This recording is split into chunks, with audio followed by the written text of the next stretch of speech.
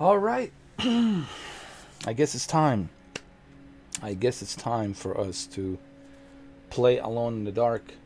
This is my first time playing this game. I've never played it. I heard that it wasn't all that good.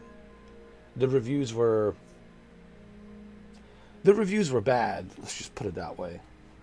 But that's okay.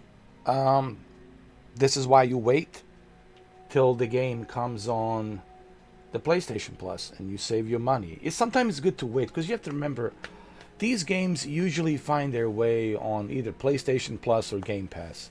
You just have to wait a little. Now, if you can't wait and you gotta have it right away and money's not an issue, then, it's up to you.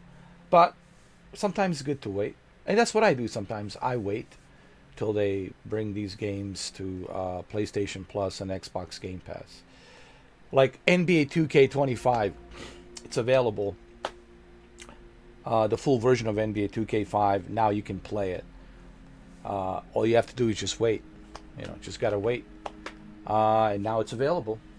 You know. You know what I mean? I have it. It's right here.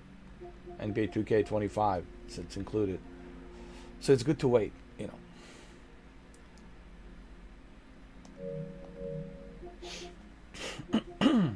All right. So Alone in the Dark, we're going to stream. I'm not going to download because I don't have space. Number one. Number two, I don't know if I will like keep this game. This is one of those games I will just play it once, finish it, and then never touch it again. You know what I mean? It is what it is. Um, so let's go ahead and let's stream it.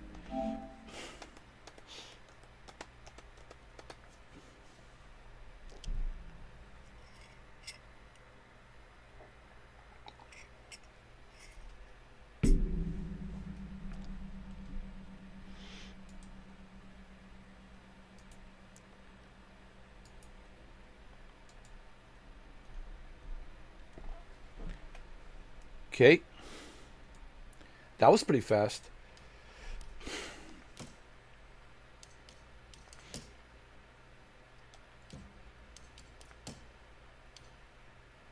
We have performance mode and a quality mode.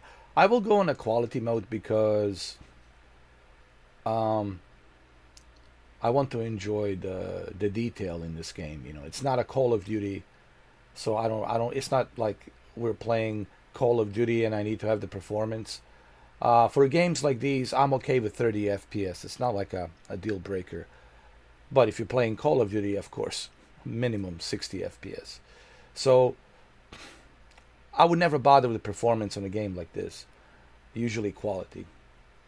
Only like first person shooter games and racing games, that's a mandatory to have 60 FPS.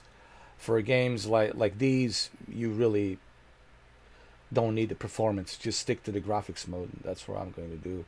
I turn off the chromatic aberration because I don't like those filters. Depth of field, I kept that. Motion blur, I keep the motion blur usually at the low because I don't like these filters. These filters never do anything for me. So I remove all the filters and just leave the quality mode, which is resolution, because resolution, higher pixel count gives you a better detail. Those are just filters. They really don't do anything, in case you didn't know. So why the hell would you want to use these filters? And a lot of people get tricked, and that's because they don't understand what these filters are. They're just filters.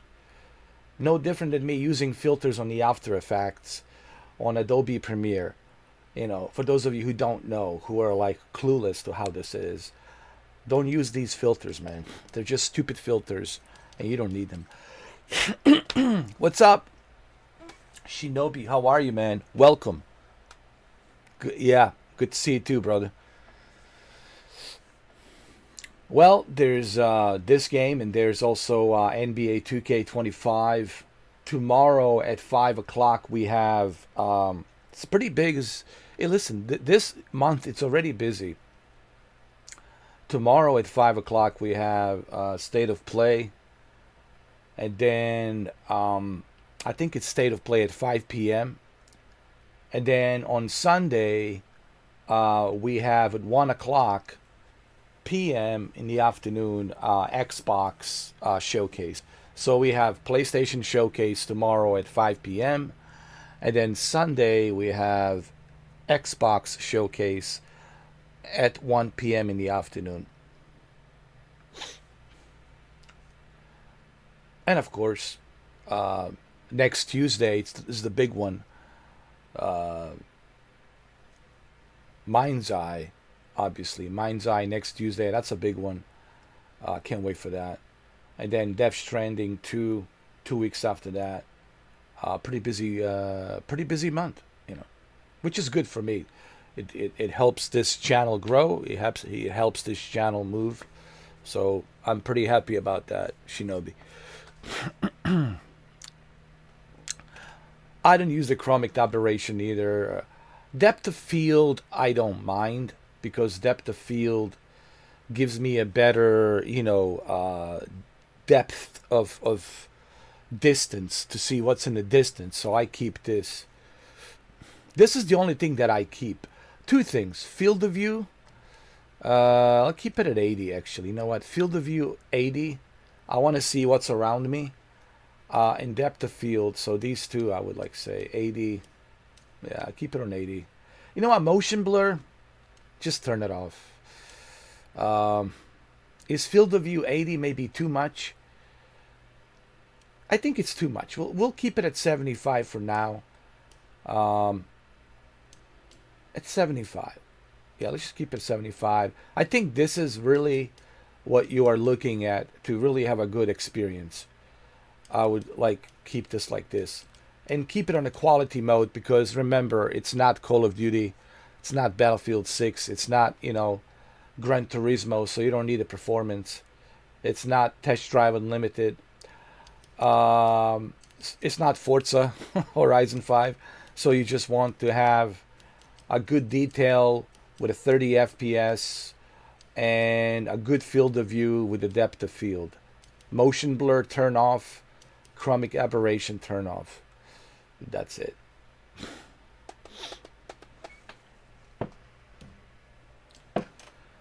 As far as the audio, turn off the music. I always turn off the music because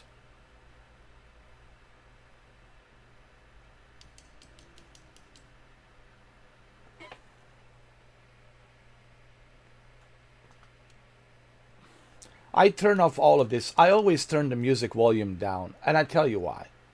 I know they say that you can choose just this, but always turn the music volume down on every game. Trust me. Because the YouTube, it's filled with people who just want to, strike down the channels if they use their music without their consent. And I've learned my lesson. Listen, I've learned my lesson a long time ago. If you want to be a live streamer, if you want to stream, take my advice. And I've been doing this for 12 years. I don't care what game it is. Turn off the music volume, dude. It's going to be with a video game without music. You can't live stream. I don't care if it's a soundtrack by a composer, even a composer who composed the music.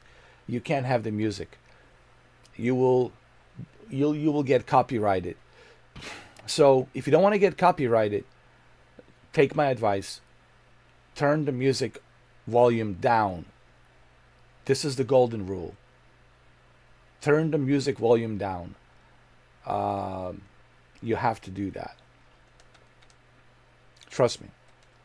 Otherwise, you'll have to deal with about 10, 20, 30 copyrights that you have to deal with to mute the audio on that specific part of the live stream where you were live streaming and the music was playing. So this is a golden rule to everybody who's live streaming. Trust me. I don't care what game it is. Every game before you start streaming, turn the music volume down. Now, if you're sponsored and you got some big heavy sponsors, then you don't care. A lot of these big YouTubers, they have heavy sponsors, so they're getting kickbacks from the sponsors, so it doesn't matter. But if they didn't have a big time sponsors, well, guess what? They too would move the music volume down because they don't want the copyright. Just a little tip, Shinobi. I like to give this. Yeah, yeah, exactly, Shinobi. This is the tip I give to every YouTuber. Before you start streaming, make sure before you start the game, turn the volume down, and also skip the videos. Those cutscenes, gotta skip them. I'm sorry. You have to skip those cutscenes because there's already music there. It's pre-recorded music. You have to skip the cutscenes.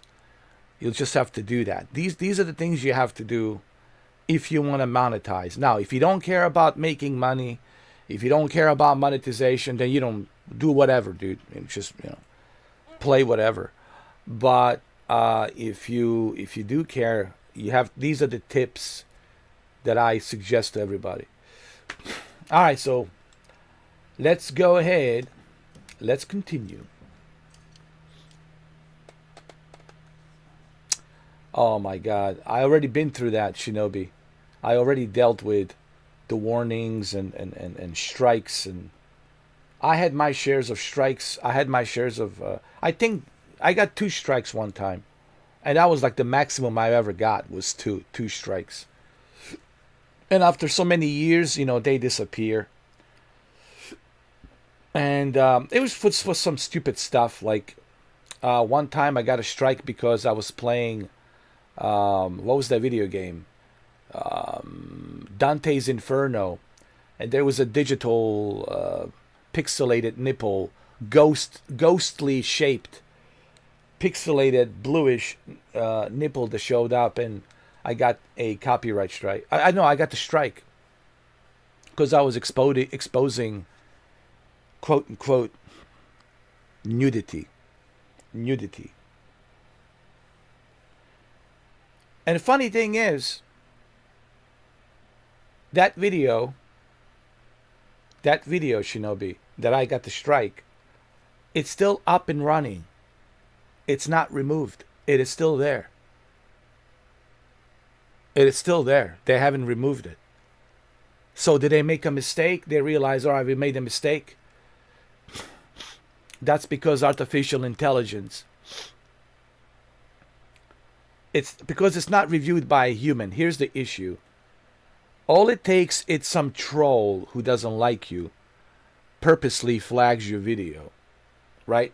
Like a little weasel, like a little prick, overweight prick, eating Cheetos, right? Living in a babushka's grandma's little basement, right? Sitting there. I hate this guy. Let me flag him. So he does that, and then automatically artificial intelligence strikes you because it's programmed to do that. And by the time a human reviews the video, whenever that is, they realize, okay, artificial intelligence made a mistake. Let's review it. Let's lift the ban. And I think that's what happened to me, because the video is still up. The video is still there. It is not, removed. It's been there for a long time now. Yeah, it's crazy, man. We live in a crazy world. The video is still there. It's been there for 8 months now. 8 months. It's still there.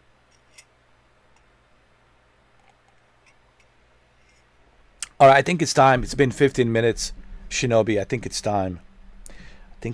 Brother, that we start, and let's see what this game it's all about. Let's see how scary it is, huh? Here we go. Turn off the lights. Turn off your cell phones. Everybody, be quiet. Shh.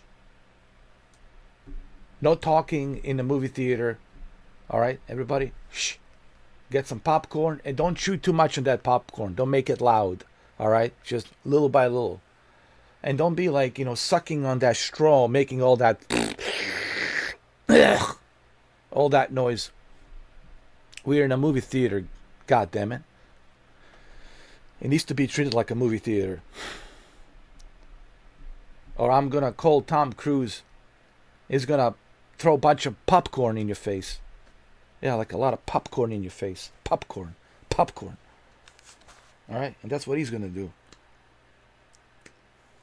He's gonna come down from the ceiling with a rope.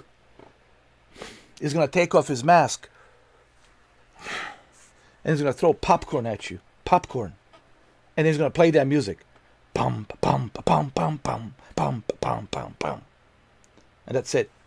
So everybody quiet. Sorry, Katie. Shh. Everybody has to be quiet. Try to be on time next time, alright? Shh. We're gonna start this. The movie theater, it's about to start. The movie's about to start. Here we go. I'm gonna go on easy.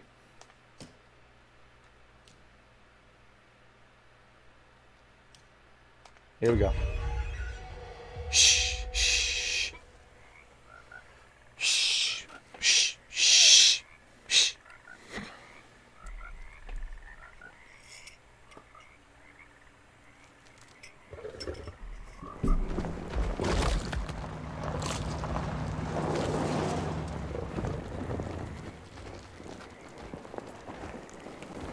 Let me turn down my light.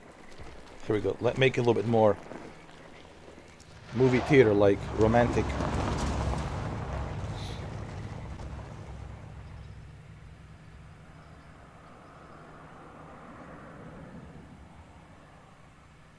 It's already scary. Shh. So, your uncle, what's wrong with him? He's possessed. As in the devil? Something like that. He says a dark man is following him, watching him at all times. What do you make of it? It's nonsense, of course. But I'd be lying if I said it didn't bother me. You see, it runs in my family. Possession? No, Detective. Deteriorating melancholy. Practically every member of the Hartwood family is driven mad before they grow old.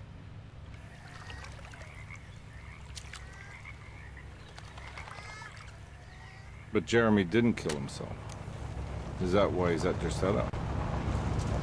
Despite being convinced that he is truly possessed, he decided to put his last chips on Dr. Gray and his psychoanalysis, figuring he might stumble upon some cure.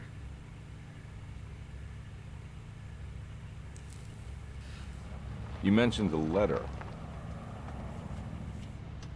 I received a disturbing letter from Jeremy accusing the staff and all the other patients of being involved in some cult. And now they are also out to get him. Could it be real? Or is it all just in his head? It's a story he tells himself, Mr. Carnby. Anything to avoid the truth. Which is? That we're all terribly insignificant. That people mean so very little to one another. That there is no one out to get Jeremy Hartwood because he isn't worth getting. Here we are.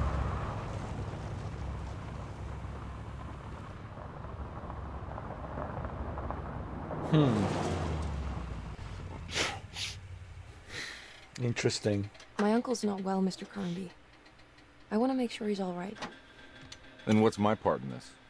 You couldn't get a cab? I just wouldn't feel safe going alone.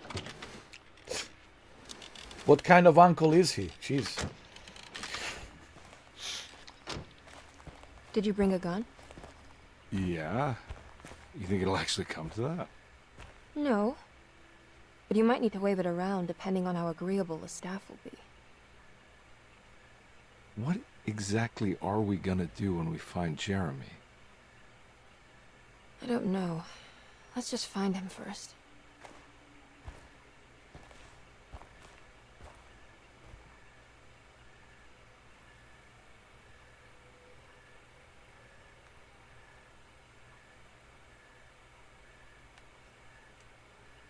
So who should I play with first? Edward Carnby or her, Emily Hartwood? I will play as him actually. I will play as Edward Carnby first because I want to see how it goes.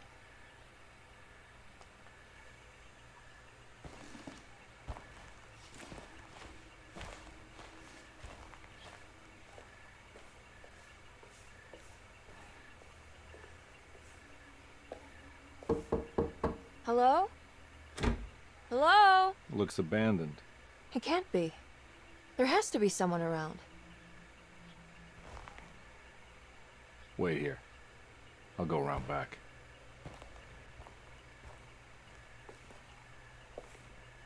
Can you switch between two characters?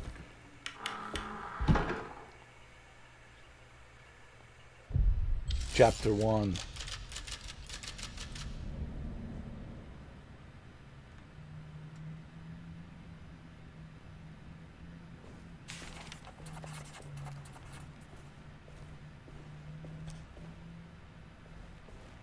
So her uncle, he's sick, like mentally or something, I don't know. Emily's uncle. And he's supposedly he's here. Do I have a flashlight?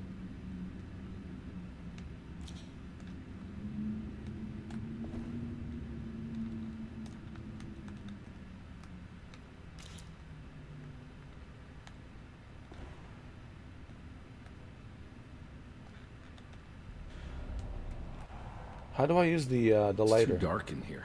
I can't see anything.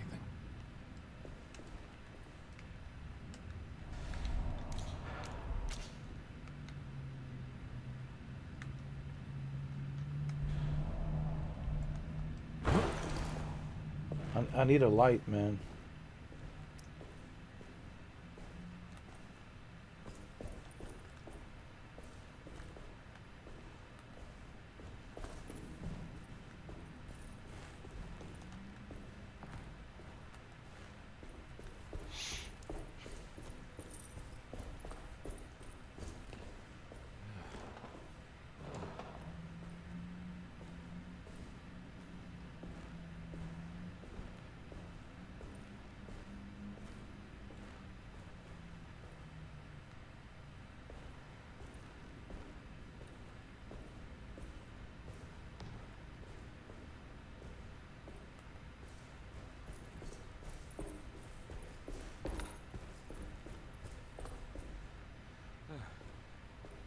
Key.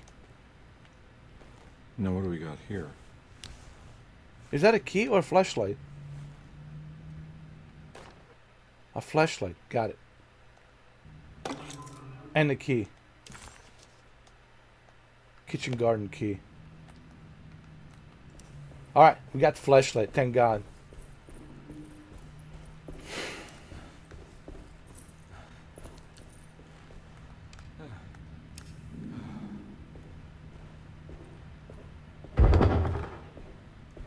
Man, this game is creepy already. It's creeping me out.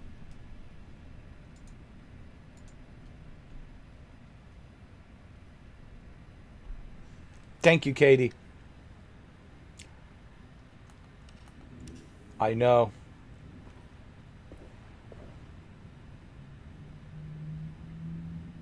NBA 2K, it's also included today. Tomorrow, it's the State of Play. 5 p.m. We have to stream that at 5 p.m.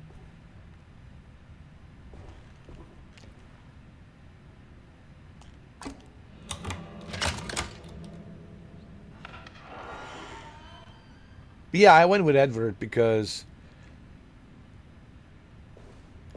he has a gun, so you know what I mean? And he's a man. He's manly. He can take care of himself. I'm being so sexist.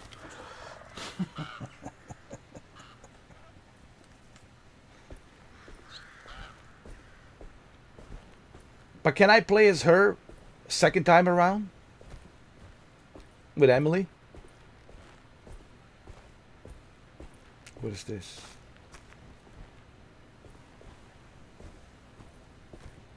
I think we have a key to the garden, right? It's right here. How do I use the gun? Hold on, if I need to. Oh, like that. That's how you use a gun. Okay, got it. This looks good, though. Open up. Open the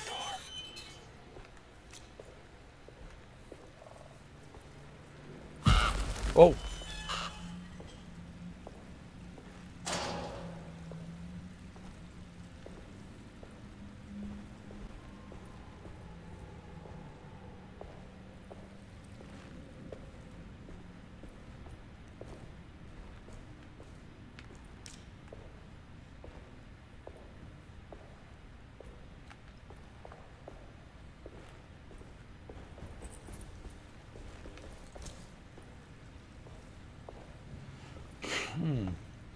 There's a basement over there. I need the key. All right, let's find the key.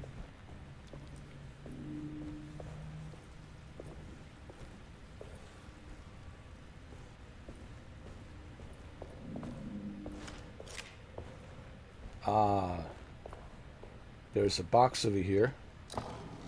What do we have there? Bullets. Good. Can I go up here? There's a chain on there. Can we, like...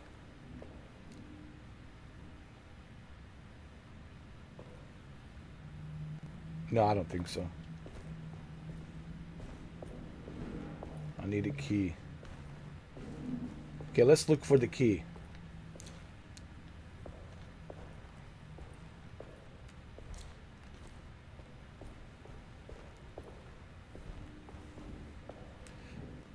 You know what? Let's try the performance mode.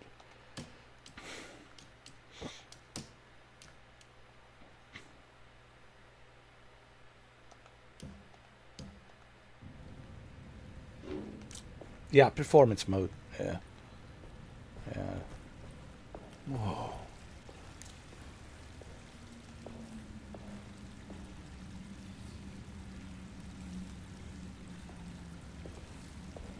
Hold on.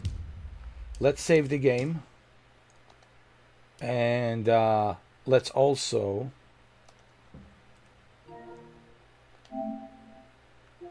switch to 1440p.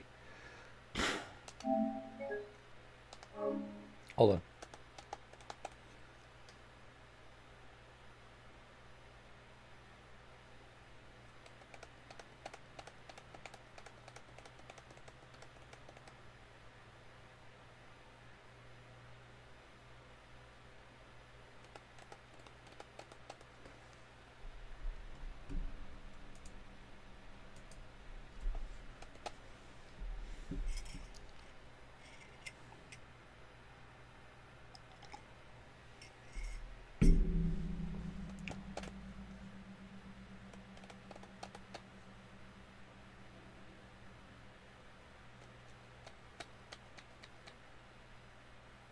There we go. That's better. So now we got 1440p, 60 FPS. Much, much better.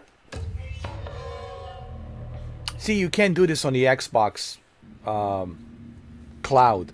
You can't switch the resolution. Here you can do it. Alright. That's better.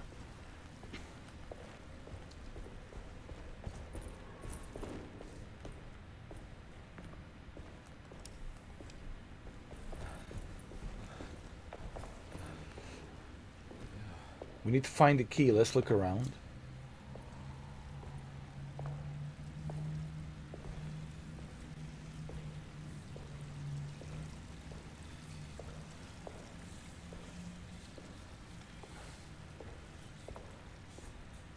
Ah? Ah? Ah? See. See, man, I'm really good. I'm really good at this. I've been doing this for a long time, man.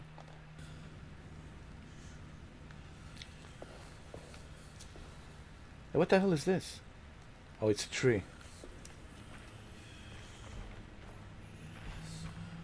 I hear voices. I hear voices. No, no, listen, listen. Listen.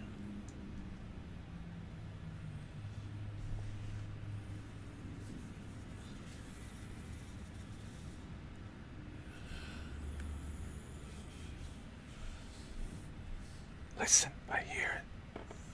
I hear the voices.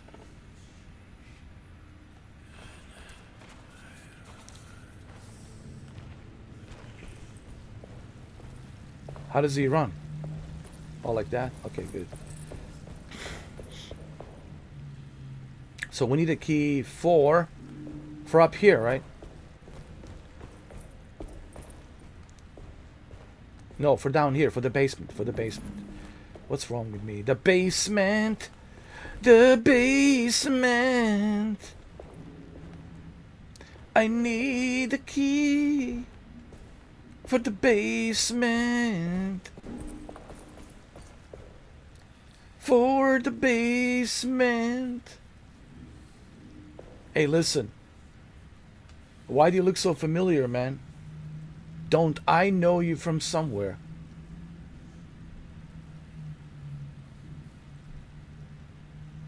Dude, he looks familiar. Like I've seen this actor before.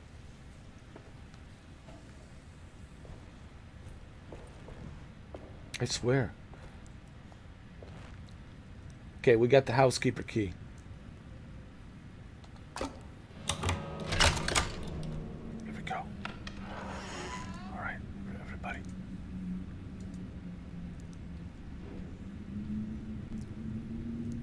Everybody. Shh, don't make a sound.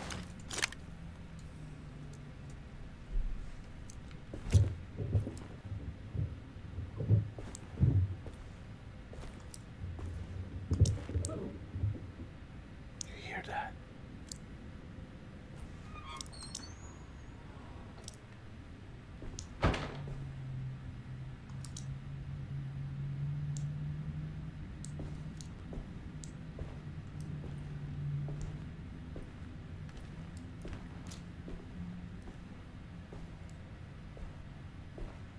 Oh, whiskey. This will come in handy. Don't mind if I do. Oh, please, I definitely don't mind having some whiskey. I'll definitely need it for this game.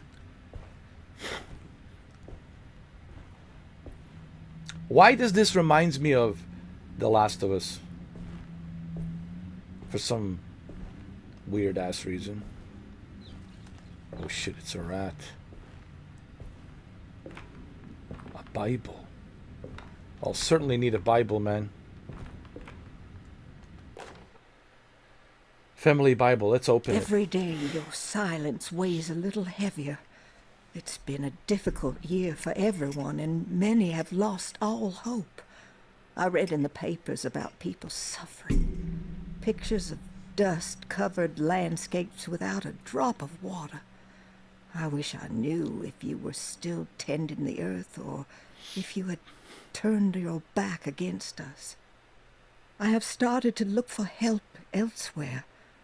I pray you will tell me if I am going down a path that you find disagreeable. With help from Baptiste and Charlotte, I found comfort in the practice of the voodoo. I have long been skeptical of that. Give me a break. You're a fake Christian or a fake Catholic. You're practicing voodoo, but you're reading Bible? Man, there's nothing worse. There's nothing worse, man. Fake Christian, fake Catholic, reading a Bible, pretending. You gotta watch out for those. Gotta watch out. See, this lady, she reads the Bible, but she practices voodoo. She practices evil. Evil! All right. If you want to follow in Jesus' footsteps, you got to do it exactly like he did, or don't bother reading that Bible. Don't bother.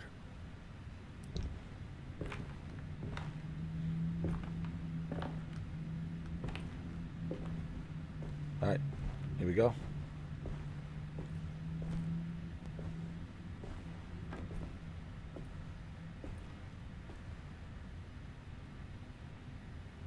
But I think this game is anti-Christ anyway.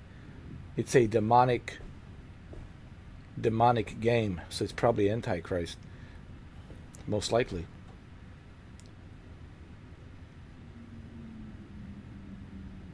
Just like Hollywood movies. How many Hollywood movies have you seen? All anti-Christ. Except one movie.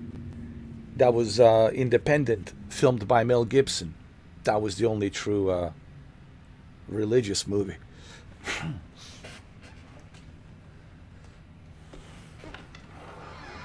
All right, let's continue. What was that? Did you see that?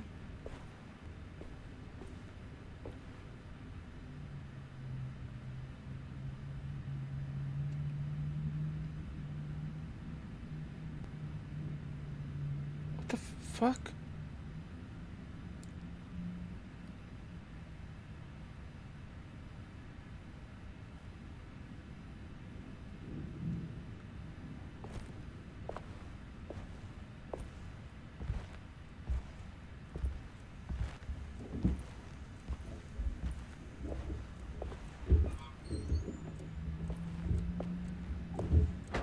There's a butcher knife. Looks like a chicken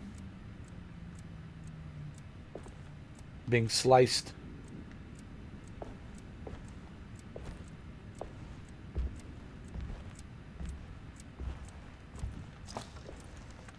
What do we have down there? Check it out, man.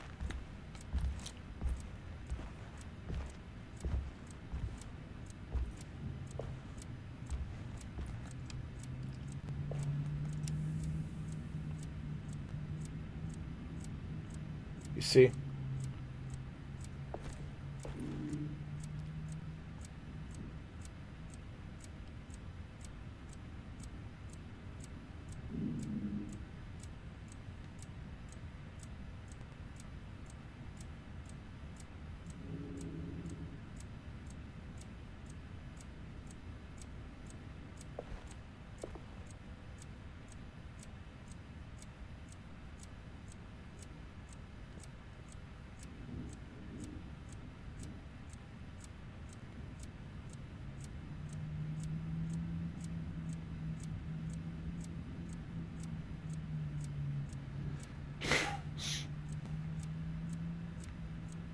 Interesting.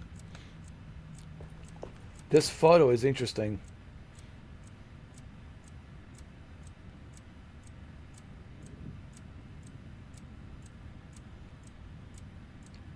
Look at that individual on the right. Do you see a smiling, ghostly face? While the Jesus is on the cross. You see it right here? Two eyes and a mouth, a face, and it's laughing. It has that evil laugh while the Jesus is crucified. You see what I'm talking about? Let me take a photo of this. You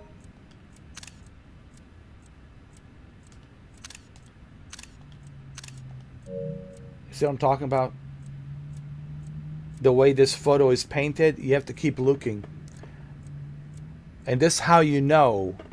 I knew right away when I was listening to that lady talk about the Bible and then talk about her practicing voodoo. You know that's a fake Christian, that's a fake Catholic. You know that this game is anti-Christ right away. And then you see this photo, you see this painting. You see, you guys are not paying attention to detail.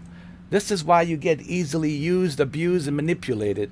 Because you can see shit for nothing. You don't see forest for the trees. And this is why you guys are easy to be used, abused, and manipulated. And you always will be. And this is why there's always going to be sheeps and shepherds, and shepherds runs the sheeps. And then you see a skull and bones, skull and bones. You see, it's a Antichrist video game. I should have Mel Gibson with me right now to commentate on this video game. I think it would be great to have Mel Gibson sitting next to me commentating as I'm live streaming this video game. Dude, that would be awesome. Anyway, let's continue. You guys have to pay attention to detail. You guys are not paying attention to nothing.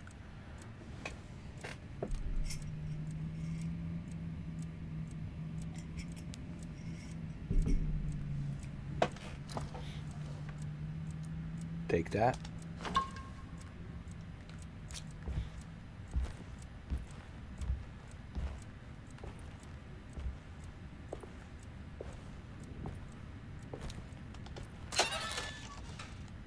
Take the bullets. We'll certainly need them. Is there more keys over here? Huh? There's a lock over there. 2 locks and 2 keys. Anything else here? Double check everything just to make sure. Hold on.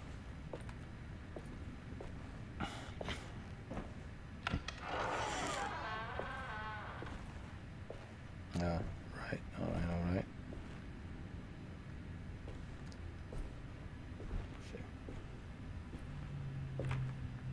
Oh, we already been here. I'm sorry.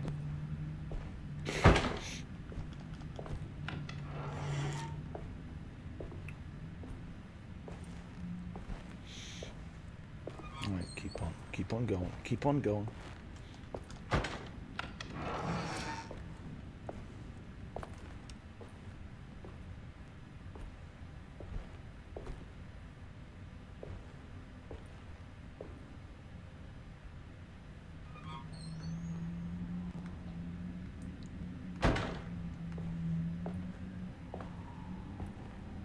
So her uncle lives here. Looks like he had a pig farm. He's a butcher also as well. He's a butcher.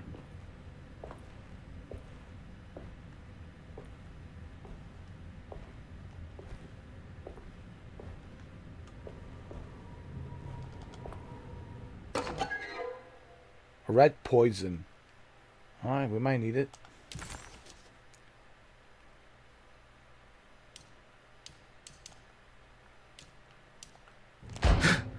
What was that?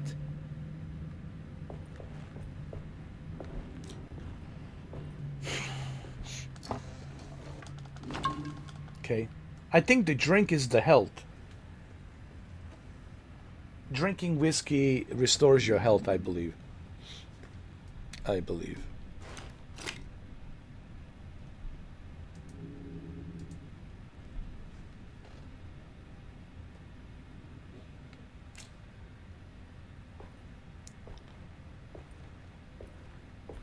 Turn off the lights, Shinobi. You must turn off the lights. You have to be brave. You have to be brave.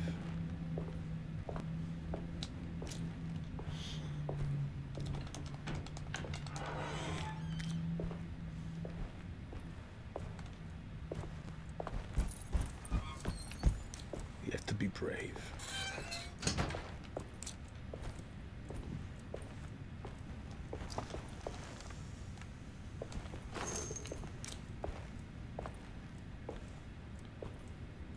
Maestro. I wonder what he's cooking in there, huh?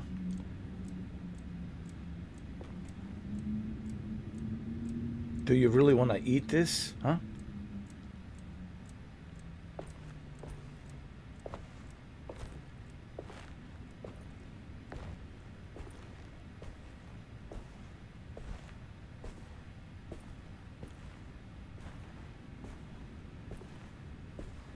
Okay, There's something. There's something on the other side. Huh? Maybe. I don't know. Man, I'm so afraid to go on the other side right now. I'm serious, like. I'm like terrified to go on the other side. Oh man, should we continue?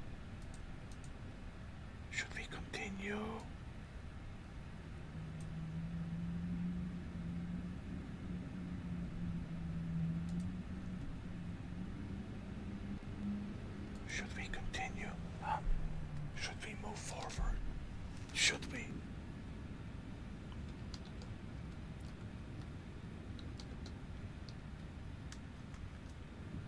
Should we? Should we? Should we?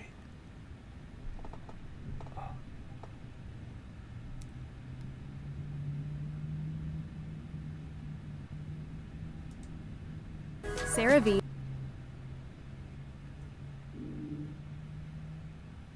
What the fuck was that?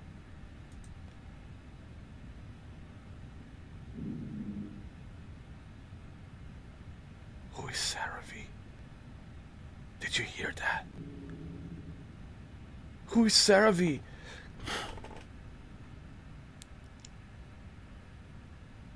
Is she there? Is she there? Who is Sarah V? Huh? Huh? Who is she? You're a nightmare.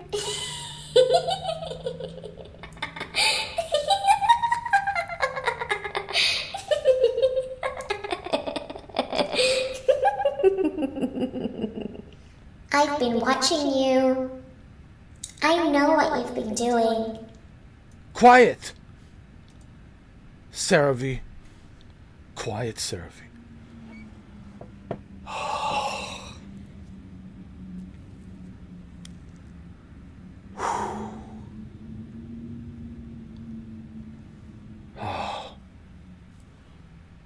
All right, let's just proceed. Oh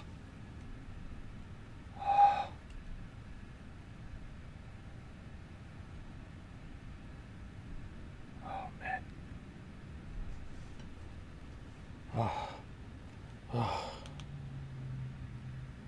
I must be dreaming. It's all right.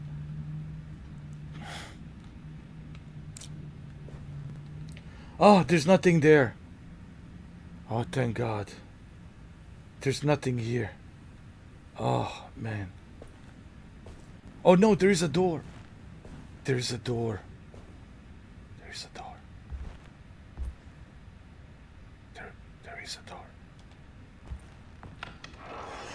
Should we go up to the attic? I don't know, man. I don't know, man. I don't know, man. I don't know.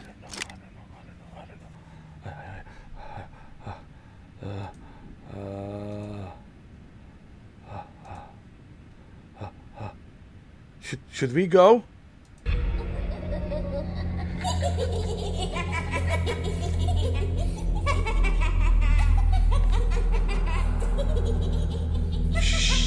Shuki.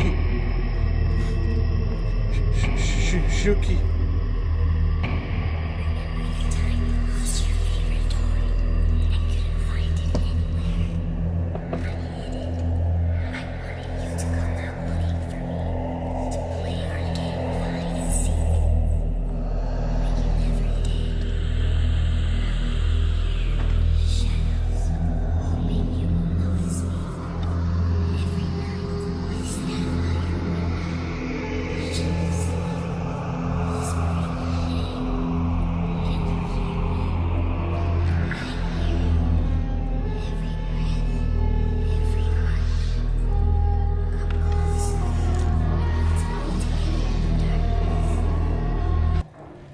There's a 97% What? customer satisfaction. What?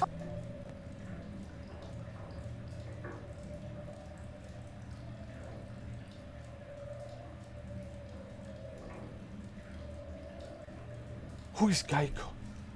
What is he doing here? And what does he want with a bunch of percentages?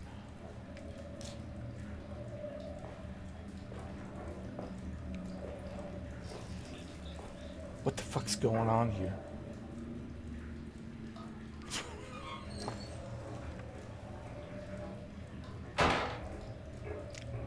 What was that? Did you... What? What? No. Don't talk to me. No. There. Your nightmare. No. No.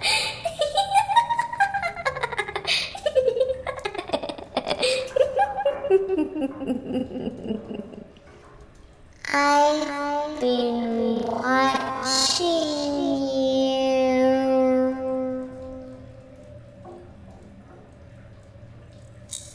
I know what you've been doing. Well, what do you know? I'm not doing anything. You can't hide from me. Bullshit. Yes, I can. And I will hide from you.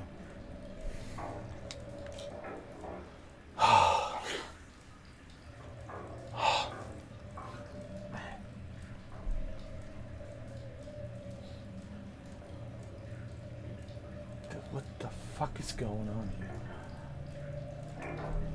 It's a nightmare. What's with these mirrors? They don't even look like...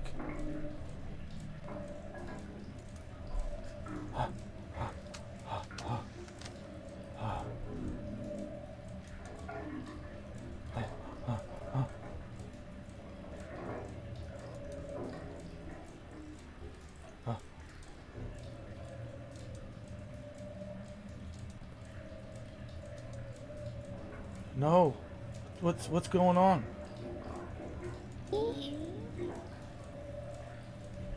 I don't see anybody. Hello? What? Huh? Can you find me? Who? Where? Can you find me? No, I can't. Shut up. I'll get out of my head. I'm here. I don't care. Behind you, look. Where? Behind you. Quiet. Get out of my head. I need the key. I'm behind you. No, you're not. Quiet. I'm right behind you. Shut up. Don't be scared. Quiet. I just want to play a game with you. Quiet. Shh.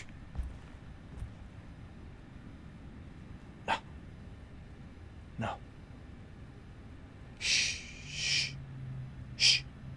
I don't play no games. I mean, unless it's a PlayStation or an Xbox. I'm not playing these ghostly voodoo magic type games, alright? So, no. The answer is no.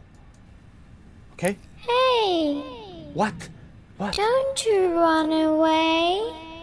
I'm not running. Please stay. I'm not going. Stay with me. I'm here, but just shh. If you don't come play with me, then we will kill you. What? Don't say that. Don't say that. How dare you? I'm Baba Yaga. Okay, I'm Baba Yaga. You can't kill me. Okay? Don't even think about it. I know what she wants. It's just I'm not playing your games. I don't even know what she wants. Like, what games exactly? Looks important. Hold on. Shinobi's asking, what games do you want to play? What? What?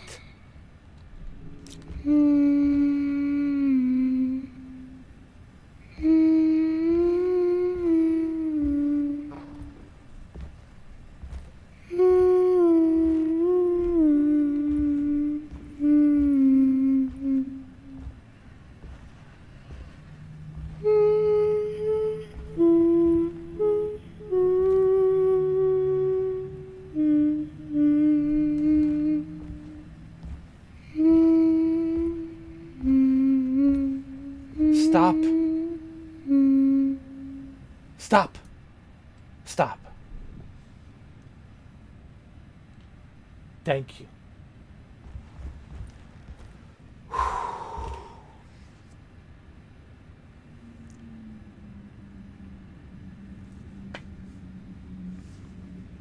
Oh, man.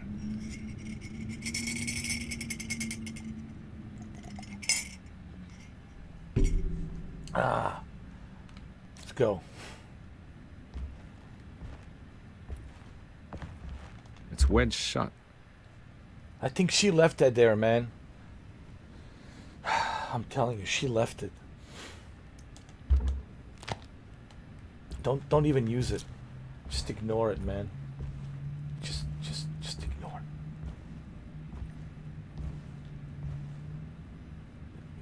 it.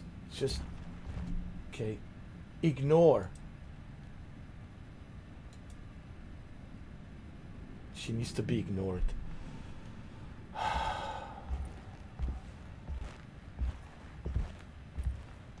Take the key. There you go. Open the door. Oh, it's locked. You need a different key, man. You need a different key. It's wedged shut. Do I have a tool I can use?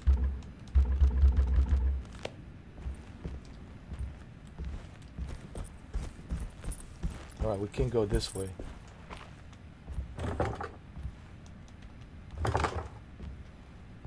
Maybe we need a different key. Let's look around.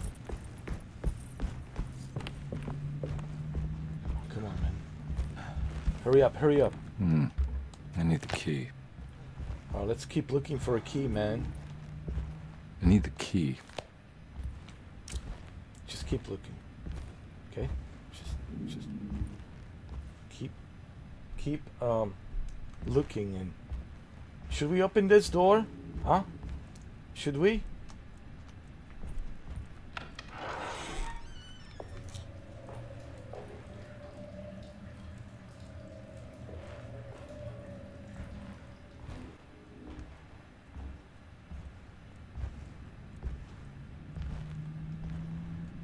Huh?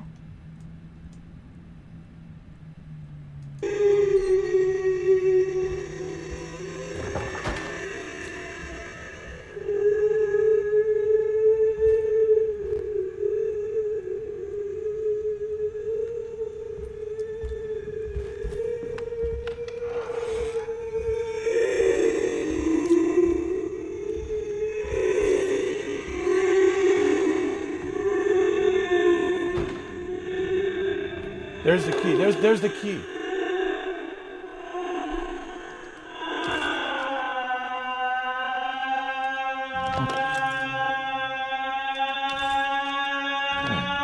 The fuck?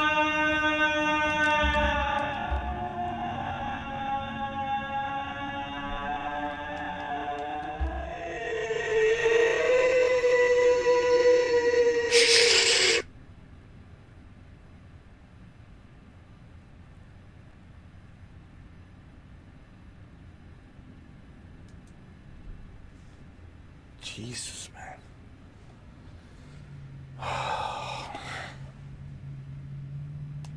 I need a Piazza key. What is this? Piazza key? Man, I need a whiskey, man. I need a whiskey. Drink as much whiskey as possible. I can't open it. No. What is this? I need a drink. Drink. 1980s. Sunday, June 22nd. I spent all day looking for Jeremy. I should have cared for the others, but I'm scared that he will do something irreversible. Cassandra is upset that I didn't give her the latest shipment of pain medication that Waits brought from the post office yesterday. I would have given it to her, but the company didn't send a new key this time around, so the box is just sitting there on my desk. They must have figured we had plenty of their gimmicky keys by now. I only remember seeing one lately. Grace was playing with it inside the grand parlor. Unless it turns up by itself, it will have to wait. I have to figure out where Jeremy is. I think Jack knew something. That dog of his found a strange rot permeating the house. She's showing us, he said. Like those blots and streaks of fetid rot was talking to him.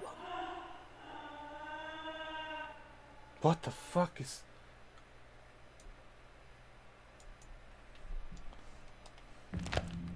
This place is... No wonder her uncle went crazy. A lot of bad things happen here. I don't know what's going on. I have no idea. What is this?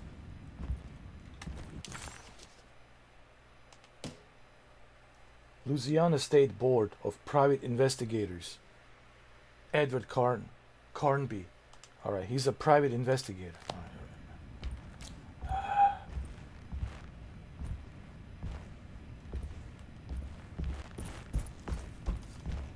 right. I think we have the key to go upstairs. I think so. Alright.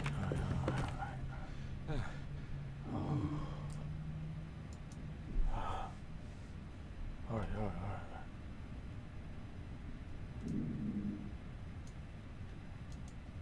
It's okay. We'll be alright. I know. It's... I don't know what's going on, man. I really don't know. I just don't know. You know.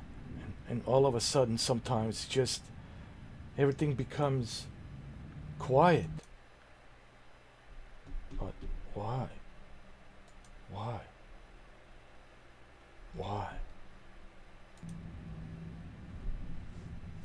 Why? Why? Why?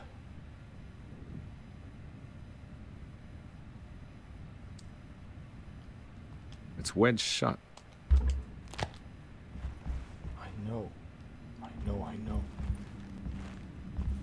Try the other door, man.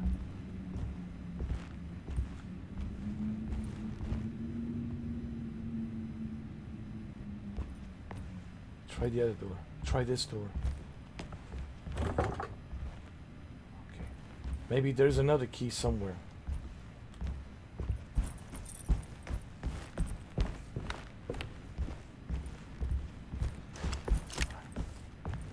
I need the key. There you go. Oh.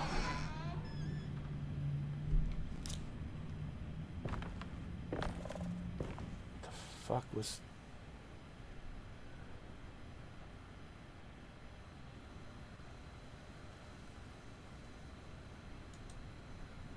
You see that?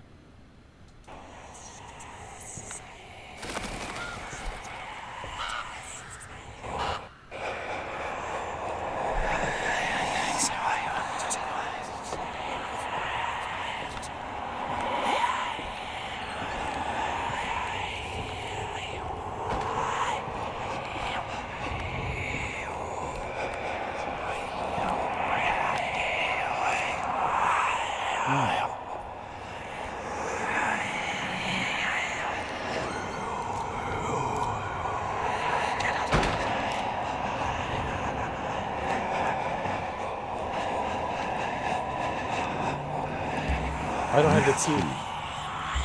I need the key.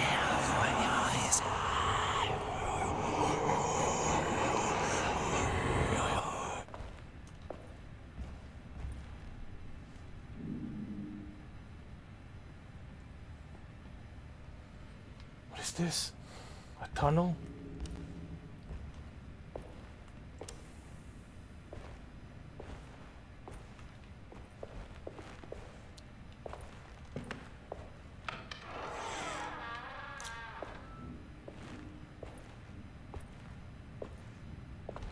The Great Depression.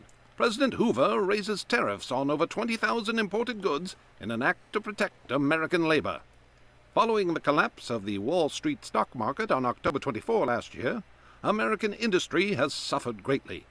Thousands of companies have gone bankrupt and left a large part of the American workforce unemployed. In an attempt to turn the tide, the Smoot-Hawley Tariff Act has been signed by President Herbert Hoover. By regulating commerce with foreign countries, the government hopes to encourage the industries of the United States to compete with cheap foreign imports. Superstition on rise. New Orleans voodoo stores and spiritual mediums see increased profit during troubled times. While the market has faced hard times ever since Black Thursday of last year, voodoo doctors and snake charmers see significant rise in number of customers. With the coming eve of St. John on the 23rd, the police expect increased cult activity around Bayou St. John, the southern shore of Lake Pontchartrain. Voodoo rituals in that area on the eve of St. John have a long tradition reaching back to the first snake worshippers brought as slaves from West Africa. During the 19th century, its practice was popularized by the legendary Marie Laveau, and has since been embraced by many of the Creoles and the surviving aristocracy of the French Quarter. Author. Enough of that. We don't need a history lesson. We just need to find out what the fuck is going on here.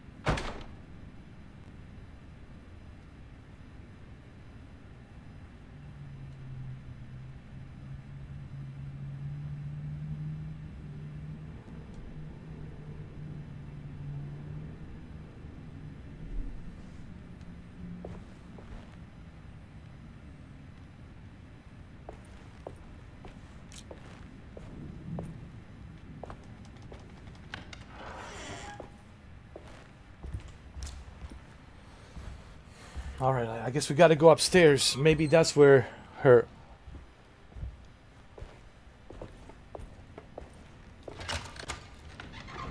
Thanks. What are you doing? Who are you? Whoa, pardon me, excuse me. My name is Edward Carnby, private investigator. I hope you don't mind we let ourselves inside. I do mind. This is private property. You can't just barge in here. I'm sorry about all this, but I'm looking for my uncle. It's urgent, and no one was answering the door. We can't hear you knocking anymore. None of us can. There she is, that's the girl. Is your uncle, darling? Jeremy. Am I right? She has that heartwood gloom, doesn't she? That's right. I'm Emily Hartwood. I just came to make sure my uncle is all right. Well, he is unavailable right now. You will have to come back another day. Unavailable how? Is he sleeping? We can wait. He's lost. Don't I know you from somewhere? Who's your man again, Miss Hartwood? My name's Edward Carnby, private investigator. Splendid.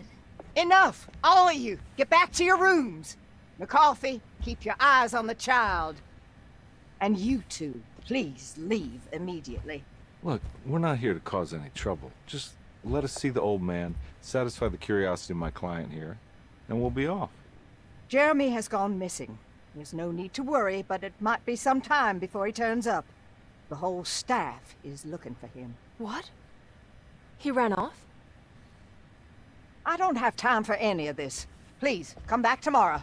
All right, in that case, we'll just wait in his room. He ran You don't off. mind, do you? It's upstairs, right? Wait, you can't. Don't worry, we'll be discreet. In the corridor. It's the first door on your left. I'll tell Dr. Gray you're here. Excellent. Thank you, madam.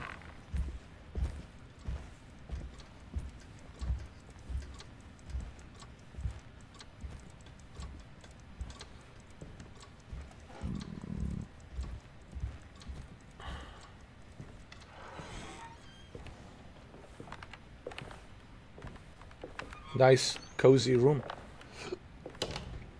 All right, here we are.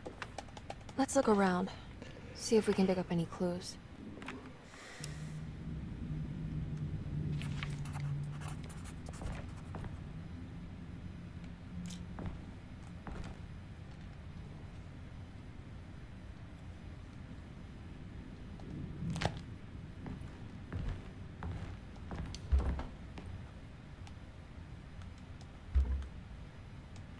There's a missing piece.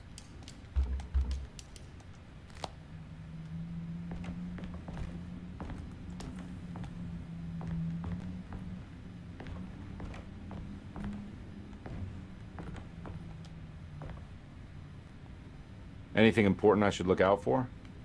Did he keep a diary? Not that I know of, but it wouldn't surprise me.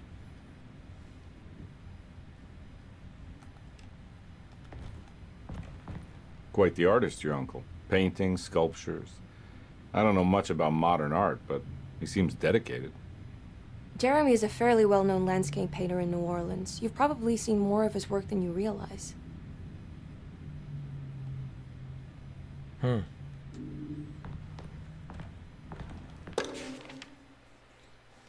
Every night the dark man stands opaque at the threshold of my room, counting the days until my spirit spills out of my tired shape.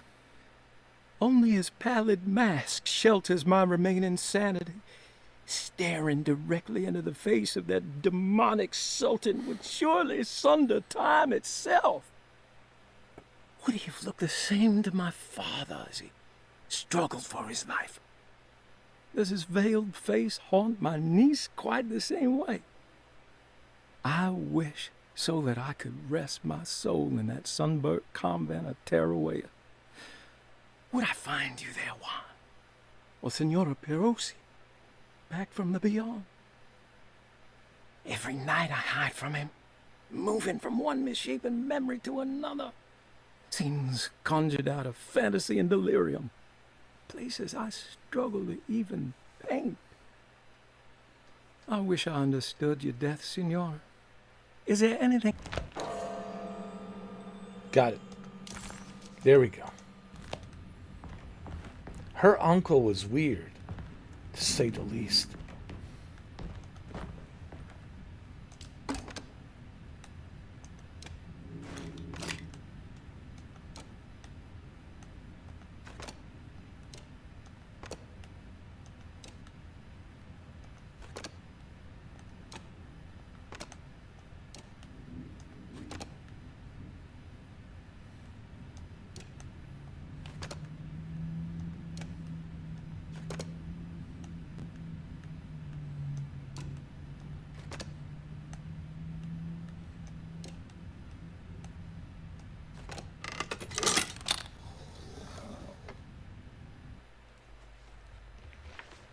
How's this?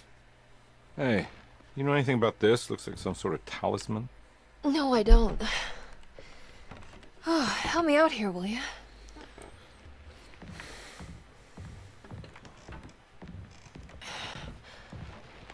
I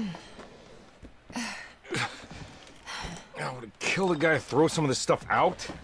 I'd be crazy too if I had this much junk lying around. He's like me. Has a lot of stuff. Has a lot of stuff. What did you find? What is that? Huh?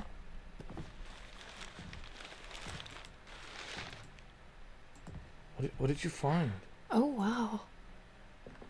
That's striking. I want to save this one.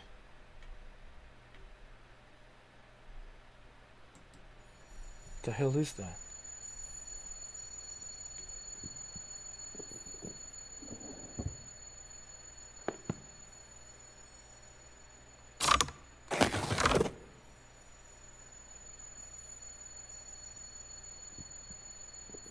All right, come on. I want to go see Dr. Gray. What's going on? Do I hear? Do you hear? Come on, let's go. Yeah, I'm coming. Wait. What was that?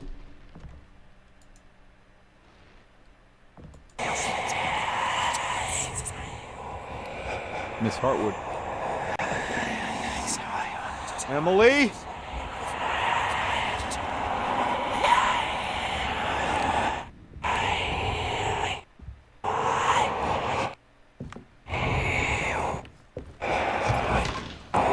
What the hell is going on? Where am I?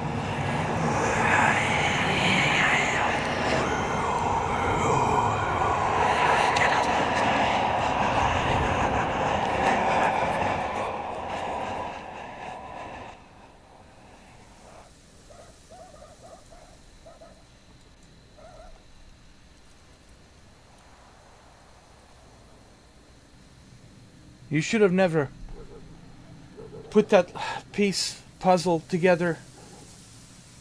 As soon as he put that puzzle piece together, this what happens. Now we have entered into some voodoo magic alternate dimension. We're screwed.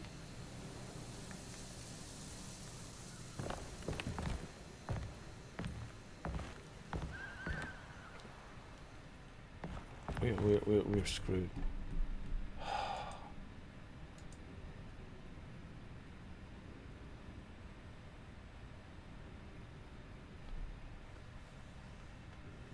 Shinobi, don't leave me, man. No, not right now. Have a good night, Shuki. Have a good night, Shinobi. Have a good night, man. This game is just man, have nice dreams, bro, because I'm telling you, man, some kind of voodoo shit came out of this game. Don't have nightmares. Have pleasant dreams, man. Don't have nightmares now. I'm telling you right now. Telling you right now.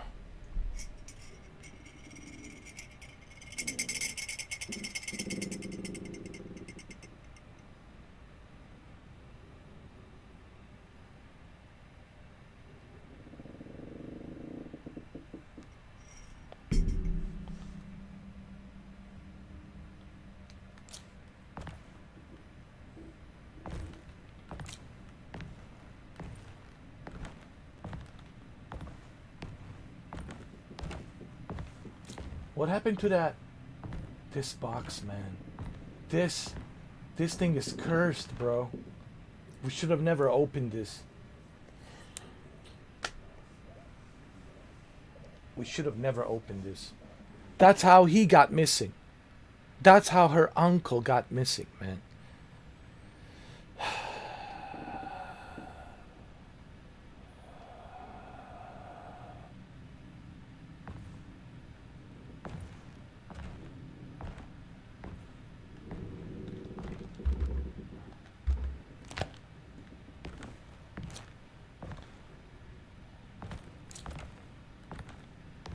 Shit.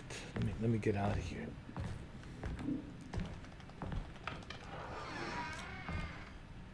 What the?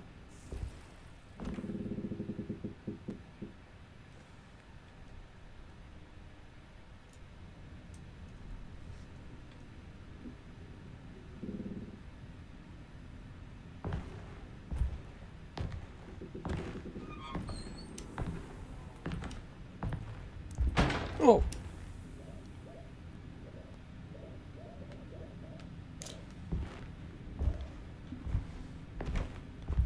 Why is there broom?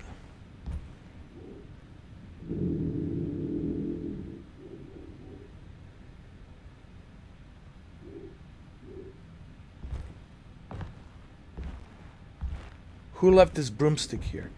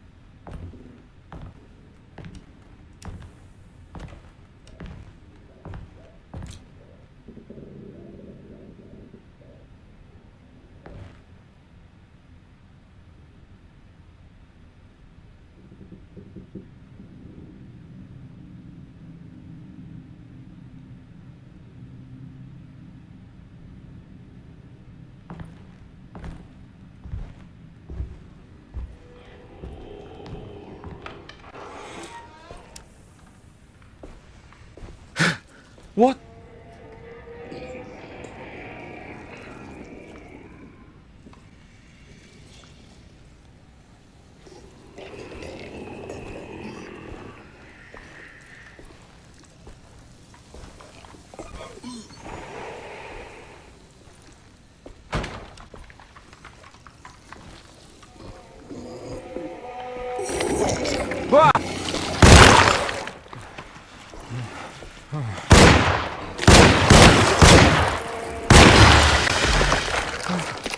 Oh, Jesus.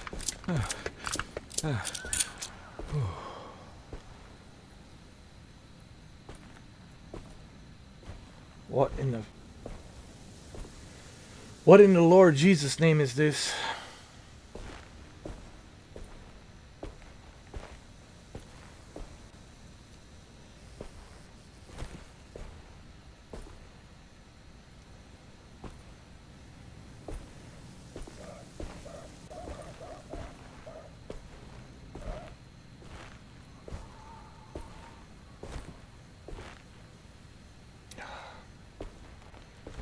Oh man, I don't know, dude. Shuki, are you still here, Shuki? Anybody? Anybody here? Anybody? Anybody? Anybody here?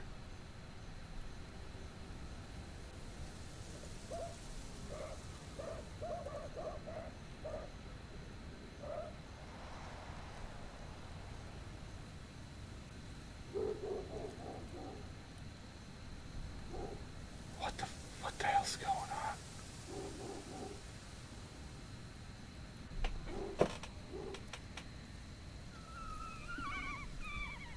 What's going on? What's going on here, Shuki?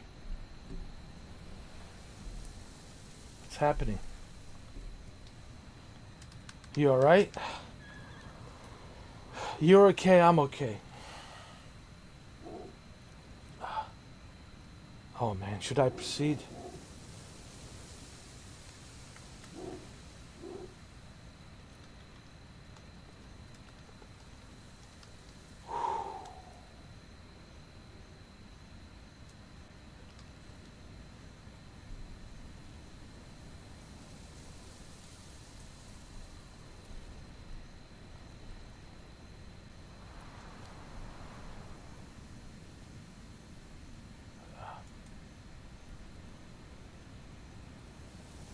Oh man.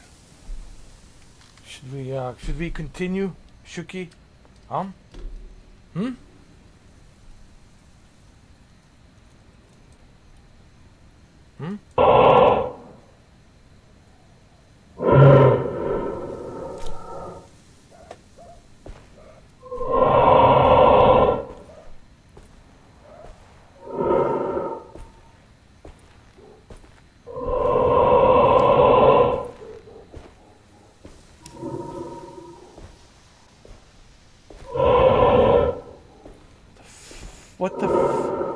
What the fuck is that?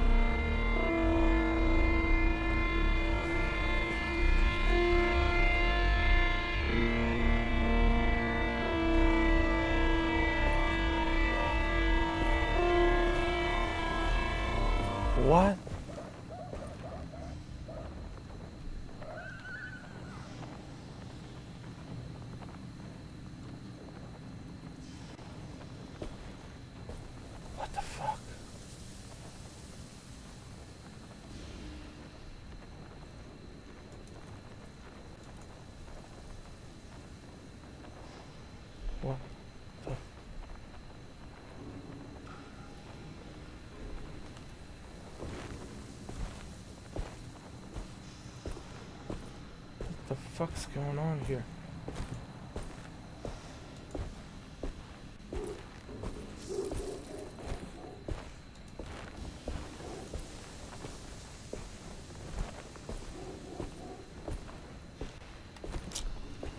Distract what?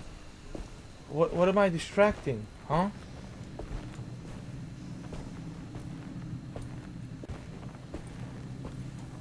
You hide, and I'll find you. You better hide very well. Because I don't know what I'll do when I find you. Okay, let's play. What the?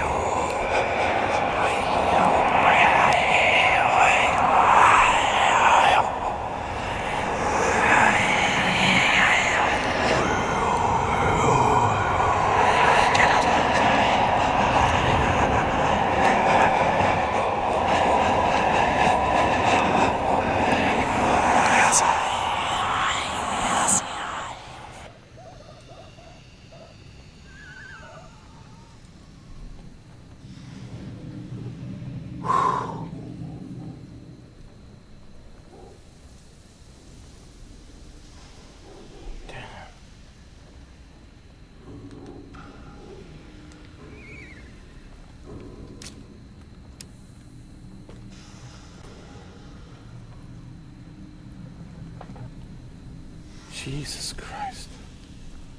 Ah. This. Oh.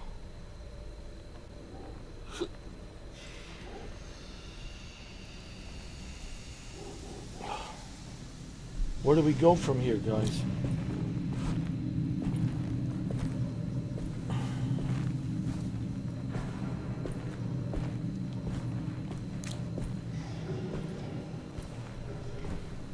Where do we go?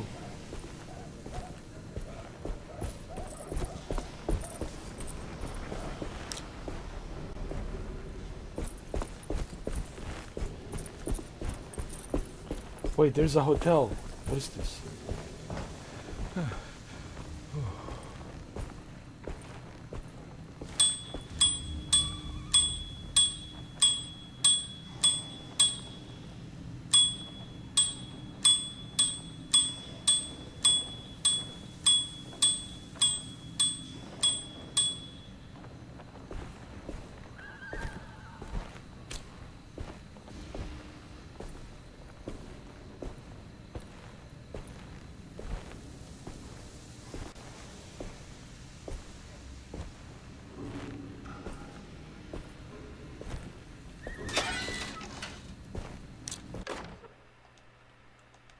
Hey. What the?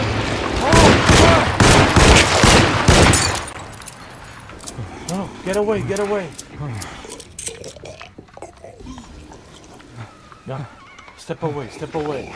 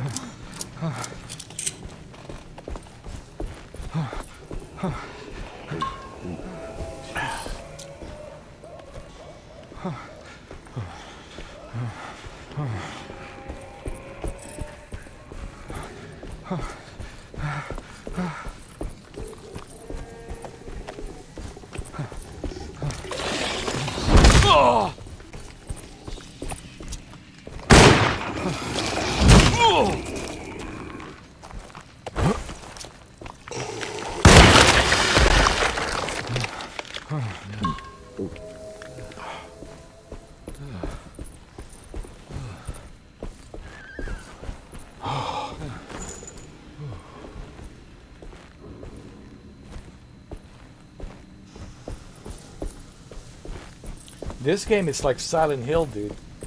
It's like Silent Hill 2.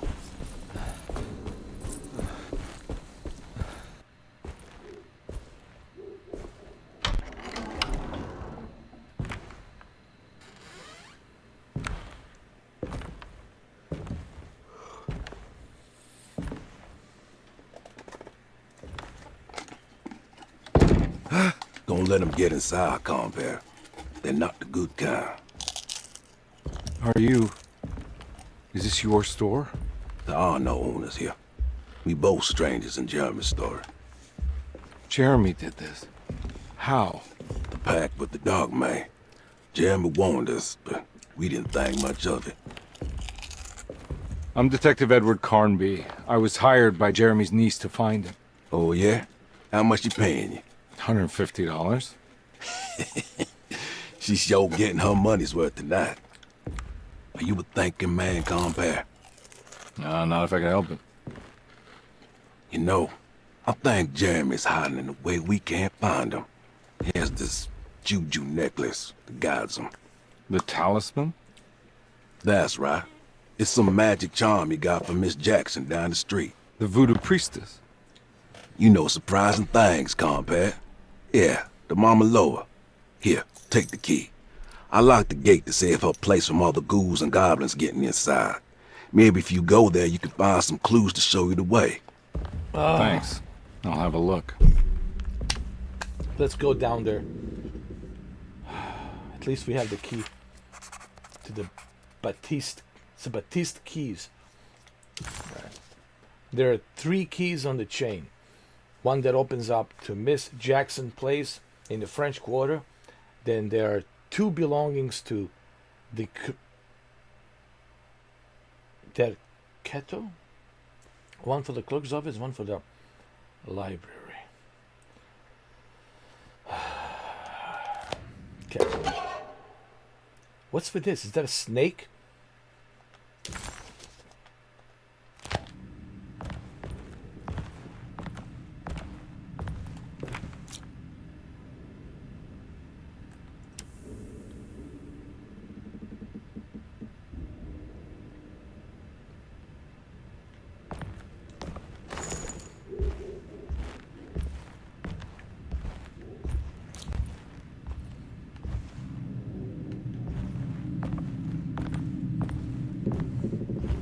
Man, I really want to play Silent Hill 2.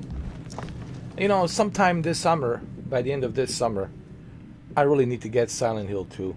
By the end of this summer. I think it's time I play Silent Hill 2.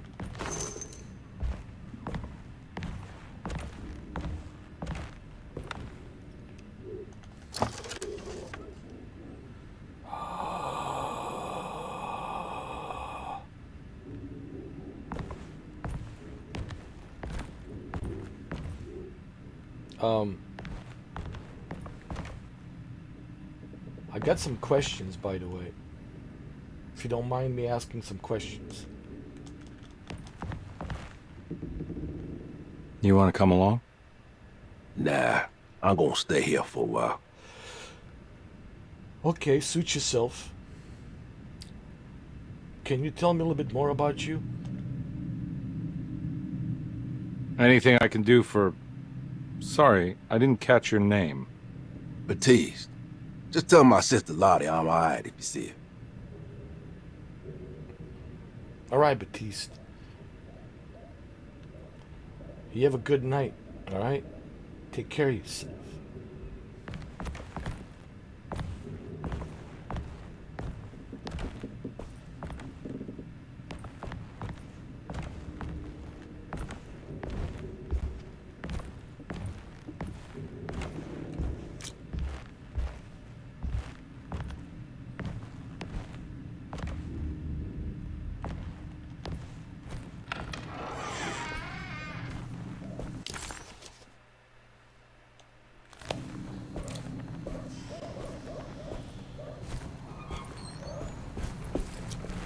can't go that way. Okay, that's good. Go this way. We go this way. Okay. Okay. Okay. Okay. Okay.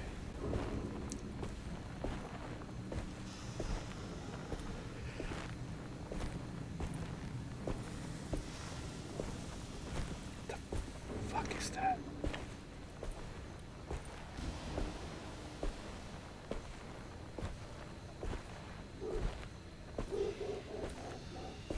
Let's see.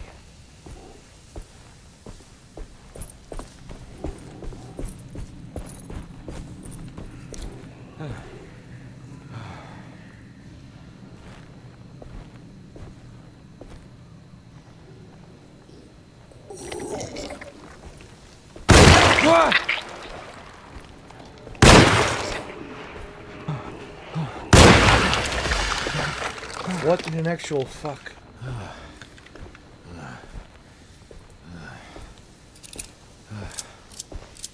What in an actual fuck?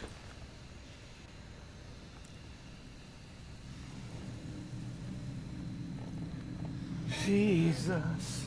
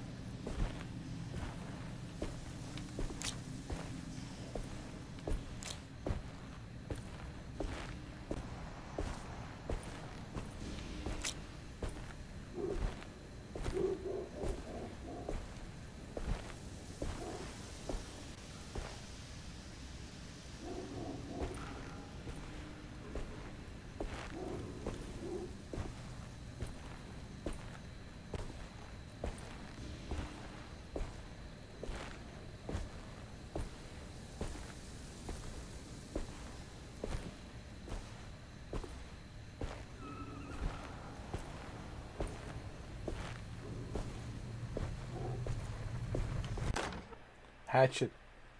Hatchet will come in handy. Whiskey. I can't go that way. Certainly need that.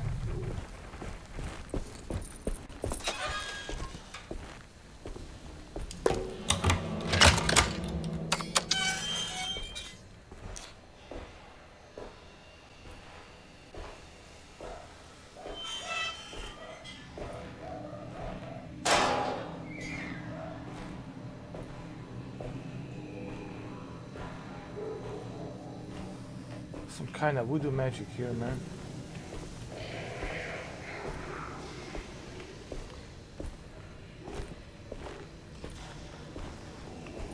Oh.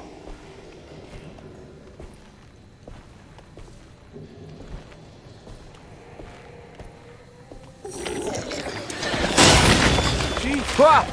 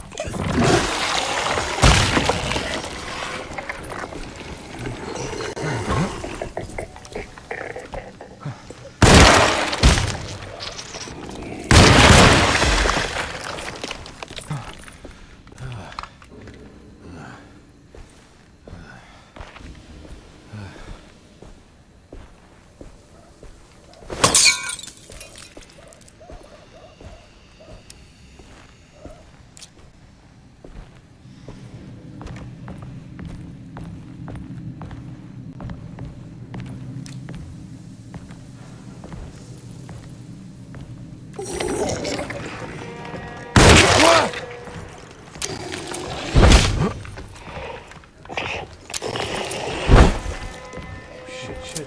Switch to a hatchet.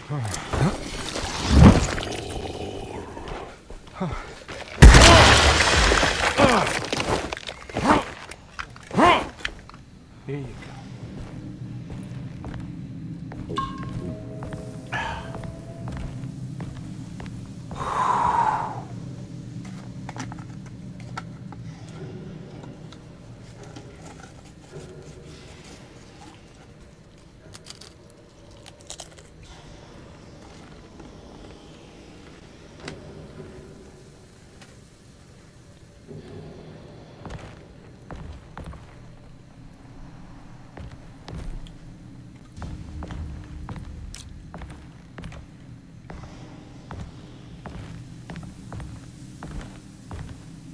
What is that?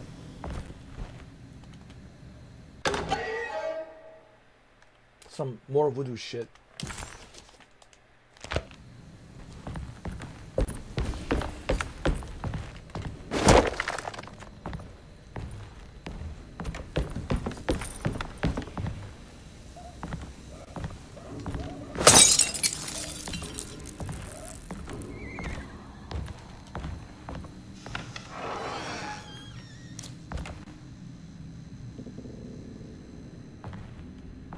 I recognize this place. It's Miss Jackson's seance parlor. Let's see if she's got any information on Jeremy's talisman.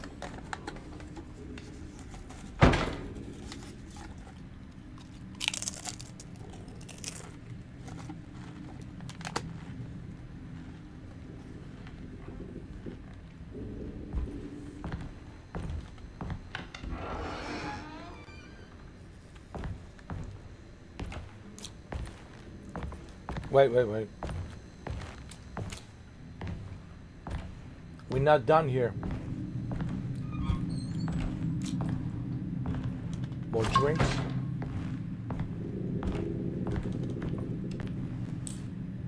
It's the talisman, like the one in the painting. Okay. This will come in handy.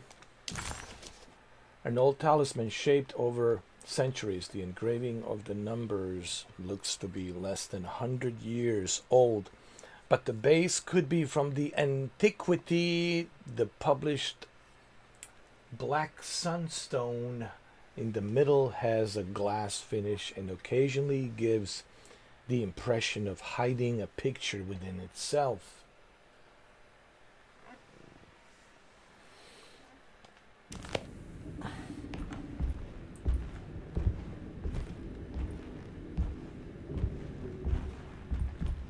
I think it's meant for the talisman. Put it on.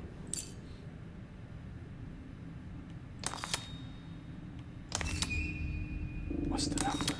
I think it needs numbers, like coordinates. Maybe there's something in Jeremy's notes.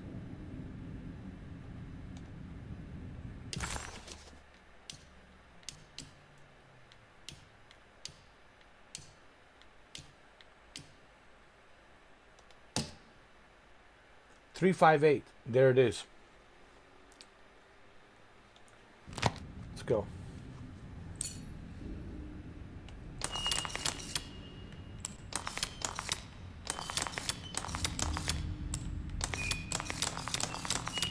Three,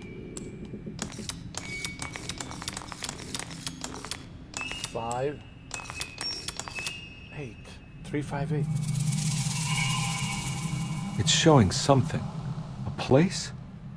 Where is that?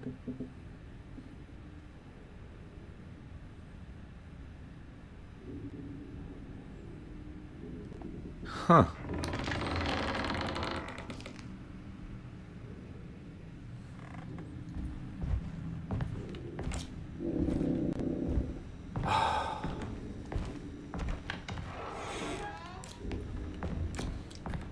Maybe it's this door. Whoa, no.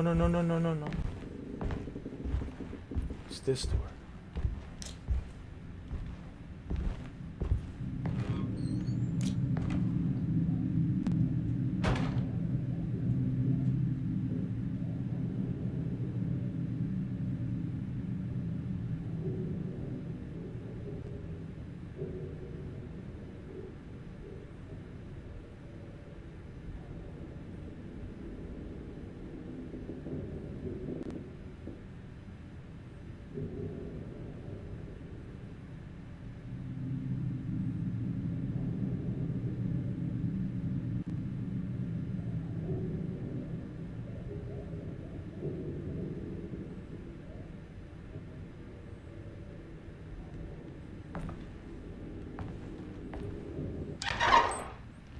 Detective, I was wondering when you were going to show up.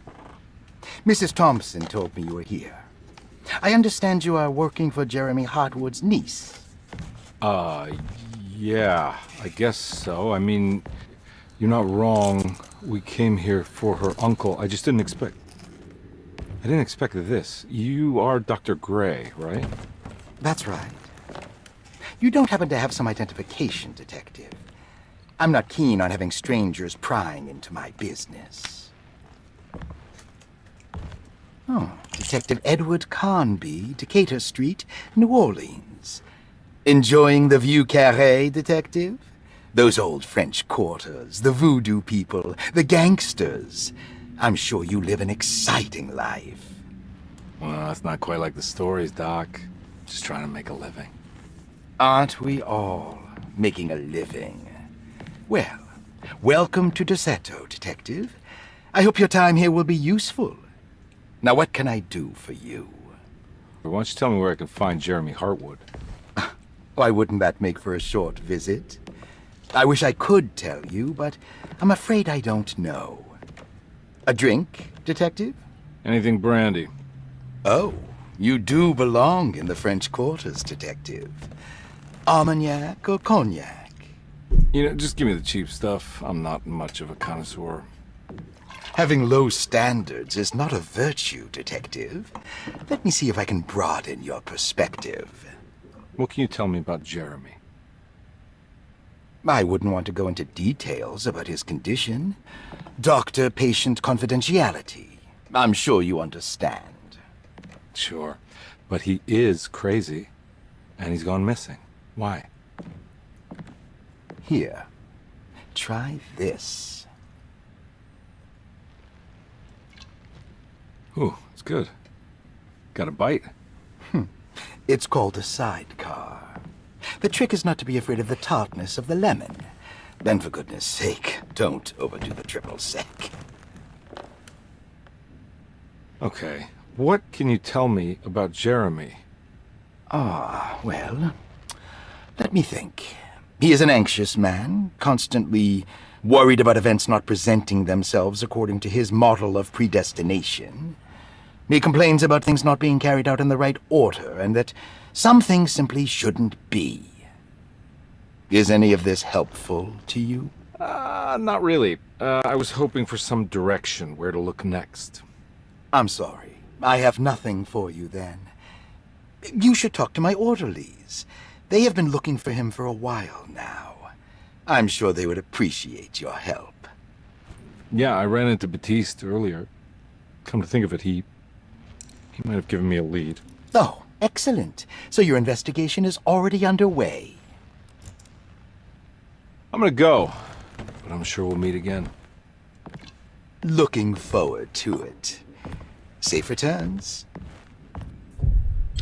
Oh, this guy is definitely sinister. He's behind something sinister. I'm telling you right now. Right, Shuki? Detective Carnby, how did you... Where did you go? What do you mean? I was just talking to Dr. Gray. You disappeared. No, it's not what you think. Have you found anything strange going on here? Yes. Everyone is being incredibly evasive and I can't figure out why. No, I mean something you can't explain. Paranormal, even. Detective, I really need you to get yourself together. I can't do this alone. Forget it. I'll figure it out. Do you want to come see Dr. Gray? No, I want to try something with this talisman. I think I can follow Jeremy to the place he mentioned in the book. What was the name? Do you remember something Spanish? Teroea. Yeah, that's where I need to go. Detective, are you gonna be all right? Yeah, of course. Go talk to Dr. Gray. We'll rendezvous later.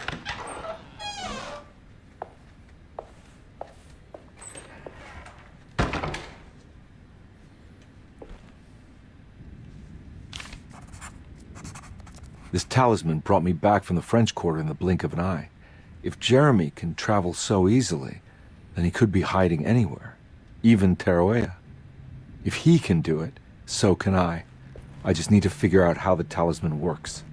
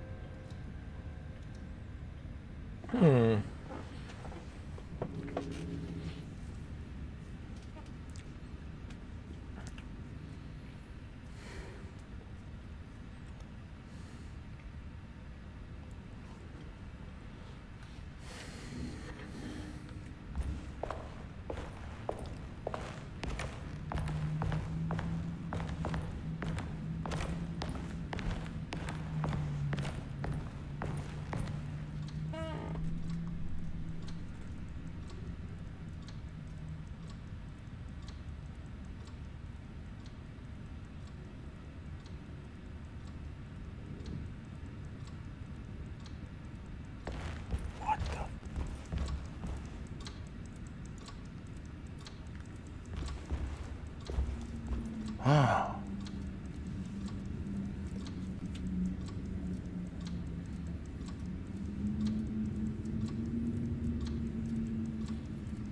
Maybe her uncle discovered some portal to some other alternative dimension, and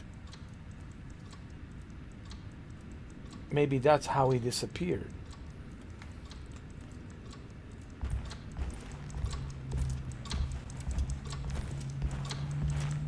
It's stained. Looks like some kind of rot. That's what I'm thinking, man. Like maybe he discovered a portal to another dimension.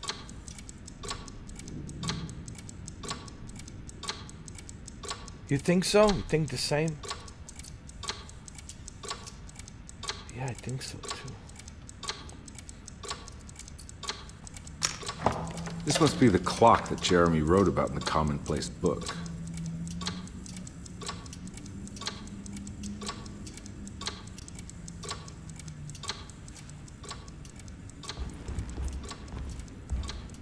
Who's this? Who's she supposed to be?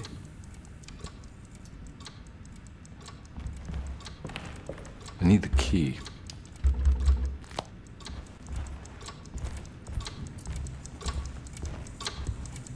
Huh.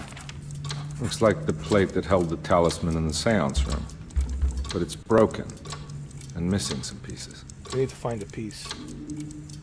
Find a piece. Look around.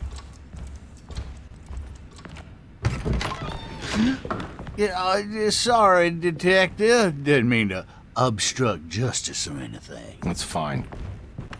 You know, I'm kind of busy with my own case of a missing person. I was wondering if you've seen Grace, girl about yay high? I can't say that I have. Why are you asking?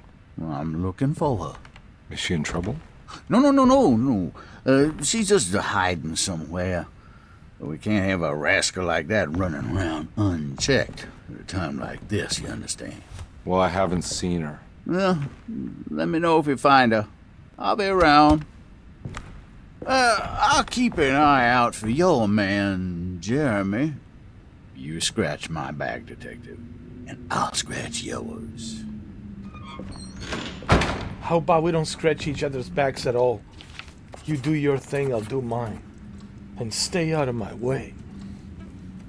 Right, Shuki? Tell him.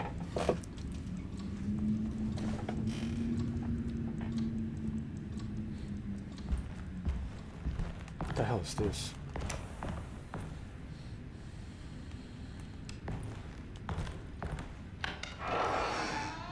We need that missing piece. Looks like everything's back to normal here.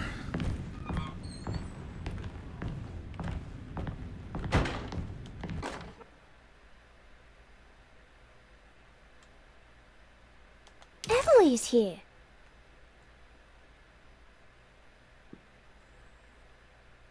Yeah, I don't want anybody scratching my back. My arms are long enough to scratch the back, alright? They're super long. Need no back scratching. Hell no. Hell no. Unless it's a, you know, 34 double D, blonde, you know, 6'7", long legs. You know what I mean? With a 34 double D. Then yeah, she can scratch my back. Anytime. Anytime.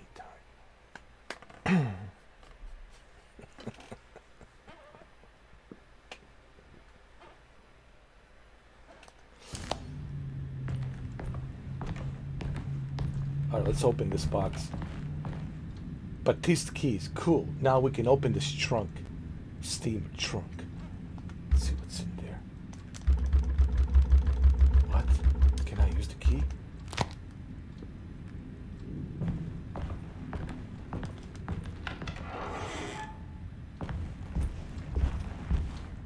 Why they rolled up the carpet? I mean, why they put it up like this?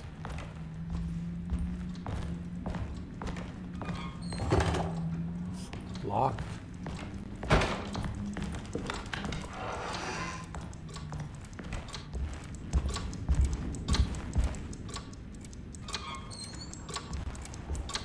Let's check over here. I need the key.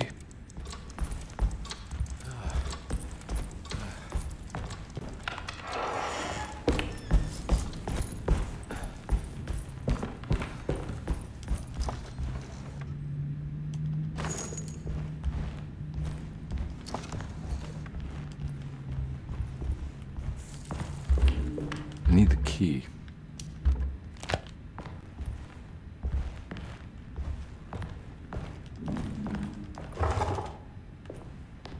Alright, we cannot open any of these doors.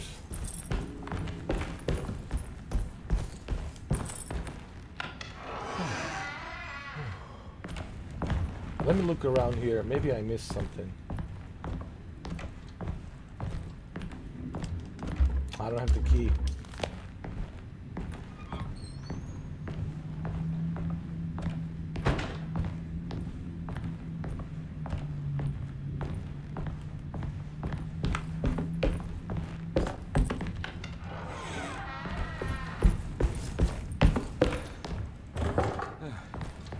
I guess we gotta go downstairs. We're going downstairs. There's nothing here, Shuki. We have to go downstairs. What? Yeah, we go downstairs. Hold on.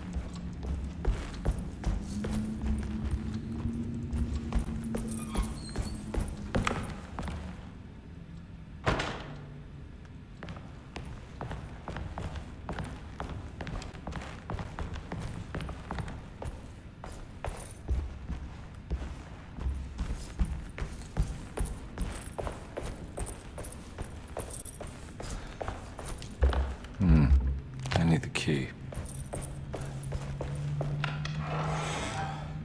No, let's go this way.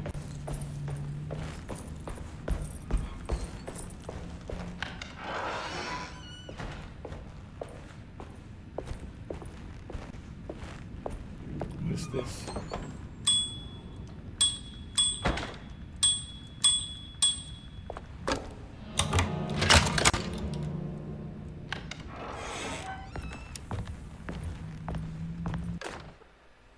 Repairing the boiler. Saw your notice in the boiler room.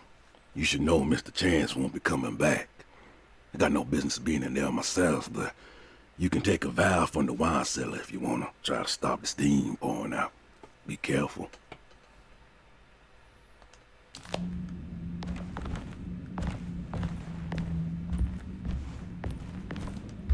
I need the key.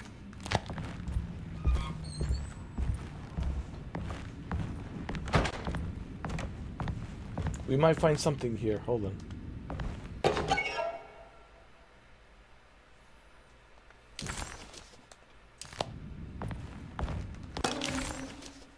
Patient records.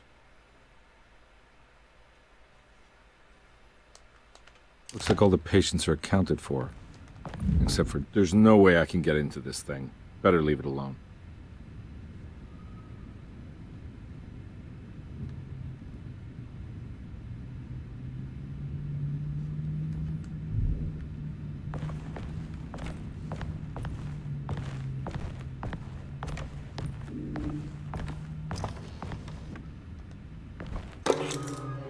Room key 6. Alright.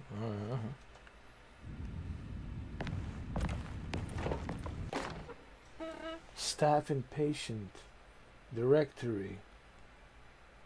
Dr. Elmore Lee Gray is DeSeto's chief doctor. Accounting and all administrative work is handled by me, Paul Waits. Magdalena Thompson, or Mags, is responsible for the household.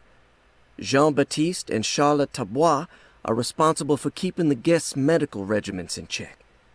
Finally, Jack Chance is our gardener, who can occasionally be seen in the conservatory, but is for the most part busy outside.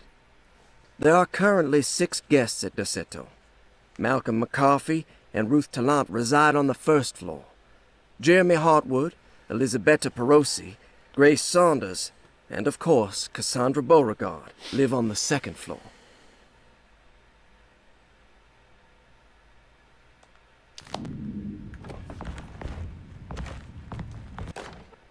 Paul, you're right about the plates on the boiler and the clock. They have been sabotaged, and I think I know who did it. They have something to do with Jeremy's episodes and how he seems to disappear at night. Right now, it's important that you keep an eye out for any of the pieces. I want to find out if I can repair the plates. Let me know if you find any of them. Lottie. Tell Lottie to take a look at the well in the kitchen garden. Okay.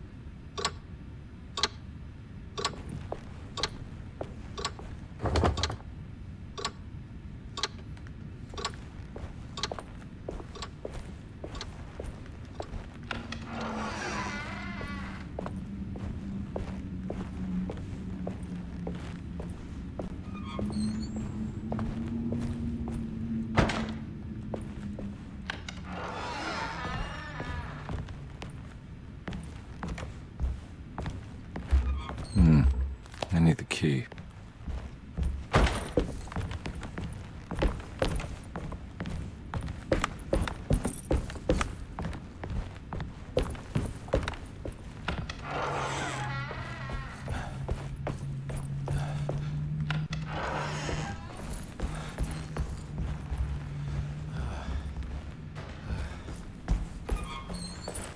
I'm not gonna walk out of this now. I need to help Emily save her uncle.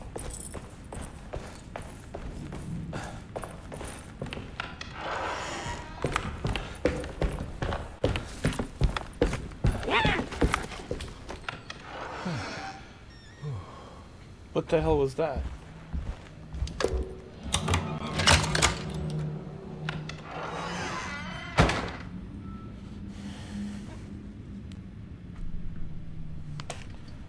What was that?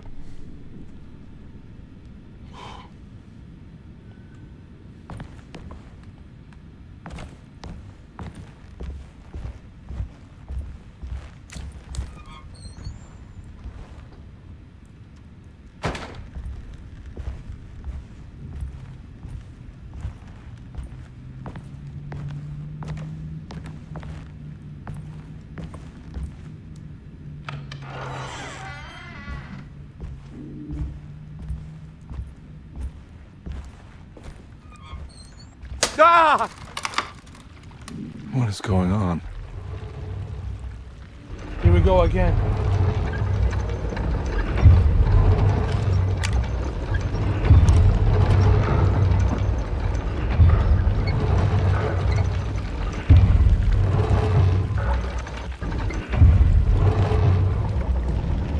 Now, what do we got here?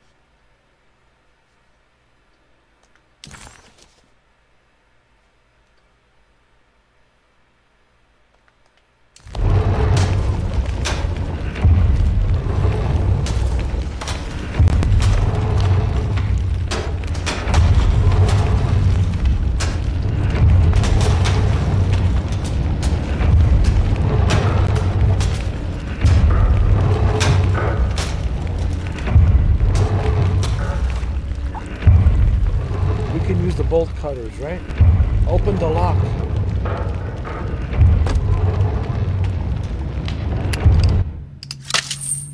There you go. See? It all worked out. What happened? Everything's normal again? Right. No, I'm telling you, her uncle somehow entered he find a way to enter this new dimension portal or whatever. He somehow managed to do that. I don't know how, but he managed. Well, look at that. We found ourselves a shotgun, huh? Huh? Shotgun.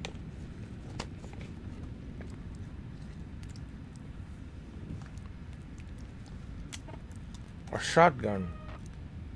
It's right there.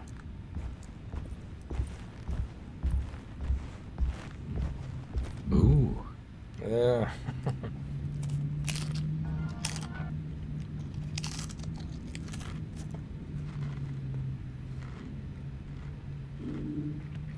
Sorry, it's not a shotgun. It's just a hunting rifle.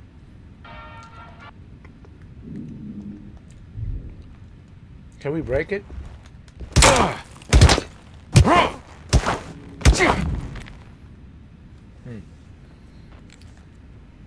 How do I access this hunting rifle?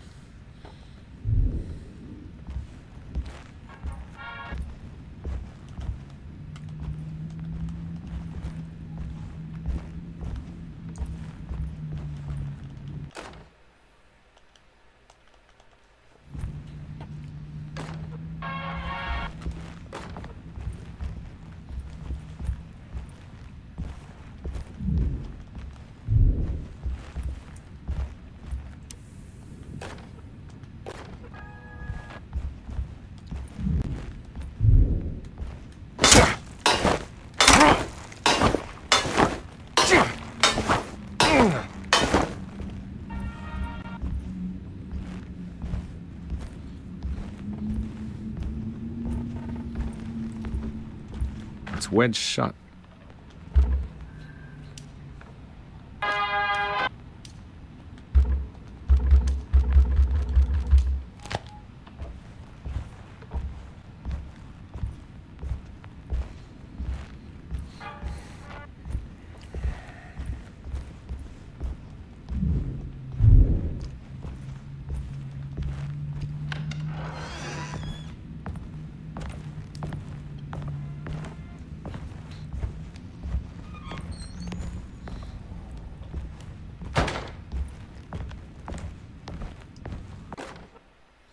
Lost Plantations of Louisiana, Thierry Briclot, 1917. Derceto was a small plantation on the eastern shore of Lake Pontchartrain. The land was considered difficult for industry and was sold for only $30 to Elijah Pickford in 1818. Pickford employed hundreds of workers from nearby New Orleans to clear the woods and build a small plantation mansion facing the lake with a striking Greek Revival temple facade. Derceto kept a modest production of Perique tobacco and indigo that persisted up till the Civil War. During the antebellum era, Derceto was the source of many rumors concerning voodoo and witchcraft. People who traveled the lake reported seeing people dance at night in front of bonfires, bleating and wailing. On June 17, 1862, Captain J.W. Norton of the Union Army recounts leading a raiding party from ships anchored in Lake Pontchartrain in order to seize control of Derceto and free the slaves working there. The captain was surprised to find the workers fighting back with unprecedented zeal. Norton's account describes these men and women as enraged with fanaticism. Pickford reportedly tried to placate the raiders, but was shot in the confusion. Captain Norton left the mansion burning and retreated to his ships with his men. Derceto was left in ruins for several decades. The ownership of the land was long disputed and returned to the Ledoux family in 1901. Several police reports were filed during the following years as the Ledoux tried to get rid of a camp of squatters on their land. The police made several visits to remove the trespassers, but the people kept returning. On November 1st, 1907, Inspector Legras of the police charged a deadly attack in order to save several children kidnapped by the squatters. Many were killed, and even more were jailed. The following year, Ledoux rebuilt Derceto, incorporating the surviving stone foundation and adding a magnificent wrought iron conservatory. The farmland had been reclaimed by the surrounding woods, so it was no longer profitable to use as a plantation. Instead, the house was turned into an artist's colony. The Astarte Artist Colony was a successful group of artists, including figures such as painter Heinrich Cassel and poet Nora Keith. The group was also known for their beloved Mardi Gras crew called the Pirates of Pontchartrain. On September 29, 1915, a tropical hurricane tore through Louisiana, causing Lake Pontchartrain to flood New Orleans. Due to the remote location of Derceto, it took almost 2 weeks for outsiders to learn that the artist's colony was abandoned. The 12 residing artists had all vanished without a trace. The empty mansion of Derceto still stands on the shore of Lake Pontchartrain, with much of its temple facade intact. The Ledoux family currently has no intention of repairing that. Man, this guy's reading me Love and Peace. I don't have time for the bedtime stories.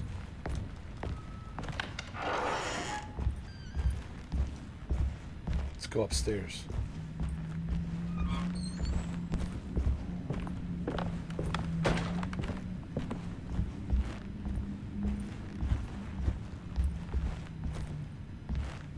It's wedged shut.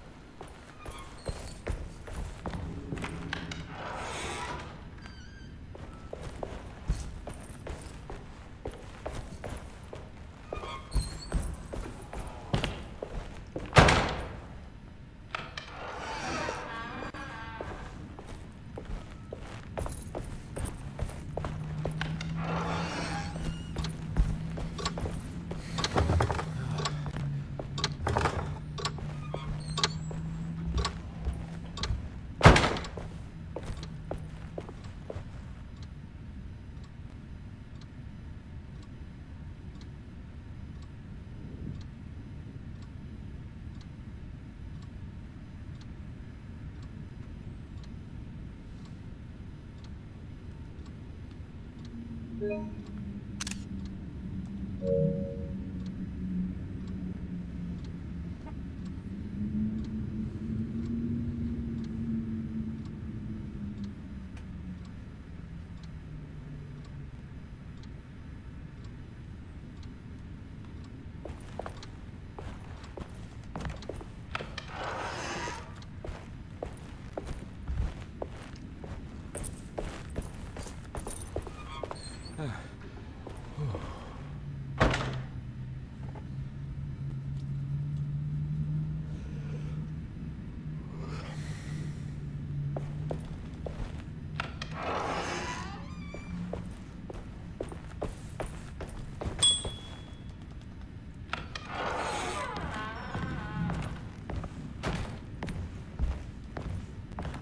need the key.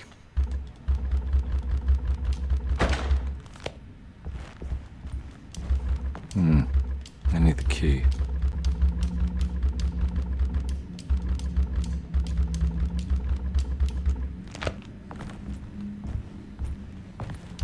I need the key. I need the key. I need the key.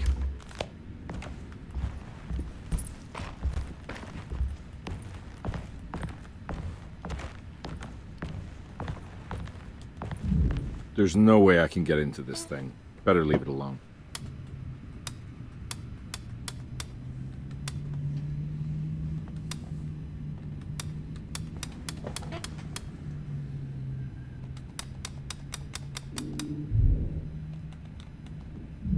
There's no way I can get into this thing.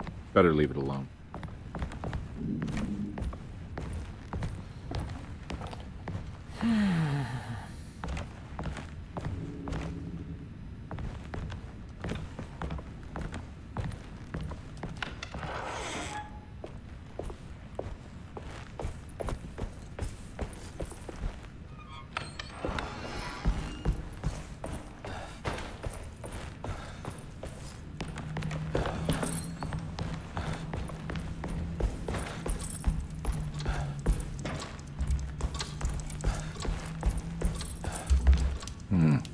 I need the key.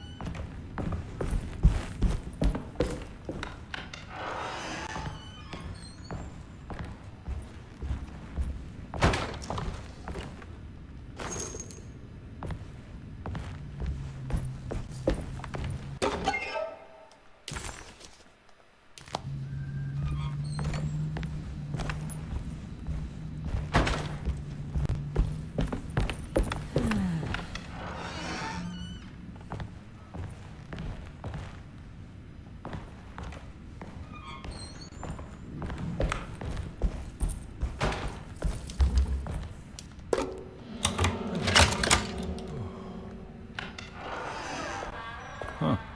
How eccentric. Jeremy. I did it! I crossed the thresholds to my intended destination without a focusing device. My talisman now knows these roads, and I have no need for the plates. I can find my way to Lafayette as easy as I find my own room. I visited the grave of my father and seen the oven waiting for me. Thank you for opening these doors. I now must summon my courage and go back to that hateful mound outside the oil rig. I hope you'll be feeling better when I return. Jeremy.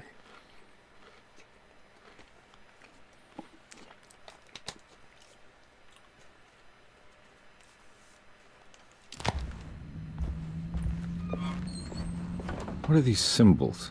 Looks like alchemy or star constellations.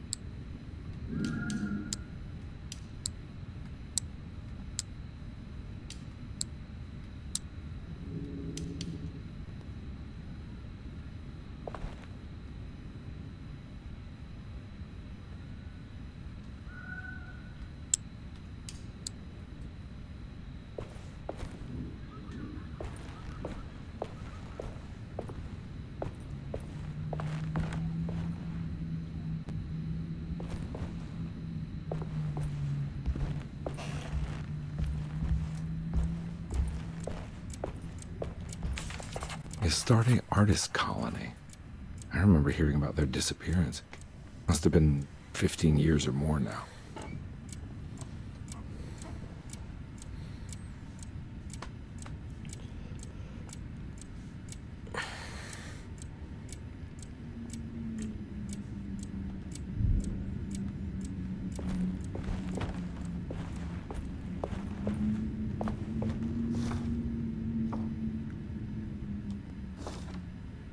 These paintings got some grim-looking rot on them.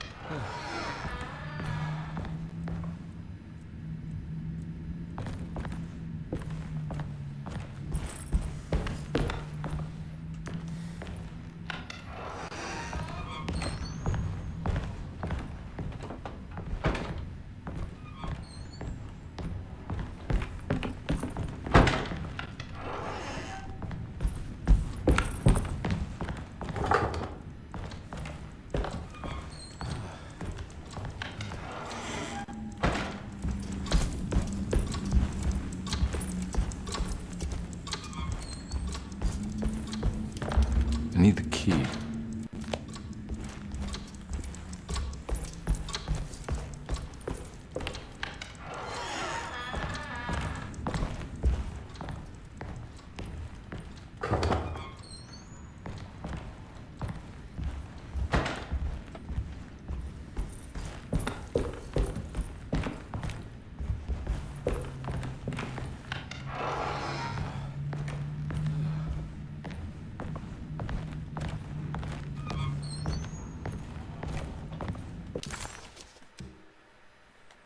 The simple.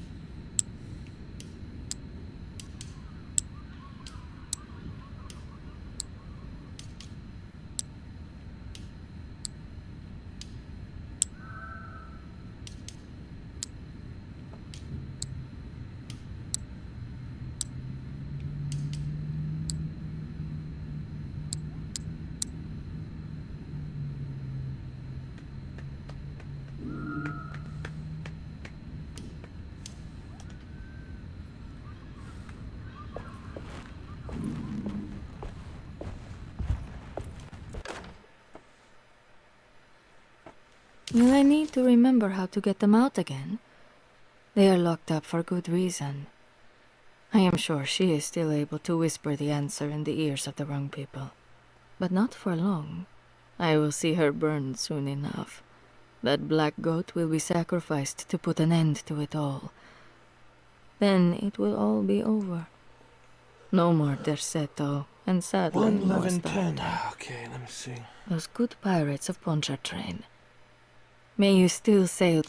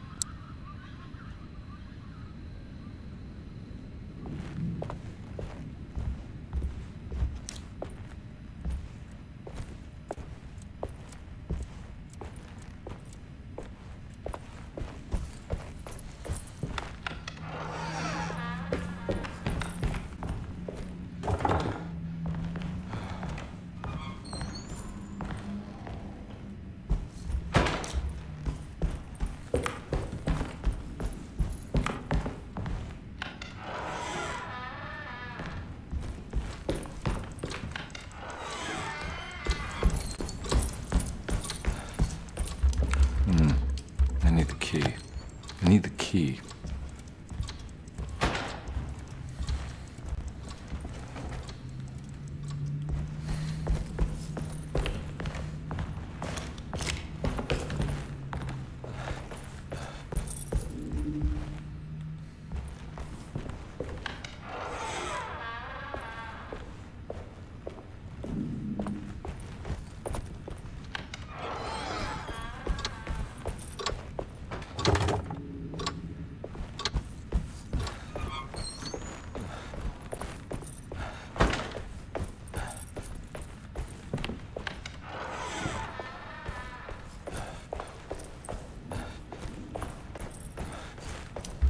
I need the key.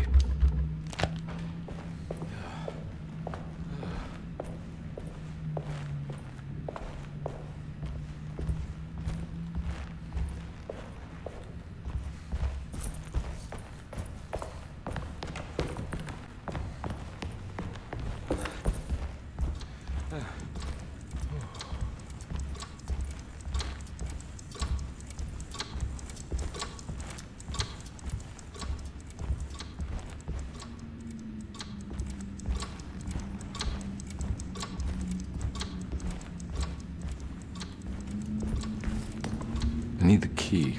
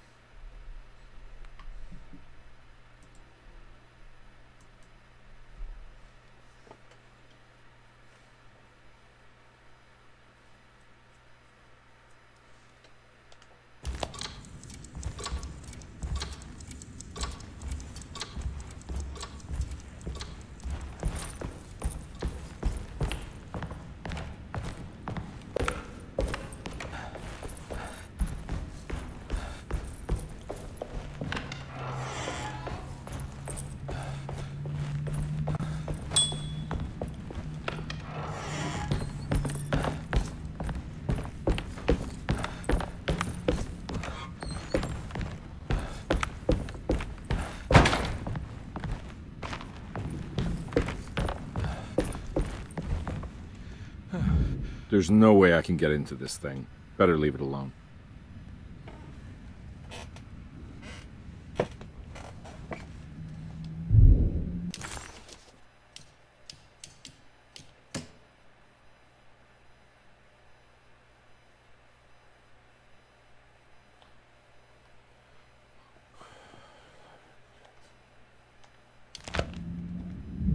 There's no way I can get into this thing. Better leave it alone.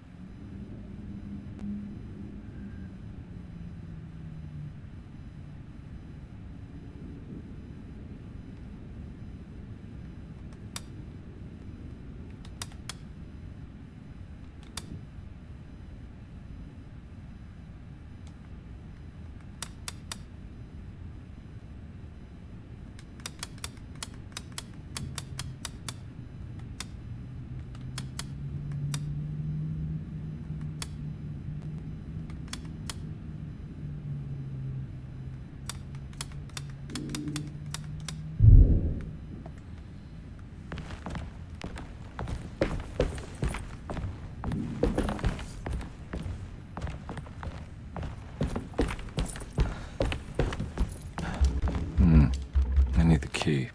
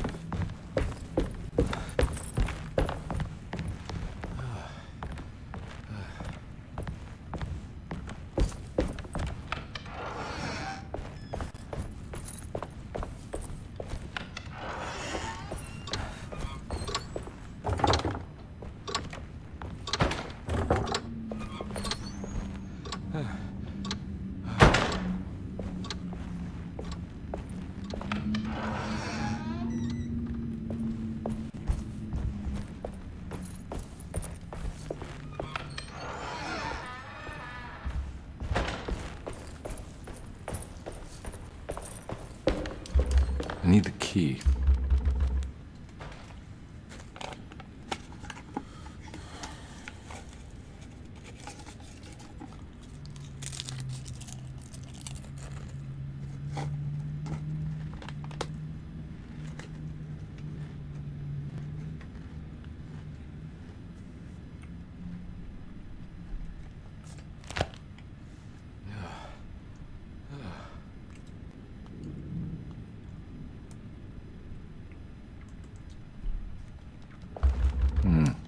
I need the key.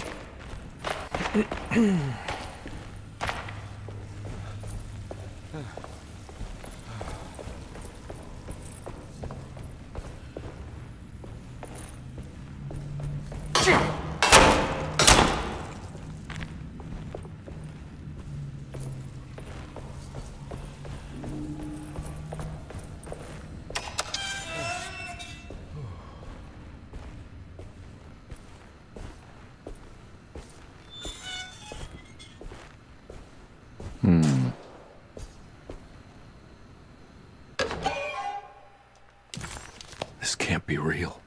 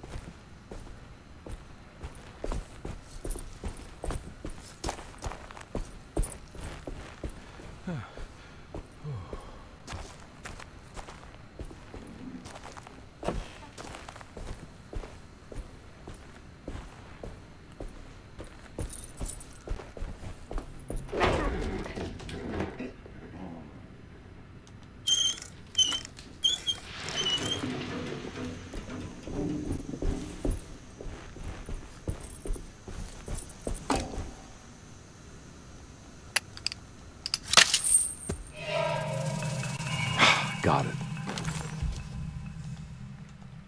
Nice.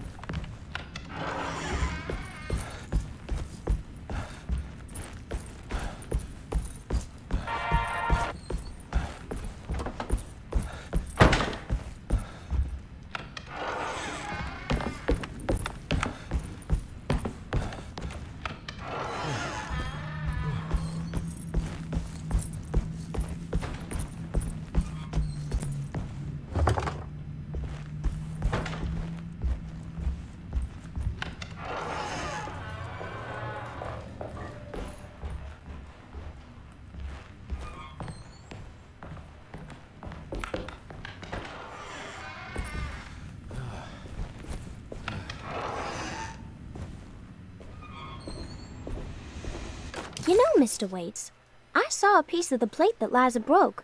I think she's been hiding them.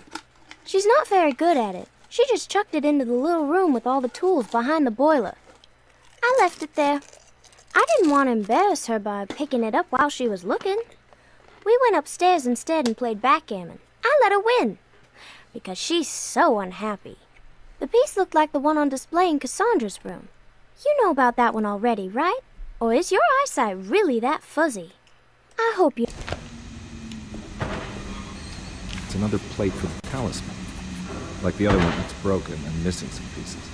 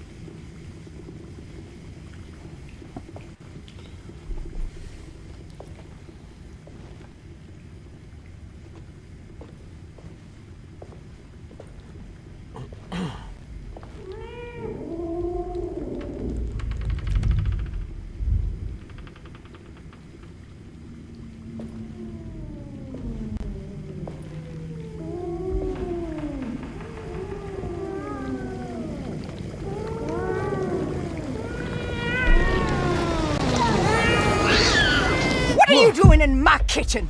I assure you. No, I'm sorry. I promise you. Mr. Hartwood is nowhere near my kitchen, and neither should you be.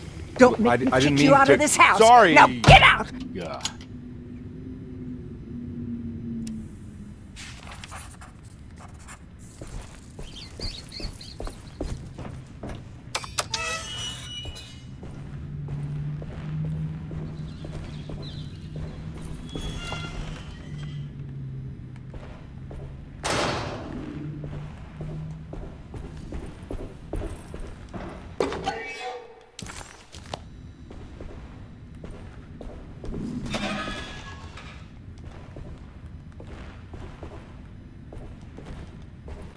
I need the key.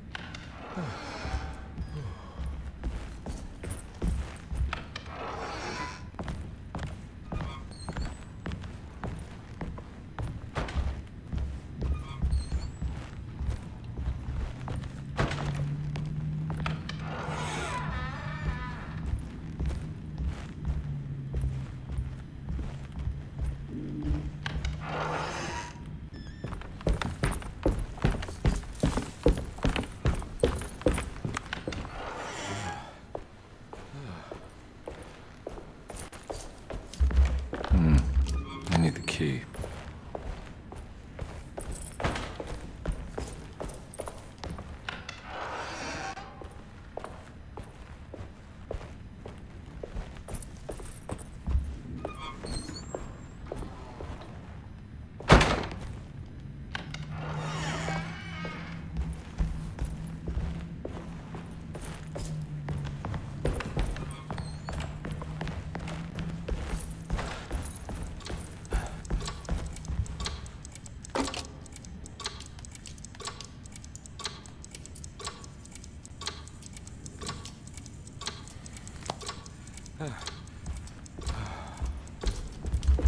I need the key.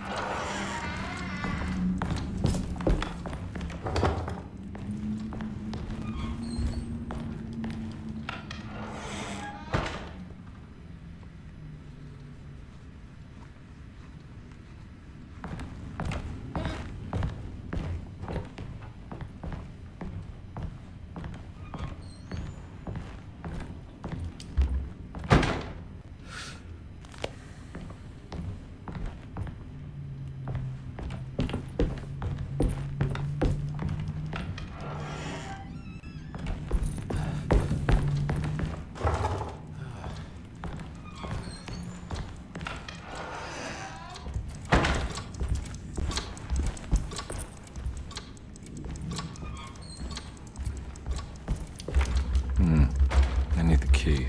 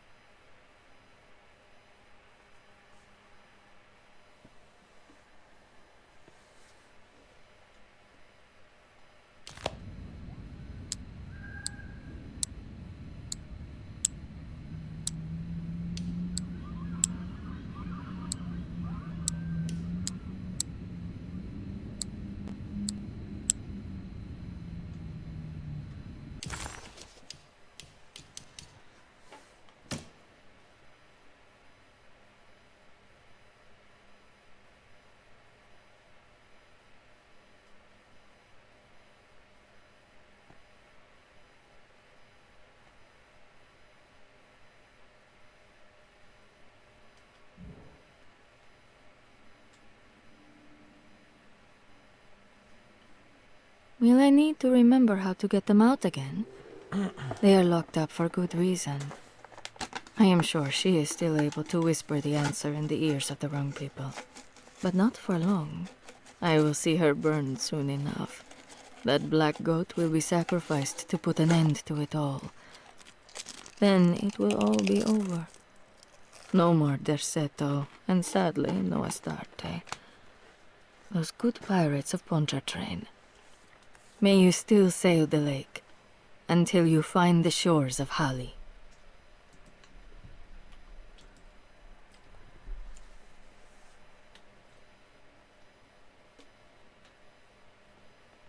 Will I need to remember how to get them out again?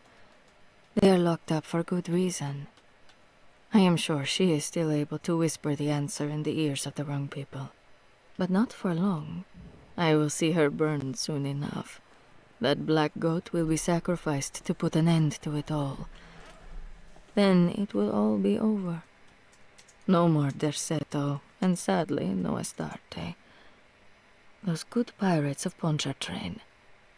May you still sail the lake, until you find the shores of Hali.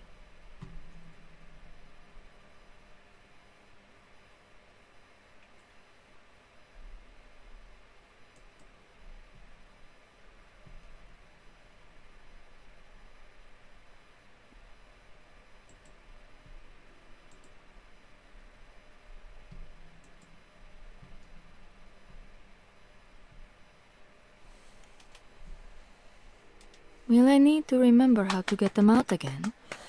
They are locked up for good reason. I am sure she is still able to whisper the answer in the ears of the wrong people. But not for long. I will see her burned soon enough. That black goat will be sacrificed to put an end to it all. Then it will all be over. No more Derceto, and sadly, no Astarte. Those good pirates of Pontchartrain. May you still sail the lake, until you find the shores of Hali.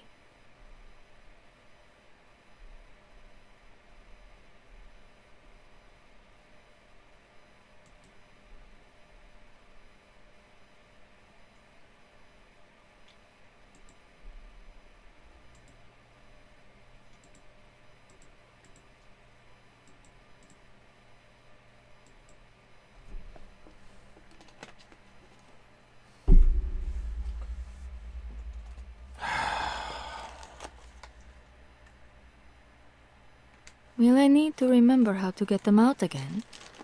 They are locked up for good reason. I am sure she is still able to whisper the answer in the ears of the wrong people. But not for long. I will see her burned soon enough. That black goat will be sacrificed to put an end to it all. Then it will all be over. No more Derceto, and sadly, no Astarte. Those good pirates of Pontchartrain. May you still sail the lake, until you find the shores of Hali.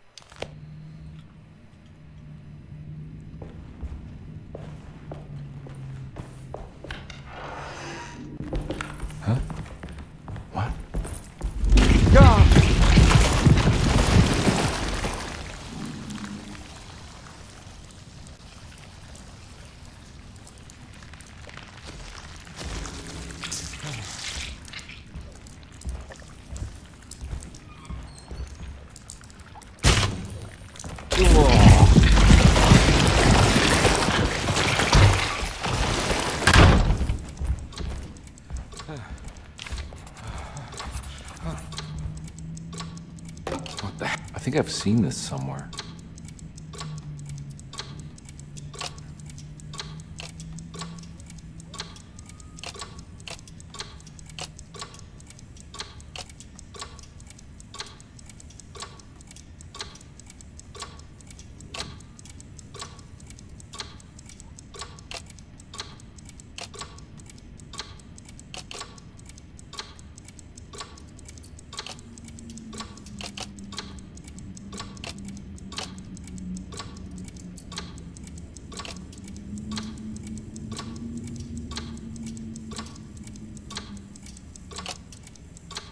There was something in the commonplace book about this.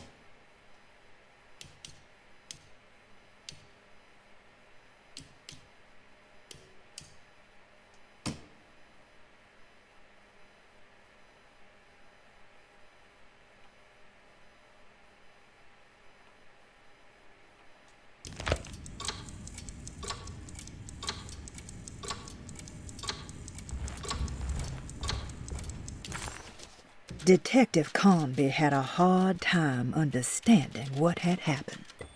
It did feel similar to when he was pulled into the French Quarter, but with less power and purpose. Did he cause this, or was it something else?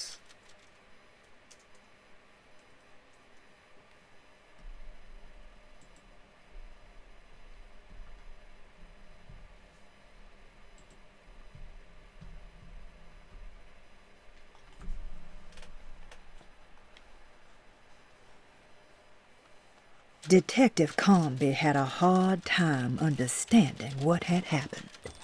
It did feel similar to when he was pulled into the French Quarter, but with less power and purpose. Did he cause this, or was it something else?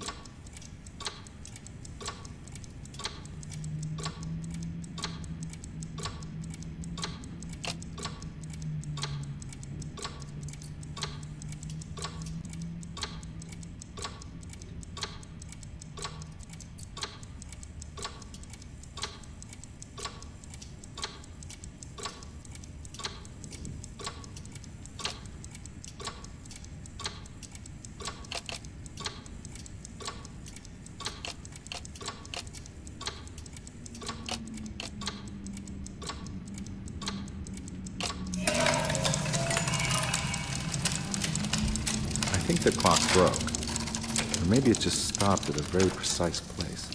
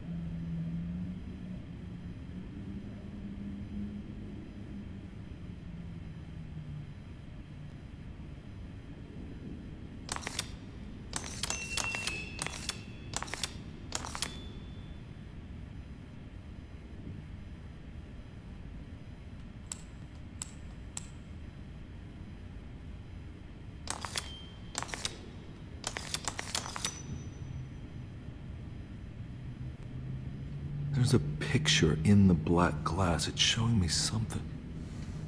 It's the hallway outside Jeremy's room.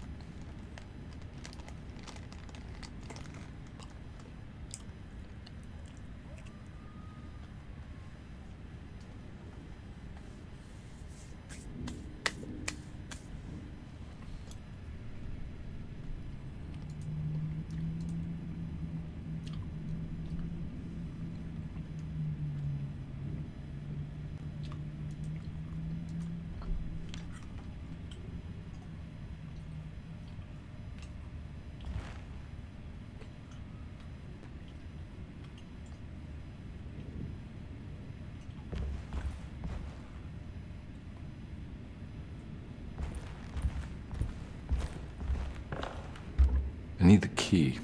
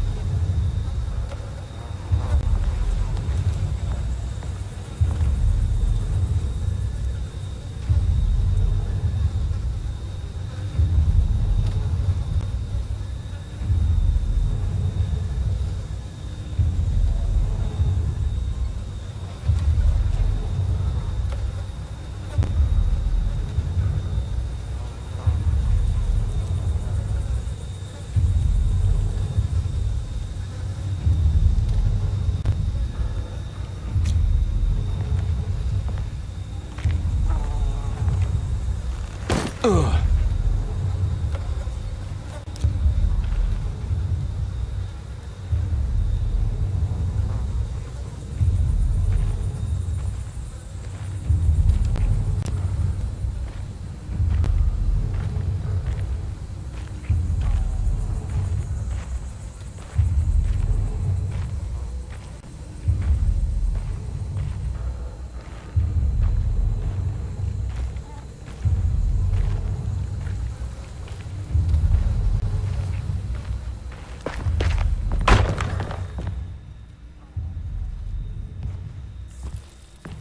May 1923. Monday. All okay. Ready for delivery. Maintenance. Oil pump must be serviced. Any tampering causes large spills unless properly forestalled. Tuesday. Shipment delayed but delivered. Maintenance. Service bridge close to broken. Wednesday. Prospectors reluctantly agreed to show the burial mound to Mr. Hotwood, a painter, who read about our finds in the papers. He means to return tomorrow and try to find a way inside. Thursday. Mr. Hotwood's efforts delayed. The workers seemed nervous about his presence. Hotwood promised not to return to the compound. Instead, he has taken up an offer by L'Officier, the riverboat captain, who means to pilot him to the site tomorrow morning. Hopefully that's the end, and work can resume. Maintenance. Bridge from the oil tower to the bayou has collapsed. Sabotage suspected. This is the devil that guides us now.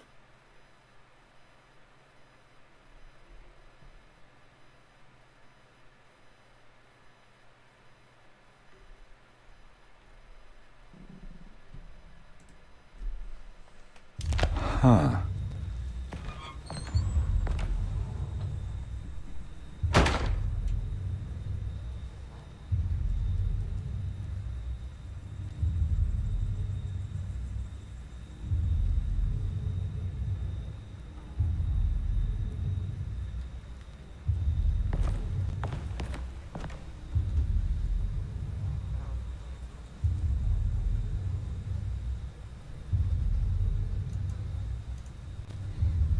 Sorry to hear that, Brendan. Are you feeling better? Thank you, man. I appreciate it. Oh man, this game almost put me to sleep. Trying to figure out all these puzzles. It's a good game, but it's just the puzzles, dude.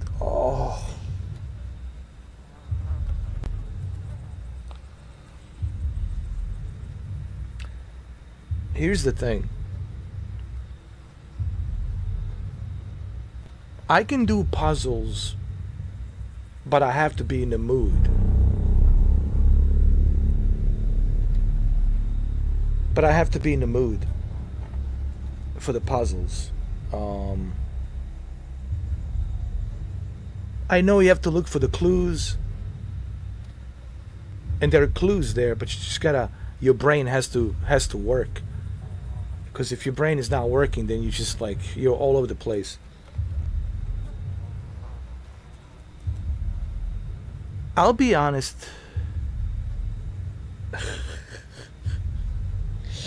I know. Well, there were certain things. It took me a while, Brendan, but there were certain things that I was like, oh, I see. Like X, Y, and Z. Oh, it's like connecting the dots. Think about the puzzles. It's like, what's missing? It's like, what am I missing? And what is it missing? It's almost like when you're like, how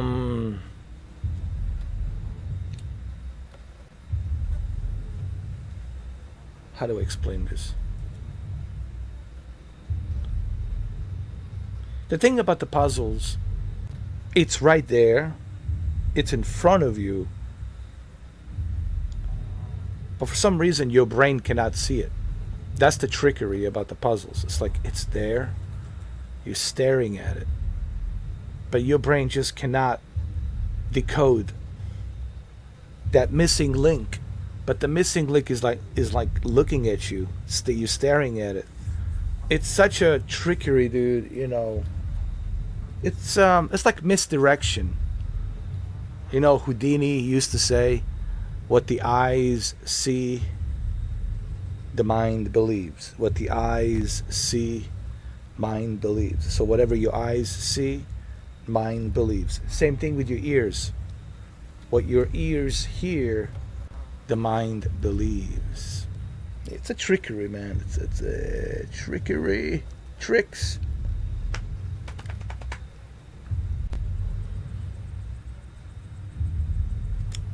Alright, let's continue.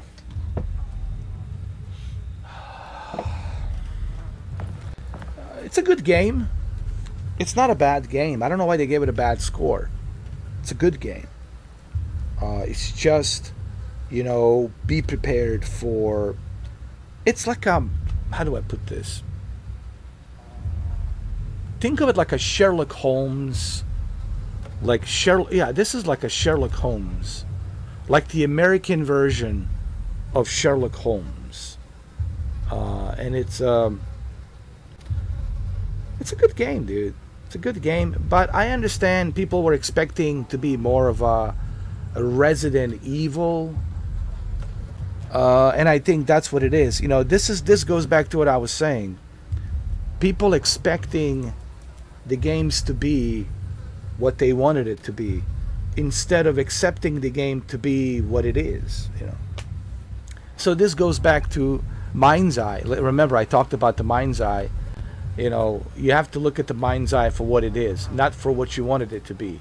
And if people are going into Mind's Eye expecting Grand Theft Auto, man, I can't wait till Tuesday. There will be some Grand Theft Auto elements, and Leslie Benz definitely had mentioned that yes, there's going to be some Grand Theft Auto elements in there. But to completely compare it to Grand Theft Auto, it's just not right, you know. And besides, Leslie Benzies doesn't want to copy what he did with Rockstar. He wants to do his own signature new IP that will stand on its own grounds. I personally think, and I think a lot of people will be surprised, Brendan, and this is my honest opinion. All the research that I have done, Brendan, and believe me, I've done a lot of research on Mind's Eye, and I'm trying not to spoil it too much because I want you guys also to experience it on Tuesday. I think a lot of people will be surprised by Mind's Eye. Yes, there's a 15 hours if you rush through it. You can finish the game in 15 hours if you're just rushing through it and you're not checking out everything. If you take your time, probably 20 to 25 hours. But what people are missing is they're just looking at the single player aspect, Brendan, but they're not looking at all the other stuff that you can do and that you will be able to do, and then the support that this game has for $60 in the next 10 years, dude. Well, I'll give you a little bit of a spoiler. Built a Rocket Boy has a plan, Brendan, to keep updating this game and put all these other features that they have in plan for 10 years. From now, 2025, all the way through 2035. So that's 10 years, dude. 10 years of updates. So there's a huge value when you purchase this game for $60. So I think a lot of people will be surprised when they start playing Mind's Eye, you know. And that's just the one episode. That's just one piece of the puzzle. Diaz's story, okay, Diaz's story has a shattered memory. After the war, he was in special forces or something like that. He was in military. He had shattered memories. He remembers certain things from him being in the military, but he does remember everything when he was in the military, and he, he gets invited by his friend that served with him in the military, that he remembers him, to join this company called Silva, and that's where the whole thing starts unfolding, right? All the secrecies about the Silva and the mayor Shiva, and what Mr. Silva, who is the rocket boy, they call him the rocket boy, and no pun intended, built the rocket boy, right? And the rocket boy Silva, okay, so there's a little bit of the connection there, right? Building this mind's eye. I'm not saying that Leslie Benz is purposely, well, probably he put himself purposely as a character in the game as Silva, Marco Silva, as the creator of this technology AI. So, dude, there's a lot of stuff about... Oh, dude, you listen, guys, you did not make a mistake. Trust me. For those of you who are like, oh, did I make a mistake purchasing Mind's Eye? No. You didn't make them. And you will see that on Tuesday. All right? You will see that next Tuesday. You did not make a mistake. But, I know you have a lot of questions. It's okay to have concerns about the new IP. But once you do a lot of research, and I've done a lot of research, and I purposely don't want to tell you because I don't want to spoil it too much. Because there's some stuff in there that I might spoil it for you. And it wouldn't be a surprise when you start playing the game and when you find out, But all of these features and all of these plans that Leslie Benzies has in the next 10 years, of course, will depend on how successful the game is. Keep that in mind. Yes, built a rocket boy, and Leslie Benzies, he does have a 10-year plan. Even though he knows the Grand Theft Auto 6, it's next year, but I think he has a pretty good start. Actually, Rockstar did him a favor. Seriously. Rockstar did Leslie Benzies a favor. It's almost like they did him a favor. Even though he was a former Rockstar employee, very successful former employee. Did Rockstar do this on purpose to help him out? Who knows, man? Who knows? Maybe they did. Maybe they want to do him a favor. I don't know. So he has 12 months. Leslie, it's almost like Rockstar did him a favor. Rockstar did him a favor. So he has 12 months head start to bring all these updates, to bring all of this stuff. So the winter of 2026, this will be a really well updated, polished, established game across all of these platforms: PC, Xbox, PlayStation. So I really hope that everything goes well. I really don't want to, honestly, I swear to God, I don't want to see this game fail. Unlike some other comments, Shuki was talking about, that other guy who says that I want to see this game fail, like I'm putting this game down. How could I be putting the game down? I pre-ordered it. I'm vouching for it. I did have some concerns early on, but now that I have done more research, and I've done a lot of research, it's just you guys don't know what I've been doing behind the scenes, doing research about this game, digging deep, talking to other people. Trust me, there's a lot of stuff in Mind's Eye. If it's successful, if it sells well, and a lot of YouTubers agree with me, if it's successful, if it does well, this is good. It's good to have a healthy competition between Grand Theft Auto 6 and Mind's Eye. So you got two great games to play. But he has a head start right now. Leslie Benzies built the Rocket Boy, has a head start. 12 months. And thanks to Rockstar. Rockstar could have released this game, Grand Theft Auto 6, this year. They could have released it like in September, October. Trust me, the game is done. They're just polishing some stuff here and there. They could always patch the updates. But why did they push the game 12 months? There's some theories out there that somebody that the Rockstar is in, that somebody in the Rockstar is doing him a favor. It's trying to help him out. Like, all right, dude, we'll give you 12 months. You got 12 months. We wish you best of luck. See what you can do. And I hope that everything's successful, because in 12 months, beginning of January 2026 and February 2026, this huge multiplayer that's going to be introduced with a free roam, it'll be like a GTA Online. It'll be like a Grand Theft Auto Online.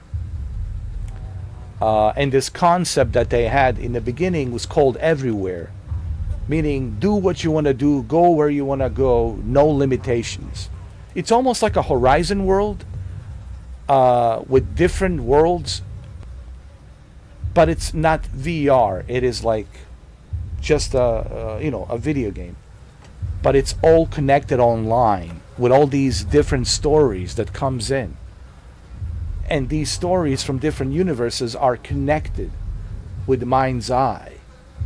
You know, it's hard to explain, but it's so like the ambitions that they have for this game.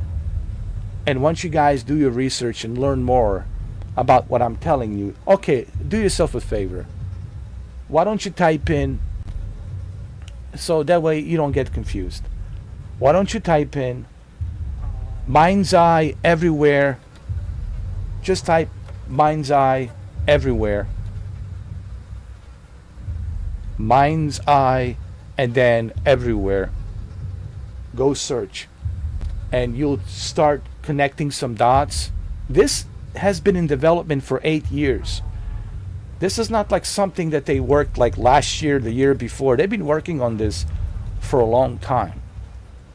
All right, so behind the scenes, quietly. They didn't want to say anything. They were just working quietly behind the scenes. And then they dropped the trailer out of the blue this year. So, yeah, I can't wait, Brendan. I really can't. And I really hope that it's successful for this reason. I hope that the game is successful, because if the game is successful, then we got ourselves a pretty cool game that we can enjoy till Grand Theft Auto 6 comes out. Now, when the Grand Theft Auto 6 comes out, of course, it's going to be very difficult to compete, but I think at least they will give Leslie Benzies a 12 months head start, which is almost a year. And within a year, he should be able to bring a lot of new features into this game. With the new missions, new story, Diaz is just a one piece of the puzzle. The Diaz character. Diaz, yes, it's a main character, very important character, but it's not just about Diaz. It goes beyond Diaz and goes beyond Marco Silva and Shiva, mayor of Red Rock City in a desert. Jesus, I'm so excited, man, for you guys on Tuesday, because there's so much, man, that we need to talk about come Tuesday. There's so much I'm going to tell you. There's so much about the Mind's Eye that you're going to say, wow, I didn't see this coming, or I didn't realize this, or, you know. So we'll see. Now, I'm not trying to hype this game. This is all based on the research that I have done. And if you don't believe it, type in Mind's Eye and then Everywhere. It's going to take you back 8 years back and you're going to start learning about this process and how Leslie Benzies, which is the former game designer of Grand Theft Auto 5, Grand Theft Auto 4, how he had this this idea that he wanted to implement with his own studio called Built Rocket Boy. And he was looking for a publisher, because you got to have a publisher to publish the game. So he finally found a publisher to bring this game out. And it's only $60. I think the price is right. What I'm trying to say, and before we continue, I know you're skeptical, and you have every reason to be skeptical when it comes to new IP. It's a normal human reaction to be skeptical. But give it a try. Give it a try. Or if you're not sure, come watch me on Tuesday. Please, come see me on Tuesday. My chat is open to anybody. Anybody can join. You don't have to be a member. Anybody's welcome here. Anybody can come in. As long as you're not a douchebag, as long as you're not spamming, or being a douchebag, but everybody's welcome here. Even right now, everybody's welcome here. So come see me Tuesday, and I will answer all the questions, and I will explain everything. And when I explain everything to you on Tuesday with this game, Mind's Eye, I think you will agree, oh my God. I'm telling you, you guys will buy it after you watch my live stream. You will certainly buy the game. After you, those of you who are undecided, I'm telling you that you guys will buy the game. Now, just for the record, I'm not sponsored by Built Rocket Boy. Leslie Benzies didn't approach me. He didn't send me an email. Hey, could you upsell this game? No one approached me. Because if he did, that would be an NDA agreement. If let's say I did, get approached, there would be an NDA agreement, which is non-disclosure agreement, and I wouldn't be able to say nothing. So I was not approached by Leslie Benzies. I was not approached by Built a Rocket Boy, office to upsell this game. I'm just simply telling you, based on the research that I have done on Mind's Eye, I'm really impressed with this new concept. It is a risky, ambitious concept, and everything it's risky. You can't make a successful video game if you don't take a risk. And that's the same thing here. But I think once we get to Tuesday, and once you come here to join my channel to watch the live stream, I think you will realize everything that I was telling you about the Mind's Eye. Hopefully it sells a lot of copies. Hopefully they make a lot of money, because when they make a lot of money, guess what? Then they can continue with the plan that they have, this giant project in next 10 years to bring all of these features and all these updates with the Mind's Eye and this concept called Everywhere that will be implemented with Mind's Eye. It all started with Everywhere. Everywhere was the basic concept and still is, but the Mind's Eye is that first piece of the puzzle. Mind's Eye is the first piece of the puzzle of many that will come in throughout 10 years. So hopefully they're successful. Hopefully they can, achieve the goals that they want to achieve. I wish them best of luck. And we'll find out on Tuesday. But I'm not sponsored by them, so just for the record, and somebody's out there saying, oh, he's shilling. He's a shill. He's shilling for Built a Rocket Boy. Built a Rocket Boy. I'm not shilling for Built a Rocket Boy. Okay, they're not paying me. I'm not sponsored by them. This is all based on my research, So, just for the record, it's all based on the research, the same research that you guys can do as well. You know. I mean, there's a huge interview, a transcript interview that you can read between a journalist and Mr. Benzes, Leslie Benzes, and you will see exactly what he's saying. And when you find out what he's saying, and when he starts explaining some of these things, then you say to yourself, holy shit, man, this is much bigger than what I thought. It's not just a single player game that lasts 15 to 20 to 25 hours depending on how fast you're playing it.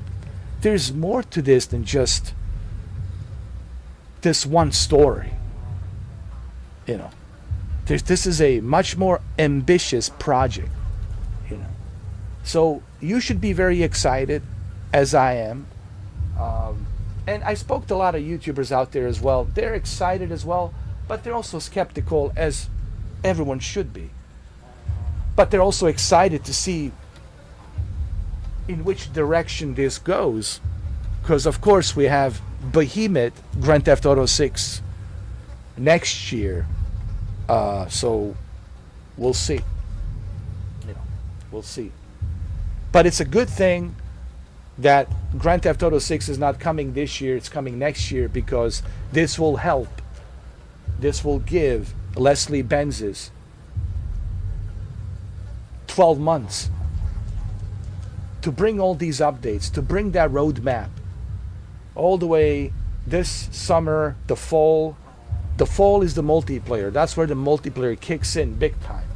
So September, October, that's where things starts happening big time. It's like a Grand Theft Auto Online, but in a different kind of a way, with mind's eye, okay, with the mind's eye concept.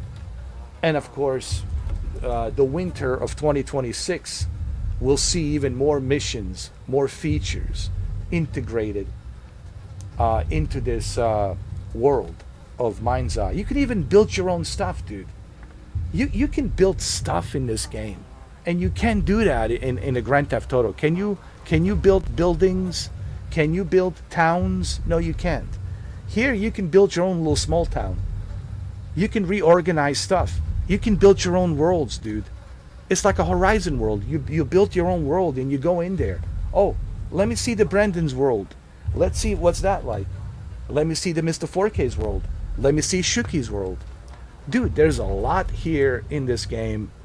If it's successful, if all works out, dude, Mind's Eye could be competitor to Rockstar's Grand Theft Auto 6. I know. It's a bold statement to make. I was like, come on now, man. Come on now. Yeah, I know what you're saying. Come on, dude. Yeah, I know. I know it's a behemoth. I know Grand Theft Auto 6, it's a behemoth. I'm aware of that. I know how big of a behemoth it is. But Mind's Eye, it's also a very ambitious project. And they have 12 months now to work on it. If they're successful, if they sell a lot of copies, come next week, next Tuesday. Okay?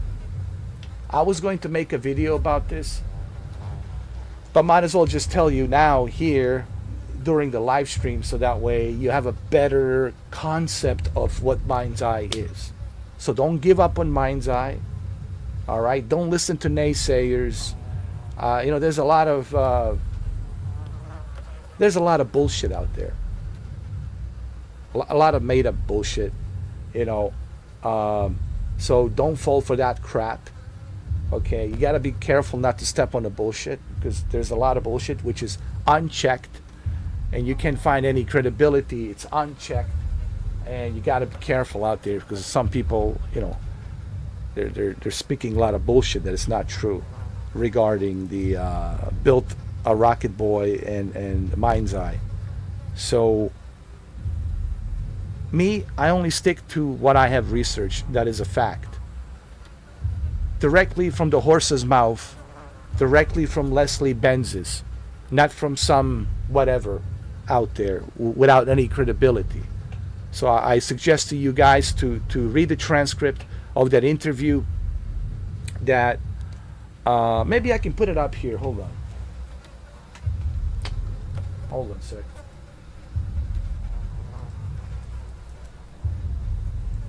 Just give me a second.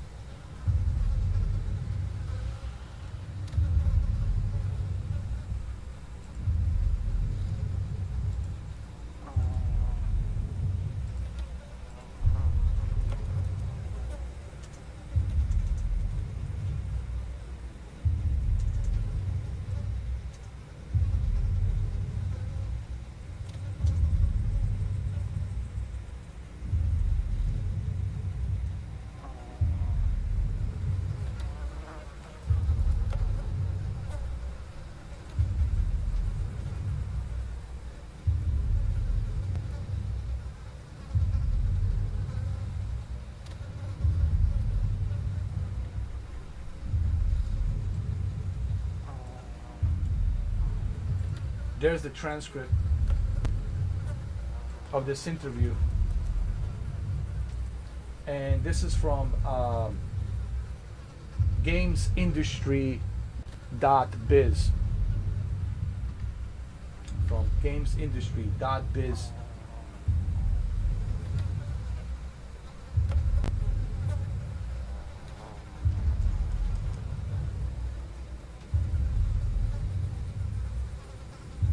So this is the interview. So I'm going to give you the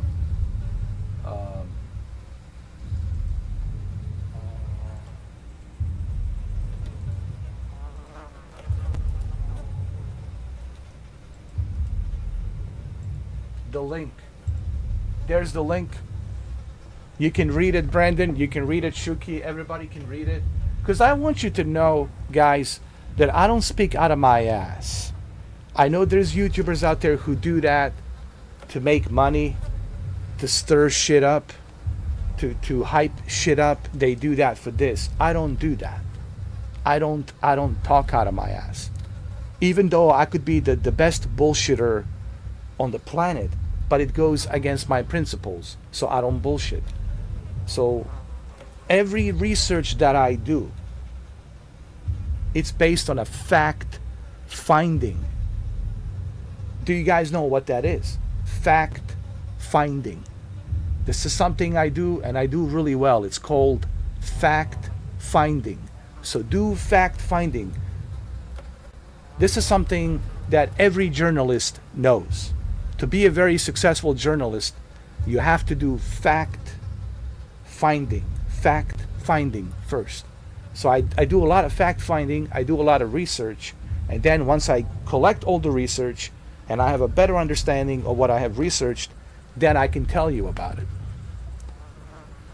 So this interview will give you a better idea from Leslie Benzes of what this concept of everywhere is, how did it start, and what's the connection between everywhere and Mind's Eye, and how is it going to be integrated together in the next 10 years.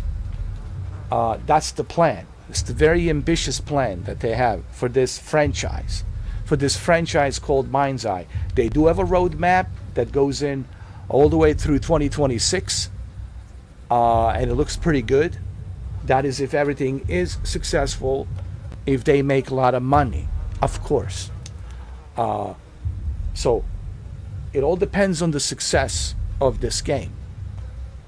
You know what I mean? Because they have to have financing. They have to have money.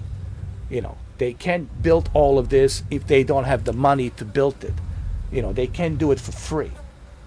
You know what I mean? So the success of the video game will help with this ambitious project that he has in mind. So there you have it. You can read the interview. It's all there.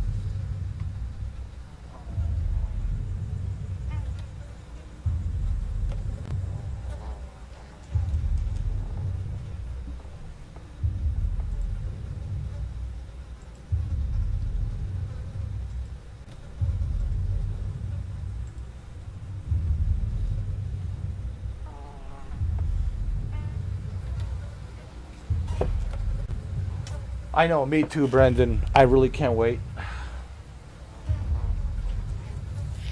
And then 2 weeks after that, Death Stranding 2.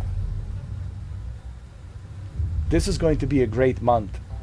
This June, this summer, oh my God. Already we have 2 games. We have Mind's Eye and Death Stranding 2. Wow, dude, just wow. And then come August, by the end of August, we have Metal Gear Solid 3 Snake Eater, and there's some more games coming out in July. This is going to be a good summer, man. Don't forget, we also have tomorrow, Brendan, just so you don't forget. So let me bring you up to speed. Because I know you've been sick. You've been sick. I hope you feel better, dude. Tomorrow at 5 p.m. Tomorrow at 5 p.m. State of Play. Tomorrow I will be live streaming. Tomorrow at 5 p.m. And I can't wait to see what State of Play has in store for us. So it'll be very interesting to see what they will show to us tomorrow at 5 p.m. So I will be live streaming State of Play tomorrow. So I can't wait. So that's tomorrow, 5 p.m. And then this Sunday, Brendan, this Sunday at 1 p.m. afternoon, this Sunday at 1 p.m. afternoon, we have Xbox Showcase at 1 p.m. So tomorrow, 5 p.m., State of Play, and then on Sunday, 1 p.m., Xbox Showcase. So I can't wait. So just letting you know what's going on this week.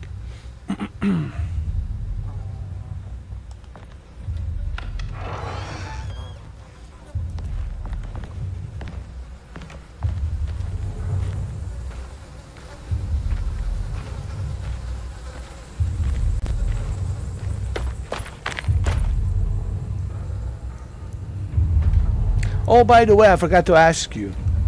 I forgot to ask Katie as well, because I've been so focused on this game. And this game requires a lot of focus, obviously, because there's a lot of puzzles. You have to solve these puzzles. Did you get your Nintendo Switch too? Did Katie get hers? Did Mike get his? Tomorrow's Wednesday. I'm just wondering if any of you got Nintendo Switch 2. If anybody got your hands on one. I know Mamba pre-ordered it. You have pre-ordered it. Mike has pre-ordered it. Katie has pre-ordered it. So I'm wondering if you guys got the Nintendo Switch 2 early.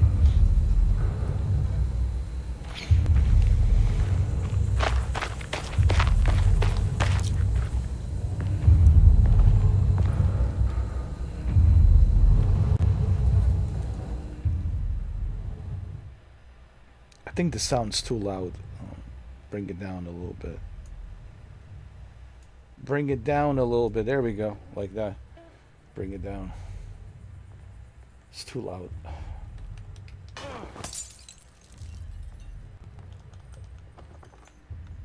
Locked.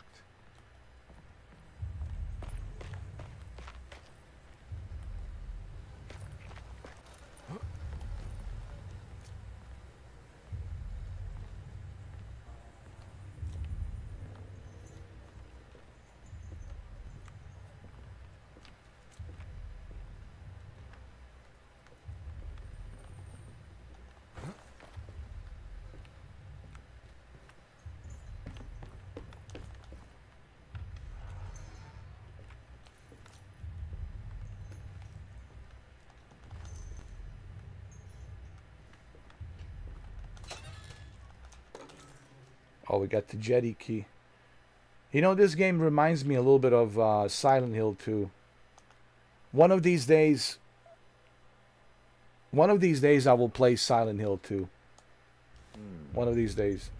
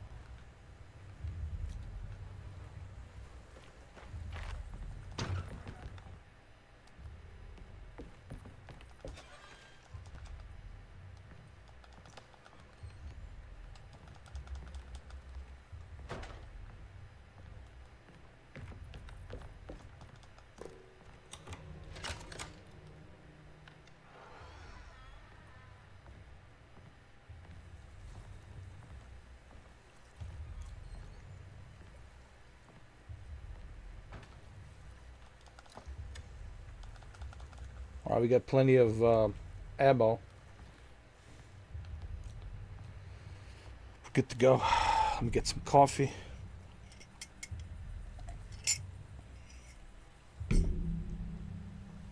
Hold on, let me turn on my green screen. I just realized. Forgot to turn on my green screen. Hold on.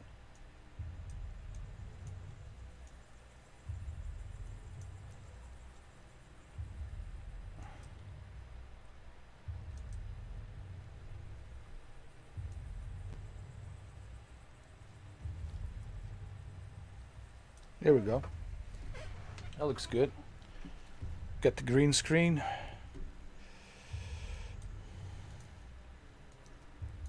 There we go.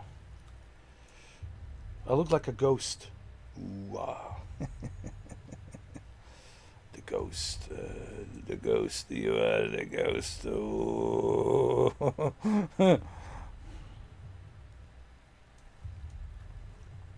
Hold on. There we go. That's good enough. Yeah, that's more than a good enough. I look like a ghost, don't I? Yeah, it's like woo hoo ha.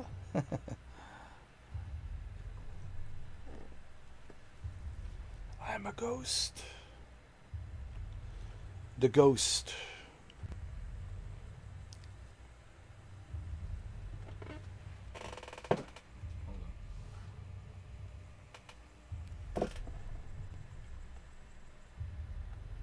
Also, Brendan, don't forget to add to your library NBA 2K25. NBA 2K25, man. Add it to your library. Shuki, NBA 2K25, available. Add it to your library. If you have a PlayStation Plus, NBA 2K25. And everybody else who has PlayStation Plus Premium, NBA 2K25. Just letting you know.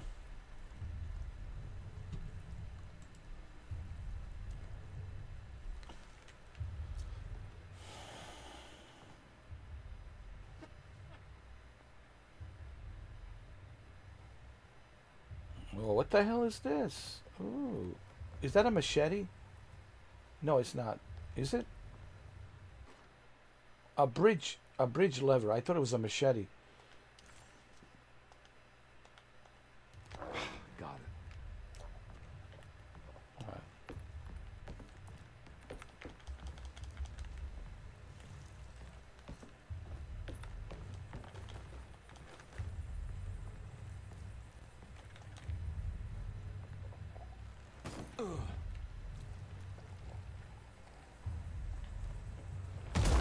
Oh, Jesus.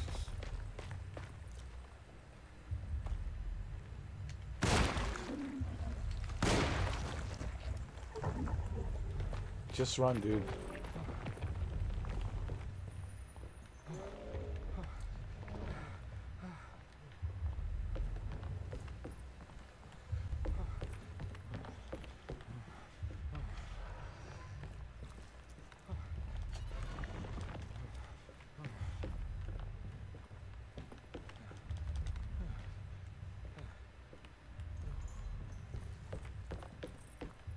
There we go.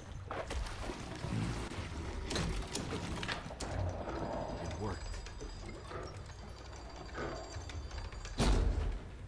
Of course it worked. Of course.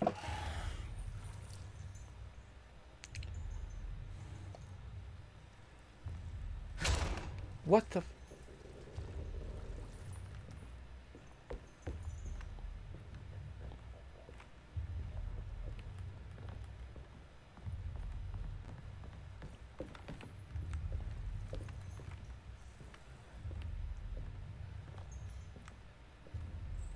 What do we have here?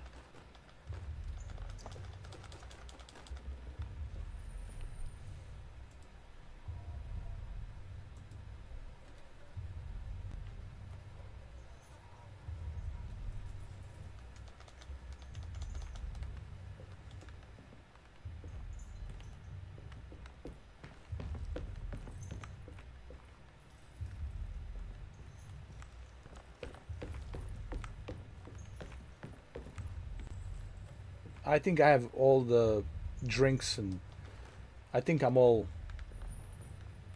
full. I have everything. Got everything I need. Let me check the other side just to make sure. Yeah, I got everything. I'm good. I'm ready to rock and roll.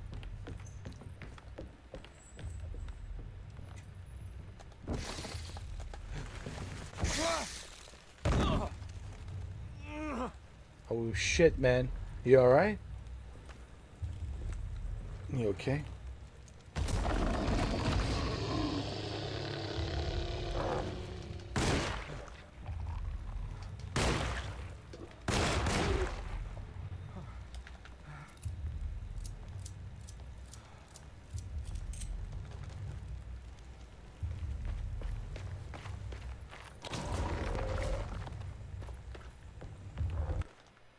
Shovel. Okay, we got shovel.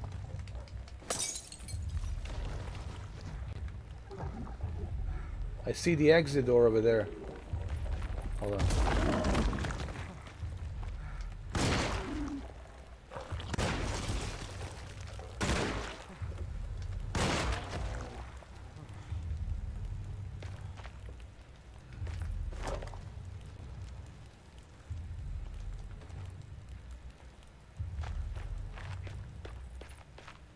Looks pretty weak.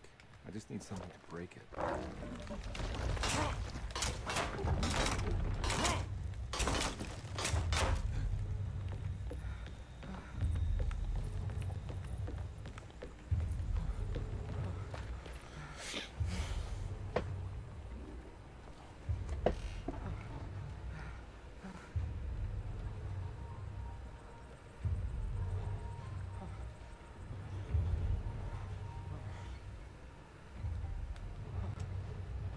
I'll be right back. I just have to I have to take a leak. I have to take a leak really quick. Just give me a second.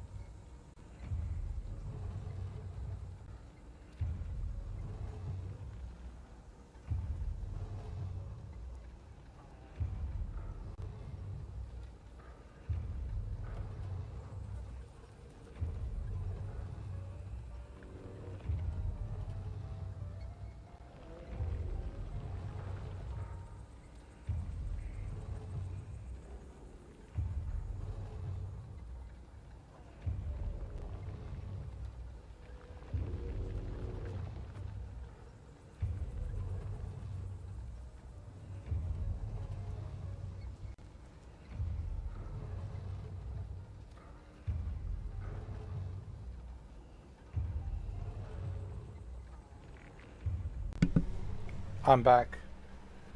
I'm back, ladies and gentlemen.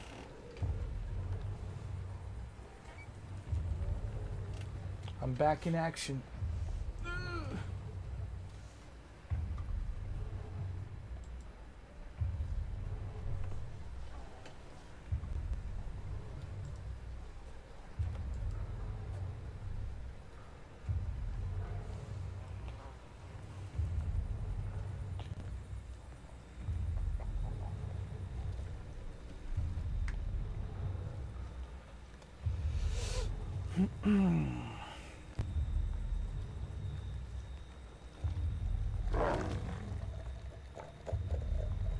No, I just came through there, didn't I?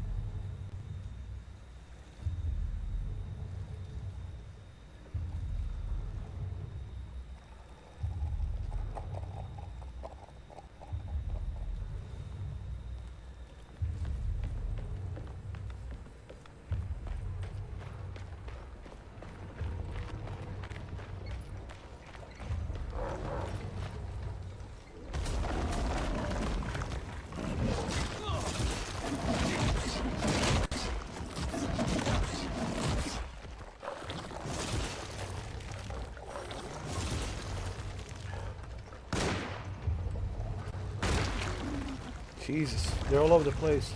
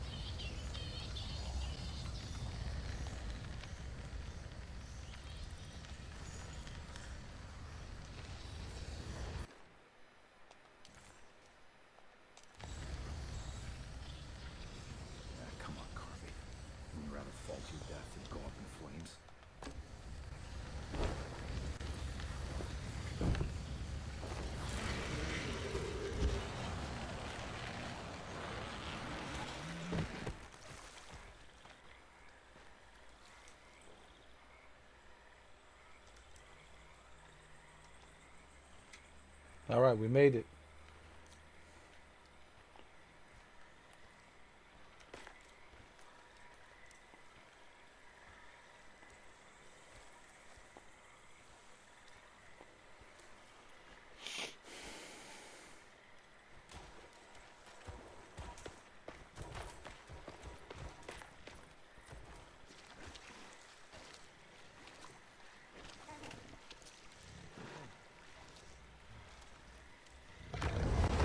Jesus Christ.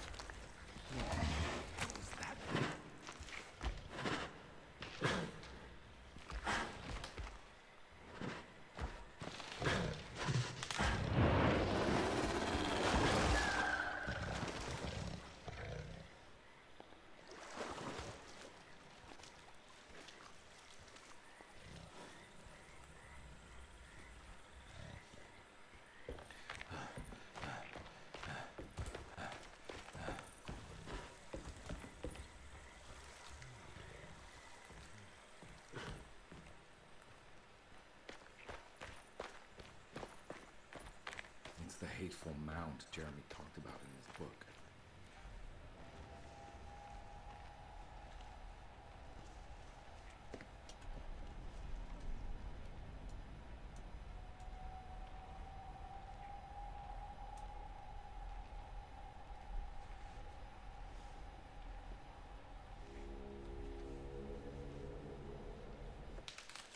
Don't come any closer. I'm armed. Get that thing out of my face. Who are you? What are you doing here? I'm just a detective trying to find something called Tarawea. You're after Jeremy too? Why? I'm working for his niece. She wants to make sure he's alright. He might be unharmed, but far from all right. He's a curse upon Deseto. Here we go again. Quiet. Jesus.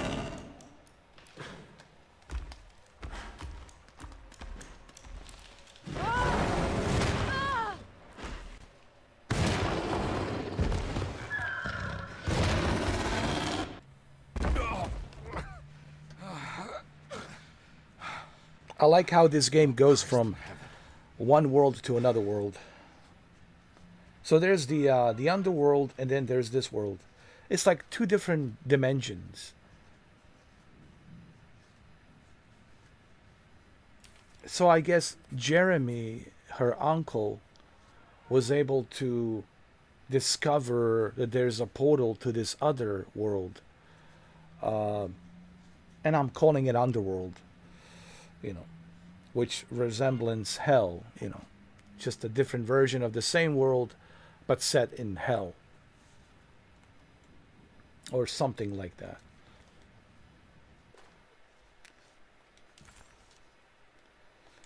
Palette knife. All right. Clue. Reflections on the Power of the Verb in Certain Texts by Juan Luis Jorge. To act is in itself divine. Even the slightest movement of our hand is evidence of our soul in motion. Yet our free will is so easily overwhelmed by the dullness of everyday life. Our actions become rote and rigid, in spite of luxury and comfort. True divinity is found in the choice of leaving the stage where we all perform. People who discover this freedom unexpectedly will be struck by the terror of this revelation and become paralyzed, or worse, turn to suicide. However, if you are able to weather that storm, you will discover that there is a divine path beyond that fear. There is a chance to dismount your destiny and make something new. Something that hasn't been planned for or predestined. There is difficulty in explaining this type of acting, as it transcends our everyday choices. This isn't some banal decision choosing one career over the other, or even who I should marry. Leaving the stage, no matter how, isn't a matter of course correction. It's a rejection of the story that the creator is telling.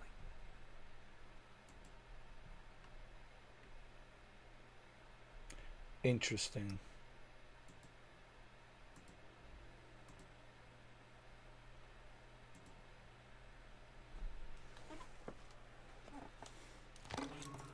Ooh, got the key to the sitting room.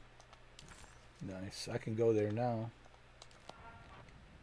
So what do I think about this game so far? Well, I wouldn't say this is a bad game. What review did they... Hold on.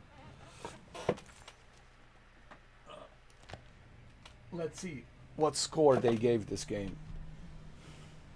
Now that I've been playing it for 4 hours and 35 minutes, I think I have a pretty good idea about this game. So, what are they saying? Alone in the Dark.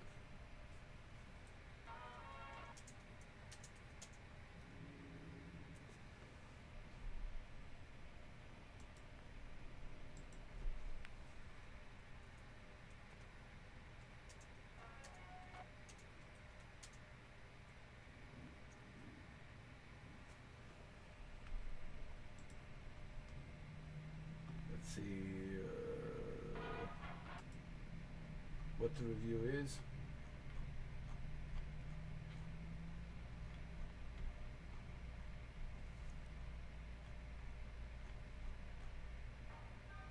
They gave it a 6, okay.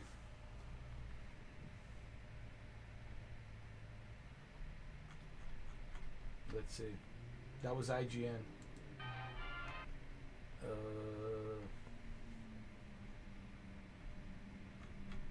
Let's look at the GameSpot.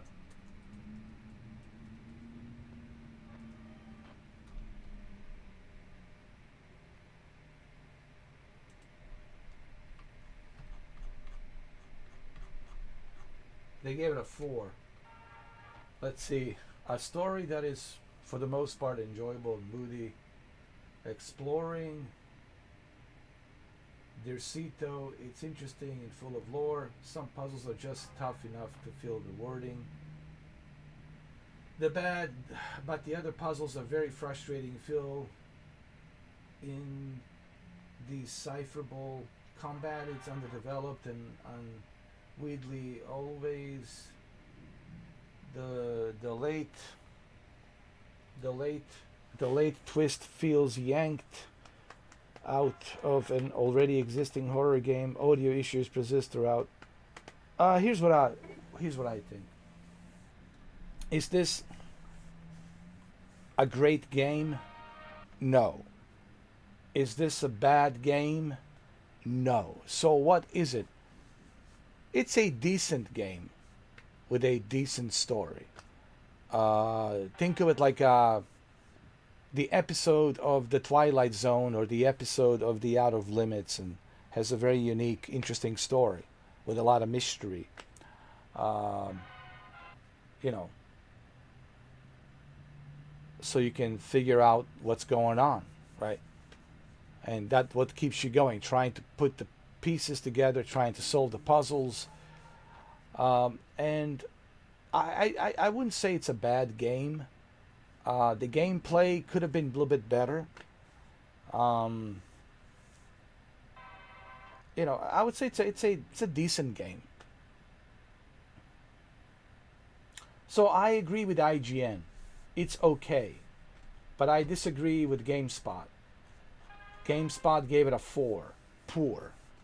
I wouldn't go as far as say it's a 4. I would say what IGN said, it's okay. You know. Yeah. But I don't agree with GameSpot to give it a 4. You know. 4, it's really for like a really bad game. That it's like, you know, there's nothing going on there. Like, it's unplayable. Like, this, at least it keeps you going because you want to find out. This guy was complaining because there was too many puzzles. Yeah, well, Resident Evil has tons of puzzles. Indiana Jones has a lot of puzzles. Tomb Raider has a lot of puzzles. So what? You're going to give this game a bad score because it has a lot of puzzles? It's a puzzles game. It's a horror, mystery, adventure with some very difficult puzzles. So what?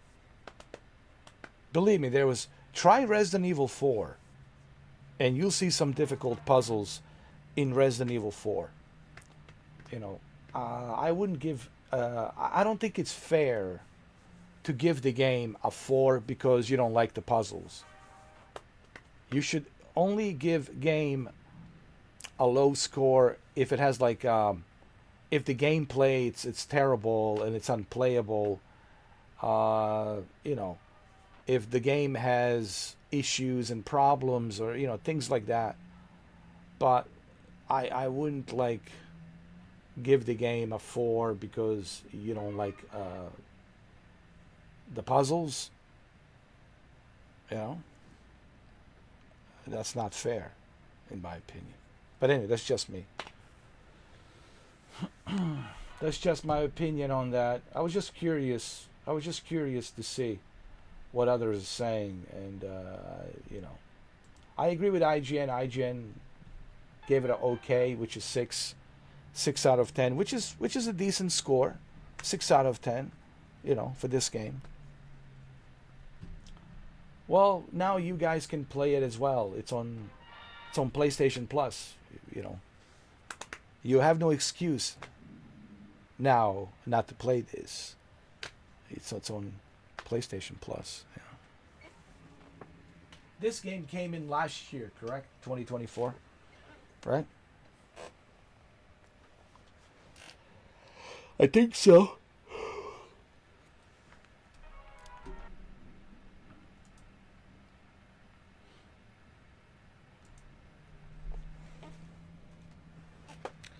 All right, I'm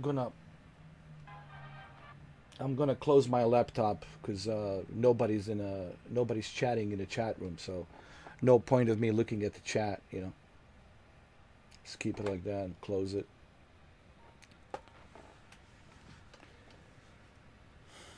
All right.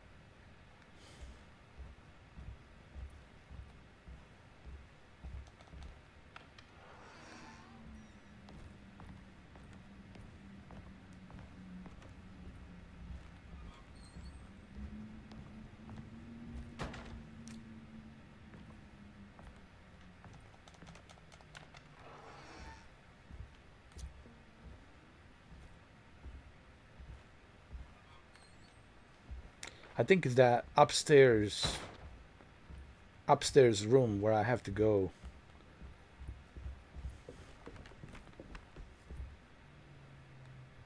It's wedged shut. There you go. It worked. See? I'm a very clever guy. I'm a very underrated clever guy.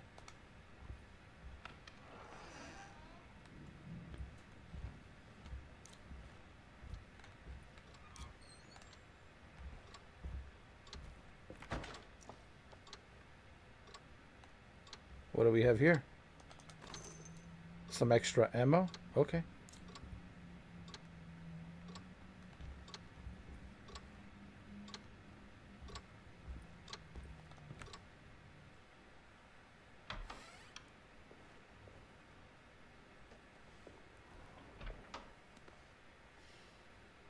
Detective Carnby, how good of you to come.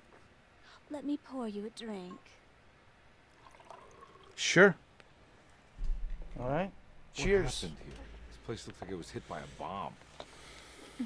Welcome to the madhouse, Detective. Thanks.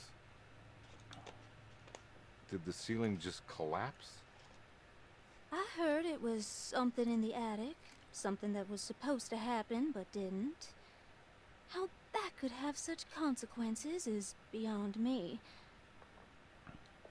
The truth is, I don't know why the room looks like this. But I bet your friend Jeremy does. You know where I could find him? Oh, somewhere in his past, I suppose. He keeps going on about that mysterious dark man. I think he is hiding from him. Or maybe he's with him. I can't really keep up.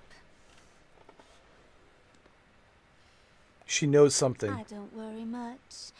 Take a look around this room. You may think it looks spectacularly devastated, but I just think it's finally found its stride.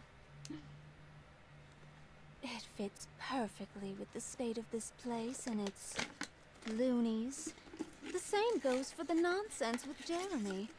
In my eyes, we finally managed to match the wild ride inside all of us. Well, I'm happy you find the evening so harmonious. I hope you don't mind me setting things right. Jeremy's business, that is. This room looks beyond my capabilities. Good luck, Detective. Hope to see you again soon. Yeah, even in this.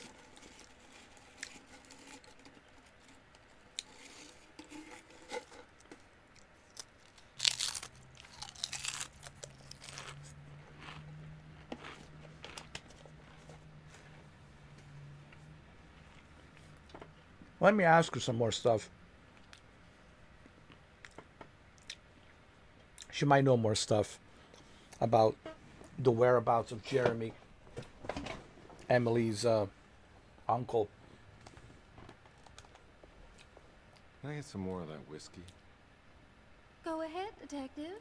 I don't think I can stomach any more anyway.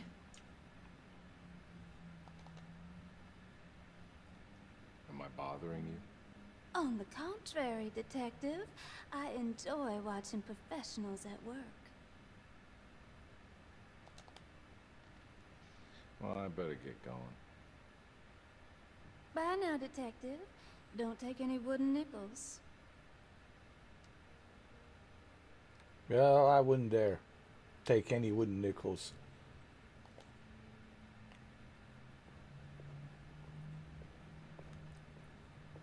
Well, she doesn't know much, I guess.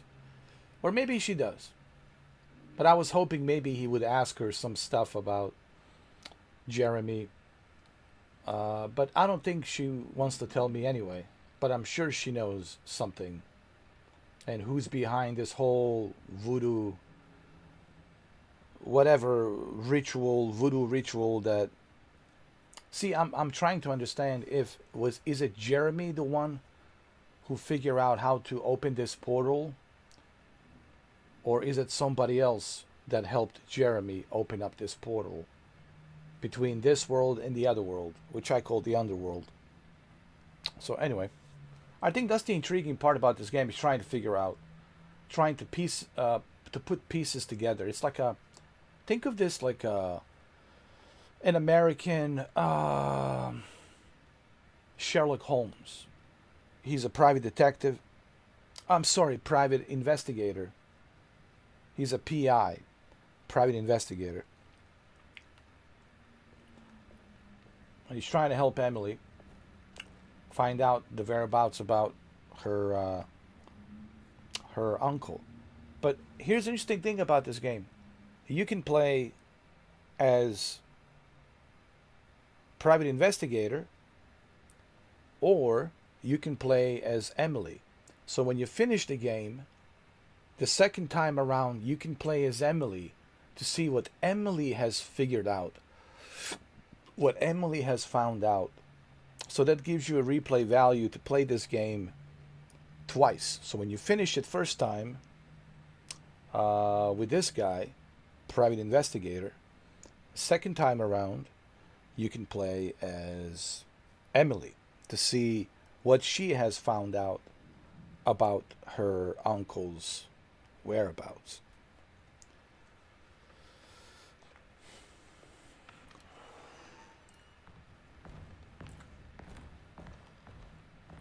Oh, I see what this is.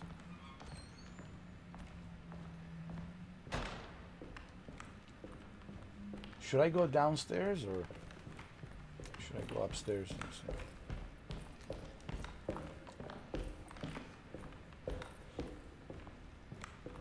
But I wouldn't say this is a bad game. I would say this is a decent game. It's not great, but it's not bad. It's just a decent game. You know.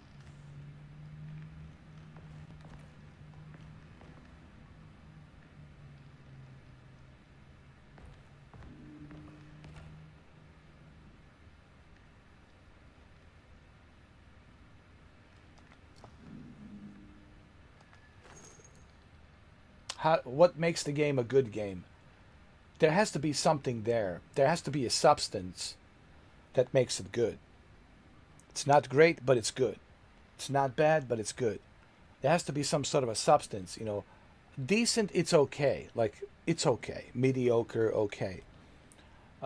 Means you can rent it, you can play it over the weekend or whatever. It's on PlayStation Plus.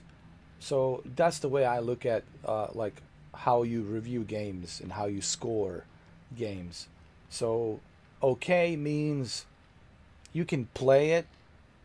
It's not great, it's not bad, it's not good, but it's okay. Like, something you can play. To be a good game, there has to be some sort of a substance that makes it good. If you know what I mean. Substance of like, well, this is interesting. Oh, you can do that, you can do this. Oh, I didn't know that. Oh, this game has these features.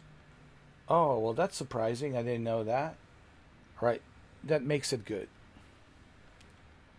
You know. But this is just okay. So I agree with IGN. It's okay. And you just have to accept it for what it is. A okay game. Would I put it next to Silent Hill? I would not put it next to Silent Hill because Silent Hill, it's more intriguing. There's more to the story with Silent Hill.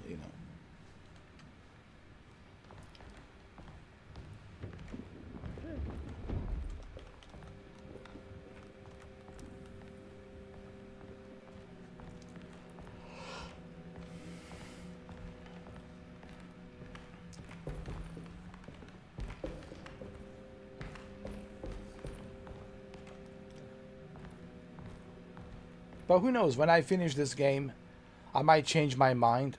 I might say, hey, it was a good game. It was not bad. It was not great, but it was good. But for right now, what? Let me see. 4 hours and 52 minutes. Almost 5 hours. 5 hours of gameplay. I would say it's still okay. But I wouldn't say it's a bad game. Trust me, I've played some bad games. They're like unplayable. This is okay.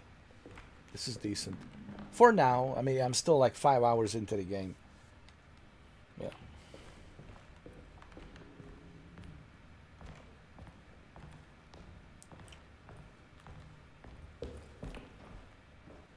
I need the key.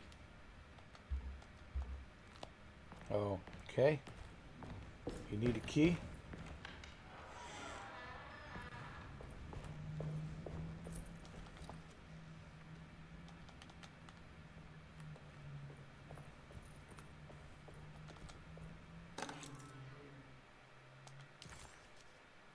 Medicine box key.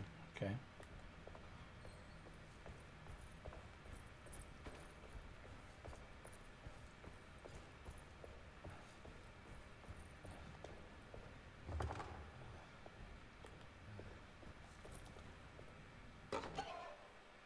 Syringe.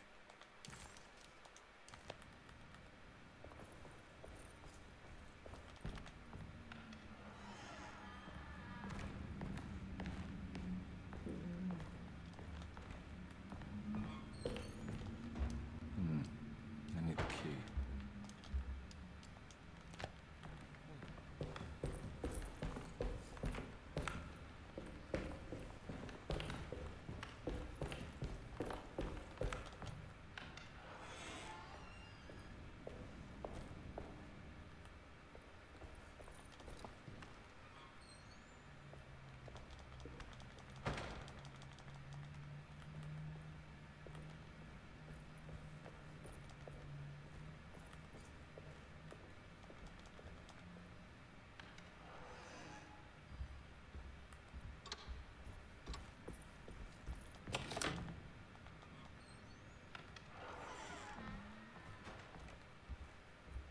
Well, I have the sitting room key, so I should be able to.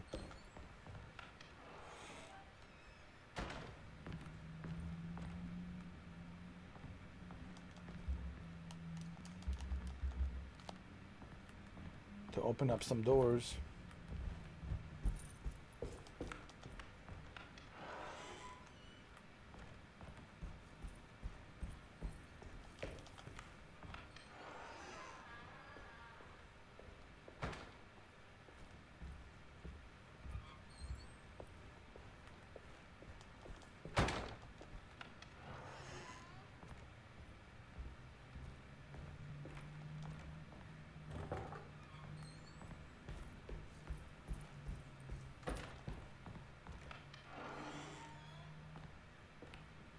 Whoa, whoa, whoa, whoa, whoa, whoa, wait. What is that?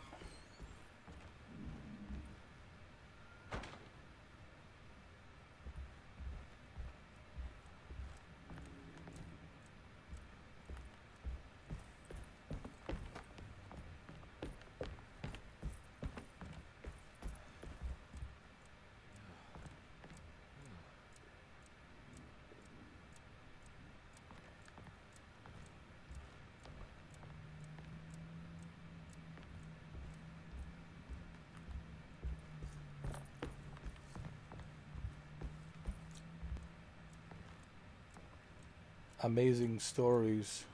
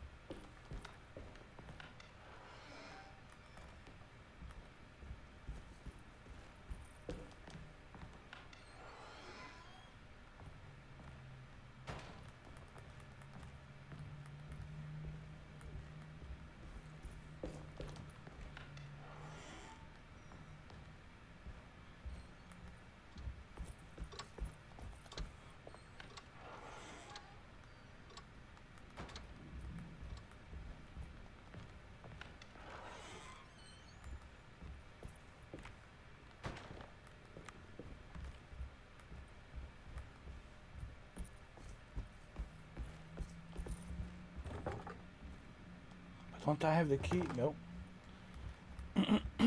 A sitting room. Ah, where is the sitting room? Ruth.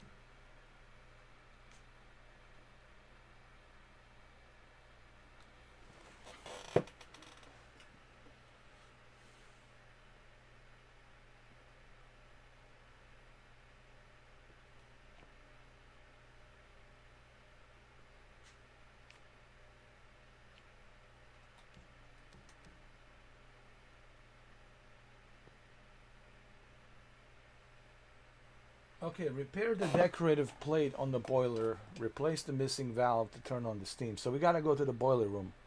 Okay. I got it. I got it. Let's go down the basement.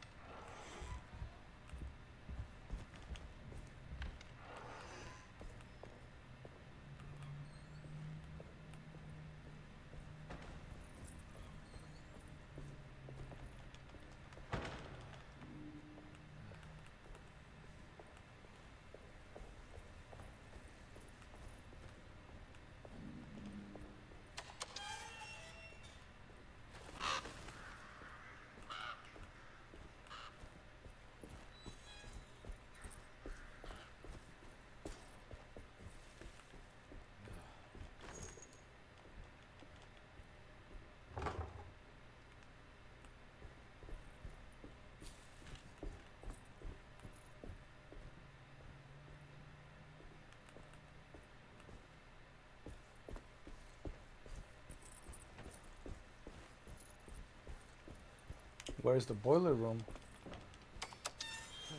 Okay, let's find the boiler room. We need a boiler room.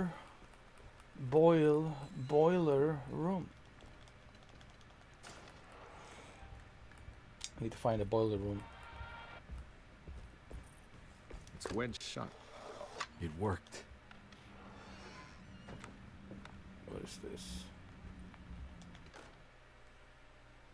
Bottle of lens instructions. The Barlow lens. Instructions. To double the magnification of your telescope, simply fit this Barlow lens to your instrument. Then operate the fine tuners to adjust the distance between your lenses. This is easily done while looking through your eyepiece. Simply search for a position where your picture is clear and appears flat. When correctly tuned, your telescope should present a clear picture with magnificent magnification. Okay.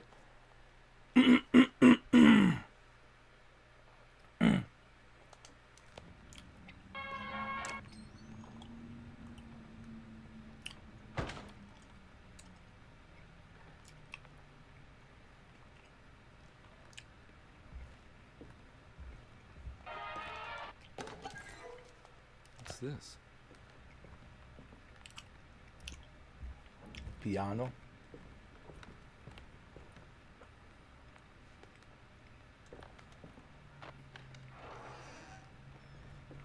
Oh, wait.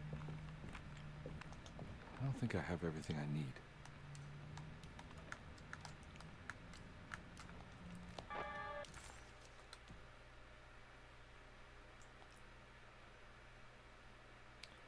Repair the boiler. Okay, let's do that first.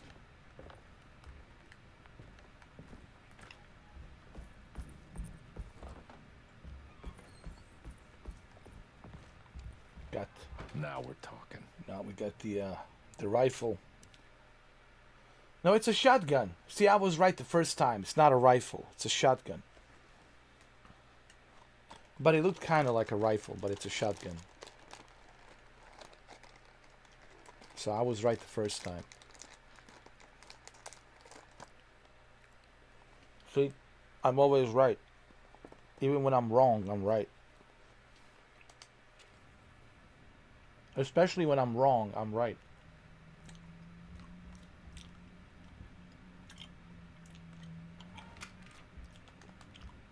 Shotgun. I was right. Remember, I said, it is a shotgun. I think it's a shotgun. And then I was looking at it and I was like, maybe it's a rifle. But it is a shotgun.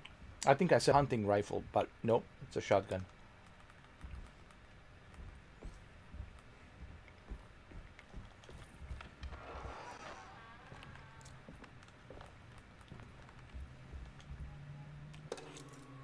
Stellar key, nice.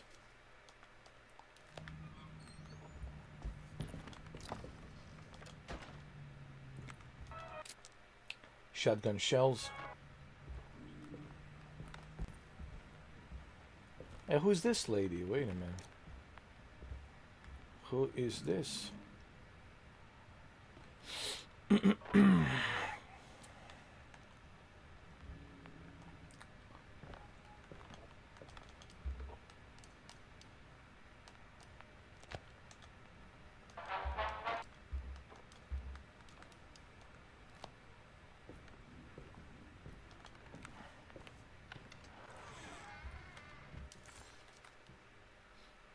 Okay, let's go to the boiler room. It's time.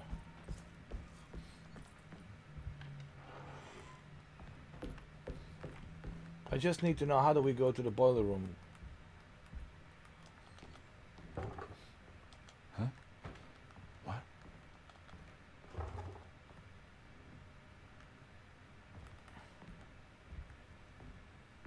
What the?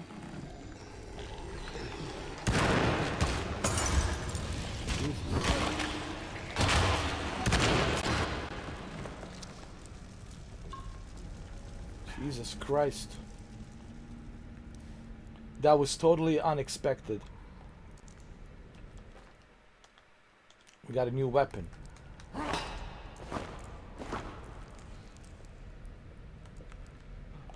That was totally unexpected. I didn't see that coming.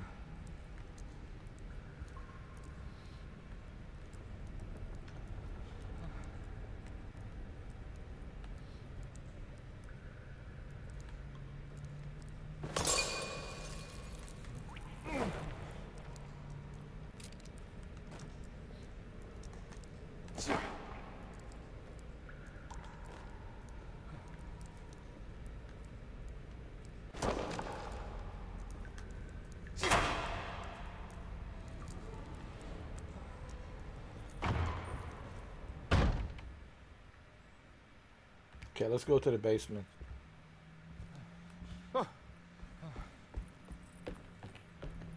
Where's the basement?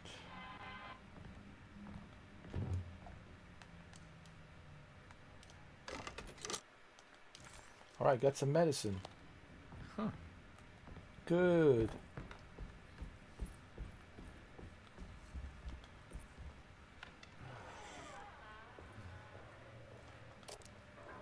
Got some more shotgun shells. It's good. Let's go down to boiler room. Just need to know where it is. Ah, there it is. Okay. Finally, we can go down to the basement, to the boiler room. And what do we got to do in the boiler room? Repair the decorative plate on the boiler. Replace the missing valve to turn off the steam. All right.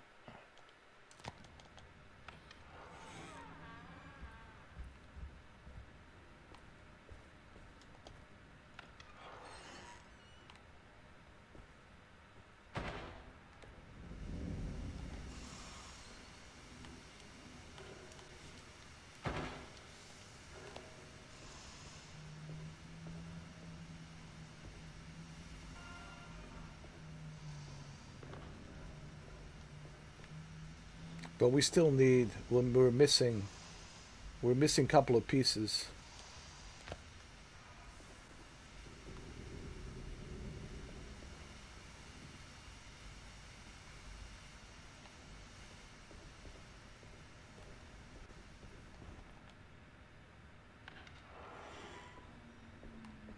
But I have the cellar key. Hold on.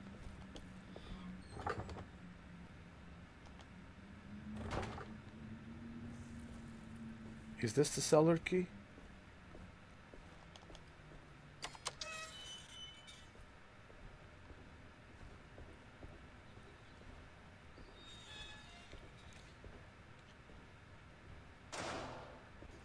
Yeah, this is the cellar key.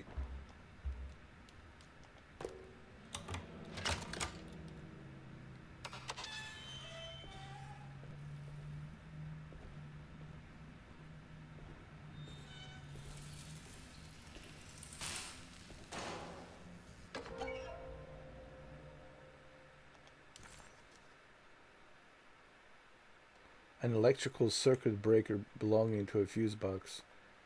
You know what's interesting? This game reminds me a little bit of D. Like yesterday I was showing you guys 1997 Sega Saturn game called D. So it does kind of remind me of D a little bit. And if you guys never played D, you certainly need to try it. Alright, so we need to find the fuse box here. Sure, there's a fuse box. There it is, nearby. And that's essentially what you do in D. You collect stuff, you try to figure out the puzzles. But I think it's more scarier. That's why the D works. It's definitely far more scarier than this.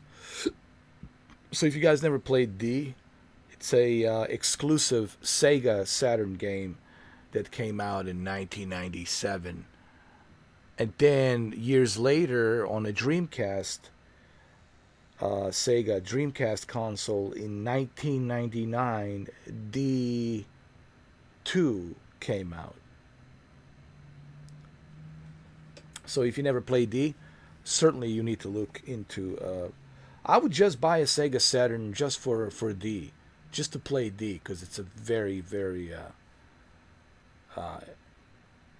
interesting game. And it's scary. I would recommend playing D late at night. Turn the lights off. Turn the volume up. And enjoy. Because it's just the best way to experience D is like late at night, like around this time, midnight. Play the game at midnight. From midnight till 6 in the morning. Turn the lights off. Turn up the volume a little bit. And oh man. you can't help yourself but just be scared.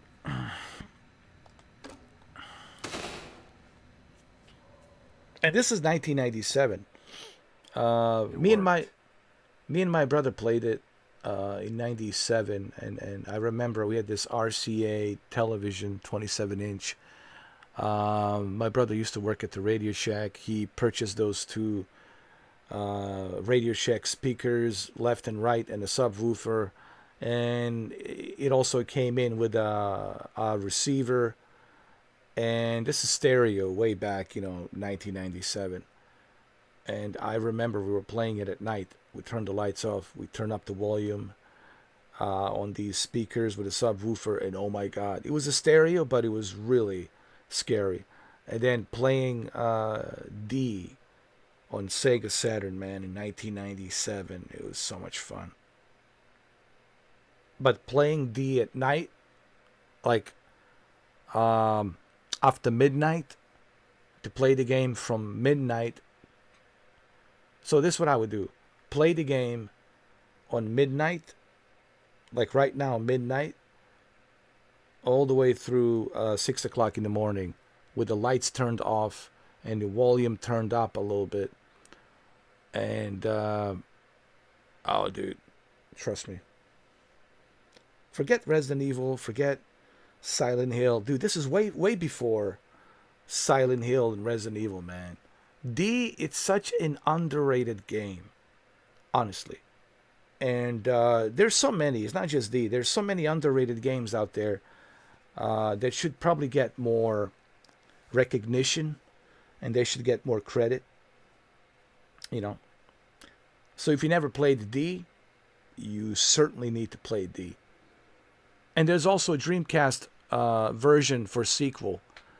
So Sega Saturn was the original D, the D1, the original in '97, and then in 1999, D2 came out.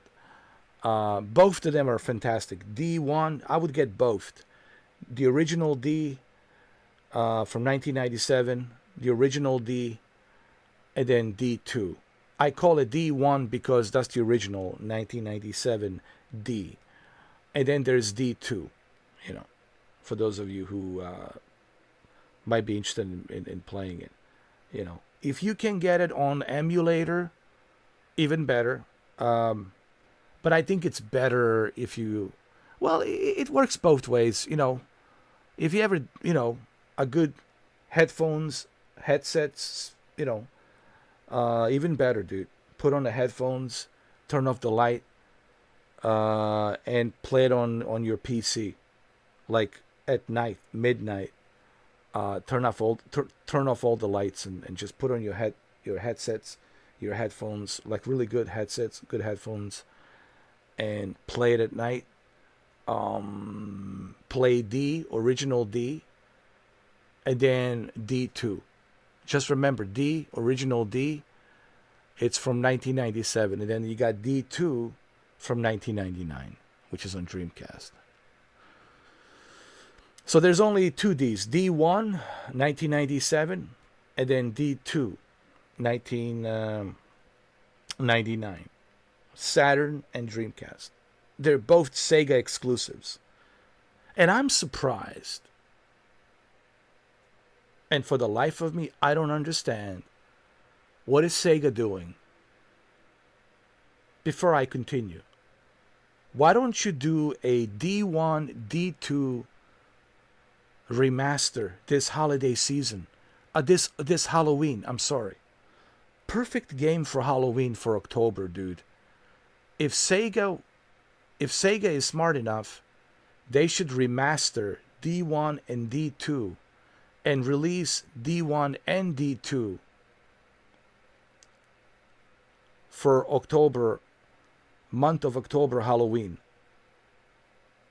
What better game to play in October for Halloween than D1 and D2? Remember, if they do a remaster on D1 and D2, oh my God, even better. So I'm surprised that Sega hasn't done that. Like I don't get that. Like you have D1, D2. Why don't you just release a remaster for October, for Halloween. Perfect game for Halloween. Perfect game for October. So anyway, I'm a huge fan of D, just so you guys know. But if you never heard of D, go and research. Go on your, Google search D1, D2. The original D was just called D from Sega Saturn, and then the sequel D2 came. So there's D1 and D2. And go research, and you'll see. You can also search on YouTube D, original D, D1, 97, Sega Saturn, and then D2, 1999, Dreamcast. So Saturn and Dreamcast. So come on, Sega. Come on, Sega. Remaster. Do a remaster of D1 and D2. I'll gladly pay $70 for both D1 and D2. Gladly. I will gladly pre-order remaster D1, D2. Gladly. Like, take my $70. Like, here. Just take it. Take it. Some of you have been asking me about The Thing. Like, how do I feel about The Thing remaster? Can I be honest? And I understand developers and publishers, they want to make money. Who doesn't want to make money? I get it. I understand. Everybody wants to make money, of course. But what I don't understand is, like, why price it so high? I mean, they do understand I can get that on PlayStation 2 for cheaper. And I can play it on my PlayStation 3. Backward compatible. I have a PlayStation 3 fat. I can play PlayStation 2 games. Or I could get the emulator and play The Thing on my emulator on the PC for free. What I'm trying to say is this. $30, I think it's asking too much for the PlayStation 2 game called The Thing. All right, I think it's out there asking too much. $30, it's a bit too much, man, for that game. And that's why I was so hesitant to purchase it. So what would be the reasonable price? The reasonable price for The Thing remaster, to be fair, it's $14.99. $15. $15, that's a reasonable price, man. Like, I would have gladly paid $15 for The Thing remaster. But you asking me to pay $30? I'm sorry, dude. I can't do that. And why would I, when I can just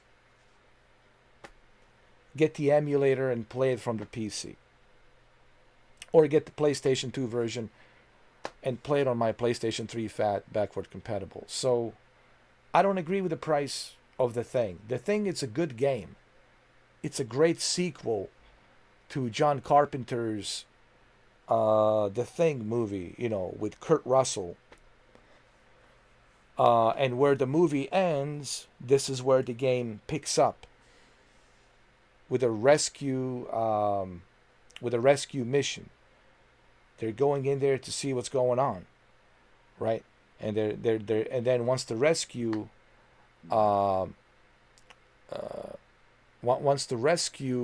team comes in to investigate, they find out what's going on, right?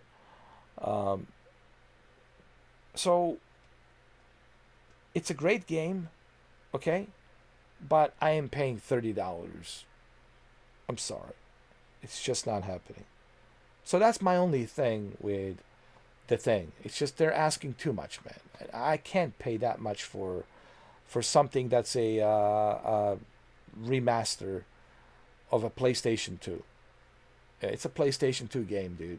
You can't expect people to pay that kind of money for a PlayStation 2 game. I'm sorry, you know. You just can't. You know, you have to be reasonable. $15, it's a reasonable price.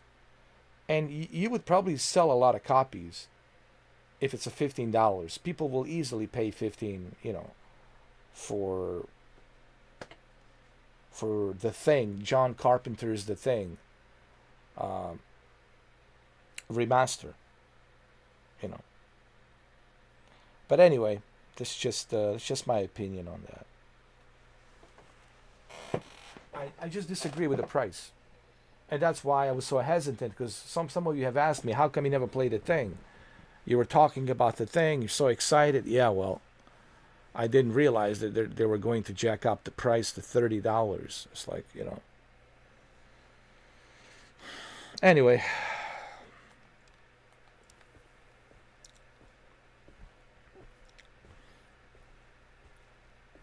That's just my opinion, you know.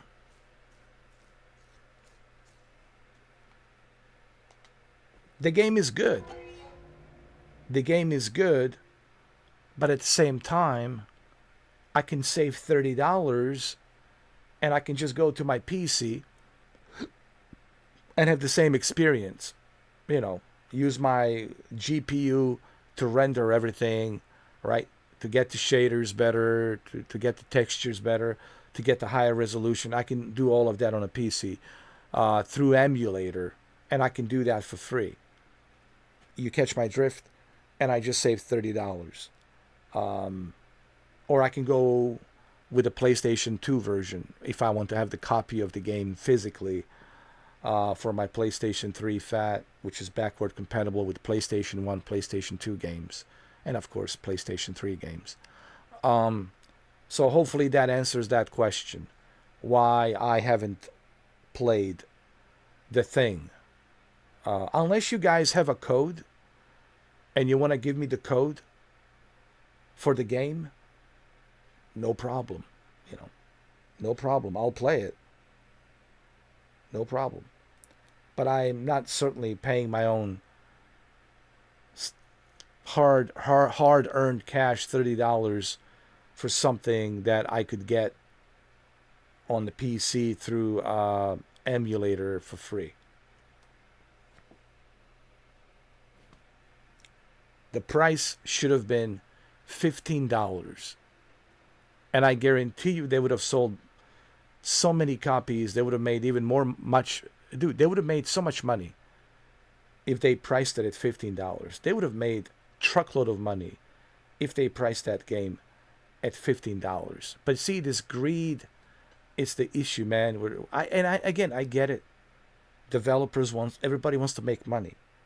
But, you know, there's a smart way of making money, and then there's a very dumb way of not making any money. And a dumb way of not making, and I'm sorry for using the word dumb, it's because of the greed. You know, the greed really doesn't help, man. You know, the greed is probably the worst.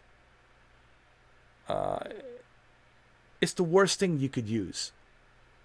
Because you're not going to be successful. You're going to fail because you're being greedy. Hopefully some of these developers and studios understand that. What game are you remastering? What game is it? What type of game is it?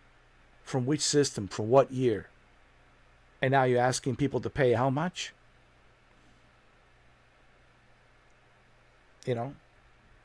$15 for The Thing. And even right now, I was looking at the sale. You guys know there's Days of Play. PlayStation Store has a Days of Play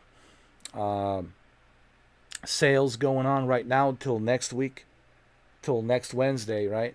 I think next Wednesday is the last day.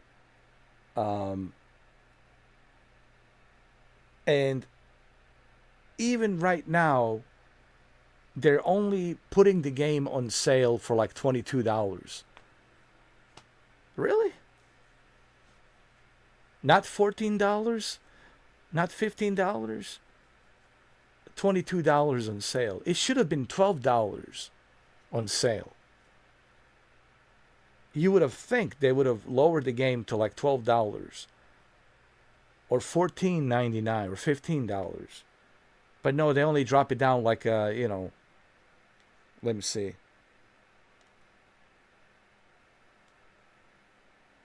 Like $8.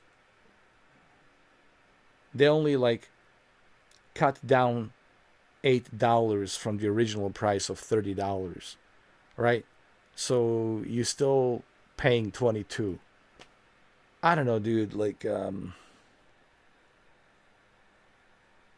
anyway, like how, like what kind of sale is that? The game is $30, and you're only like shaving off $8 off of $30, and you're paying $22. You're not saving much. I don't know, like the publishers of whoever's in charge of publishing and remastering the thing, they're so greedy. Like they're just thinking about money. And this is the dumb way of trying to make money. It's not a smart way. And I'm sorry to be so direct and blunt, but it is a really dumb way of not making any money. Because you might have a certain, you know, hardcore fan base out there that will purchase the game no matter what. But if you want to make a lot of money, if you want to approach a lot of people, then you have to cut down that price, dude. You got to bring it down to $14.99 to $15. $15, everybody would have bought the thing. Everybody would be playing the thing. But people are hesitant because they're like, well, shit, I can get this on my PC on the emulator. I'll just play it for free on the emulator. Or I'll just get the PlayStation 2 version, you know, buy it somewhere cheap. And then play it on my PlayStation 2 or PlayStation 3 fat, backward compatible. So anyway, so that's the reason why you didn't see me play The Thing. Because I know some of you were wondering, Jesus, he was talking about The Thing remaster. I can't wait to play it. Yeah, well, I didn't know that they were going to be so greedy. They're going to jack up the price to $30. I just disagree with the price, man. It's a great game, but I ain't paying $30. Certainly not paying $30. You know, because it's ridiculous. Certainly not for a PlayStation 2 game. I mean, come on, give me a break. You know, a game that it's what, 25 years old? Are you going to pay for a game that's 25 years old? $30? Hell no. But anyway, that's just me. You know. All right, let's continue.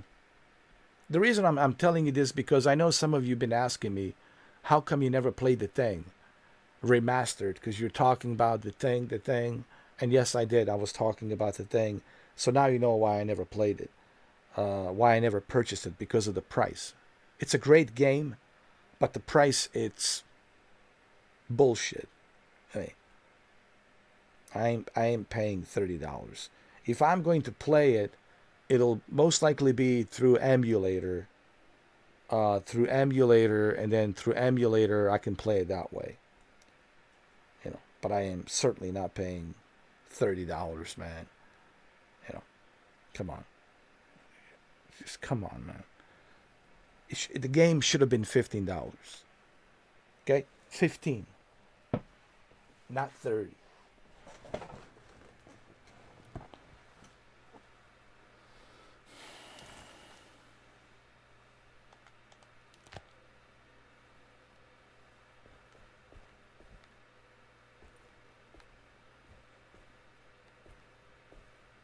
All right, let's use this valve and let's fix that boiler room.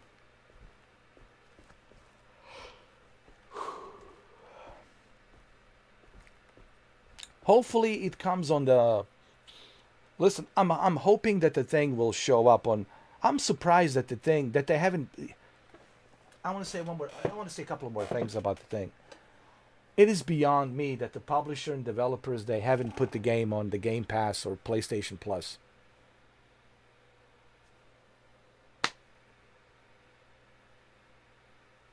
It's really dumb. You want to make your money? Well, put it on the PlayStation Plus. Put it on the Game Pass. The thing should have been already on a PlayStation Plus. It's beyond me, man, that they haven't put that game on the PlayStation Plus or a Game Pass. Anyway, let's continue.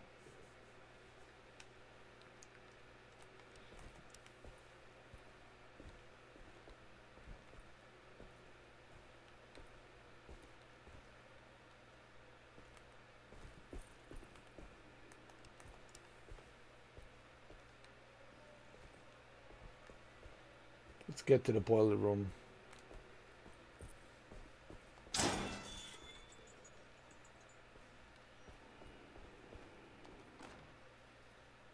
Ooh, what the hell is this?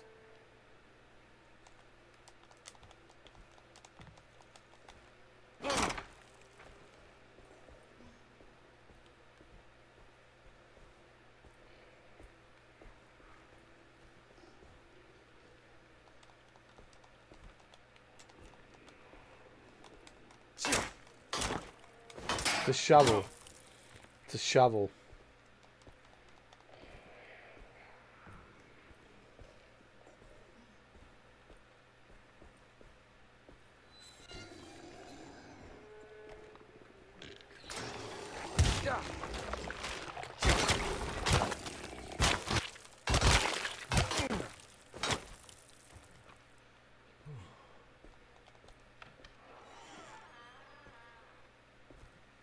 There we go.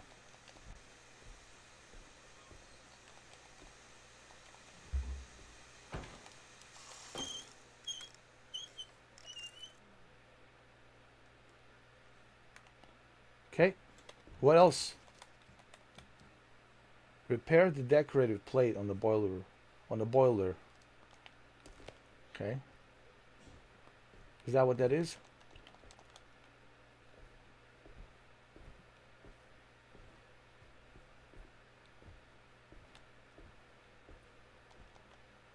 You know, this shovel is very powerful. Jeremy?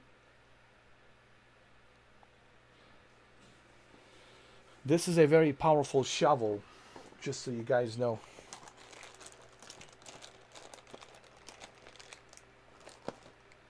Is that a Jeremy? Hold on.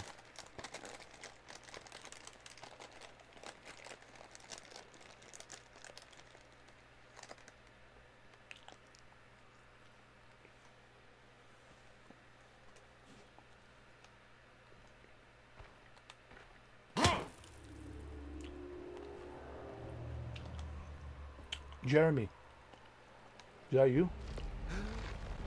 What the hell is going on?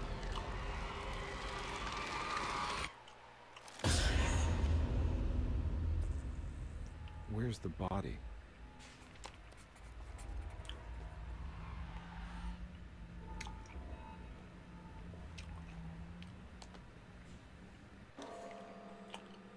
Broken plate, there it is.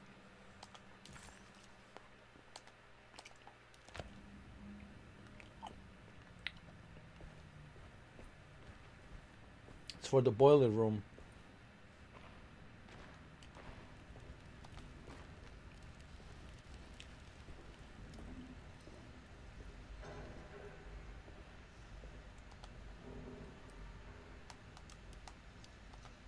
We need one more piece, and then we're good.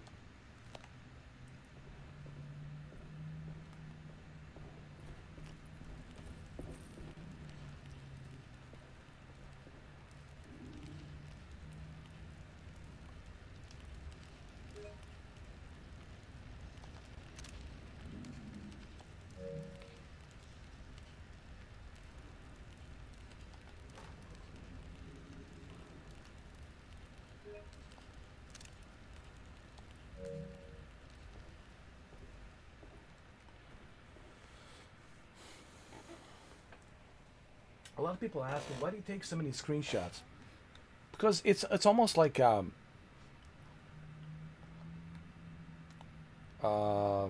journal, like my gaming journal. Like I was here, I picked up the shovels, I took the screenshot of the shovels, right? I was here in the boiler room.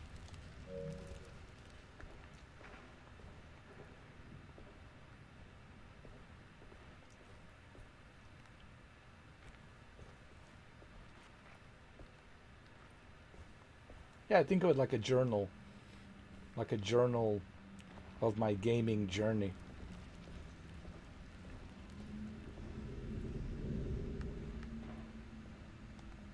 There's something missing.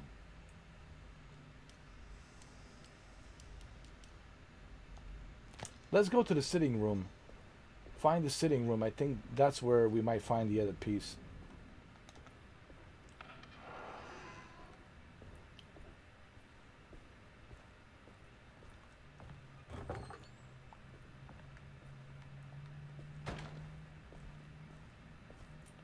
This is the cellar.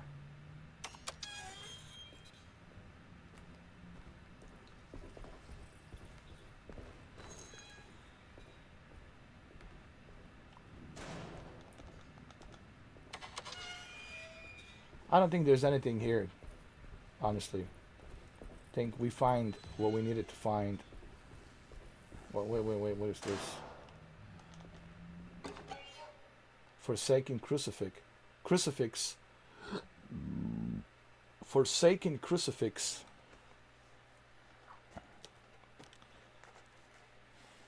Let's take a screenshot of this too. Put in my journal. So it's not a bad game. It's not a great game. It's a decent game. You know, okay, decent.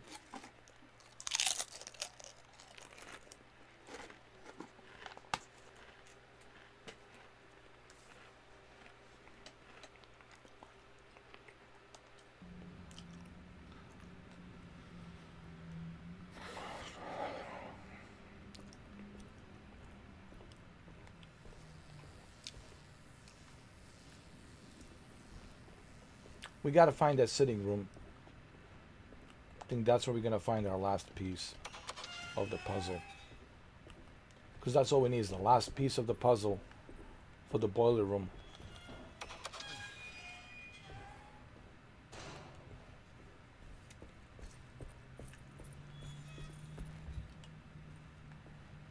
Wait, what is this? That's the boiler room. This is our last piece of the puzzle we need to find. But I think the sitting room key. But where's the sitting room? Hold on. Come.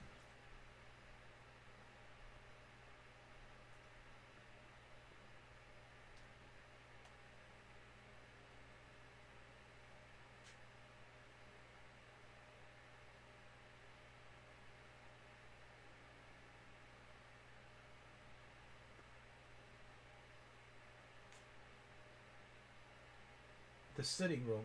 It's on it's on the third floor. First, second, third. It's on attic. Hold on. Oh. Second floor. The sitting room is on the second floor. Alright, so let's go to the second floor.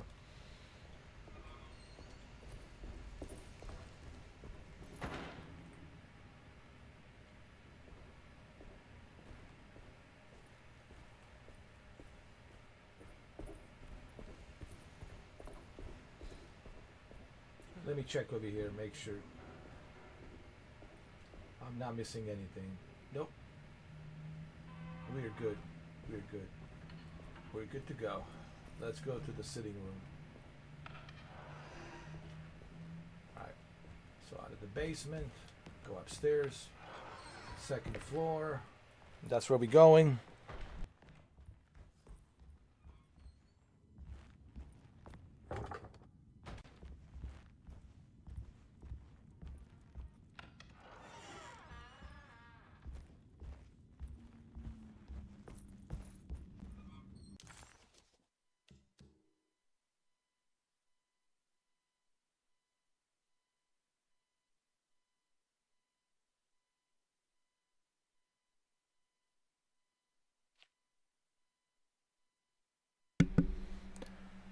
All right, so this is the first floor where I'm at right now. It's the first floor. So we gotta go and take the servant stairs. It will take us to the third floor. I mean, this second floor. There is no third floor. There's only attic. You have first floor, second floor, and oh, did I go this? The attic. The attic. Did you ever hear that joke? Can you count to 3? 1, 2, 3. I know Shuki's laughing. That's how you count. 1, 2, 3. Let's go like that. 1, 2, 3. All right, let's go. So remember, there's only first floor, second floor, and the attic. And the ground floor, which is the basement.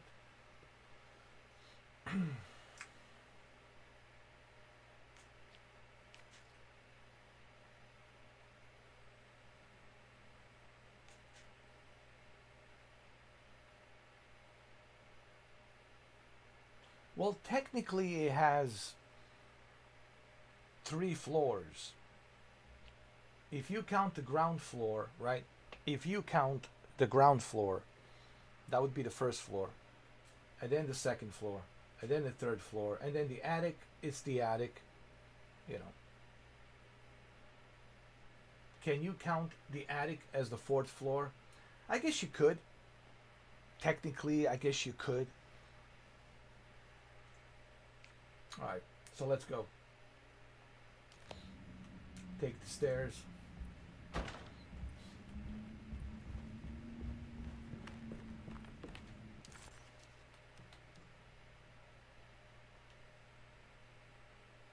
So we go straight down and then left.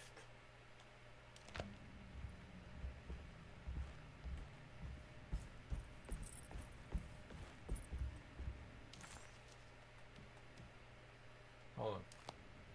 I mean this way, straight down and the left.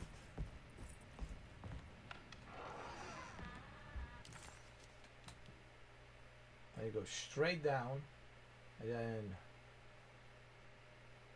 we make a left.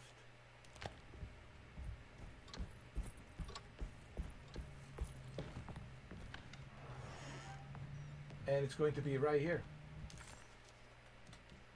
This is going to be where the gallery is and then the sitting room. It's going to be right here.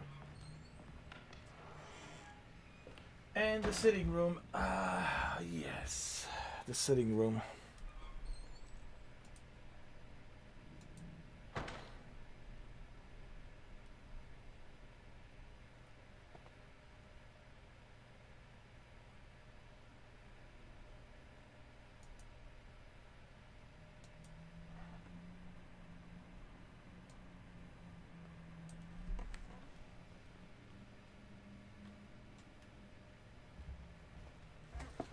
Okay, let's see. That's where I'm at, right there. You see that white circle? That white circle right there?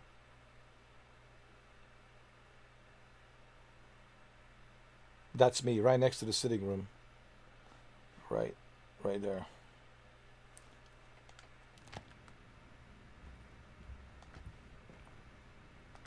There we go.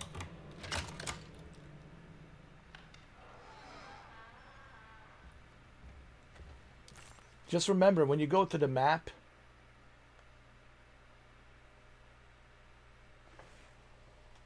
you can always press square. Press the square button to see where you are. And you're going to see that white circle show up to tell you where you are, because you can easily get lost in this game. So I'm trying to help you, so that way you know your way around this map when you are trying to collect stuff, the keys and other stuff to solve the puzzles.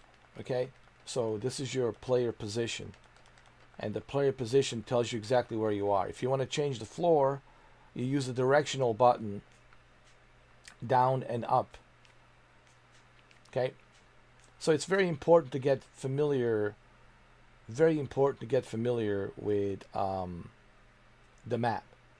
Once you get familiar with the map, then you know exactly where to go, you know exactly what to do, so that way you're not wasting time, so you know what to do and where to go. Okay, let's go.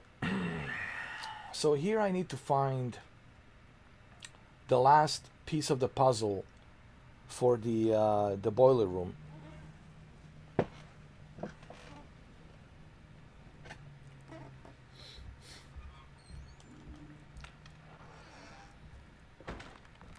Oh my God, that's creepy.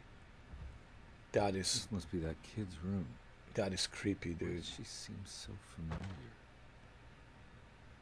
I'm gonna take a screenshot of this because it's just.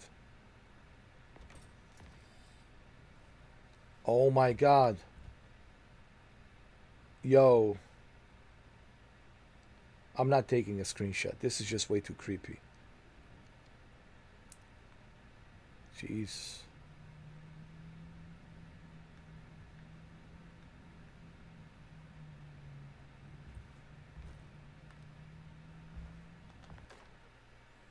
Don't you worry, Grace.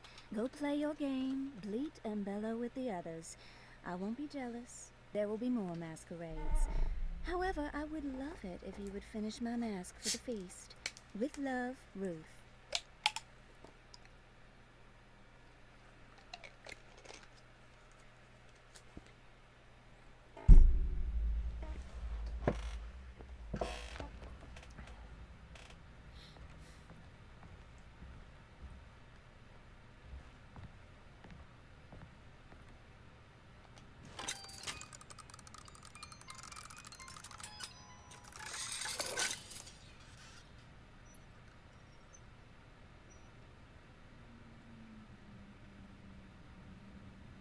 Man.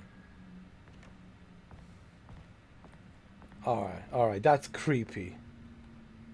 That is creepy.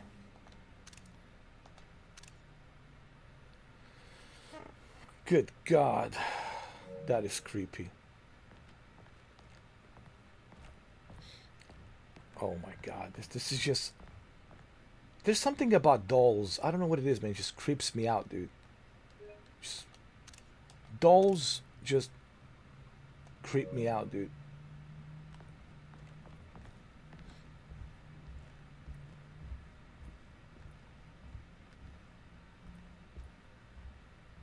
Oh my God. Imagine sleeping here. Imagine spending the night here and sleeping here. Good God.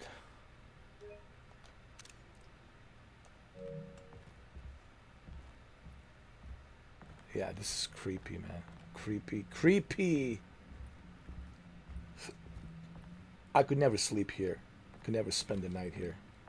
Yo, this is just creepy.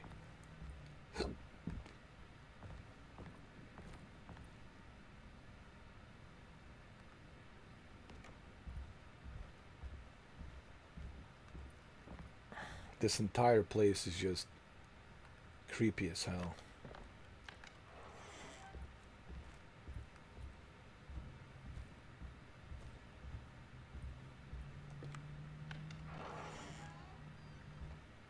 Hold on, we're not done yet.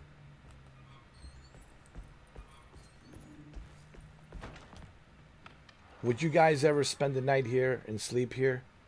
Just look how creepy this place is, dude.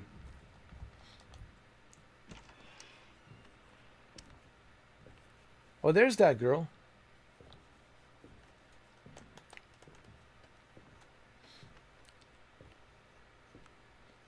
He doesn't realize she's there.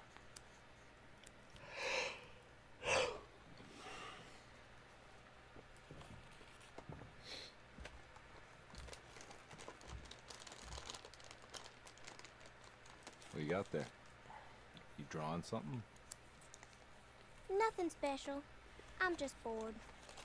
Do I know you from somewhere? I remember you, Mr. Conby. From where? Don't touch that. Cassandra wouldn't like it. She wouldn't like it at all. Do you know where she is? I'd rather not talk about it. It makes me upset.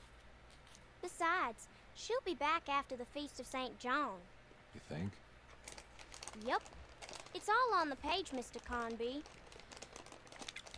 And many of them that sleep in the dust of the earth shall awake, some to everlasting life, and some to shame and everlasting contempt. All right. I'm gonna go now, if that's okay.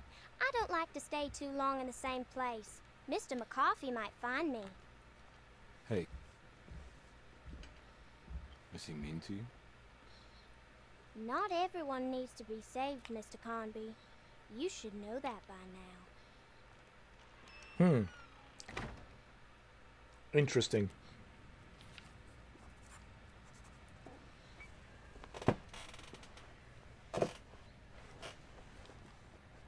So this is where Cassandra Beauregard ended up. For some reason, I thought she died years ago.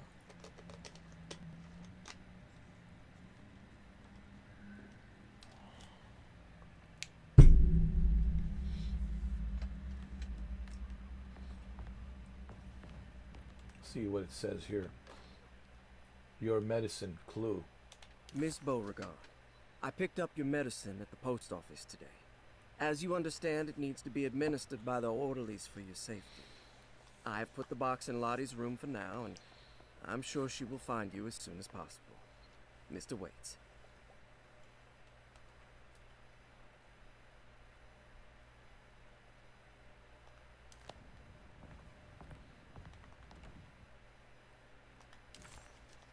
Huh.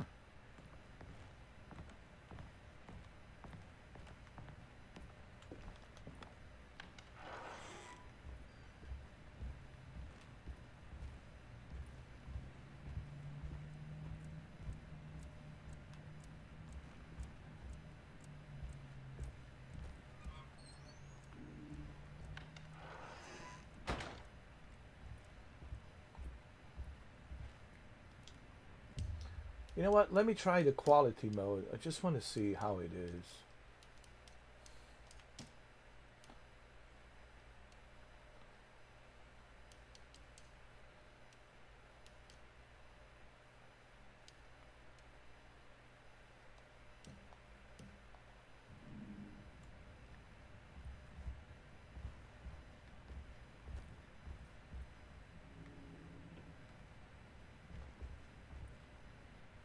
It dropped down to 30 FPS.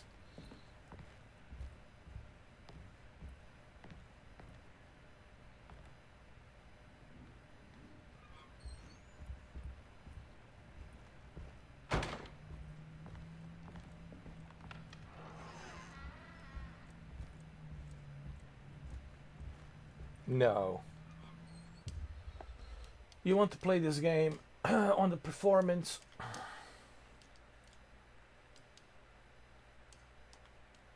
Turn off the motion blur.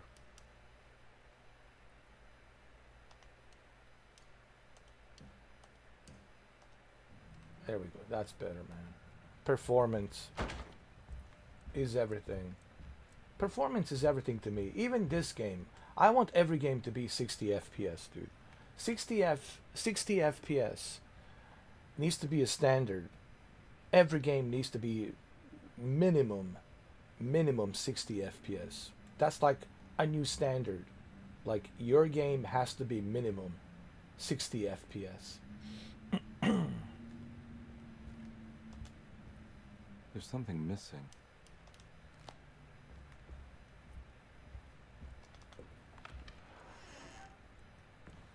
Did I miss something here? Now, if you can't achieve 60 FPS for whatever reason, because the game is so demanding, at least you should have steady 30 FPS. I don't mind 30 FPS as long as it's steady. Like if it's very steady and it's not dropping any frames, then I'm okay with that. That's like the only way I would play 30 FPS, if it's like steady, very steady 30 FPS. But in general, it has to be 60 FPS. Like I said, every game needs to be 60 FPS minimum. Minimum, bare minimum 60 FPS. And for the most part, majority of the games now, they're bare minimum 60 FPS because they have a performance mode, and all of the performance modes are 60 FPS.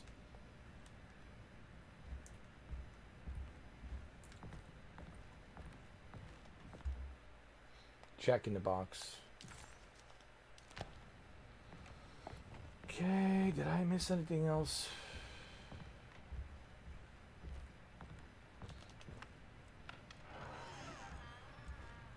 Remember, we need to find that piece, the last piece of the puzzle for the boiler room. Let's check over here.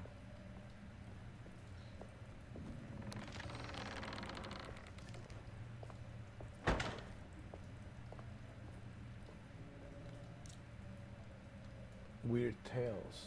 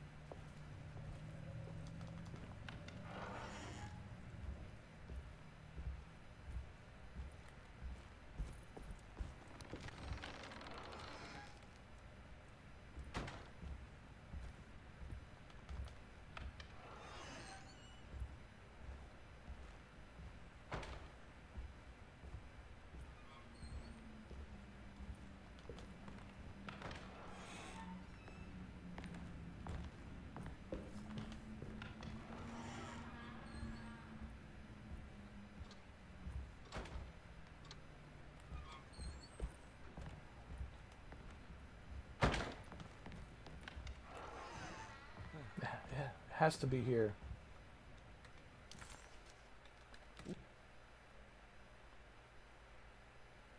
Grace room. Hold on. I didn't check the Grace room.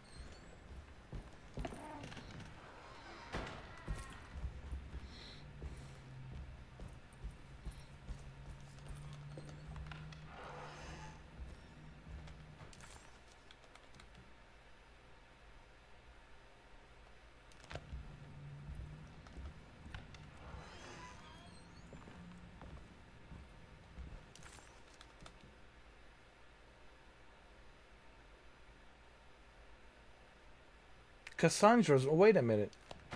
Cassandra's room. I was there, wasn't I?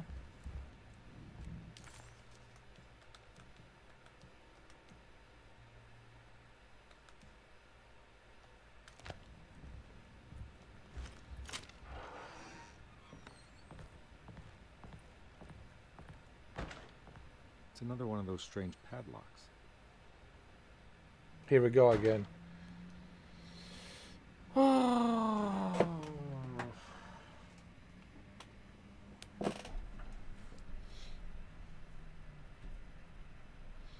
I need to figure this out.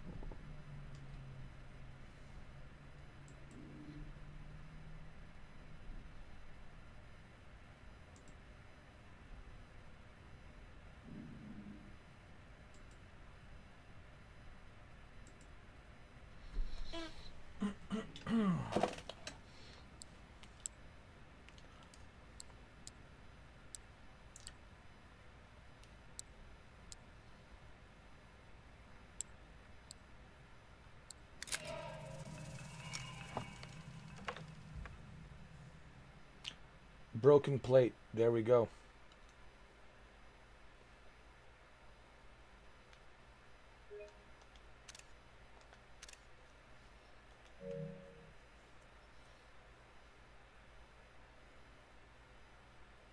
It's another piece of broken plate. Alright, so all we have to do now is go back to the boiler room and repair the decorative plate on the boiler. And we're good.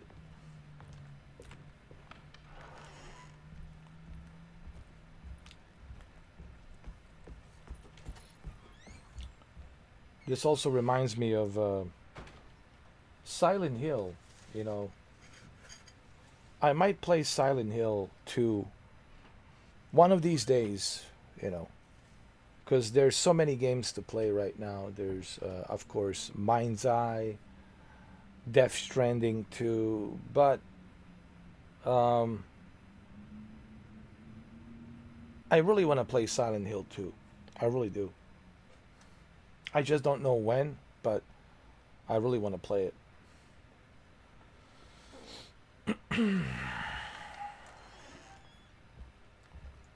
Alright, let's go to the boiler room. The boiler room is downstairs, remember. Downstairs.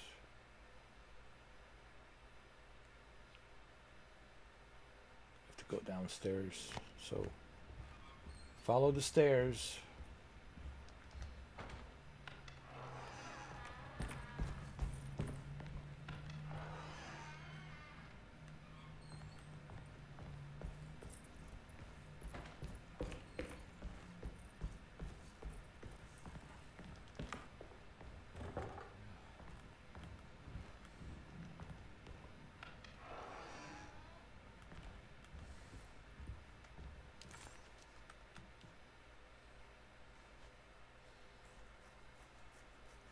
Okay, so go straight and left. I got it.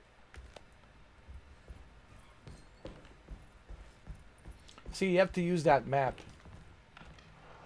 Because you can easily get lost in here, man. It's like a maze. It's like a labyrinth. So that's why you need to go to the map. Check your player position. See? When you press square, on your PlayStation controller, now you know where you are. See that white circle right there? That's your player position. So we go straight down the servant stairs. They call it servants,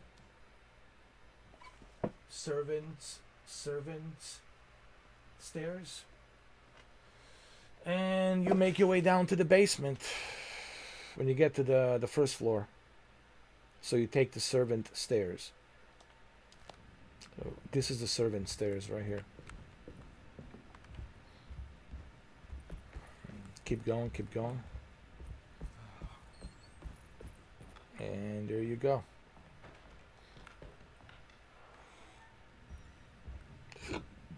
And it will take you to the boiler room. And the boiler room is right there. Right here. And we are ready to finish this puzzle.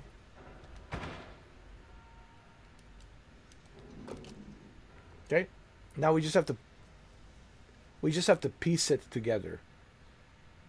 That's all we have to do.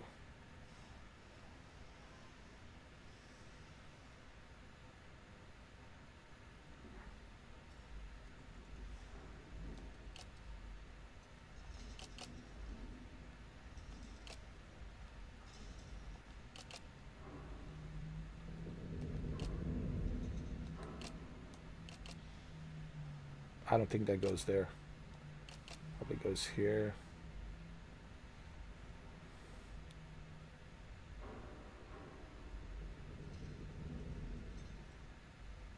Hold on. Something here doesn't add up.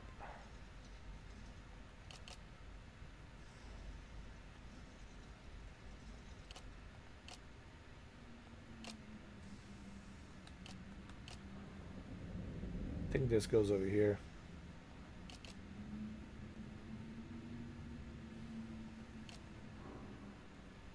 Hold on.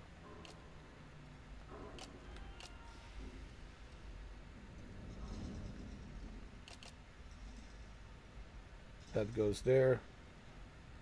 Let me see.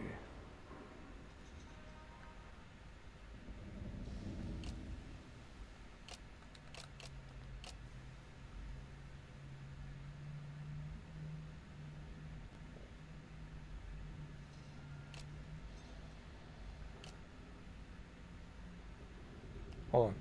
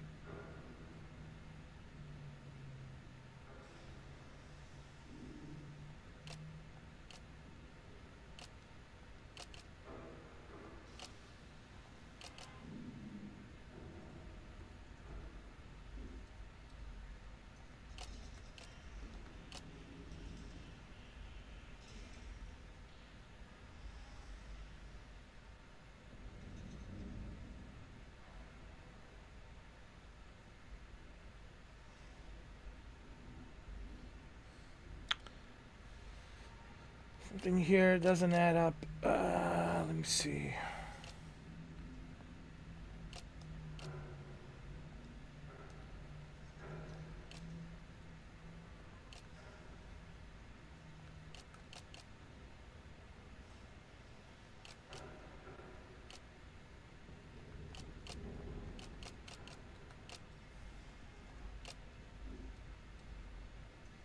All right, that's better.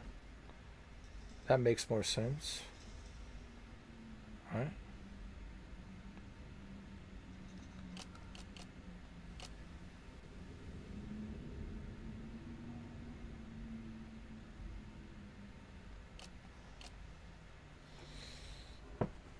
Hold on.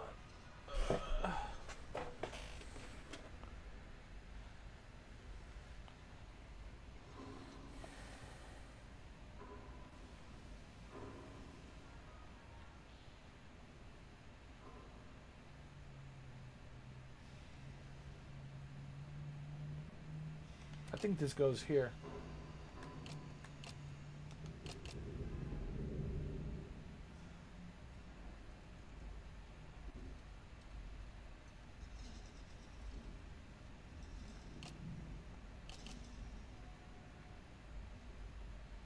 Yeah, that looks better.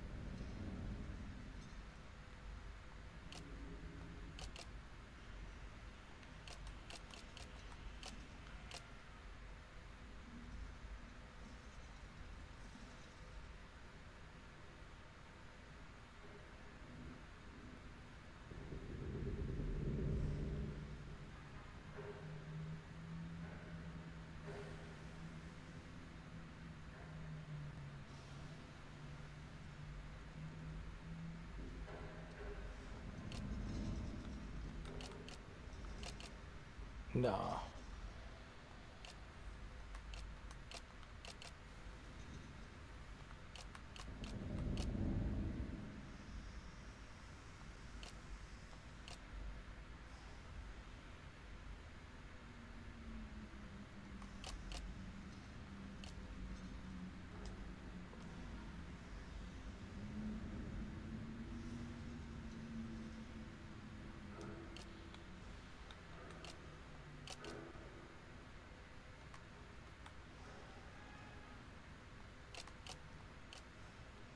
Okay.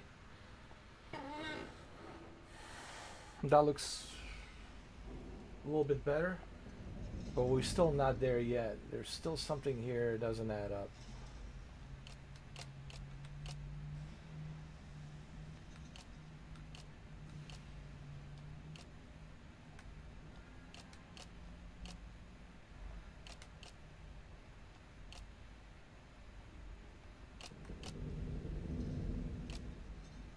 Okay.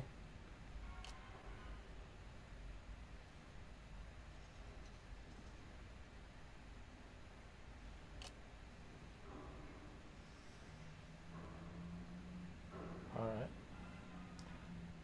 Still something here. Doesn't quite.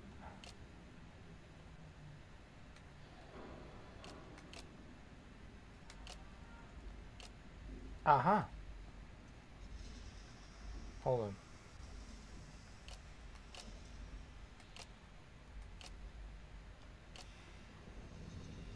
No, no, no, no.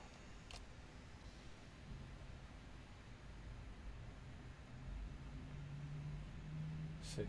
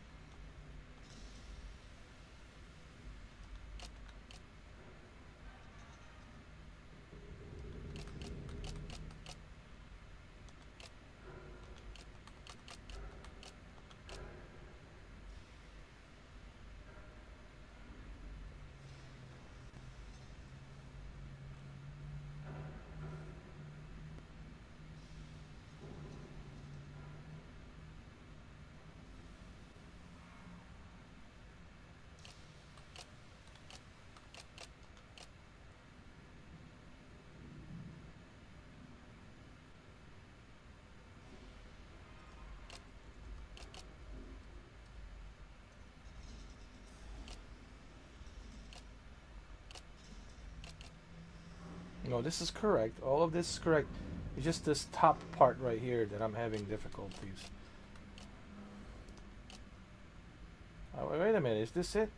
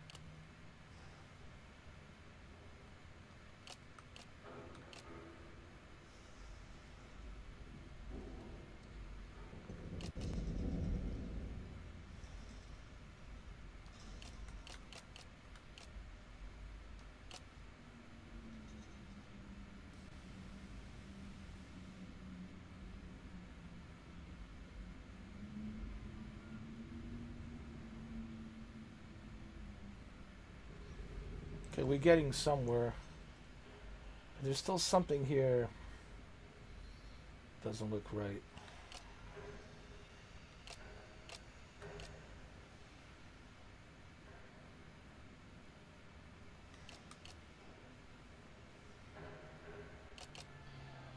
No, no, no.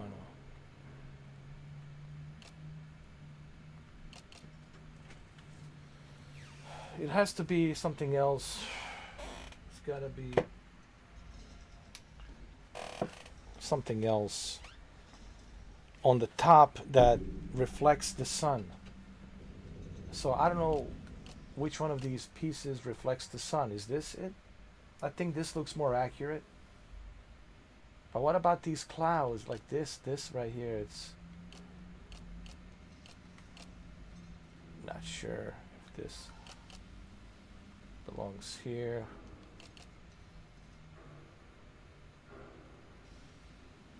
Okay.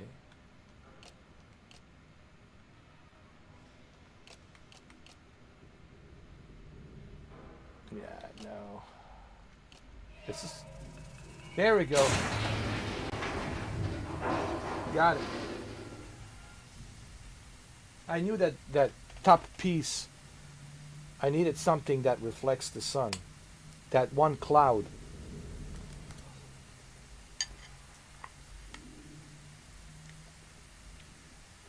That one cloud needed to connect with the sun, to reflect the sun.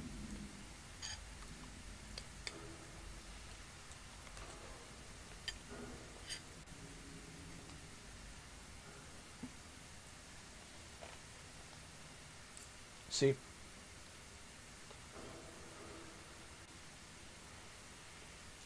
Oh, here we go.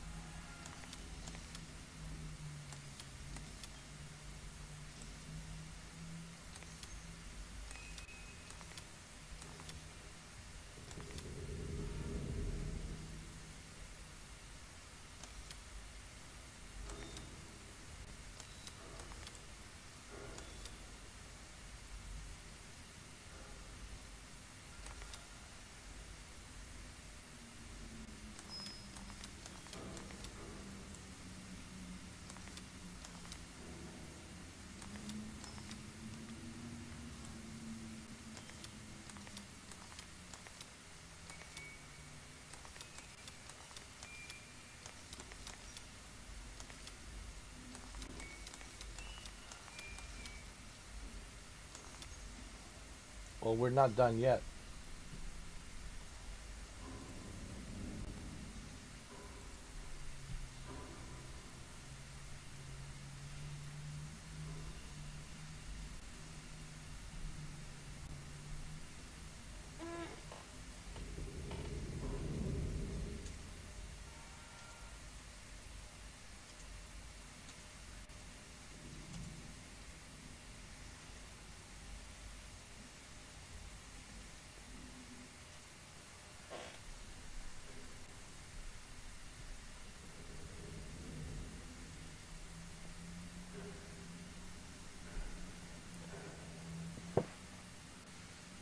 Reflects the sun. See, everything has to do, the code has to do with reflecting the sun.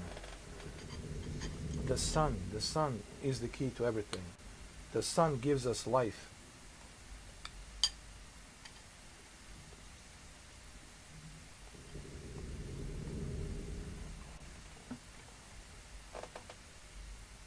These numbers has to reflect the sun.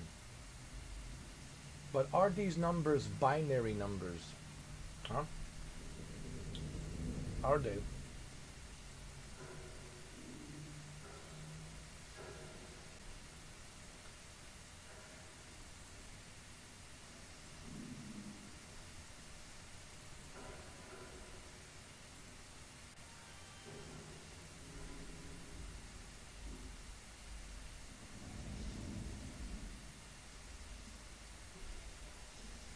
So wait.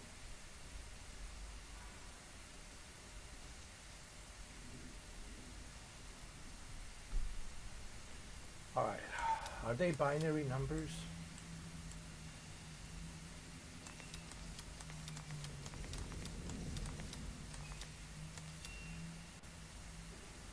No, no, no, no, no. I'm doing this wrong.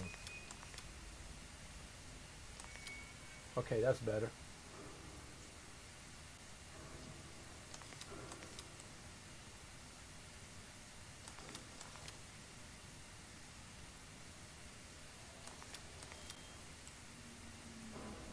And then it should be 2, right? Yep. There you go. Black glass is showing another room. Must be a way to another one of Jeremy's memories.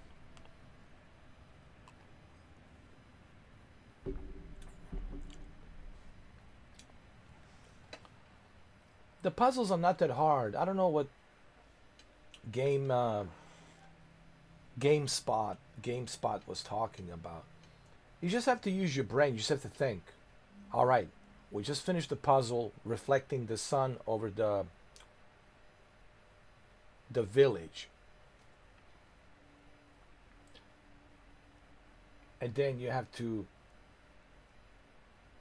think about what does the sun represents, right?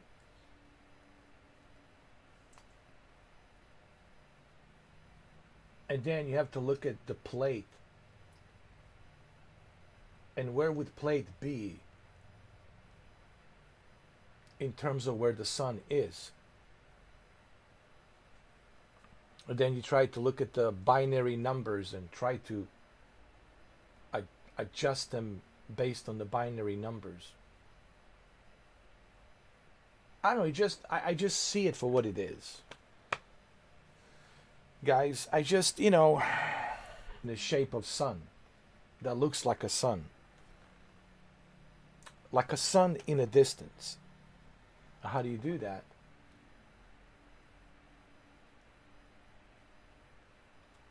Use the binary numbers to adjust the plate, and then get the plate to adjust accordingly. Yeah.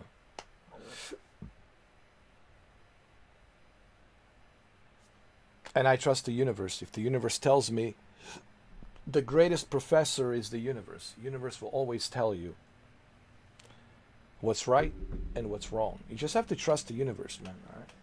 If the universe tells you something, you better believe it. That's where the instinct comes from. People ask, what is the instinct? Instinct is universe is letting you know who your friends are, who your enemies are, who wants to screw you over, where the warning is, where the danger is.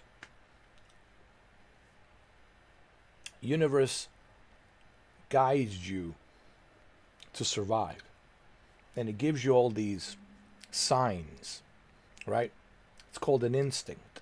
Because the instinct is something that's connected to the universe. And no one is bigger than universe, all right? So the best advice I can give everybody, trust the universe. Okay? Universe knows what's good for you and what's bad for you.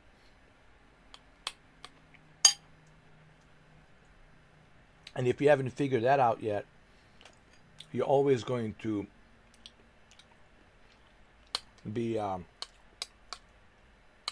sponge. You know, a sponge that everybody uses. You will be used like a sponge every single time. Because you're not trusting your universe instincts.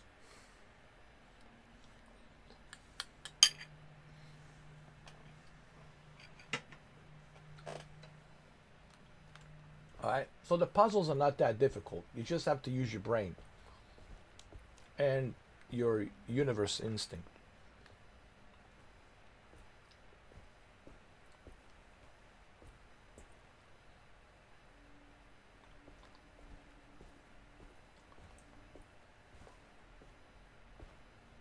All right, so what's next? Everything's done. Find Jeremy. All right, we're almost done here. After 6 hours and 28 minutes of playing this game, like I said earlier, it's not a bad game. It's not a great game, but I wouldn't also say, I would never say this is a bad game. So I disagree with GameSpot. GameSpot review, they only gave it a 4. 4 out of 10. They gave it a 4. Poor. All because the guy who was reviewing the game, the journalist who was reviewing the game on GameSpot, it's all because he didn't like these puzzles. I personally think puzzles in Indiana Jones and the Great Circle are much more difficult than these puzzles here. I also believe that puzzles with Tomb Raider are far more difficult than the puzzles here. Puzzles in Resident Evil 4, excuse me. Have you tried the puzzles in Resident Evil 4?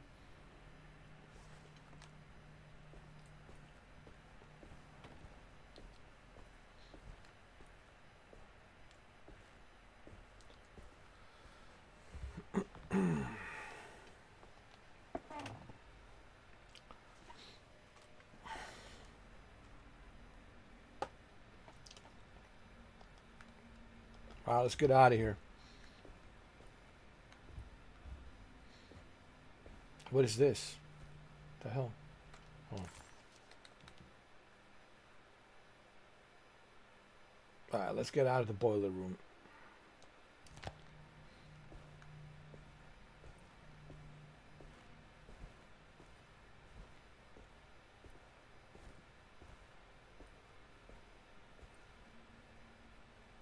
All right, let me finish my oatmeal first before we continue. I'm almost at the end of the chapter 2.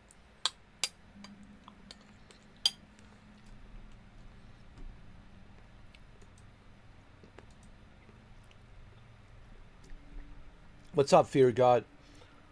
Have I seen The Witcher 4?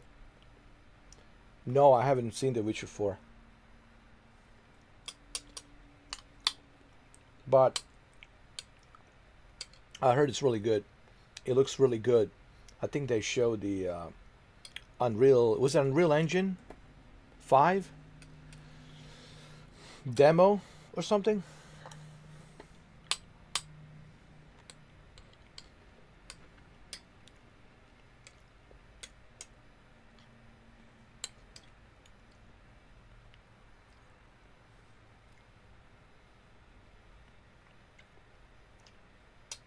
Correct. It's a sundial where the sun reflects the time. Correct. Good thinking.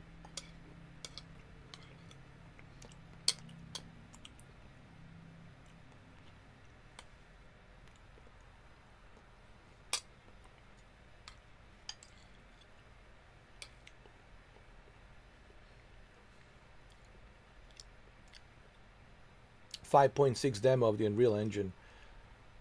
5.6, nice. That's the latest one they have, right?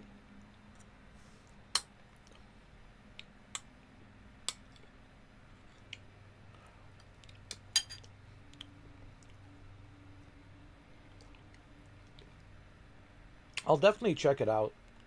I'll make a video about it. I'll give you guys my my thoughts and reaction on it. Because tomorrow we have at 5 o'clock State of Play. State of Play. It's tomorrow 5 p.m. Kind of interested to see what PlayStation is going to showcase tomorrow. Because out of the blue, they just made the announcements. Like today, yesterday, I found out that today, June 4th, they're doing State of Play. And then on Sunday, you have Xbox doing their showcase on 1 p.m. On Sunday. So we got State of Play tomorrow, 5 p.m. and then 1 p.m. Sunday for Xbox, which I will live stream both of them. But I will also make a video about The Witcher 4. I'll certainly check it out, give you guys my my opinions on it, what I think. It's been a long time since I played The Witcher. Man, we're talking 2015. Damn. I almost forgot about the story. You know, because it's been such a long time. If I was to play The Witcher again, The Witcher 3, it would be like playing a brand new game, because I haven't like touched Witcher 3 since 2015. And that's a long time. And I know there's so many characters. There's so much of DLC that was released in the past, 8 years or 10 years, give or take. 10 years, right? 10 years now. It's a 10-year anniversary for The Witcher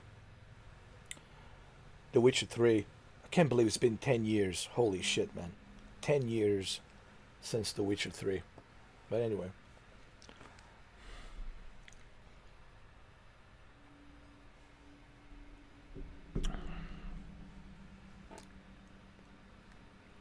It's a pretty busy month, actually, June. It looks like to be this shapes to be a pretty good summer for video games. Honestly, it's been a while since we had this kind of a summer that we have some pretty darn good games coming out this summer. From this month, July, August, just in time for September, October, the fall and a holiday season. So we got some pretty good games, man, coming out throughout the summer, just in time for the holiday season. So this entire year, 2025, looks pretty good. I would say pretty good for gaming, man. Some pretty good games. Even March was good. We had some good games like Expedition 33, South to Midnight, Atom Fall, Doom, The Dark Ages, Assassin's Creed Shadow. So far, pretty good year. And of course, the sequel to The Ghost of Tsushima comes out in October, right? Which is a big deal for Sony. Ghost of Tsushima sequel.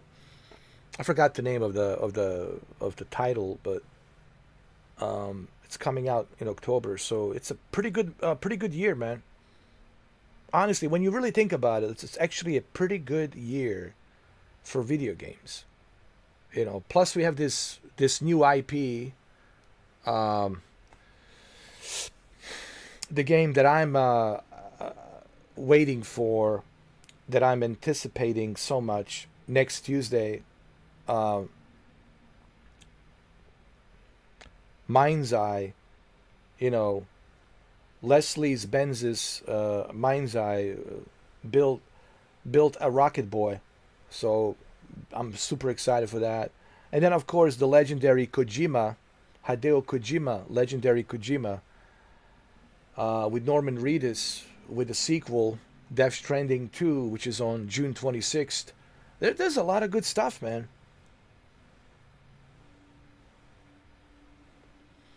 So, what happened to Marvel 1943 Rise of the Hydra? I thought that would be a game. I have no idea. Maybe they canceled it. Or maybe they're still working on it. Who knows? But I'm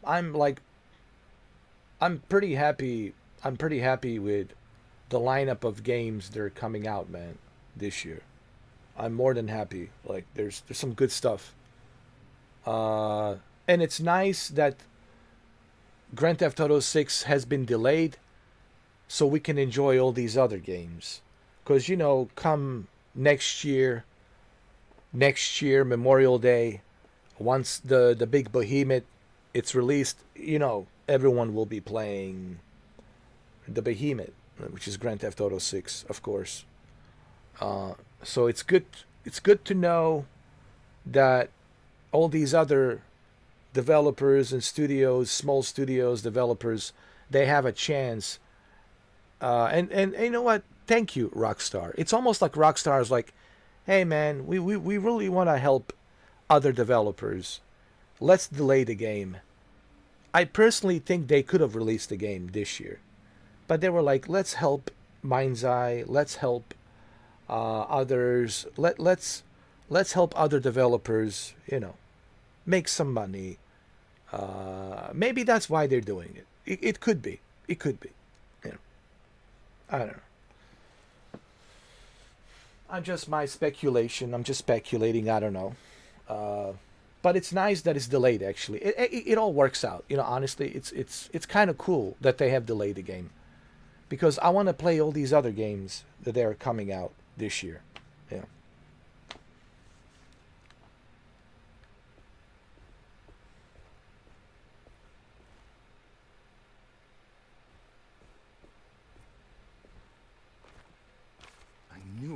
I knew it would work. I'm getting good at this, Carnby. Maybe a little too good at this.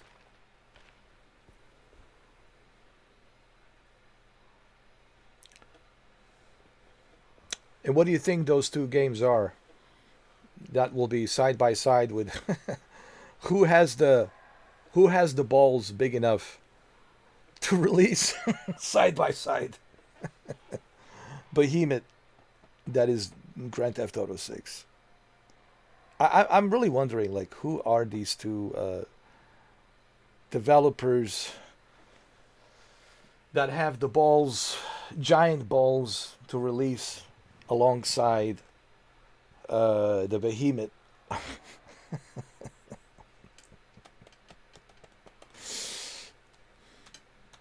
So what happens to... Here's my question.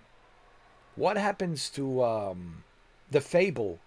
Is it possible that Fable might be released this year? Like during the holidays? Like maybe in October, November?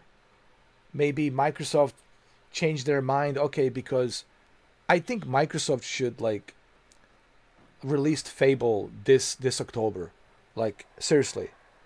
Like just work on the game, finish it as much as you can, quickly as you can. You can always patch up the game, update, release some updates and patch it up if there's some issues or whatever. But I think they should release Fable this year. Honestly, like I think so too. I think we might see that maybe on Sunday. Fear God 101. Maybe on Sunday. Remember, Xbox Showcase.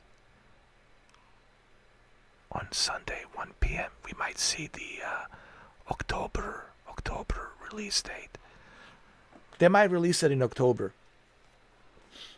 And also, all of a sudden, tomorrow, out of the blue, State of Play by Sony. I think, let me tell you something. Rockstar delaying GTA 6, Grand Theft Auto 6, changes everything. And you will see, Fear God 101, you will see tomorrow on a State of Play, all of these different release dates now, how quickly the release dates will change.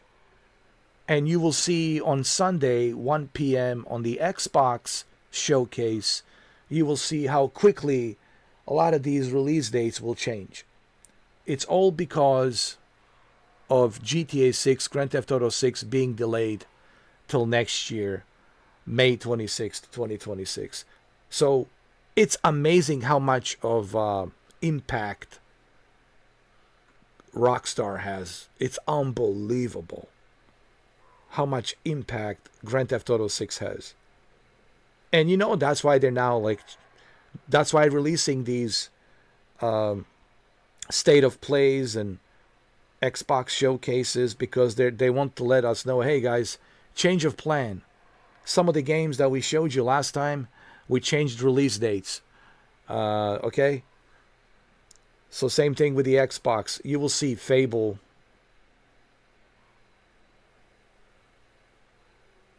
Oh, I wouldn't mind either, man. That would be kind of cool if they release all 3 Fables in one game. That would be great. I think they will. Honestly, you'll see on Sunday. You'll see. Fable's coming this year for sure. If they don't release Fable, let me tell you something. If they don't release Fable in October or November this holiday season, I think Microsoft is making a terrible mistake, man. Now's the time to seize the opportunity, release Fable this holiday season. Now's the time. Now is the time. You do not want to release Fable next year. That's just stupid if they decide to do that.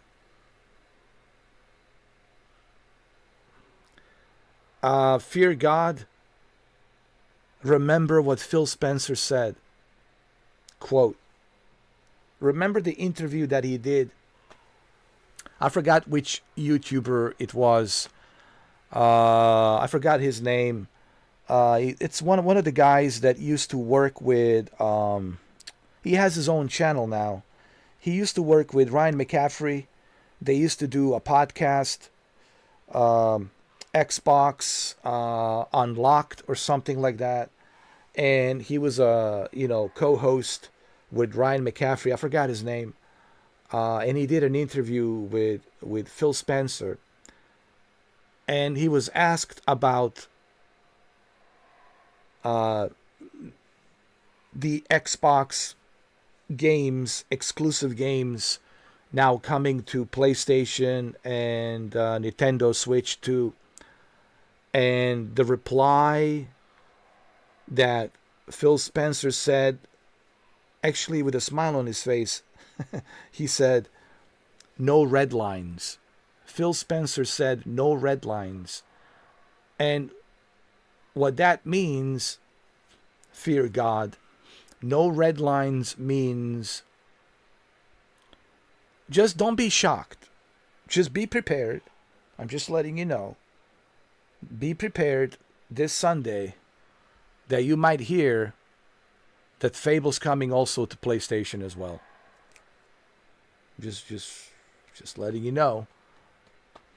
Or coming to PlayStation spring of 2026.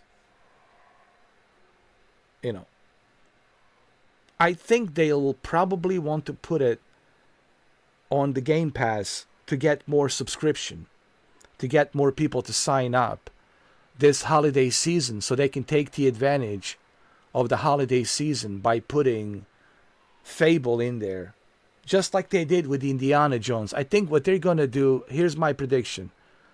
They're going to do the same thing they did with Indiana Jones. First, they will put it on the Xbox Game Pass, and then in about few months, in April, they will release it on PlayStation.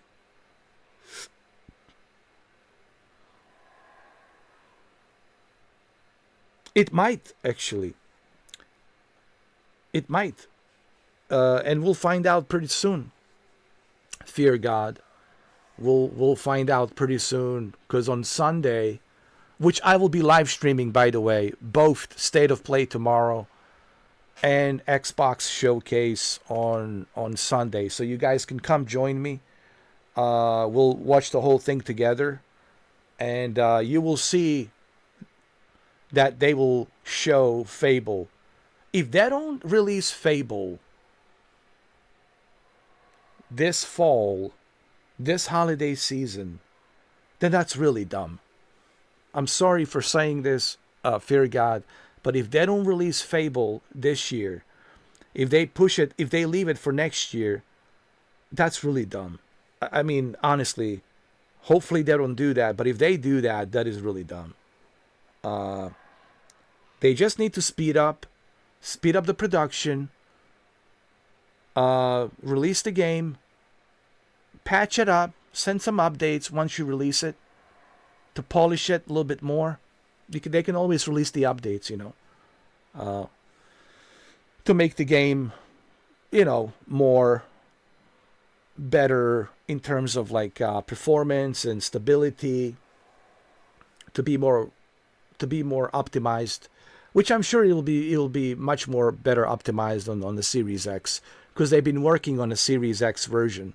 So I'm pretty sure the Series X version is already optimized because they worked on the Series X version, so it should work right out of the box on the Series X. Yeah, but if they don't, that really would be like dumb. Like, what are you doing, Microsoft? Like, Jesus.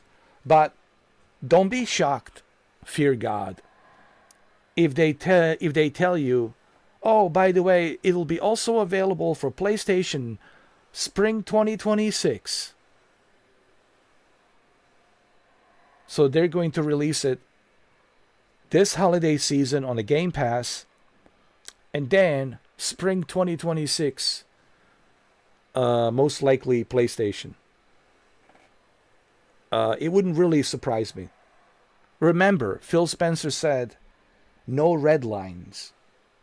People need to understand what that means. When he says no red lines, that means expect pretty much all of the Xbox games to be on the PlayStation and Nintendo Switch 2. Nintendo Switch 2.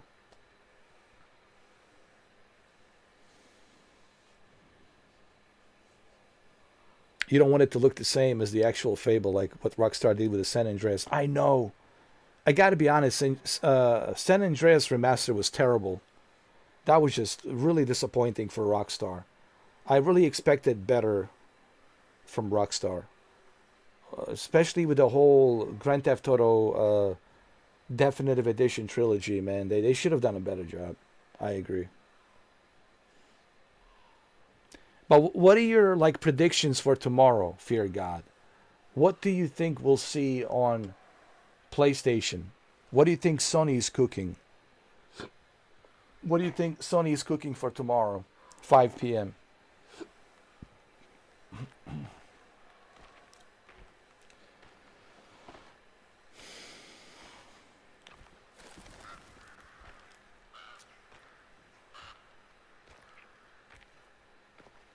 Hey, maybe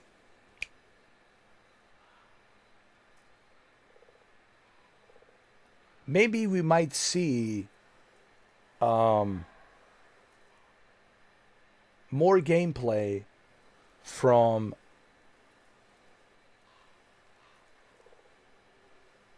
Mind's Eye. More gameplay from Mind's Eye we might see tomorrow on State of Play. It's possible. It's possible. We might see more gameplay. I hope that they do. Hopefully. That would be great if they show more gameplay of Mind's Eye.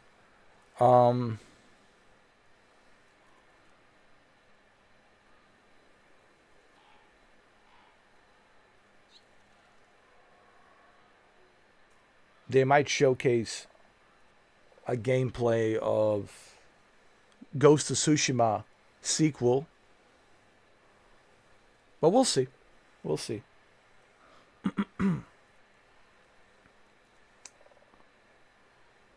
Hey, what's up, Jose? How you doing, man? Oh, you made it.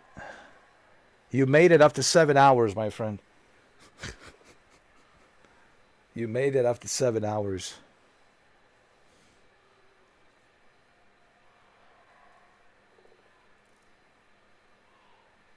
But I'm glad you made it, man.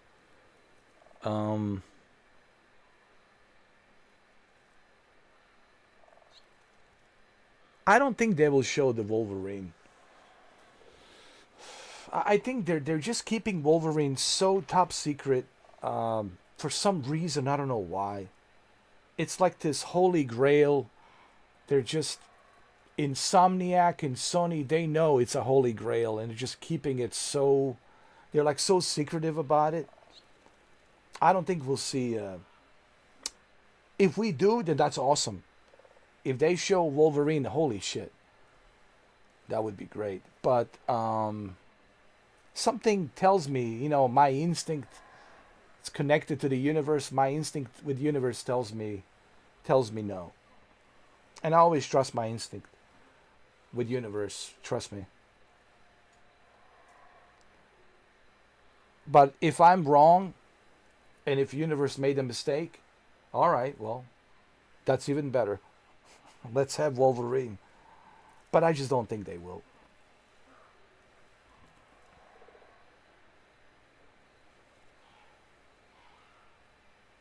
So what you been up to, Jose, man? How you doing?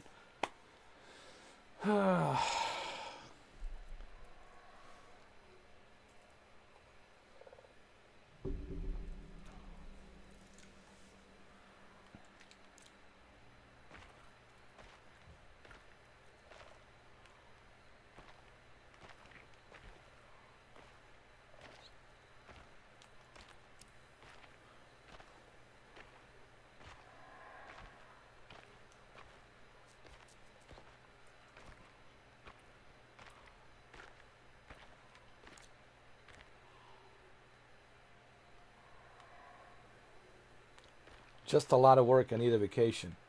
You see, I'm the opposite. I need to work and less vacation.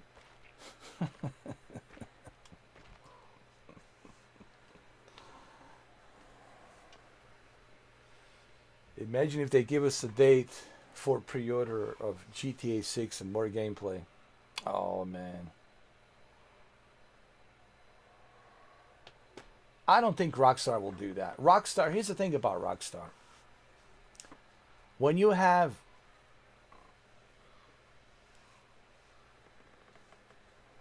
dealt a really good cards, and Rockstar has been dealt the ultimate cards of all time. So they have the best cards ever. And they're like, hey, we'll just wait. We're not going to show you what kind of cards we have, because we don't have to. We're sitting pretty here. We're doing great. They're in such a great position, dude. One of the privileges that Rockstar has with 2K games is they really have the privilege to do what they want to do. Total freedom, dude. Because they're behemoths, man. They're like the sheiks. They're like the sheiks of video gaming, dude. Right? I mean, they're billionaires. I mean, the company's a billionaire net worth. And they can do whatever, man. It's just they're in such a great position where they're not in a hurry to do anything. They're just chilling out, relaxed, not in any kind of a hurry. They're just like enjoying themselves.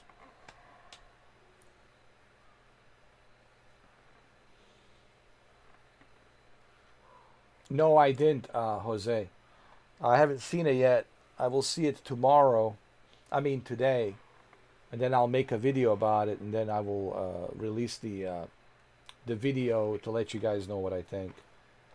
I will record the video today and give you my honest opinion, what I think.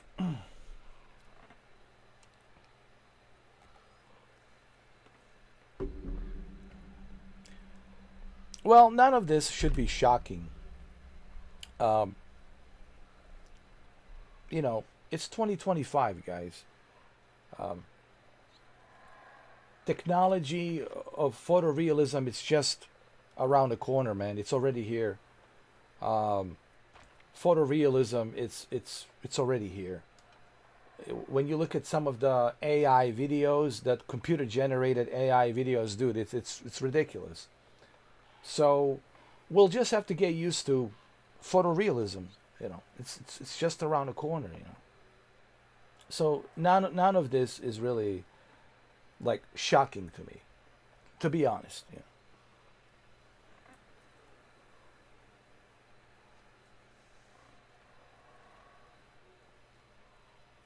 You see, I haven't played The Witcher since 2015, so it's been 10 years. I know there's a lot of characters. I know there's that chick with gray hair, that Geralt of what is it? Geralt of what? I forgot the name of the place he's from. But anyway, his name is Geralt. The Geralt who plays The Witcher. I know there's a lot of characters in the game, but man, it's been 10 years since I played it, Jose. It's been 10 years, and I forgot pretty much everything about that game. If I play it again, it'll be like playing a brand new game, because I forgot Geralt of Rivia. I forgot everything that's in that game. And I know there's a lot of characters. I do remember Vampire. There's a vampire character. And I know that there's this girl. She has a silver hair. And I know she plays a major role in this upcoming number 4. Witcher number 4. But I forgot her name. You know. So it's been like 10 years since I played The Witcher 3. And I know there's so many DLCs. There's so many characters. You know. I know it's time to... yeah. It's time to refresh and get on that Roach. Get on the Roach. Get over here, Roach. It's time to get on Roach, man. Ride a Roach. My name is Geralt. Geralt of Rivia. Roach, get here. So it's been, it's been a long time. It's been a long time, friend. It's been a very long 10 years. Can you believe it? 10 years, man. Man, I'm telling you, man. I gotta tell you. It's not getting any easier, dude. You know. Emily's family must have deeper roots in New Orleans than I thought. I figured she was a Yankee like me. It's not getting any easier, dude. I mean, I still have the energy, but when you get older, dude, like, you know, you don't have that same, like my memory is not what it used to be, dude.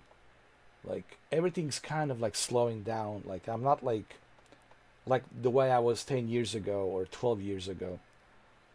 You know, because I'm old, man. I'm getting older. I mean, you see these gray hairs? They're gray hairs for a reason. You know, people gotta remember, I've been doing this for 12 years, man. I've been doing this YouTube channel for 12 years. You know, I know some of you are brand new here. You're just finding out about me, dude.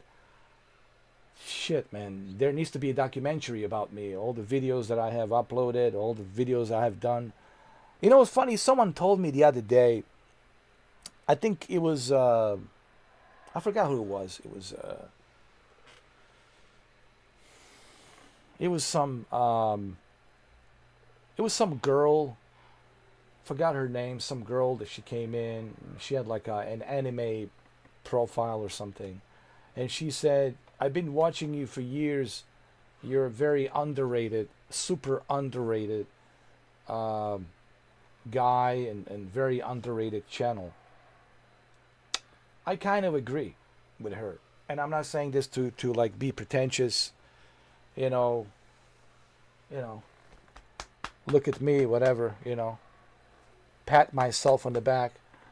But it's true. I mean, I have over 8.7 8.7 thousand videos, man, and the amount of content I have put out in 12 years, it's just like, holy shit, man. Even I can't believe, like, that I have put that much content out there, and you know.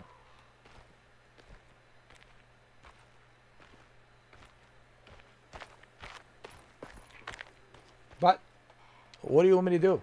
People want to watch something else, you know. They don't want to watch me. They would rather watch some stupid nonsense on TikTok, you know.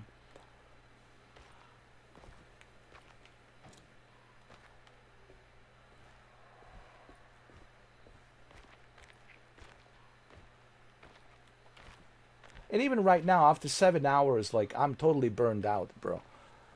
I'm like totally burned out, you know. Like, I am the best when I start the live stream. But I know not everybody can make it here. I mean, I get it. You got life, you got stuff you got to do. Everybody's got stuff they got to do. But I try to do my best to let you guys know when I'm streaming, you know. But after 7 hours, dude, like, I start feeling burned. Because I'm getting old, man. I'm 46, man. You know. I don't have that same energy, you know, just...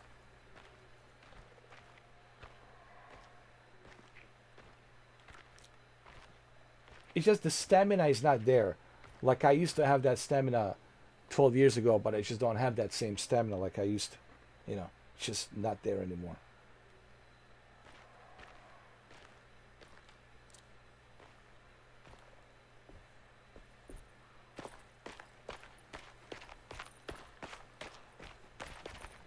Now, what do we got here?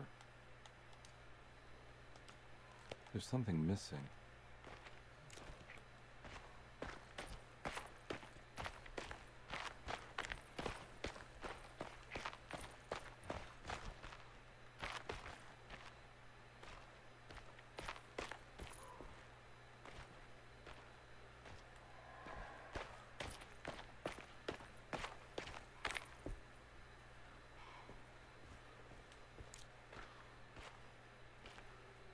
All right, let's see. The odious stench. Look for Jeremy inside a chapel.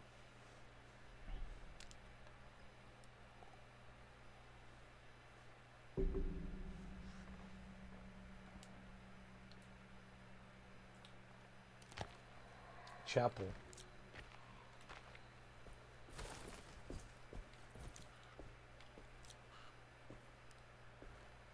Is this him? He's buried? He's turning into a Dracula?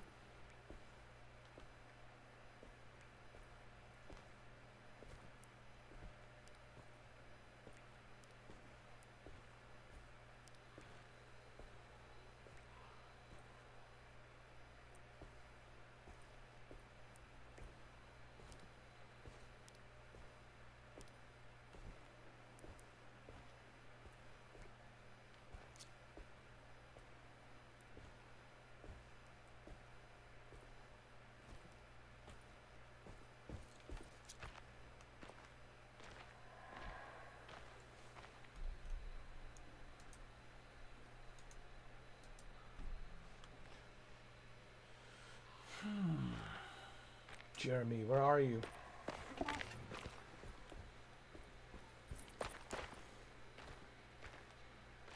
He's probably in here.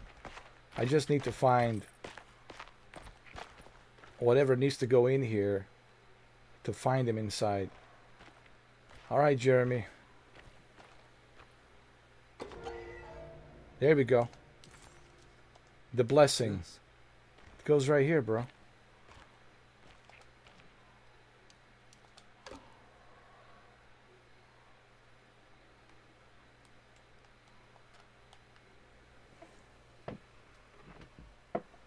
I know what this is.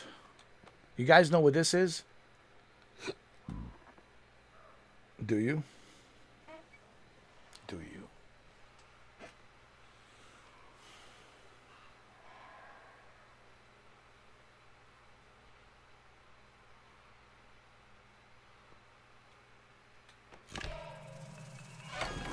Got it.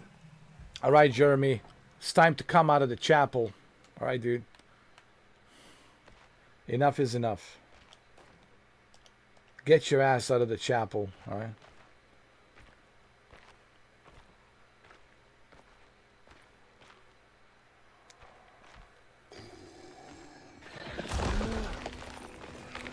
Jesus, Jeremy. Is that you?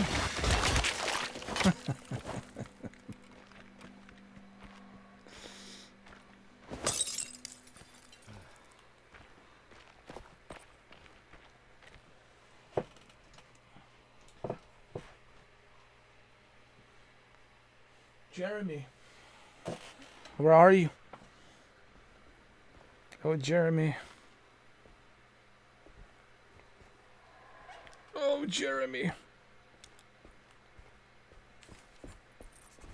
Jeremy sketched this chapel in his book, so it must be important. Looks like I'll need more medallions to open it. I don't think I have everything I need.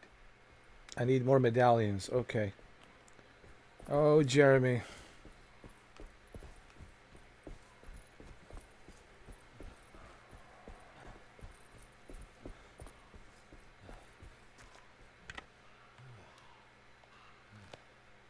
I don't think I have everything I need.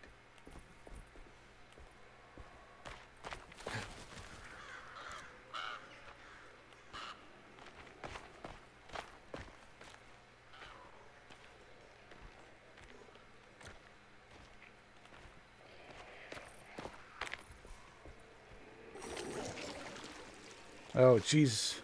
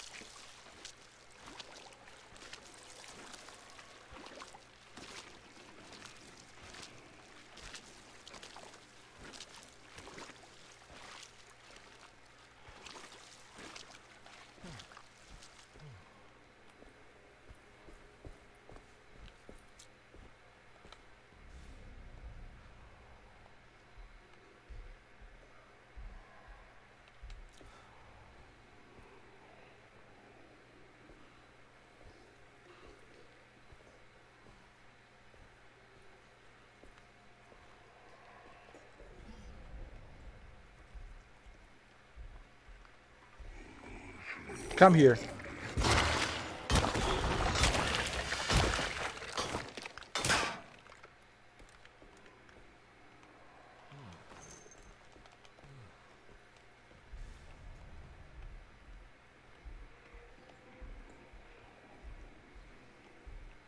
We have a shovel.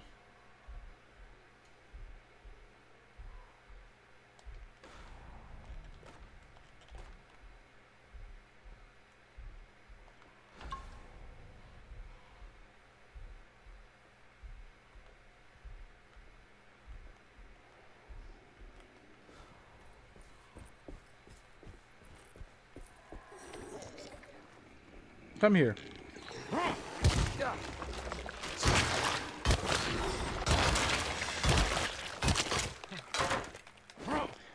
This shovel, it's very powerful. I gotta tell you. This has to be one of the most powerful shovels ever. It's a very powerful shovel.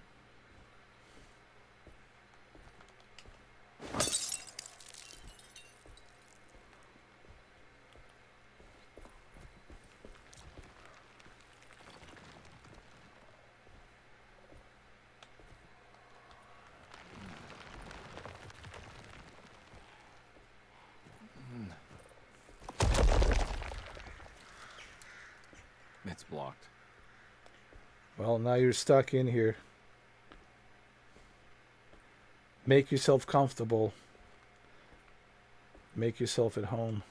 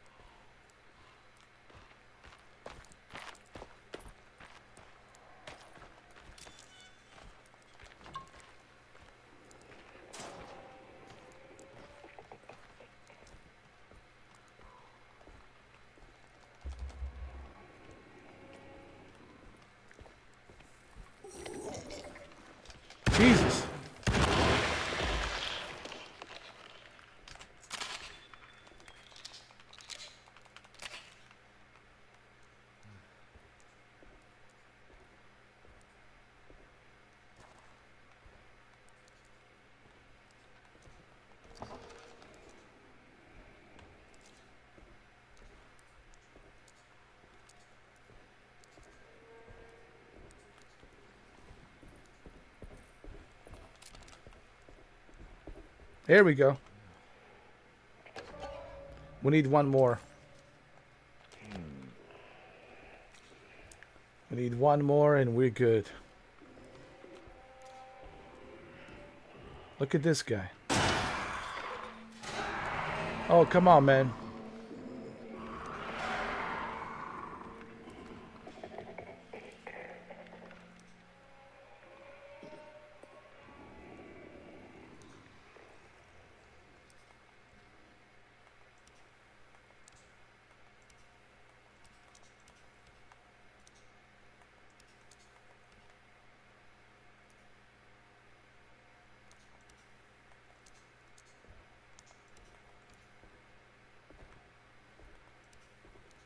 Oh yeah. We'll take that.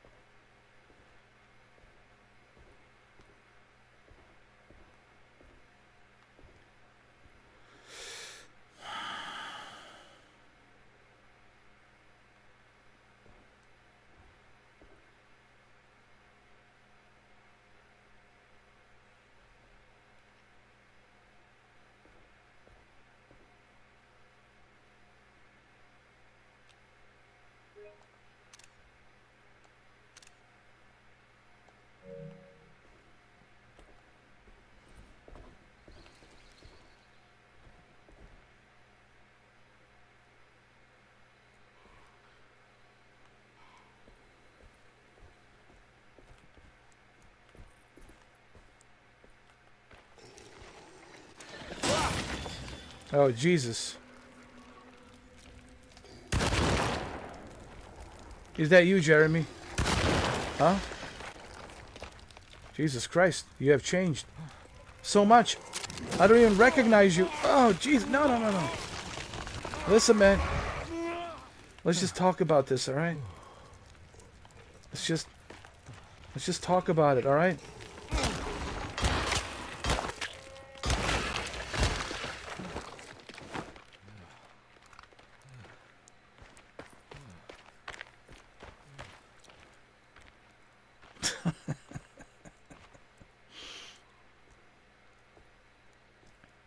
All right, I think there's one more plate that's here for us to pick up, and it's probably going to be somewhere down under below.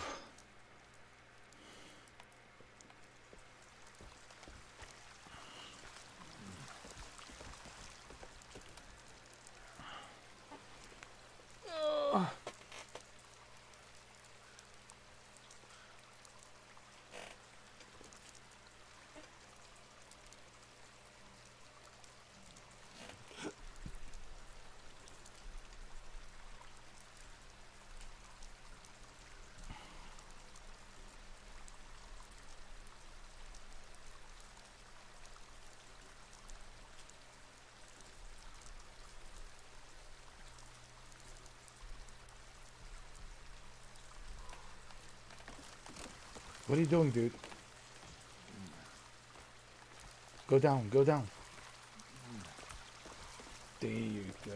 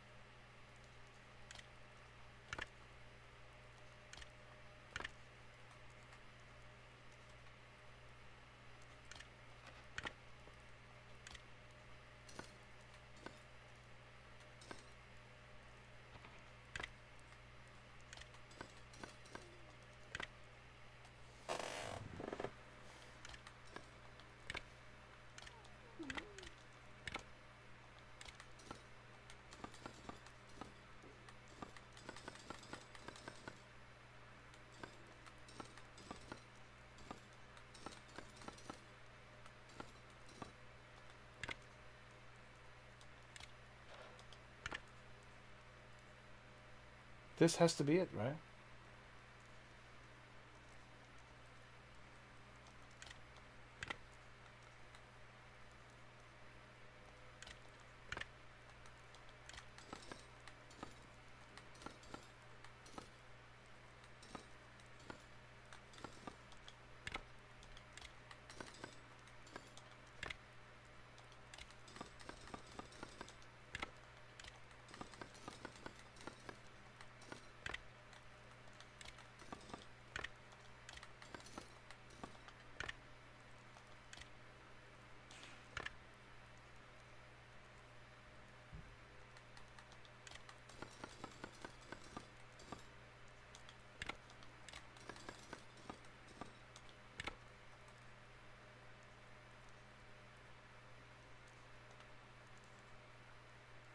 That can't be right.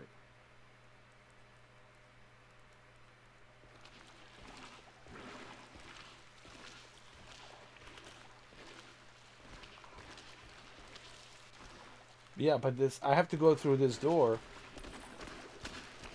It has to be.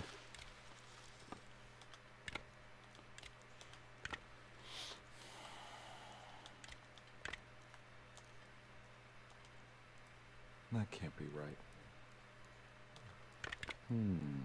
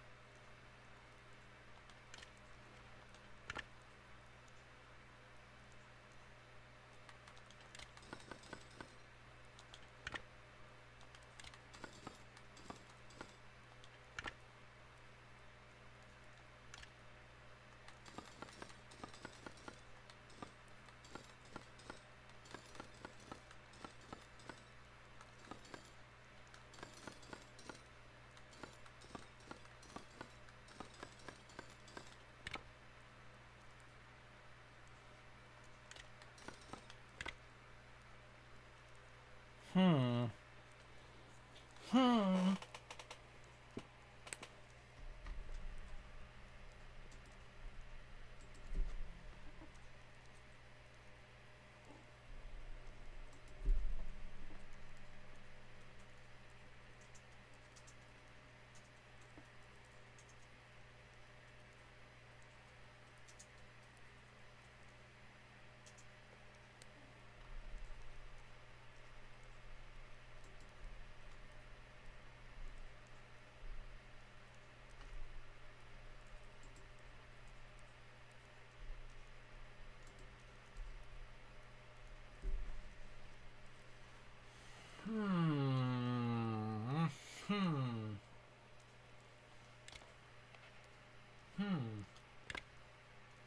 This has to be right.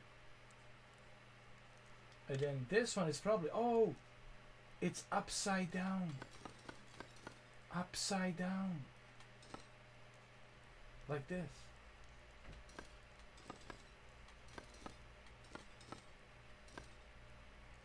Like this.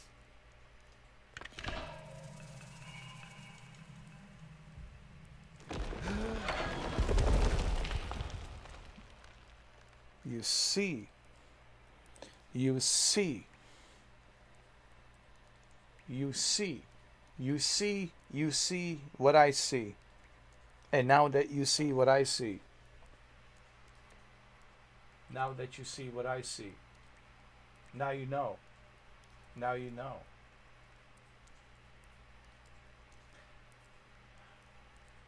You have to think.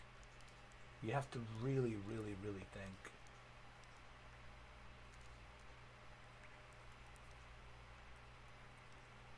It's right there. It's right there in front of you. You just have to think. I'm telling you, man.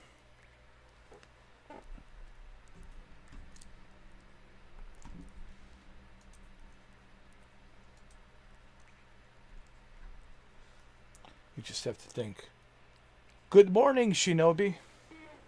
Shinobi, after 7 hours and 24 minutes, you have slept. I'm still here grinding it. Ugh.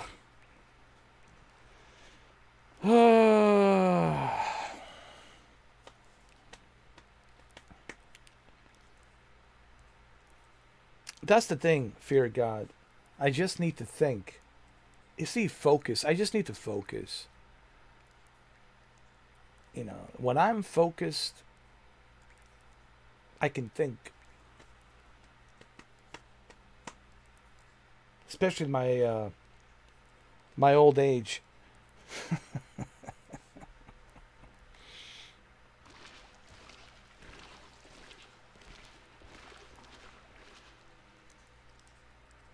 So you're probably wondering, Shinobi, what do I think about this game after 7 hours and 25 minutes? Well, I disagree with GameStop. Not GameStop. GameStop is the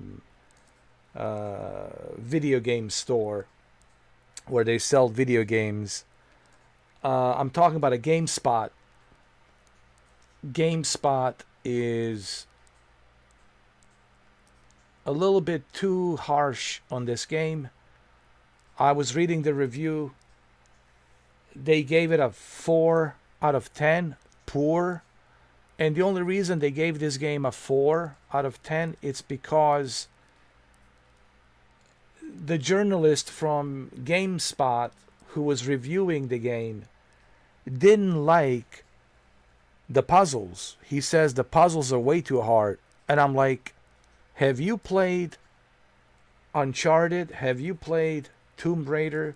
Have you played Resident Evil 4? Have you played Jesus, what's the other one? Indiana Jones. Okay? And The Great Circle. They are not super hard puzzles, really. You just have to focus, you have to think. So I disagree with 4 out of 10. But I do agree with IGN. IGN was fair. IGN gave it a 6 out of 10, a fair. They gave it a fair score. And I think both me and Fear God, we both agree with IGN. It's fair. Yeah. It's not the greatest, but it's not bad. It's just fair. It's okay. I mean, it's okay. Yeah. Fair. Okay. No, I'm sorry. They gave it okay. 6, it's okay. Not fair, but okay. I guess okay, it's same as fair, right? Okay, fair. But it was okay. The 6 means okay, not fair. I think 6 out of 10 means... let me see. I have it right here. What am I saying? Where was it? I was reading it.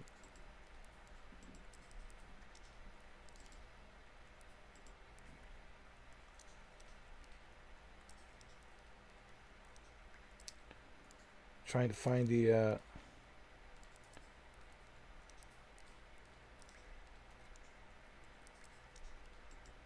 okay, so GameSpot gave it up 4. They gave 4, and it says the puzzles are very frustrating and feel indecipherable. Combat is underdeveloped.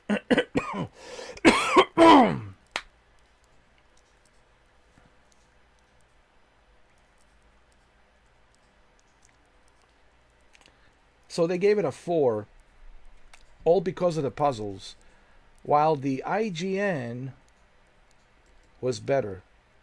IGN gave it a 6, which is okay.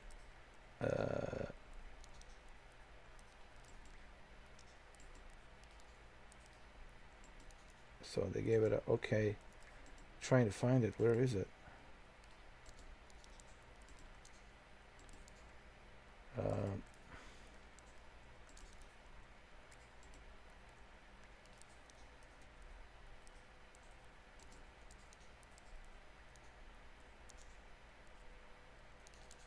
I can't find it, but it was okay. They gave it an okay. 6 out of 10. So I agree with IGN. Hold on.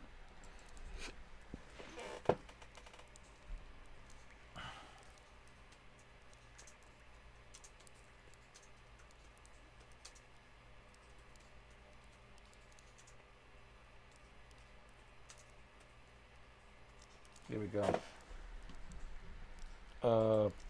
There's the review right here. They gave it 6. Okay, 6 out of 10. Okay.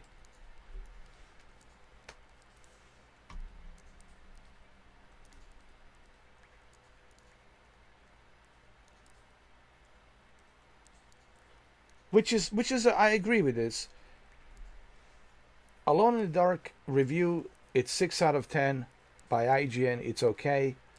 It's not without its memorable moments, but Alone in the Dark fails to escape the shadows of the other contemporary survival horror titans that it helped spawn. And it's referring to Resident Evil, of course. And I guess you could put Parasite Eve in there as well. I put Parasite Eve right next to Resident Evil. Dino Crisis, of course. Silent Hill 2. So I agree with IGN. But I disagree with GameSpot. It's not fair to give game a 4 out of 10 because you're too lazy to use your brain to figure out the puzzles. Me personally, I don't like puzzles, but I would never say, "Ooh, this game is terrible," because it has puzzles. When I played Indiana Jones, I wasn't complaining about the puzzles. I was complaining about the combat. The combat system in the Great Circle, Indiana Jones, it just wasn't all that great. I managed, but it just wasn't all that great. Puzzles, it's part of Indiana Jones. That's something you expect. When you play Tomb Raider, you expect to see some challenging, puzzles. Same thing with Resident Evil. You expect to see some challenging puzzles. So for GameSpot to give it a 4 because the guy didn't like the puzzles, like, that's not fair,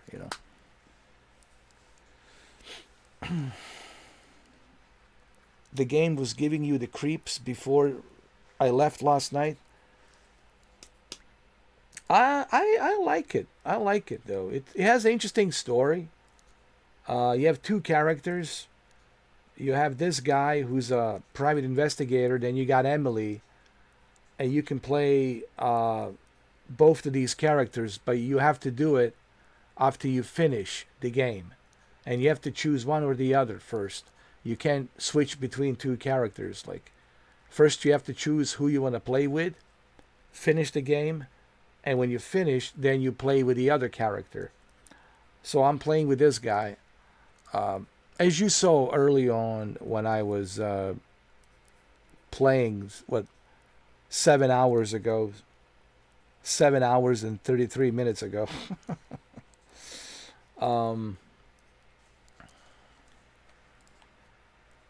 I mean, it's on PlayStation Plus. It's included. No complaints.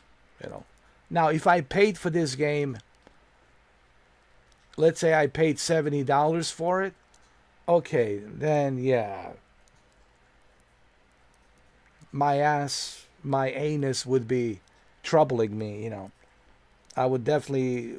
I wouldn't be able to sit with my anus. It would certainly hurt. Oh. But, considering it's on PlayStation Plus, I mean, what is there to complain about? Just enjoy it,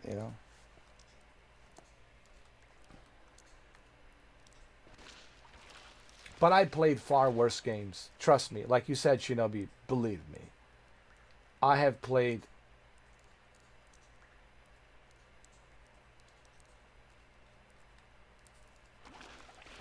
You guys want to know what's the worst game I ever played? Here, let me show you. Let me show you some.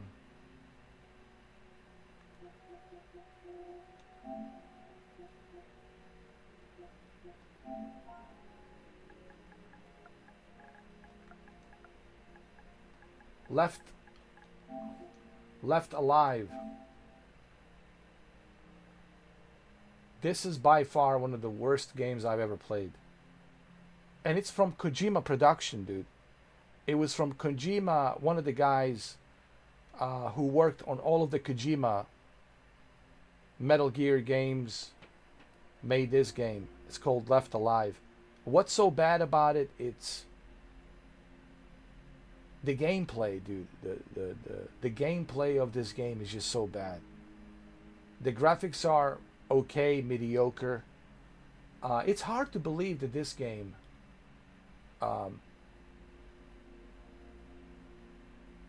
you know, one of these days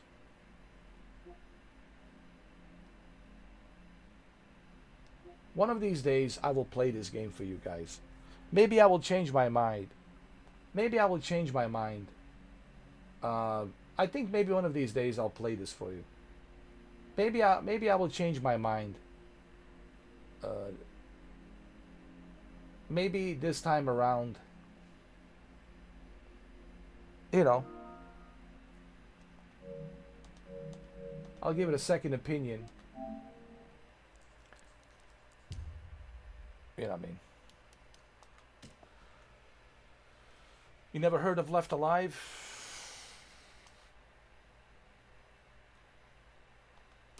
Do you know why I purchased it? Why I took a chance? Because he was one of the guys from Kojima, the guy who worked on all of the designs. He was a game designer for Metal Gear that worked with Kojima. Very important right-hand man to Kojima. I forgot his name. The guy who made all of these Kojima games possible. He created this game, Left Alive. Don't get me wrong. The game has an interesting story. The game has an interesting story. The problem is the gameplay. The gameplay covering, you know, the combat is just terrible. And considering this is coming from Kojima team,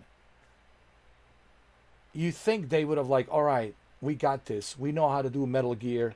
We know how to sneak around. We know how to do sneaking missions. I don't know what happened, dude. Like, look, I'll have to play this again. Maybe I'll change my mind. I don't know. One of these days, okay? We'll play this. We'll play Left Alive. Okay? When there's nothing else to play, like there's no games to play, there's really nothing to play. Okay, I will play this for you guys. And who knows? Maybe this time around, maybe I will like it. We'll see.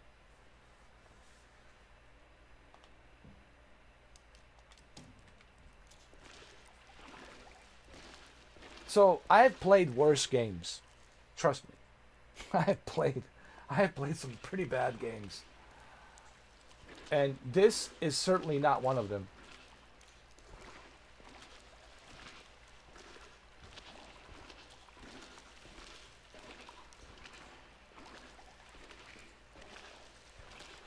All right, where's Jeremy? Come on, Jeremy. Jesus, Jeremy. Too many of them. I gotta get out of here. Jesus, Jeremy, I mean, come on, man.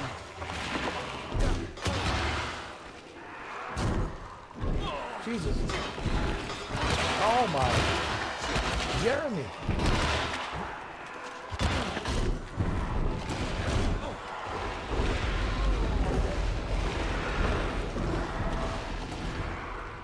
Wow. It was entrapment.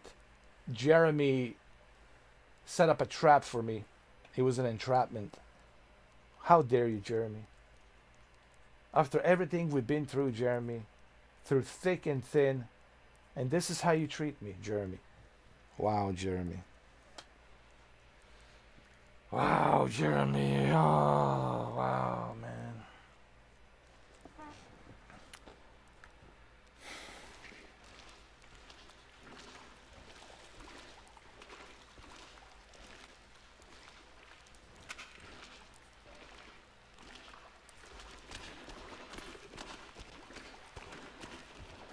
I can't believe this, Jeremy. Just can't.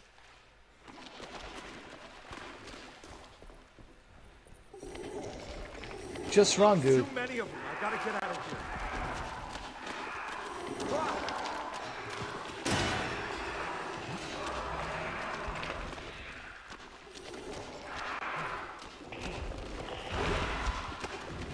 There you go, Jeremy. Thank you. Oh my God.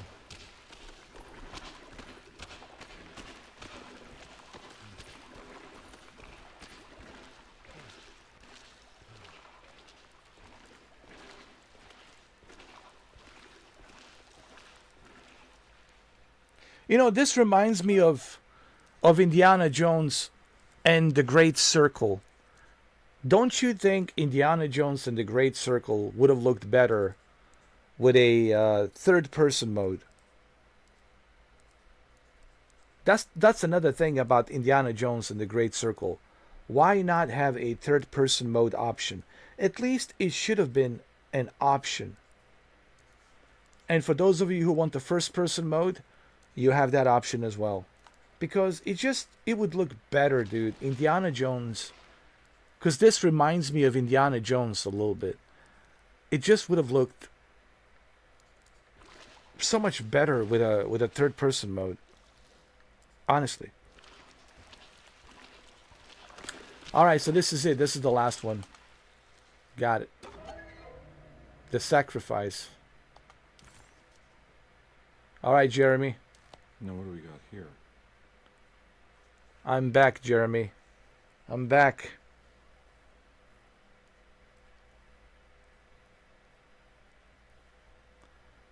I'm back, Jeremy, with a new plate. How dare you pass out on my live stream, dude? How dare you, man? You guys are passing out on my stream. I'll remember that. Next time I'm gonna pass out on my stream and all of a sudden the stream's gonna end. Magically. Oh, how dare you, man. How dare you. Next time, don't even tell me that you were sleeping. Here's a little piece of advice. Don't tell me that you were sleeping. Just lie to me, dude.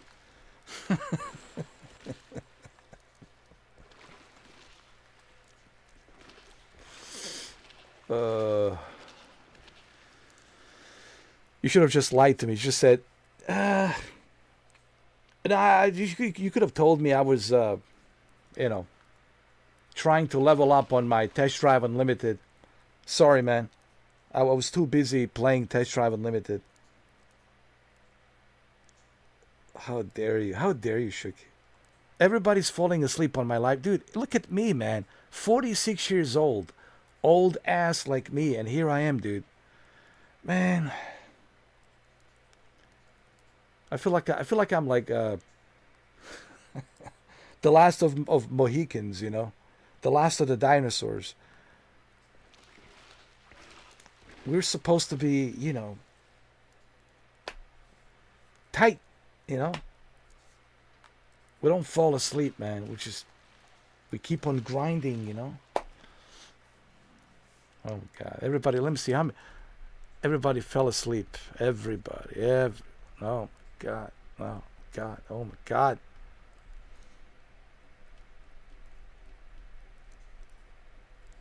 My channel's turning into it's like a lullaby. Seriously, I'm going to change my channel to Mr. 4K Lullaby Snooze Fest Bedtime Stories.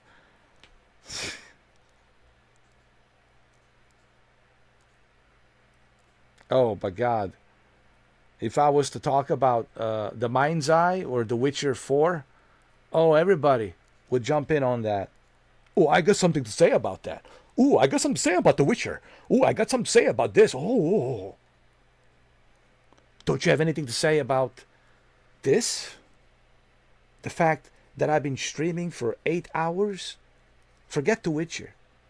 Forget The Mind's Eye. This guy right here, wearing these super awesome cool shades and these very amazing futuristic changing color LED headphones that I only paid like $9.99 plus tax, came into like $10 and change. You know, I don't know, like a $10, whatever. Actually, it was about $10.43 or something like that. But I got it really cheap, you know. Even these shades, I got them super cheap. And they broke. I put a glue on it. I glued the whole thing. I glue it. They broke many times. And here I am, growing the gray hair on my beard, having this big giant, you know, Sasquatch of a head, these giant hands, and I'm streaming here. Man, this is really heartbreaking. And then Jose comes in very late. Couldn't leave at work a little bit early. Just tell your boss, Mr. 4K is streaming, man. I gotta go a little bit early. And if the boss asks you who's Mr. 4K, you tell him, give me your phone. Tell your boss, give me your phone. And then you go to YouTube app and you type in Mr. 4K Upscaler channel and you press play. I said, here, this is Mr. 4K. This is the guy I'm watching. Here you go, Mr. Boss. And then you tell your boss, here you go, you can watch him too. I gotta go. I gotta leave early. You know? So now both you and your boss can watch me from 7 o'clock. Oh, man, it's I'm so disappointed, man. So disappointed, man. This is heartbreaking.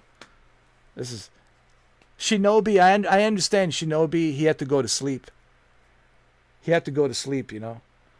But as soon as he woke up, he came right back in. Shinobi came right back in, man. Oh, man.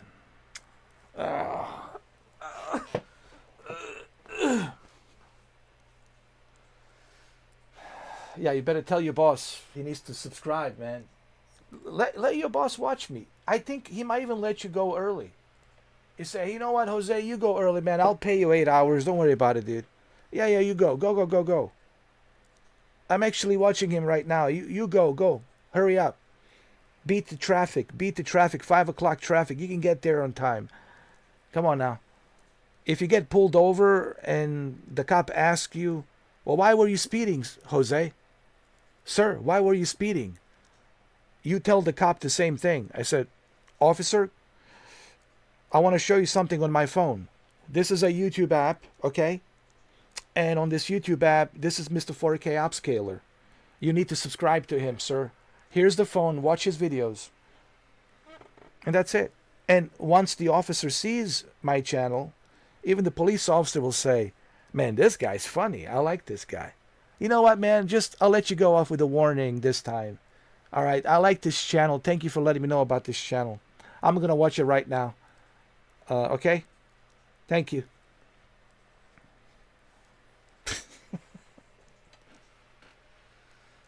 You know what I mean? So,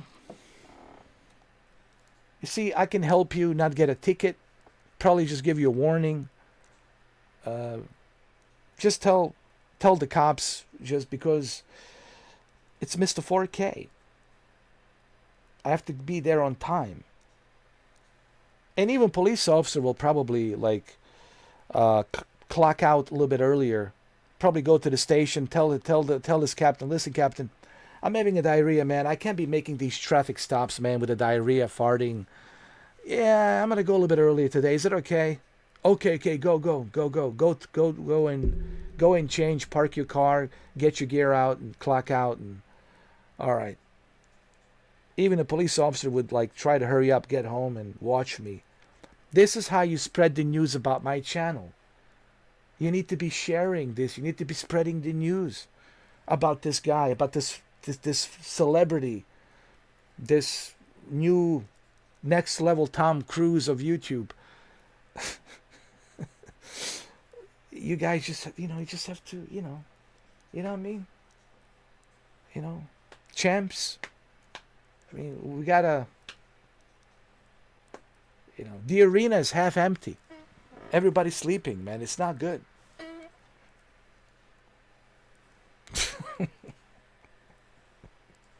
You know what? I'm definitely making a lot of sales for Sony, especially today at 5 p.m. And I will be streaming State of Play.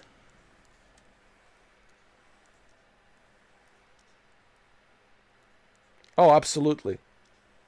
I'm pretty sure police officer would definitely sign up for Test Drive Unlimited, especially when he sees that I'm driving in a Test Drive Unlimited Solar Crown. Beautiful dark blue Dodge Challenger SRT Hellcat. Say, hell yeah, man, this guy represents the blue. He represents the blue. Oh yeah. He represents the law enforcement. Oh yeah. Because police officers, they use Dodge Challengers, SRTs, Hellcats, especially the troopers, highway patrols, state troopers. They do. They use a Challenger. They use they also use a Charger, but they also use the Challenger SRT Hellcat. So police officers, they use either Dodge Charger or Ford Explorer, or Ford Expedition, or whatever they have. I did see some Mustangs. They once in a while. This is what I noticed. It's Yukon, those big SUVs, Yukon from GMC, Ford Expedition, Ford Explorer, and Dodge Challengers, SRTs, and Dodge Charger, the regular ones that they have. So Challengers and Chargers. Yeah. So yeah, he probably would have. And why wouldn't he purchase it? It's only $36. So, So you see, guys, it doesn't matter if you get pulled over and you have a speeding ticket. It doesn't matter if your boss is yelling at you. You can always use Mr. 4K as an excuse.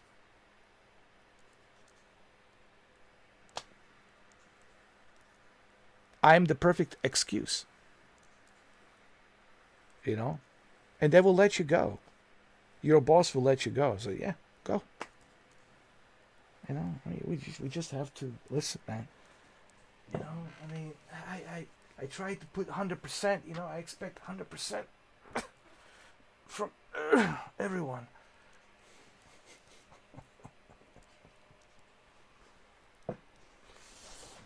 Oh, really? They only have Schittsburg is boring. They only have the Chargers, V6, and Explorers. Oh, I love Dodge, man.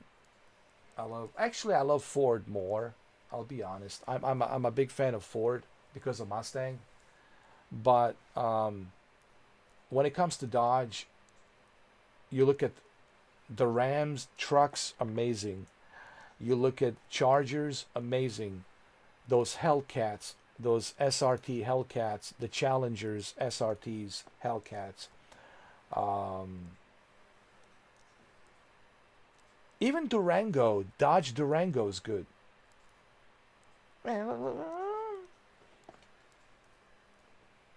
Come on now. It's not bad. Durangos are good. They have extra room. They have extra space. Durangos are good. Huh? People forget about Durangos. Durangos are good, man. Huh?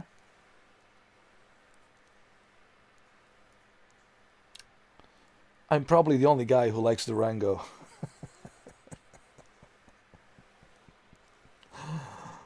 No, Durangos were good. I like Durango. Anyway.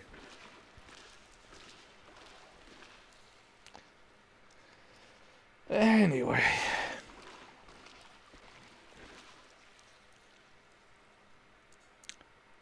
Police cars in UK tend to be either BMWs or Fords. Those BMWs are pretty good, man. And they look really nice. With, what was it? Yellow and blue, right? Is it yellow and blue? They look really nice, man. I like them.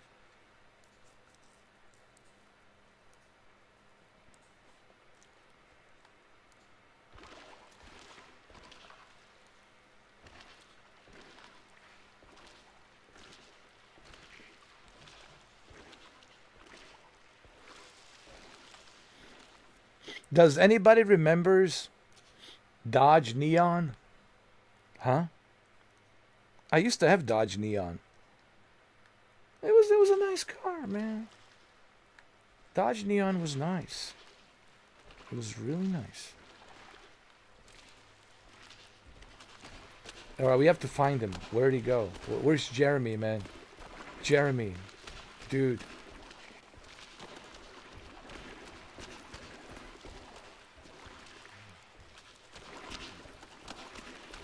Jeremy. Where are you, Jeremy? Alright, here we go. Finally, we can exit. Thank God. Jeremy. Jeremy, where are you, man, dude? This has been a long journey, Jeremy. It's been a long journey, man.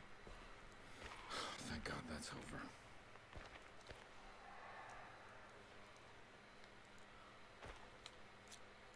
Alright, let's get out of here.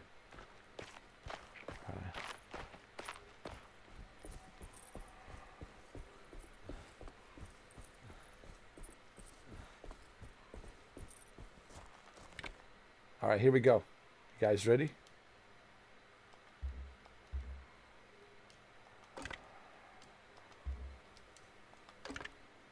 Okay, how do we do this, huh? This is how we do it. Every Wednesday night.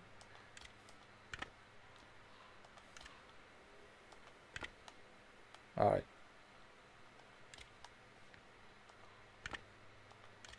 No, it goes over here. Oh, come on now. Why are you doing this to me, man? Why? Don't you know it's like 2:30 in the morning? And it's like, it's almost 8 hours, and now you're doing this to me? I might change my mind on that GameSpot review, you know?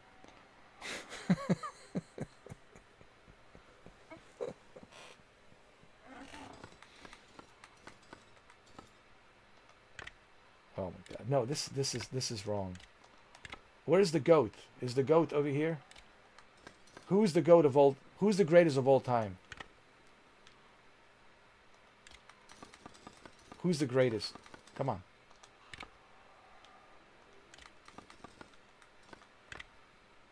Maybe that's how it is. Here we go. Maybe this is how it is. No, it's not.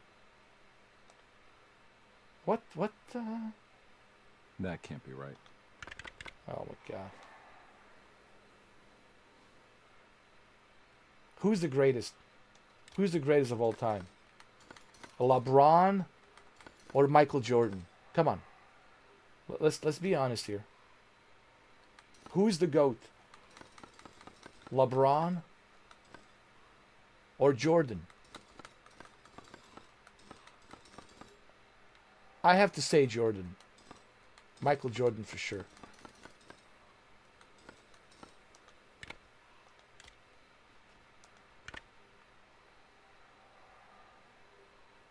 Yes, Shinobi, I did. The PlayStation version. Oh yeah.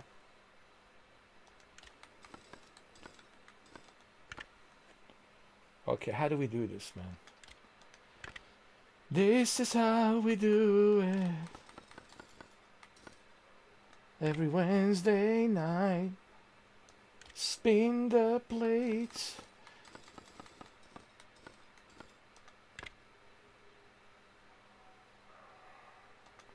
Ten FPS. But those were the good times, man. I was just talking about earlier, even yesterday, I was showing you the D. Speaking of D, how come they never, like I was talking about this earlier, how come they never did a, like Sega, seriously Sega, why have you not remastered original D from Sega Saturn 1997 and D2 from 1999 Dreamcast?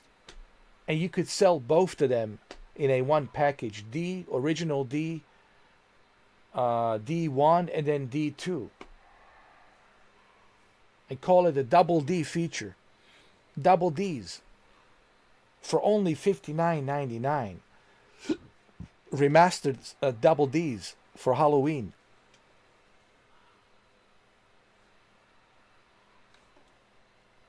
Do I have to do everything? Do I have to be the salesman of Sega, the salesman of Sony? I mean, you know, I should be a billionaire by now. Like, do I have to think of everything? Do I have to do everything? Come on, Sega. Remaster the D. Bring those double Ds, D1 and D2, just in time for Halloween.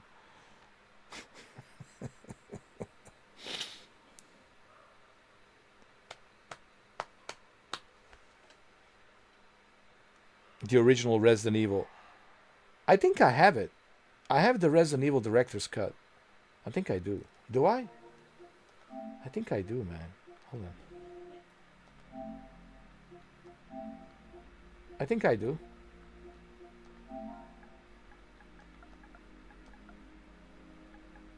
Do I?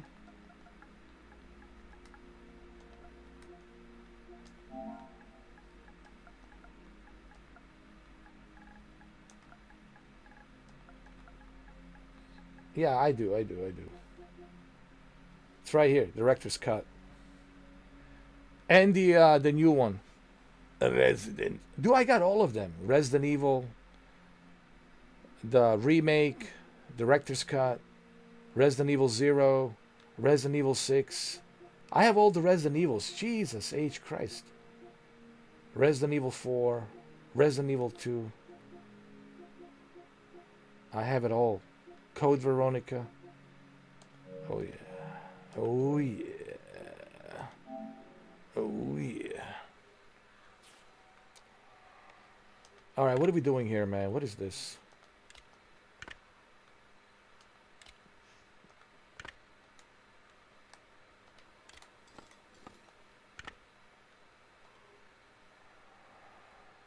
Oh man.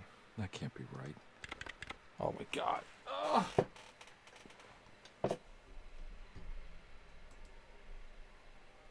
Let me see.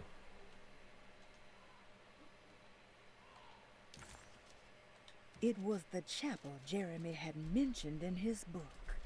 With a bit of luck, soon Comby would be able to catch up with the old man. He just needed to find a way inside the chapel.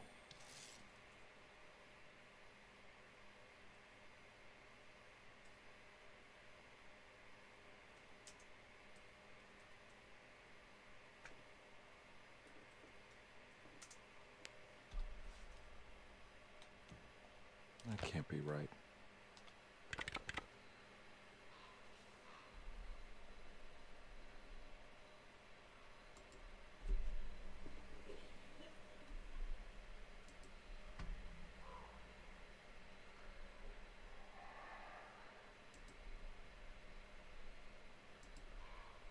Oh god.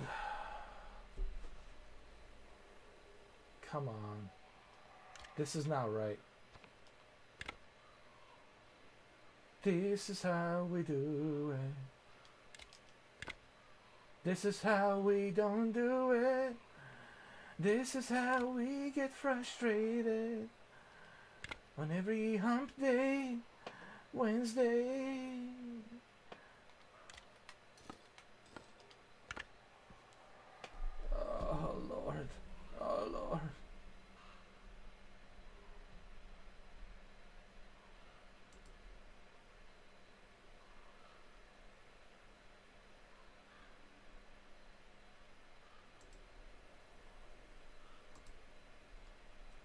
Hold on a second. Maybe this goat should be down here. Huh? Down here? I know, Shuki. I'm not a fan of puzzles either, but I still wouldn't give the game a bad score because of the puzzles. Just wouldn't be fair. But I'm not a fan. No. Not a fan of the puzzles. No, sir.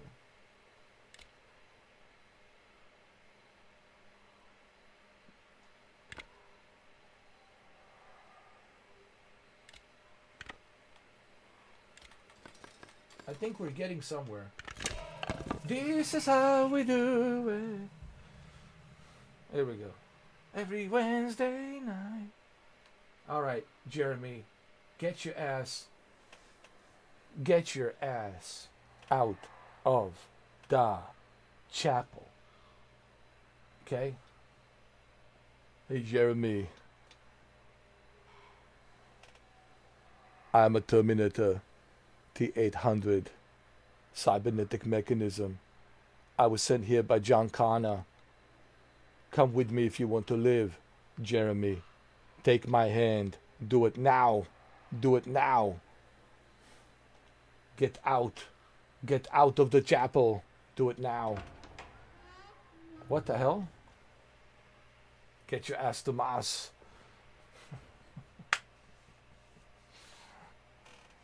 Get your ass to Mass. Oh, who is this lovely lady? What happened to her? Damn you, Jeremy. Please don't touch her. Jeremy. What are you doing here? Everyone's looking for you. I know, it's all a big mess. No one understands. I'm just trying to keep evil at bay. Just for a little while longer. You've got to come back with me. Your niece is waiting at Tercero. Emily? Why would you? My meadow. Keep making it worse. What is going on, Jeremy? How is any of this happening? I made a terrible promise with someone. The Dark Man.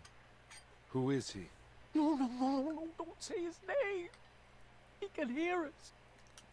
He's always listening.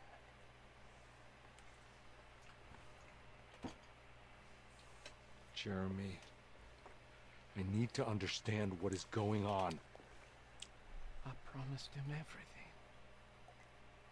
When the sun rises, I will be chained in his sunken desert temple for an eternity. But at least the evil about to awaken in Deseto won't harm anyone outside of that cursed place. You're acting crazy, Jeremy. Jeremy. I want to help. There's nothing you can do. Pull yourself together, Jeremy. Why did you want to go there? Don't be such a sissy cry boy. Not allowed. What's the matter with you? Can I go? Tell me, will it help me to break your pact? Is there something there that would help? Why would you give me hope? That's so cruel. Because you got a little tiny dick down there, and it needs to grow. What should I... Look out! Behind you! What? Run! Don't let it take you! What did you do?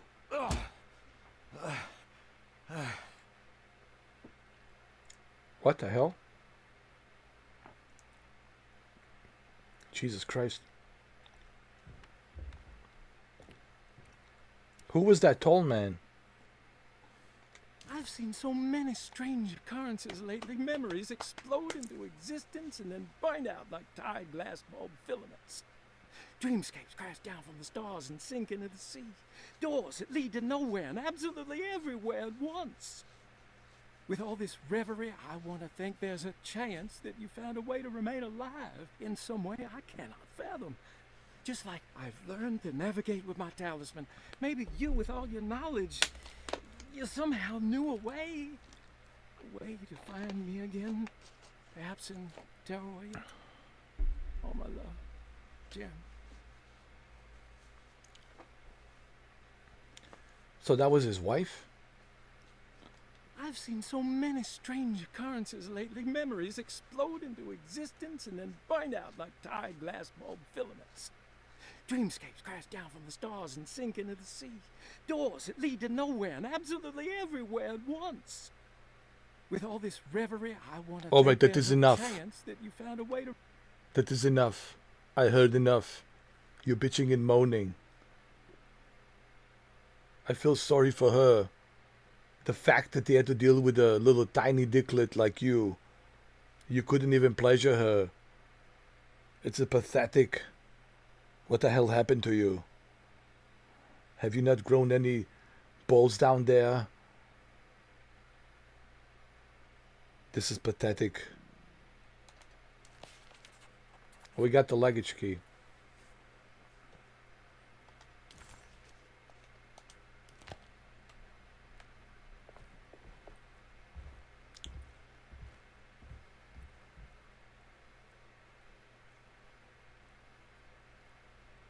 Take the photo. Remember, this is a Jean-Claude Van Damme movie. A time cop. You are a time cop. You need to remember all of this. She's dead. No matter how she died, she looks peaceful now. But how?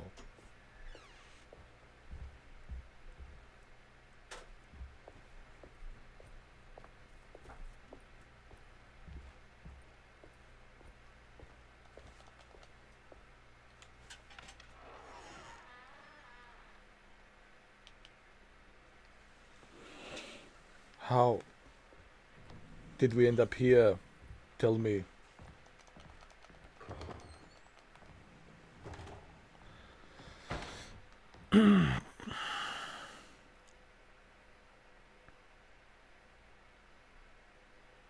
Oh my God, you left your phone underneath your ass. Lord. You slept with your phone behind your ass. Your phone will be called the 69.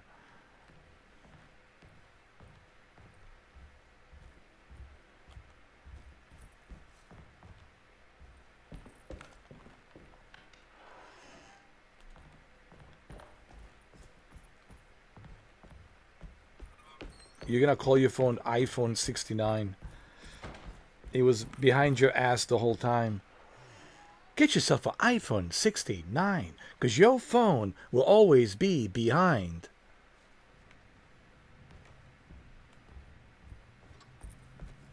Right behind. You're behind. Your iPhone 69. Right behind your behind. Oh, where did I leave my phone? Don't worry. We'll call you right now. It will vibrate. Oh! It's right behind. Right on my behind. Hello. How are you? But it only sounds good with the iPhone. I can't do a Galaxy. You know, with a Galaxy, it wouldn't sound the same, you know. I love, you know what it is? I love Samsung. So I can't make any fun. I refuse to make jokes about. Look, I make jokes about a lot of things. I'm a comedian, all right? You know. You see me make all kinds of jokes, you know. But I will never make a joke, comedy, about the Samsung. Because Samsungs are good, man. Samsung Galaxy is really good. iPhones, they're too limited. They're too limited, man. Way too limited. What I mean by limited is like they're like you can't transfer the video files. You can't like there's a lot you can't do with Apple. But with Samsung, there's a lot you can do with Samsung. You can like transfer the video files. You could connect it to your PC, Windows easily. Share the videos, photos, you know. What the hell is the blue? Blue? What the hell is that?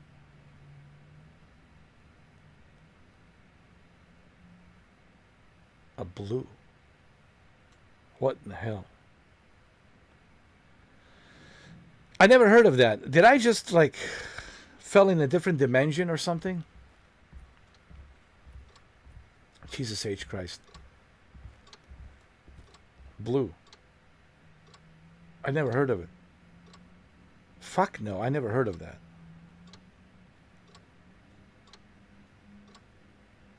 You know, you might as well be an alien from a different planet right now. Elaborate. Tell me a story about the blue.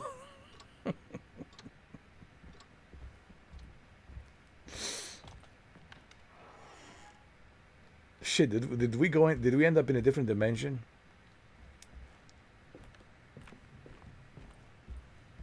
Oh my god. This game, it's cursed. We have ended up in some dimensions. Blue Chew. Never heard of it. Is that a Chinese? Is that from China? Is that from China? Is the company from China? China. China.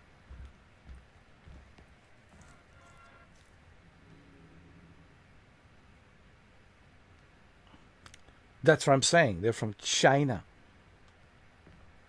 Everything Jeffrey Bezos buys is from China. Do you know why? So you don't have to pay too much for the hard labor. In China, it's a cheap labor. So get it from China. China. China. It's a China phone.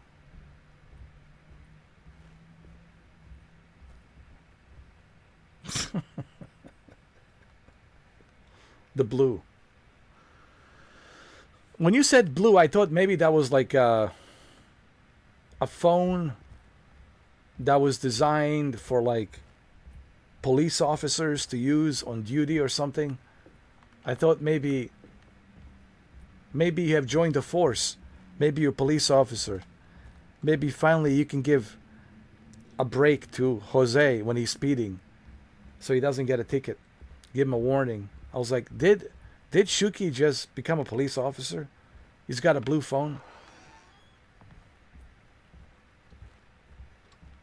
Hi, I'm with Blue. I was like, did you get sworn in as a law enforcement? You just graduated the police academy? I was like, what's going on?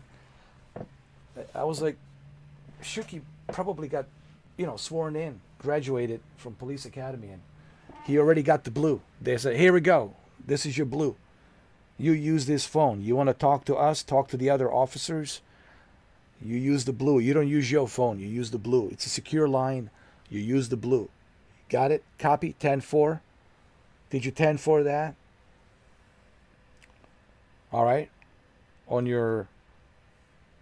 Okay? On your code 4, on your code 3, on your code 5, did you copy that? All right. All right, get the code 4, code 5, code 6. All right. Get back to me with your 10-4. All right.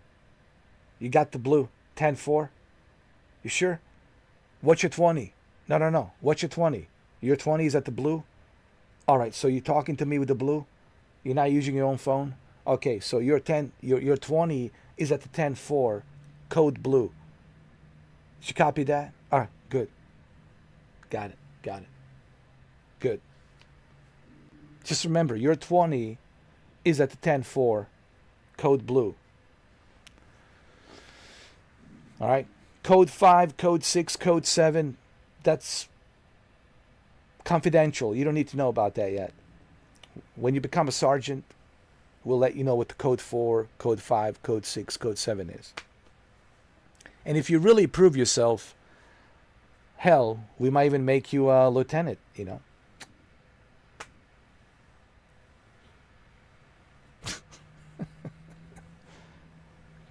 Officer Gordesky reporting. No, Lieutenant Gordesky, also known as Shuki.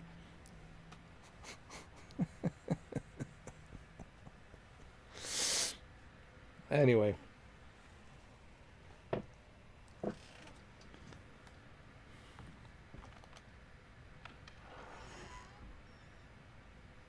I feel like I've been living in a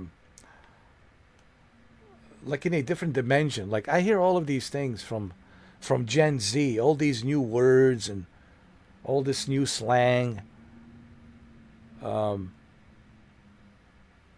Like these new words like introvert, travert, introvert. All these words like I feel like I'm like really like a dinosaur that somehow got lost in a time portal and ended up in this dimension, you know. And as a dinosaur T-Rex, I'm like what the hell is going on? You know, like all these new words I'm hearing, you know.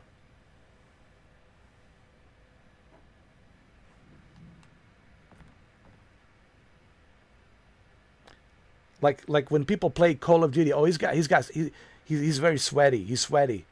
Oh, a bunch of sweaties. Sweat. He's sweating. Like what does that mean? Oh they got sweaty. Oh, they're sweating. What? Are they like working out? Are they like pumping iron? Like when they're sweating? What? I've heard that shit. Like in Call of Duty. I was like, what do you mean sweating? Like what? Oh, these guys are sweating big time. It's like what? Are they working out? Are they doing pull-ups, push-ups, sit-ups? Like what the fuck? I don't know. Everything's like so different, man. It just like these words, everything has been filtered and renamed, and you know. I'm an old school guy, man. I'm an old school. So for me, it's just like it's all bizarre to hear all these new phrases, all these new words, like edging. You don't know about edging? I said, what do you mean? Edging? Like you mean edging the grass, like landscaping? Like what? Oh, no, dude. He doesn't know. Yo, guys, he doesn't know. Like edging. Like what the fuck is that? Of course, I don't want to go into detail here on YouTube what the edging is. If you know, you know. And I'm like, what the fuck, man? It's...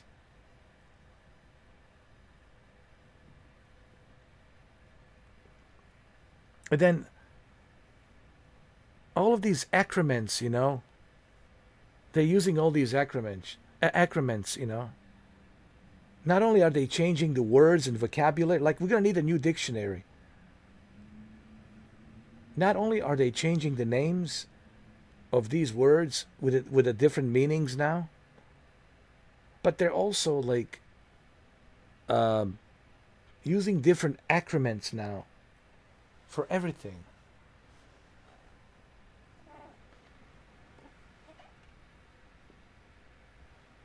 It's like somebody asked me the other day, like, what was it?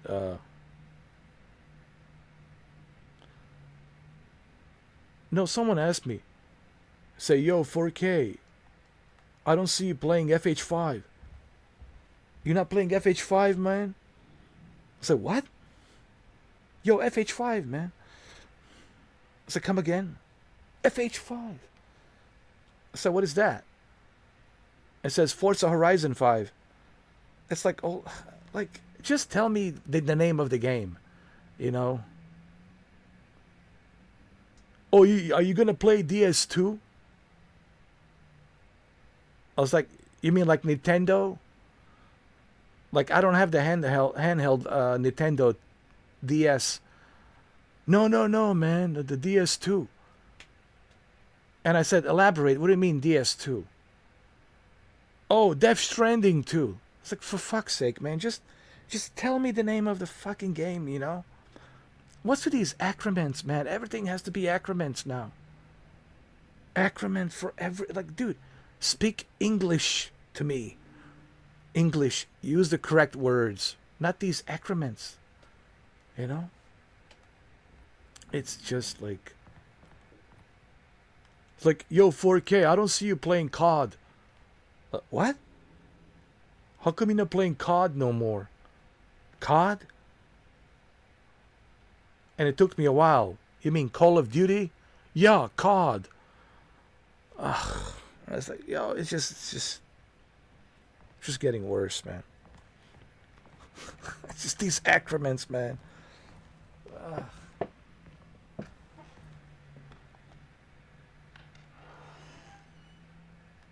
Right, Jose?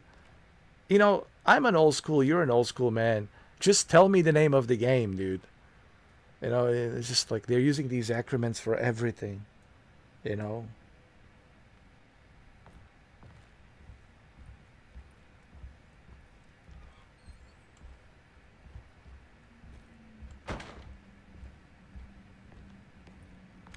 Same thing goes that even with like yo, I haven't seen you on a BF, bro. How come you're not playing BF anymore? I said, what? BF, bro.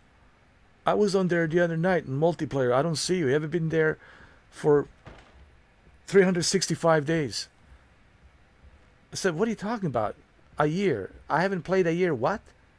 BF, bro. Come again? Battlefield. Oh, thank you for letting me know. Yeah, I haven't played the Battlefield in 365 days. In about a year. Everything's just like acrement, you know.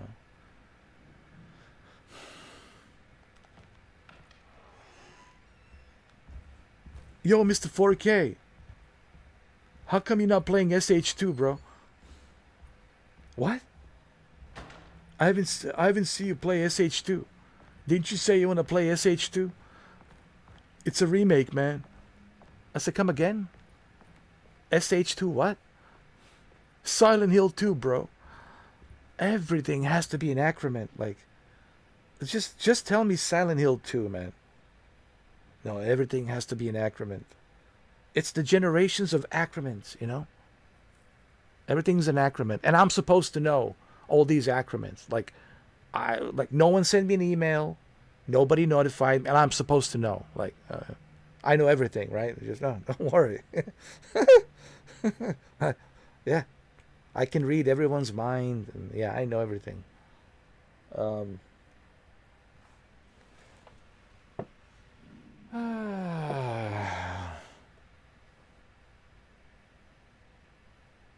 You have to Google the abbreviation.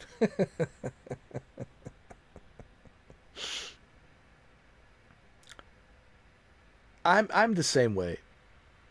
You just got to let me know. Just tell, how hard is it for someone to say, "Hey, have you played Forza Horizon 5?" It's just using the word Forza is enough, and I'll know exactly what you're referring to. But when you start telling me FH5, what are you referring to? FH5 could have all kinds of meanings, which I don't want to say it on here because I don't want to get demonetized. It's like, what? You know. Oh yeah, here's another one. Hey, Mr. 4K, yo. I see you playing TDUSC, bro. What? TDUSC, bro. Come again? What do you mean TDUSC? Test Drive Unlimited Solar Crown. Yo, I mean, it gives me the migraines. It really does. No, never, dude. Back then, you can ask Shuki, you can ask Shinobi, you can ask Jose. Everybody here is my generation. We never did that. Like, hey, have you played Paperboy? That's what we would say. Have you played Paperboy? Have you played Karate Kid? Have you played Frogger? Have you played Tetris? Have you played Lunar Landing? Have you played Pit Stop 1, Pit Stop 2? We would never, like, use any kind of acronym, any kind of shortcut words to call the video games that we played. No acronym. Nope. But nowadays, everything has to be with an acronym. You know, everything has to be shortened shortened down. Even when someone texting you, THX, thanks. What? What is this? George Lucas? George Lucas typing to me, THX?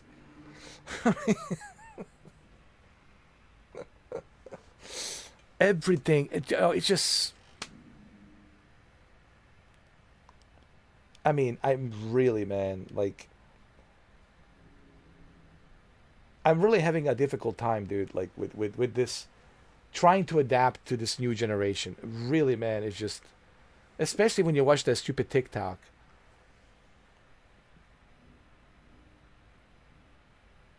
The stupidity and the nonsense. Ugh. Yeah, be right back. BRB. THX, BRB, LOL. LMAO. CYA. See ya. See ya. How about, can't you type SEEU and then LATER, see you later? How difficult is it to type in see you later? No. SYA, see ya.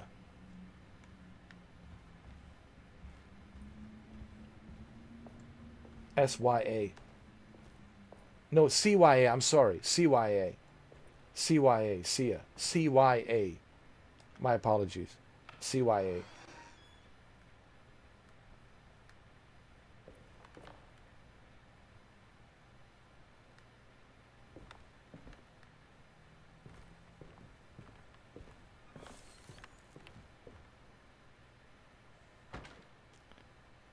YOLO, you only live once, or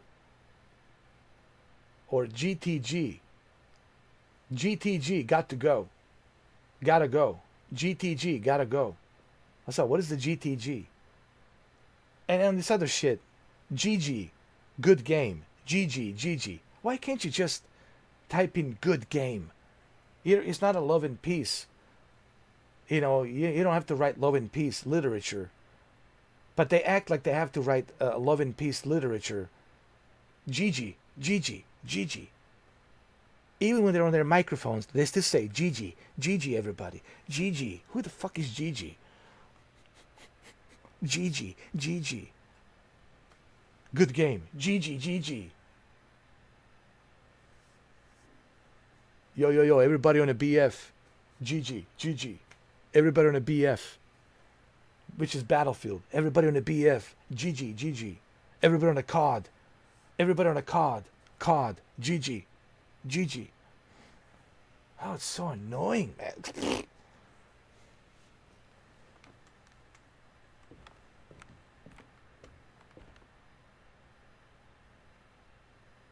I know that too. Oh, I know, Jose. Ah, God.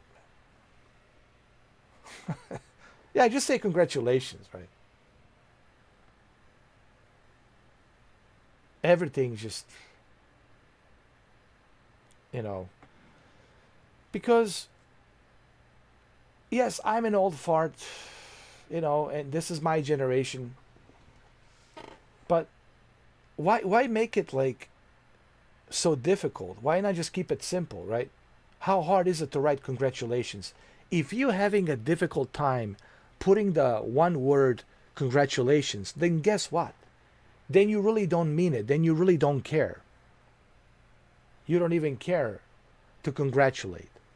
If you're in such a hurry to put only W, why can't you just put congratulations? Why W? And what the fuck does the W even mean? Win. What? Win?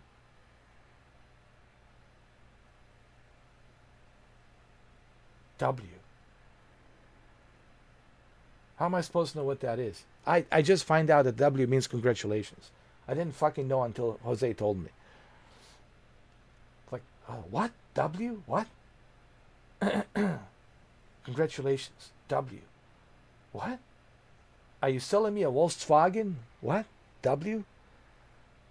Wait, so you were giving me a Volkswagen? Oh, really? What kind of a Volkswagen? Oh, man. No, it's really. I mean, it's. Let me tell you. I said this before. I just don't understand this generation. This generation, to me, I might as well be on a different planet. Might as well be on a different planet. Might as well. It feels like, you know what? It does feel like I'm on a different planet. It really does. Um, yes, we're all communicating with English. Yes, we're using the universal English language. Everybody knows universal English language, right? Thank God for that, right? So we all speak English everywhere you go. But everybody speaks English around the world. It's true. Thank God for that. But you know what? Everything else is just bizarre. It is just so weird and bizarre. It's like you wake up every morning and you're like, wow, this planet is really strange. Wow. This planet is really something else. Wait till the AI and robots start running around. And that's the interesting thing about the game that Leslie Benzies is bringing next Tuesday to us. Mind's Eye. You know what? Mind's Eye is not even a science fiction. Mind's Eye is actually science fact. So when we play that game next Tuesday, don't look at that game as like some kind of science fiction. No, no, no, no, no. No, no, no, no, no, no, no, no, no, no, no. Mind's Eye, it's a science fact. It's not a science fiction. Because we're almost there, man. Like the AI and robots, once that happens, you have Skynet, you have Terminator, T-800, T-1000, liquid metal. That's it. Welcome to Skynet. And we're not that far. Listen, we're not that far from Skynet. Really. Really. No joke. No joke. We're really not that far. And it's terrifying. It is terrifying when you start thinking about it. Even the latest movie, the Final Reckoning, spoilers warning, with Tom Cruise, which is the Mission Impossible 8, is the last one that he made, deals with the danger of artificial intelligence. Just how dangerous artificial intelligence is. So,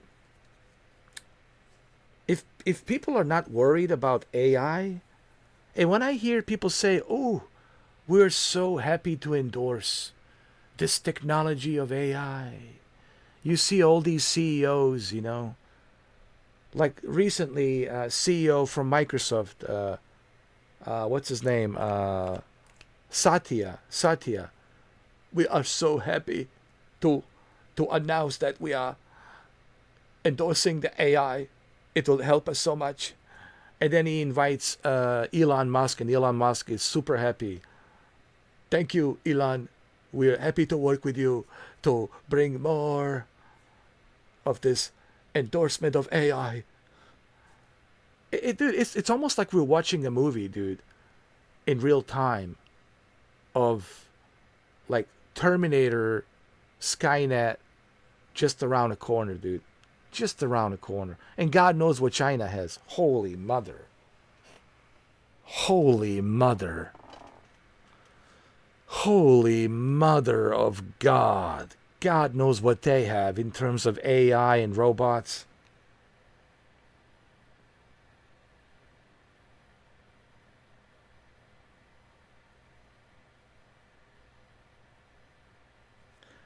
I'm telling you, man. Telling you. I mean, it's some scary shit out there, bro. I'm not a huge fan of AI. I really am not, man. People say, well, why not? AI can help you.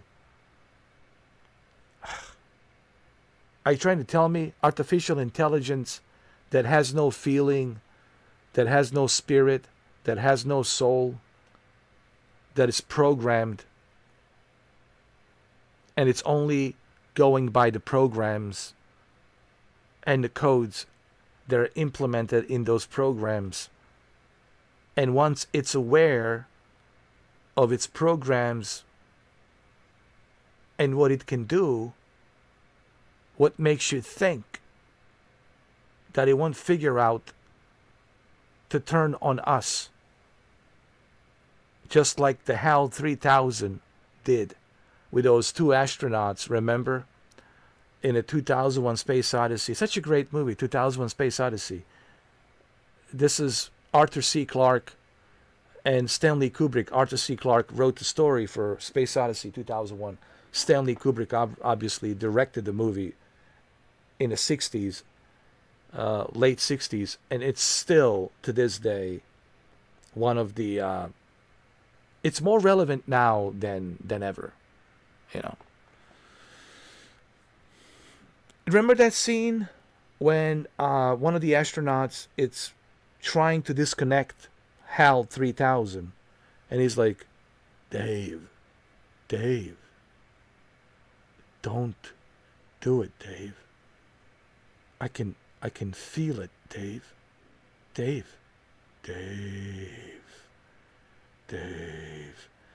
Right? It's like, dude, you want me to trust that? And then of course, and then you know, Terminator, Skynet is just scares the shit out of me, man. I don't look at Terminator now as an entertainment. I look at Terminator as like, holy shit, man. This could actually happen. I don't know about the time travel. I don't know about that.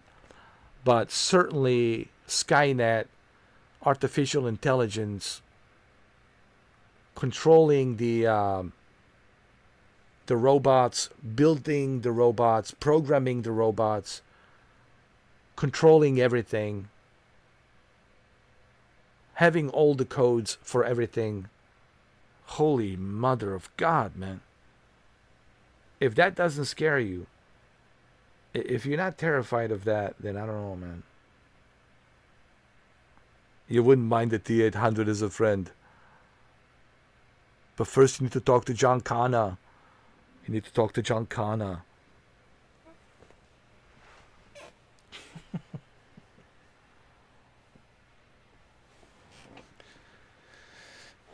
I don't know, man. I don't think I'll see it. I don't think you guys will see it. But, you know, in the future, you know, I mean, like my nephew and nieces, and when they grow up and their children, certainly their children will see something like that. It'll get to that point where it's just going to be, oh, he's my friend. This is Charlie. Hi, I'm Charlie.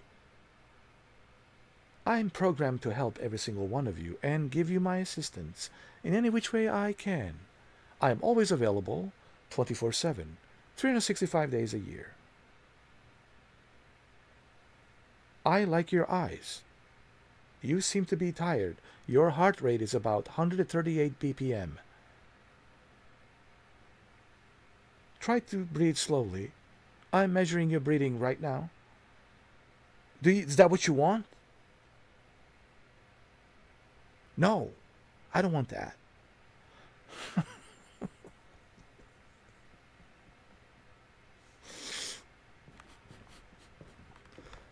Have you not seen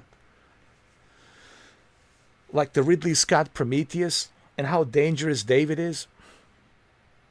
I mean, that's what that is. Well, Detroit Become Human, another cautionary tale. Detroit Become Human is yet another cautionary tale. And of course, Mind's Eye coming out next Tuesday. It's certainly a cautionary tale. I think it's too late, man. It's already here, man. It's happening. It's too late. It's happening. AI has won. Everything will be artificial intelligence. You won't need to hire people to do the jobs. Everything will be AI, robots. You won't need the pilots to fly the jet fighters. Everything will be AI. You know, the AI will control these jet fighters, these stealth fighters. Everything will be AI. The tanks will be AI. Robots will be soldiers controlled by AI. I mean,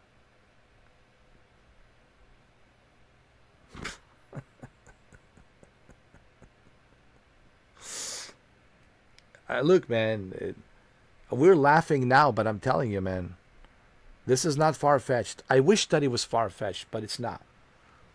We're not that, like, dude, we're just around the corner, man. People just don't realize, like, how close we are. We're just around the corner, man. This close. AI is like being implemented into everything. Your computer, your cell phones, everything. It monitors everything that you do. It knows everything. What time you take a piss, what time you take a shit, which websites you go to. It has the algorithm of your lifestyle. Let's look at the Jose's algorithm. Let's look at the Shuka's algorithm. Let's look at Shinobi's algorithm. Let's look at Mr. 4K's algorithm. Everything. Everything's being synchronized. And they're just collecting all that data. So what does that tell you? This AI will know everything about everyone. It'll know you better than you will ever know yourself. And that shit is scary, dude. And it never makes a mistake. It's very precise and always on point, and it never makes a mistake. I mean, if that doesn't scare you, if that doesn't terrify you, then I don't know what will, man.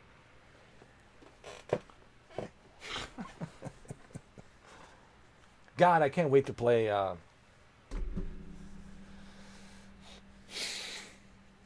Mind's Eye. Seriously, I can't wait for Mind's Eye next Tuesday. There's so much to talk about that game. Especially with the whole artificial intelligence. Man, I can't wait. Please, guys, come to that live stream. It'll be at 10 o'clock in the morning. Please. You do not want to miss this live stream. It'll be probably one of my best live streams this year. Certainly next Tuesday, June 10th, probably one of the best live streams, I think, because there's so much in that game. There's so much we need to talk about. I mean, you know. So I hope you guys will be able to join in. You know. And if you can make it, it's okay. I understand. You know, don't think that I'm just joking. You know, I understand. It's not a Bible. You guys don't have to be here. I understand you guys have lives. You know, you got family, you got kids, you got a job. You know, I understand. You know, I'm just joking. You know, but if you miss it, there's always on demand, guys.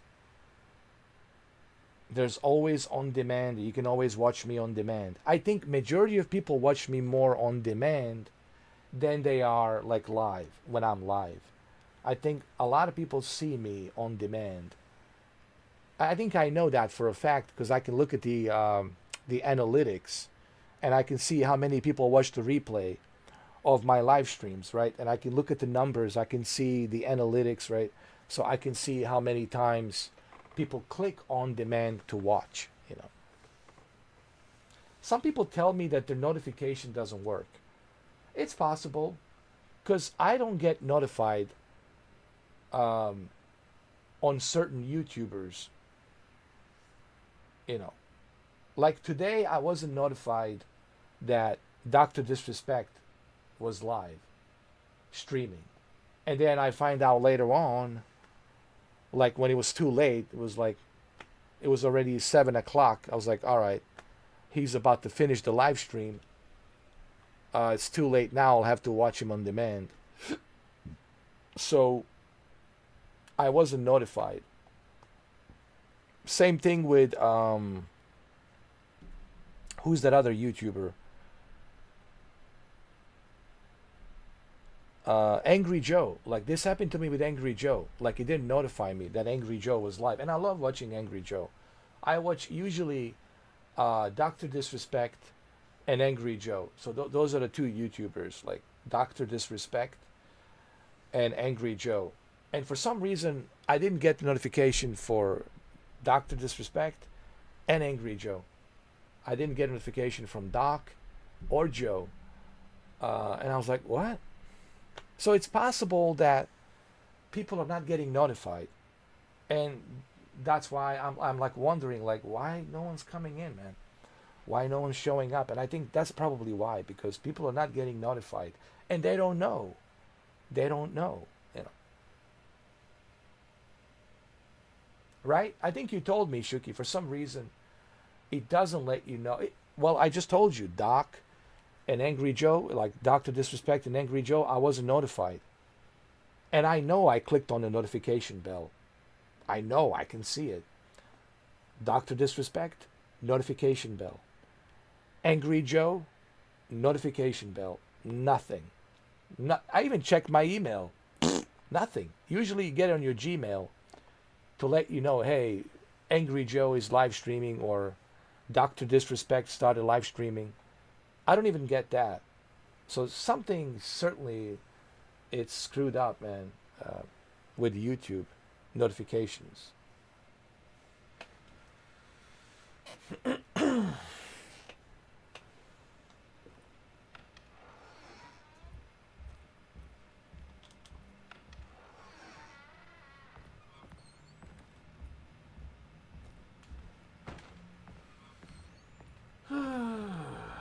We're in the library. What are we doing in the library, huh?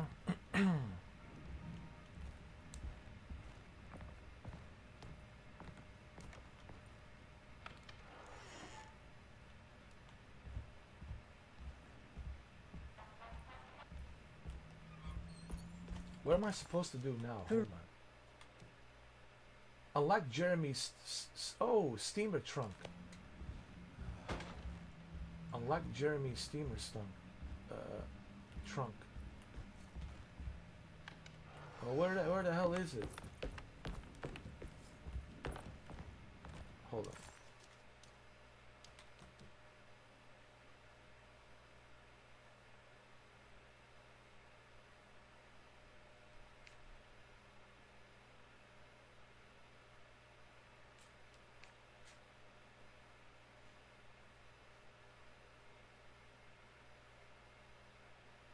Okay, we gotta go to the second floor. Got it. Gotta go to the second floor, my friend. How do we get out of here? Hold on. Wait.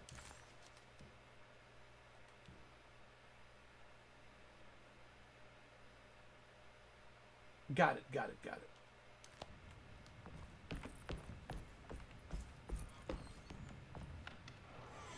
Upstairs, second floor. Let's go.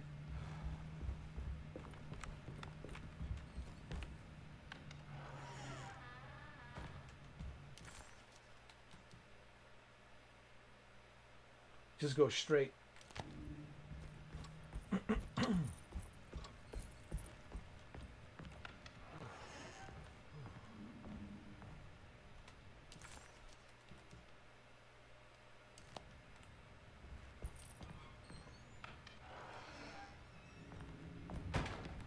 There we go.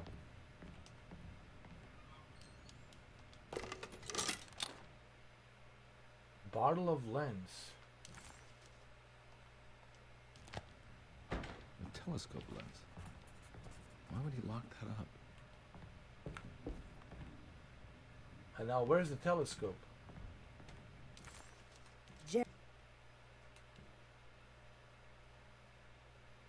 Jeremy had found a way to enter Terraway, but he wasn't allowed to go. He knew deep down that it was impossible for him to cross that threshold. Instead, he hoped that Perosi would go in his place and burn his library to the grounds. so he could start again. But she never got the chance. For Rosie had her own problems, her own demons, and she died suddenly one day without warning. Holding the telescope lens in his hands, Detective Comby suspected what it was. At least a part of the key to that paradise Jeremy so desperately wanted to see. Curious what he would find, he felt eager to put the lens to use. Okay, well, let's use the telescope. What are we waiting for? Come on. I know, it is AI. It's always AI. It's all AI, brother. We just have to get used to it.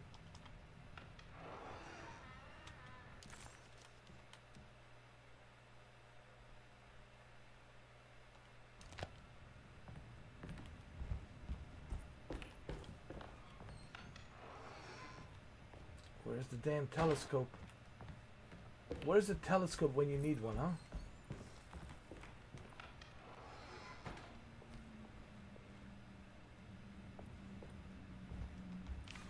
She's dead. No matter how she died, she looks peaceful now. Let's go get the telescope, man.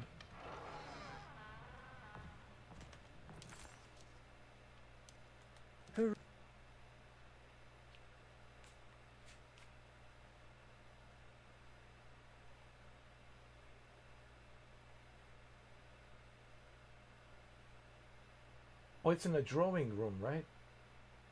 So we gotta go down to the first floor. Alright, it's in the first floor, I think. Alright. We gotta go to the first floor. Let's go, guys. Let's go.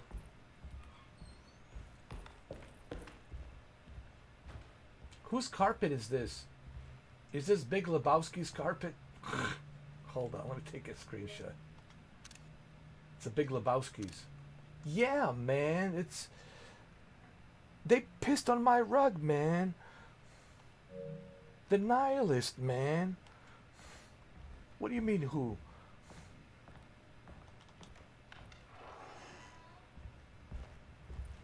Alright, go downstairs.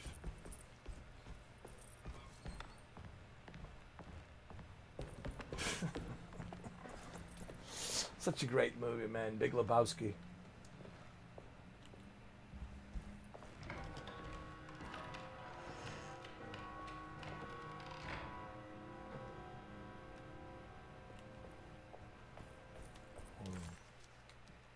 Hiroshi's body looked unharmed. Comby couldn't figure out how she died, or why this wasn't a bigger upset to the people at the Seto.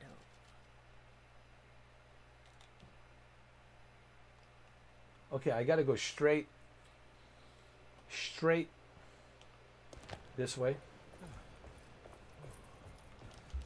I need the key. There's always something. You need a key now.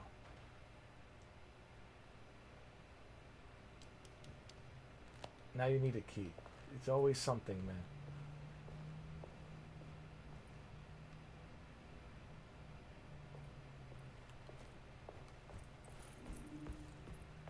It's always something.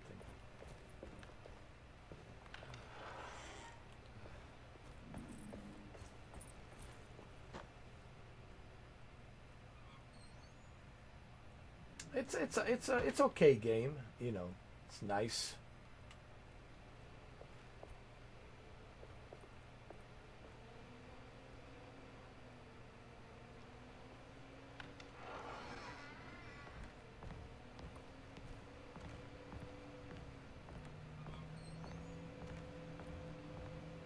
Now where's the key, man? There's no way I can get into this thing. Better leave it alone.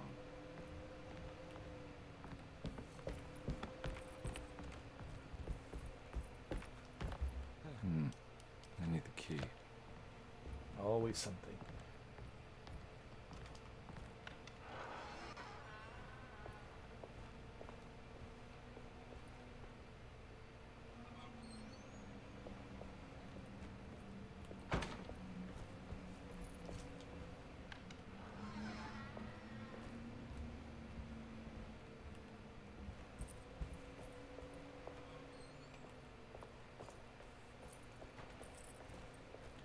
key.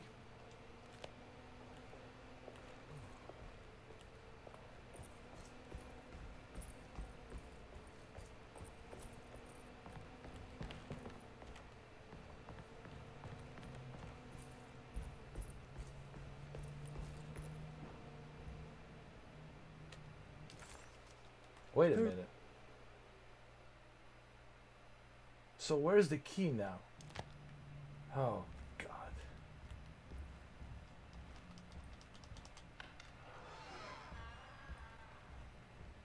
There's something missing.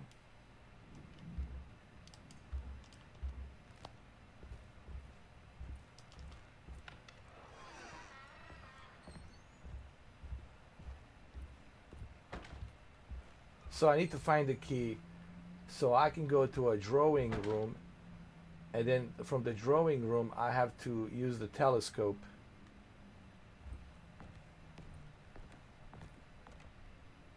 Yeah, I got the lens to telescope.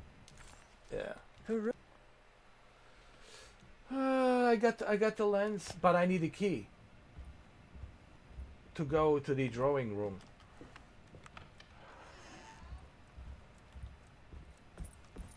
What's this? Maybe I'll find the key. What the hell is this? There's more of that rot again. Like it's guiding me to do something. But what? Wait a minute.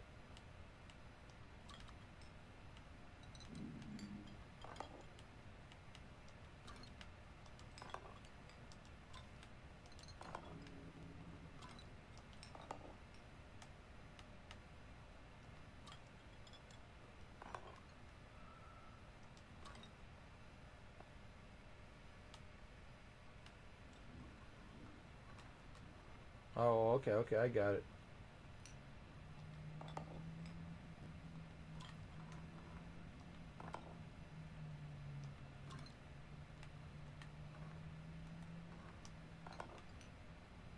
No, this goes down here. Hold on.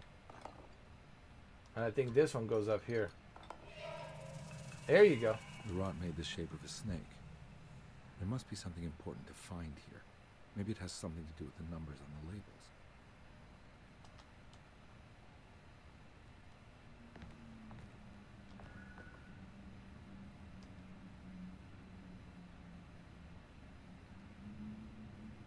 Two, 5, 257. 257. Maybe that's the combination to a lock or something.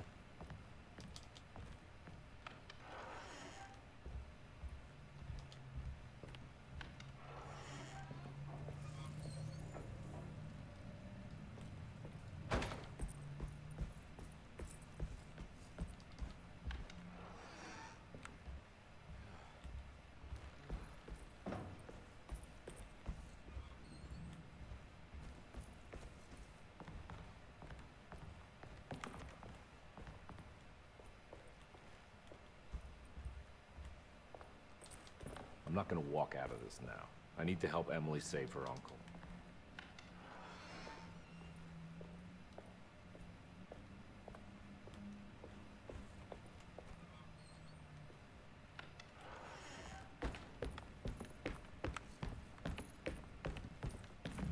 There's no way I can get into this thing.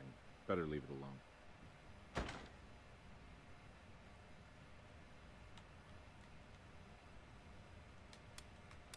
2.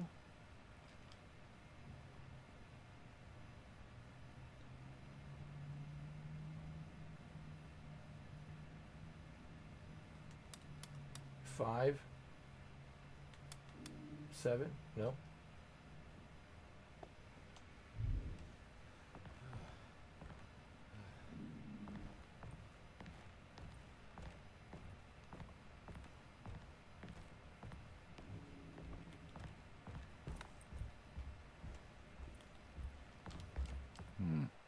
I need the key.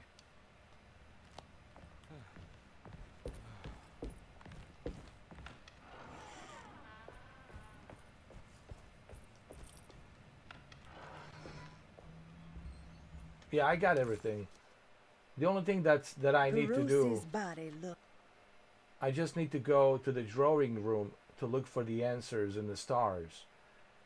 But the problem is, Hirosi's. I can't get there because the door is locked for me to go all the way to the drawing room. And I need a key, and I just don't know where the key is.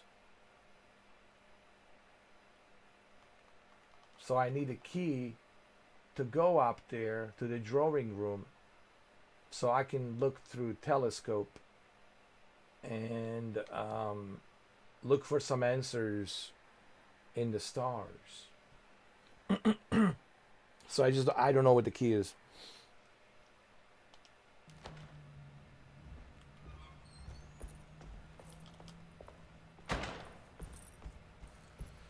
Don't know where the key is.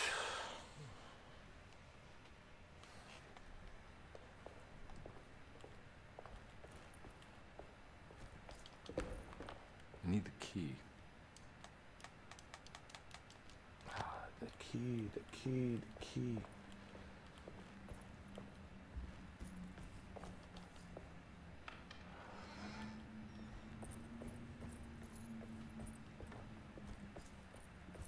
Man, there's nothing here.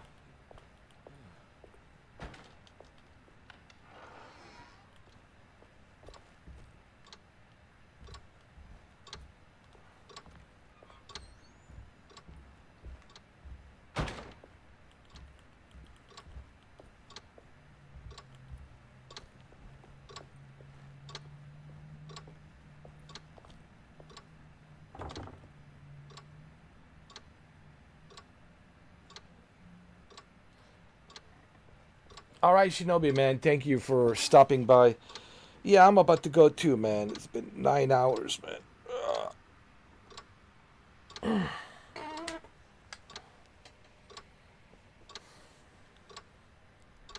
It's almost 4 o'clock in the morning here. I figure it's probably like 10 o'clock over there in UK.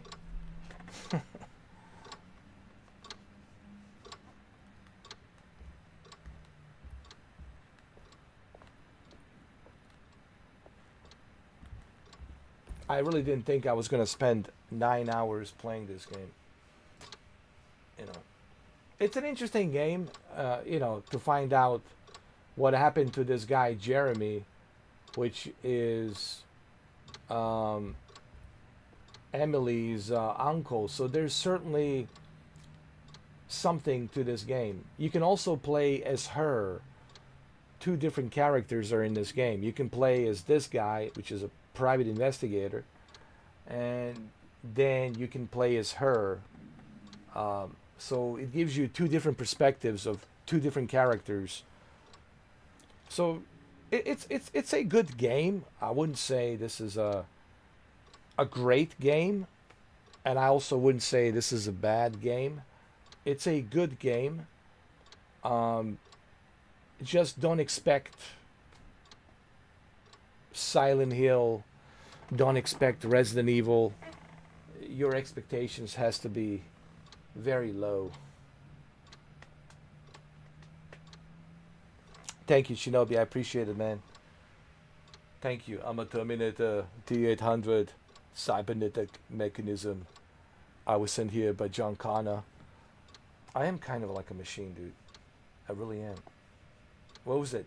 The other day I did 12 hours. Dude, I've been doing back-to-back. Like, look at these long live streams. Like, back-to-back. Been doing these live streams, man. And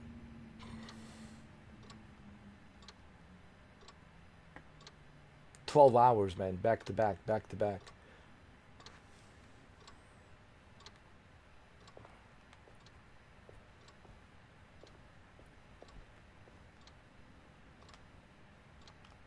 It's, you know.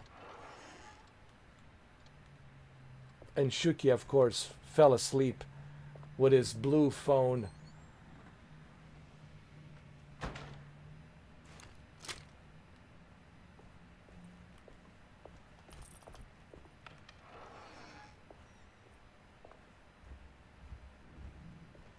Well, unexpected boy, since you finished the game, why don't you tell me where the key is? If it's such an easy game. That is if you have finished the game. Probably. Now, you're probably a troll, dude. Troll, man. Unexpected boy. And these trolls and their unexpected, obvious nicknames, man.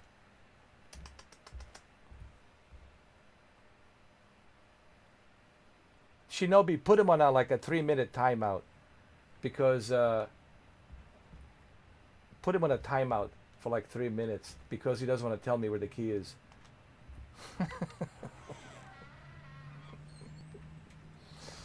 Now put him on a timeout for 6 minutes.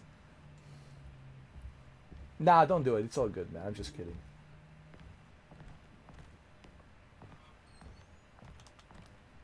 So where's the key? Oh, it's okay. Thank you. Thank you, Shinobi. It's too late now.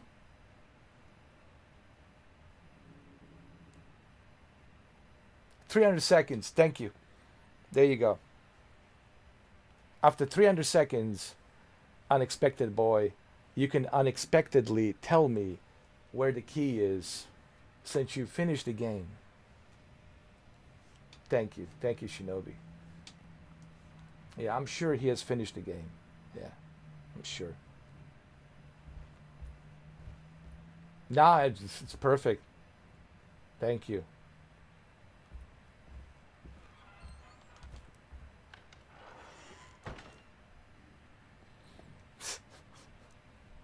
Unexpectedly, he got timed out. Oopsie daisy. I don't know. It's just somehow it happens. It just happens. Oh.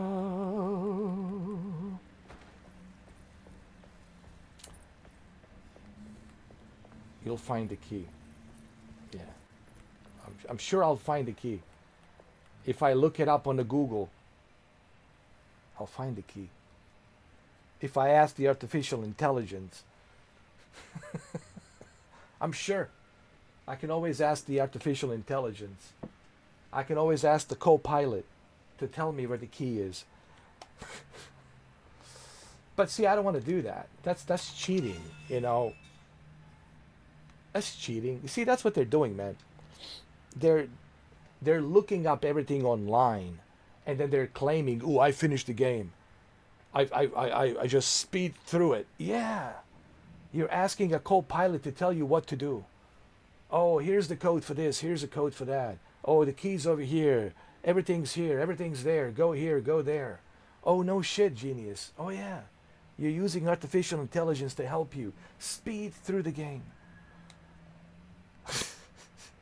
This generation, man. Unbelievable, man.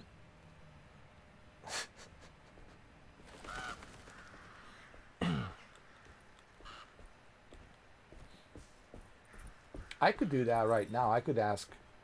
Well, you know what? Let's find out where the key is. Why not? Oh, let's see. Let's ask. Let's ask. Let's see. The key.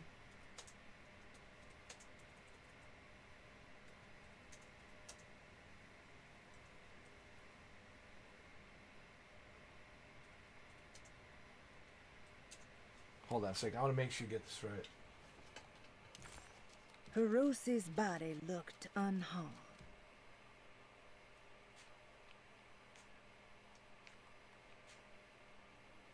Drawing room. Okay.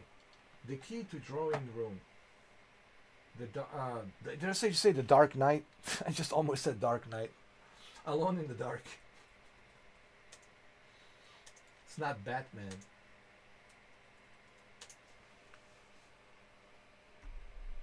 The key to drawing room, Alone in the Dark.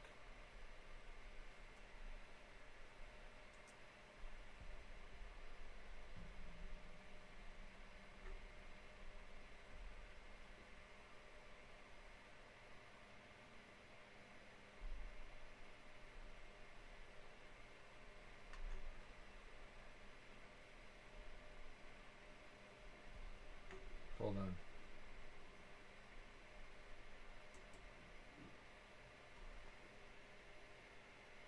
Find the key to the plaza. Hold on. And that's what I need.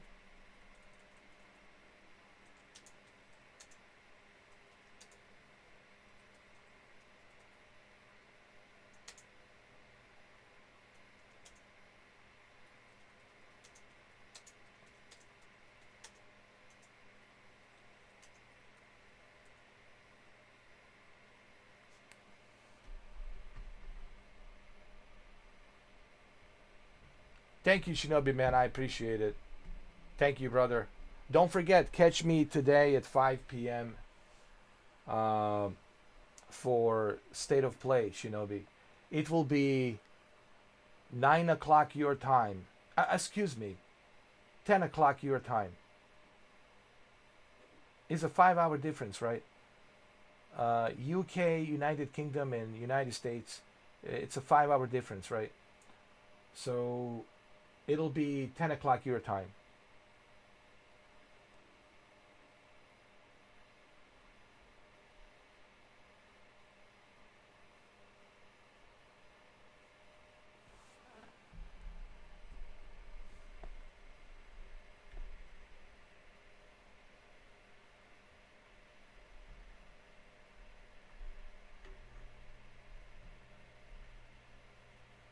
Yeah, I'll be on at 5.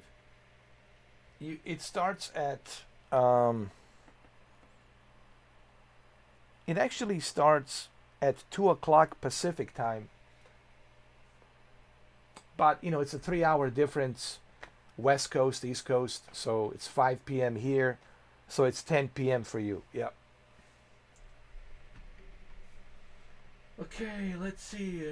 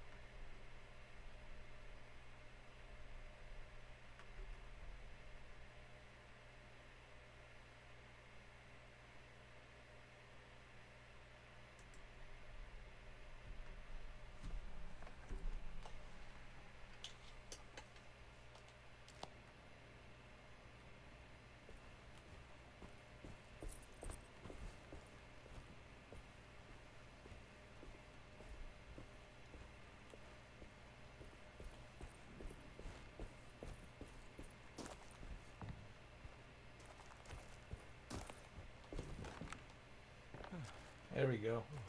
I got the hatchet.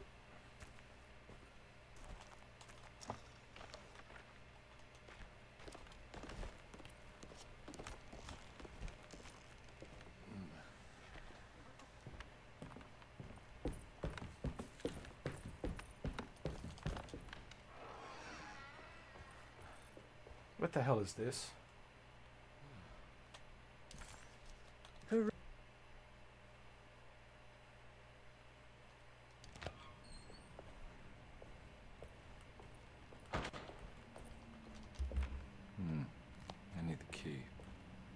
nothing.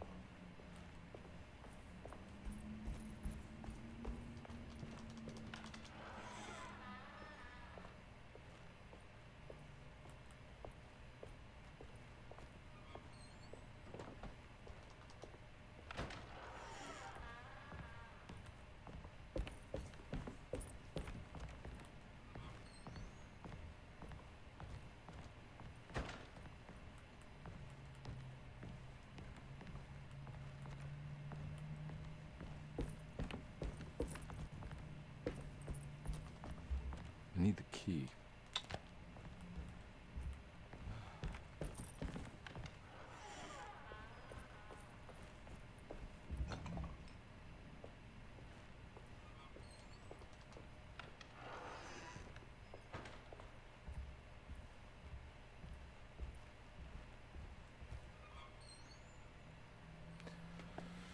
Well, this key will have to wait some other time. Whenever I decide to continue playing this.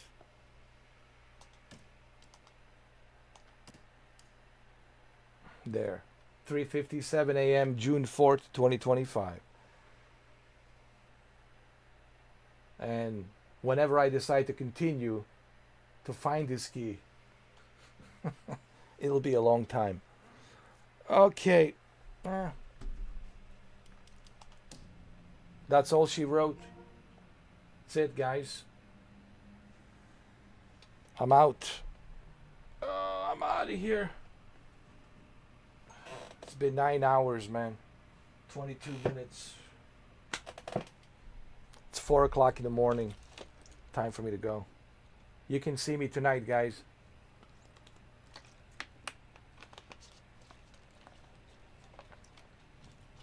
Tonight at 5 p.m.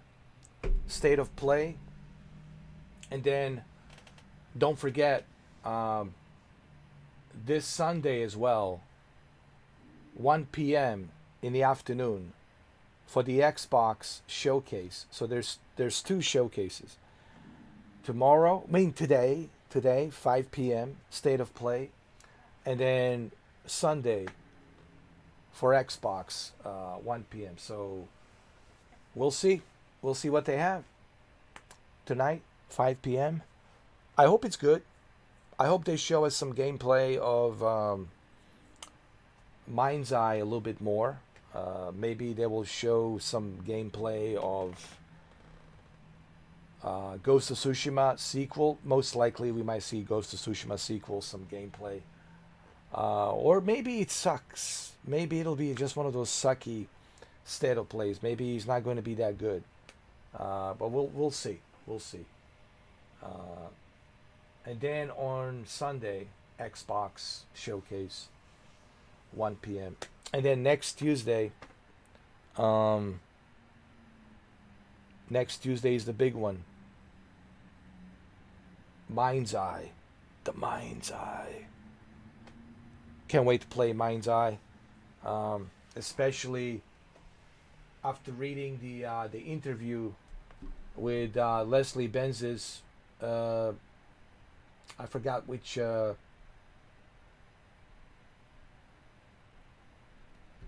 journalist company. Oh, it was games industry biz. He did an interview. So I gotta read this for you guys. This was the question that was asked to the CEO of Build a Rocket Boy. Leslie Benzes. What is this is the question they're asking Leslie Benzes, who is the CEO of the Built a Rocket Boy. What is your grand vision for Mind's Eye? What will it be at lunch? And where is it going in the future?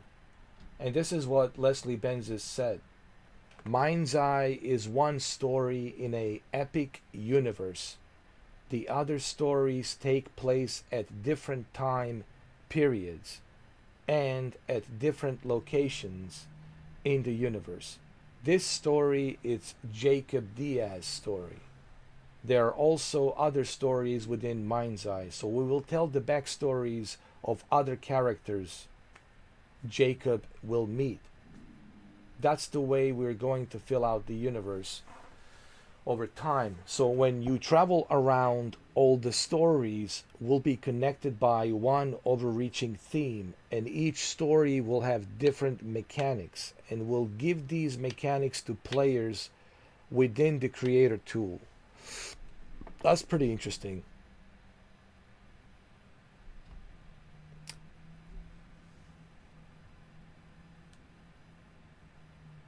So another question that was asked to Leslie Benzis was, what will happen with the game after lunch? The studio will support the game through Play, Mind's Eye, with continuous new content. Some of the content, like races, are made just for fun, but with most of the content, we'll try to incorporate it into the story. So once you play the big overreaching 10-year plan, you'll have a very good idea of what the universe looks like. Wow. So this is 10 years, man. They have a plan for this game to support this game for 10 years. That's a long time, man. That's till 2035, bro. That's pretty good. To have that kind of dedication of updates for 10 years, all the way through 2035. Wow. We have plans to add multiplayer, and we have plans to make full open world. And of course, we also got to look at what players are creating and incorporate that into our plans. Given the case of the tools, we think there's going to be a high percentage of players who will jump in and give it a pop. See how it feels. Hopefully some will create compelling content. We can then promote and make that part of our plans to push to other players. So they're giving us, the players, the creativity to create stuff. And then if it's appropriate, they will review it. If it's appropriate, then they will support it. Is it best to think of Mind's Eye as the first game in a series of games, or one game as a part of larger experience? Leslie Benzis says, Mind's Eye sits bang in the middle of our story. So we're going back 10,000 years. Then we're going to go forward a certain amount of time. It's a relevant piece of the puzzle that will have players asking questions of what's the bigger story is. Dude, that's crazy. So we're going back to 10,000 years, then we're going to go forward a certain amount of time. That's going to be a lot of stories, dude. It's the relevant piece of the puzzle that will have players asking questions of what the bigger story is. We intentionally not released footage of huge parts of the game because we don't want to spoil anything for players, but this story does take some unusual twists. Wow. Another question that was asked to Leslie Benzis, what's your vision for the multiplayer component of the game? And this is what Leslie says. I guess there's two sides to that answer. The dream from the building side is to allow players the opportunity to create their own multiplayer open world games with ease. So anyone could pick up the game, jump in, drive around, stop at the point where they see something of interest, build a little mission, jump back in the car, drive again, build another mission. Once you build a couple of hundreds of these, you've built your own open world game. So that's the build side. Holy shit. You can't do that on a Grand Theft Auto, man. For our side, we want to create a place where people can socialize, play together, and engage in the stories that we build So we do have plans next year to launch an open world multiplayer game that takes place a year after Mind's Eyes finishes. In the interim, we also have an open world free roam game that spans from when Mind's Eye finishes to the launch of the open world multiplayer game, which will come in next year, most likely winter 2026, probably January 2026 or February 2026. And another question. Oh, there's a good questions, man. Are you selling the base game at launch with a pass for upcoming content additions? Do you have a vision for how you are going to package future stories in the overreaching Mind's Eye experience? And Leslie Benzes replied, it depends on the scale of the story. Some will be free and some will be paid, which makes total sense. And here's a really good question that was asked to Leslie. After you left Rockstar Games, what came next? What led to you building the studio? I spent few years looking into some other things, going into some property development, using some of the games experiences we made, I think called VR Chitect. Chitect. VR Chitect. I never heard of this, but it's called the VR Chitect, which allowed you to build houses and view them in VR. I spent a lot of time in Los Angeles at this point, and this is when droughts were very bad. I got into making these machines that would suck the water out of the air. Still sitting in my back garden in Los Angeles is this big clunky machine. It works like an air conditioning unit. It could suck up 1,000 liters of water. So I got involved with that. But there's really nothing like making games. The different types of people, the lawyers, the accountants, the programmers, the artists, the dancers, the singers, the bunch of people in one big pot, all working together and turning something from a piece of a paper into something on the screen. And that's where I get my excitement. Since I was a kid, that's what I wanted to do. I thought I better get back into making games because nothing else was as much fun. What was the journey towards creating Mind's Eye as your first standalone release? Your first game always your hardest. You have to build systems. You have to build the team. Everything is new. You don't really see a lot of on the screen until way down the line because you're building underlying system, physics systems, the gameplay systems. It's a slow start, but what you end up with is an engaging, and obviously we use Unreal Engine, which provides a certain level of support and building. On top of that, we got to build our own stuff. Plus, we have to pack up everything and build and present it nicely for the creator tools. So it adds an extra layer of complexity to everything. But now, given where we are, the speed that we can iterate, we can very quickly place enemies, place vehicles, place puzzles, whatever, and get the feel for a game. We're now got a great experienced team. A lot of talented guys in there. In the old days, you get the game, stick it on the shelf, and you are wave goodbye. It's not like that anymore. You're continually fixing things. When you release a game, you're suddenly got 100 testers, but hopefully millions of testers. You got continually fix, continually optimize. I see it. All right, so this is a really good question. Before I go, and this is the question that was asked Leslie Benzes, and this is the one that really got me intrigued. So this was asked to Leslie Benzes. So Mind's Eye, it's a standalone game, And everywhere, it's not mentioned anywhere on the Steam page. But obviously, there's a strong build component to this game, which was part of Everywhere pitch. What does this mean for Everywhere? And what was behind the decision to package the game this way? And this is what Leslie said regarding the Everywhere. This is all part of a bigger story and ecosystem that we got planned. Everywhere is going to show up again pretty soon.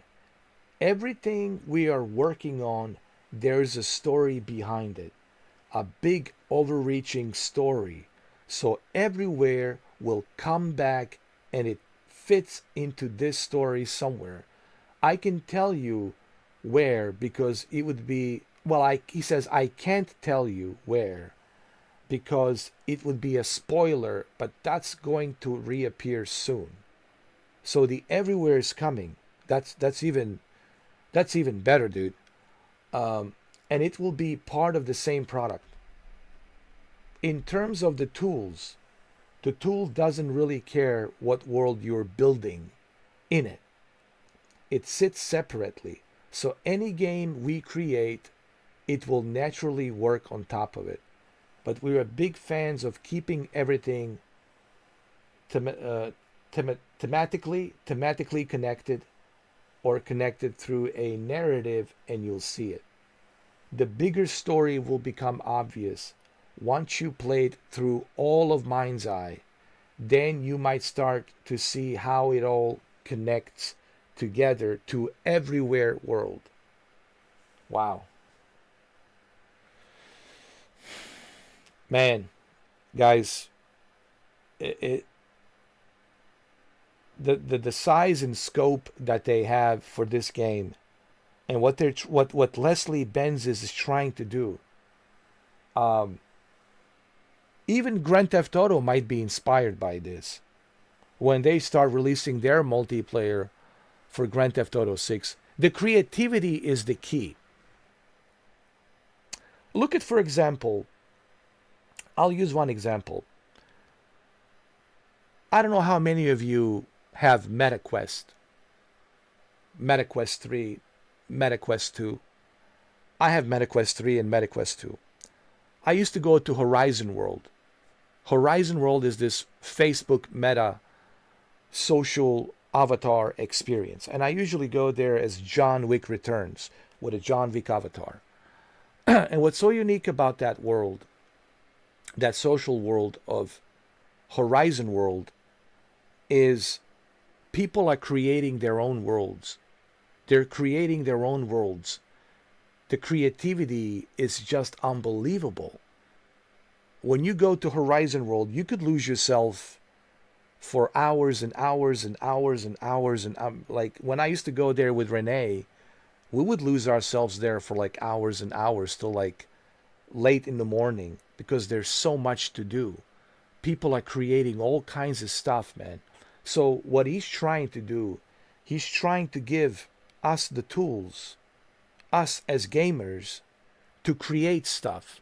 Of course, it will have to be reviewed, it will have to be authorized, because you cannot make something that it's, offensive, right? But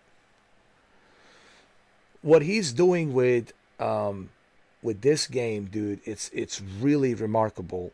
And it's a 10-year plan. That means they will be supporting this game for 10 years. So there's your $60 value right there, man. I'm super excited for Mind's Eye. I think the more people start learning about the Mind's Eye, the more people will realize, wow, this is actually pretty good. Especially next week, Tuesday, once the game is released, once I start doing the live stream. Especially next week, Tuesday. Throughout that entire week next week, you will have a much better idea what the Mind's Eye is and where the future is for Mind's Eye. So I hope that they're successful. I hope that this game is successful because, man, these are some great ideas that Leslie Benzis has and the team from Built the Rocket Boy. So I'm really looking forward to it. All right, well, guys, on that note, it is 4 a.m. and 16 minutes. 4 a.m. and 16 minutes.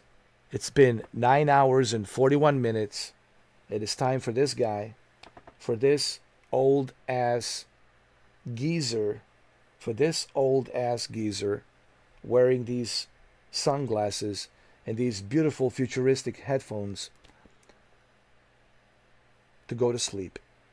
I hope you guys enjoyed yourself. I hope you guys had fun. Alone in the Dark, it's okay. It's okay. It's not the greatest game ever. It's not the worst game ever. It's just in the middle. It's okay. And it's on PlayStation Plus. Hey, why not play it? It's on PlayStation Plus. It has an interesting story. It's okay. Yeah. I don't know what else to tell you. It's just okay. You know, there's a lot of puzzles. Looking for the keys, puzzles, keys. It's not really so much Silent Hill or Resident Evil. If you're expecting Silent Hill, Resident Evil, that's not the case here. You know, but it's okay. All right, the game's okay. All right, guys, I'm out. I'm out of here.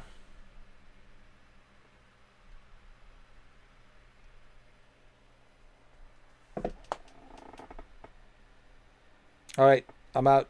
Don't forget, guys, tonight, 5 p.m. 5 p.m., State of Play. I will be live streaming 5 p.m. State of Play. Please be there because it's better when we're watching it together to see what State of Play, what Sony is cooking, right? And then make sure you see me on Sunday, 1 p.m. Sunday, for Xbox Showcase as well, 1 p.m., which is this Sunday coming, this Sunday. I believe it's June 8th. June 8th, this coming Sunday, June 8th, Xbox Showcase, 1 p.m. Today, 5 p.m., State of Play. All right, guys? Don't worry about it, Shuki, man. It's all good, man. I'm just, listen, man. You know I'm a comedian, bro. You know, I'm a comedian. I'm a character, man. I'm just, you know, I'm just poking you. I'm just pulling your leg, man. You're good, bro. Don't worry about it, man. Believe me, even I was about to pass out. At one point, I was like, oh, God. All of these puzzles. I think around like 11 o'clock, I was about like... Then I started drinking my coffee, and I was like, all right. Let's figure this out, you know. And so, yeah, I'll see you guys today, 5 p.m. Okay? We'll see what Sony is cooking. All right?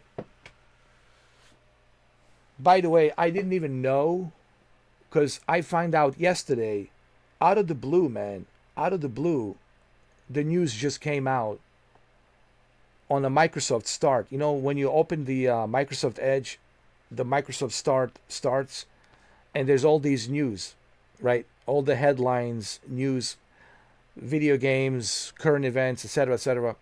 And there was this news about State of Play. I was like, really? Like the last minute State of Play tomorrow? So, which is today, June 4th, 5 p.m. So, looking forward to it. All right?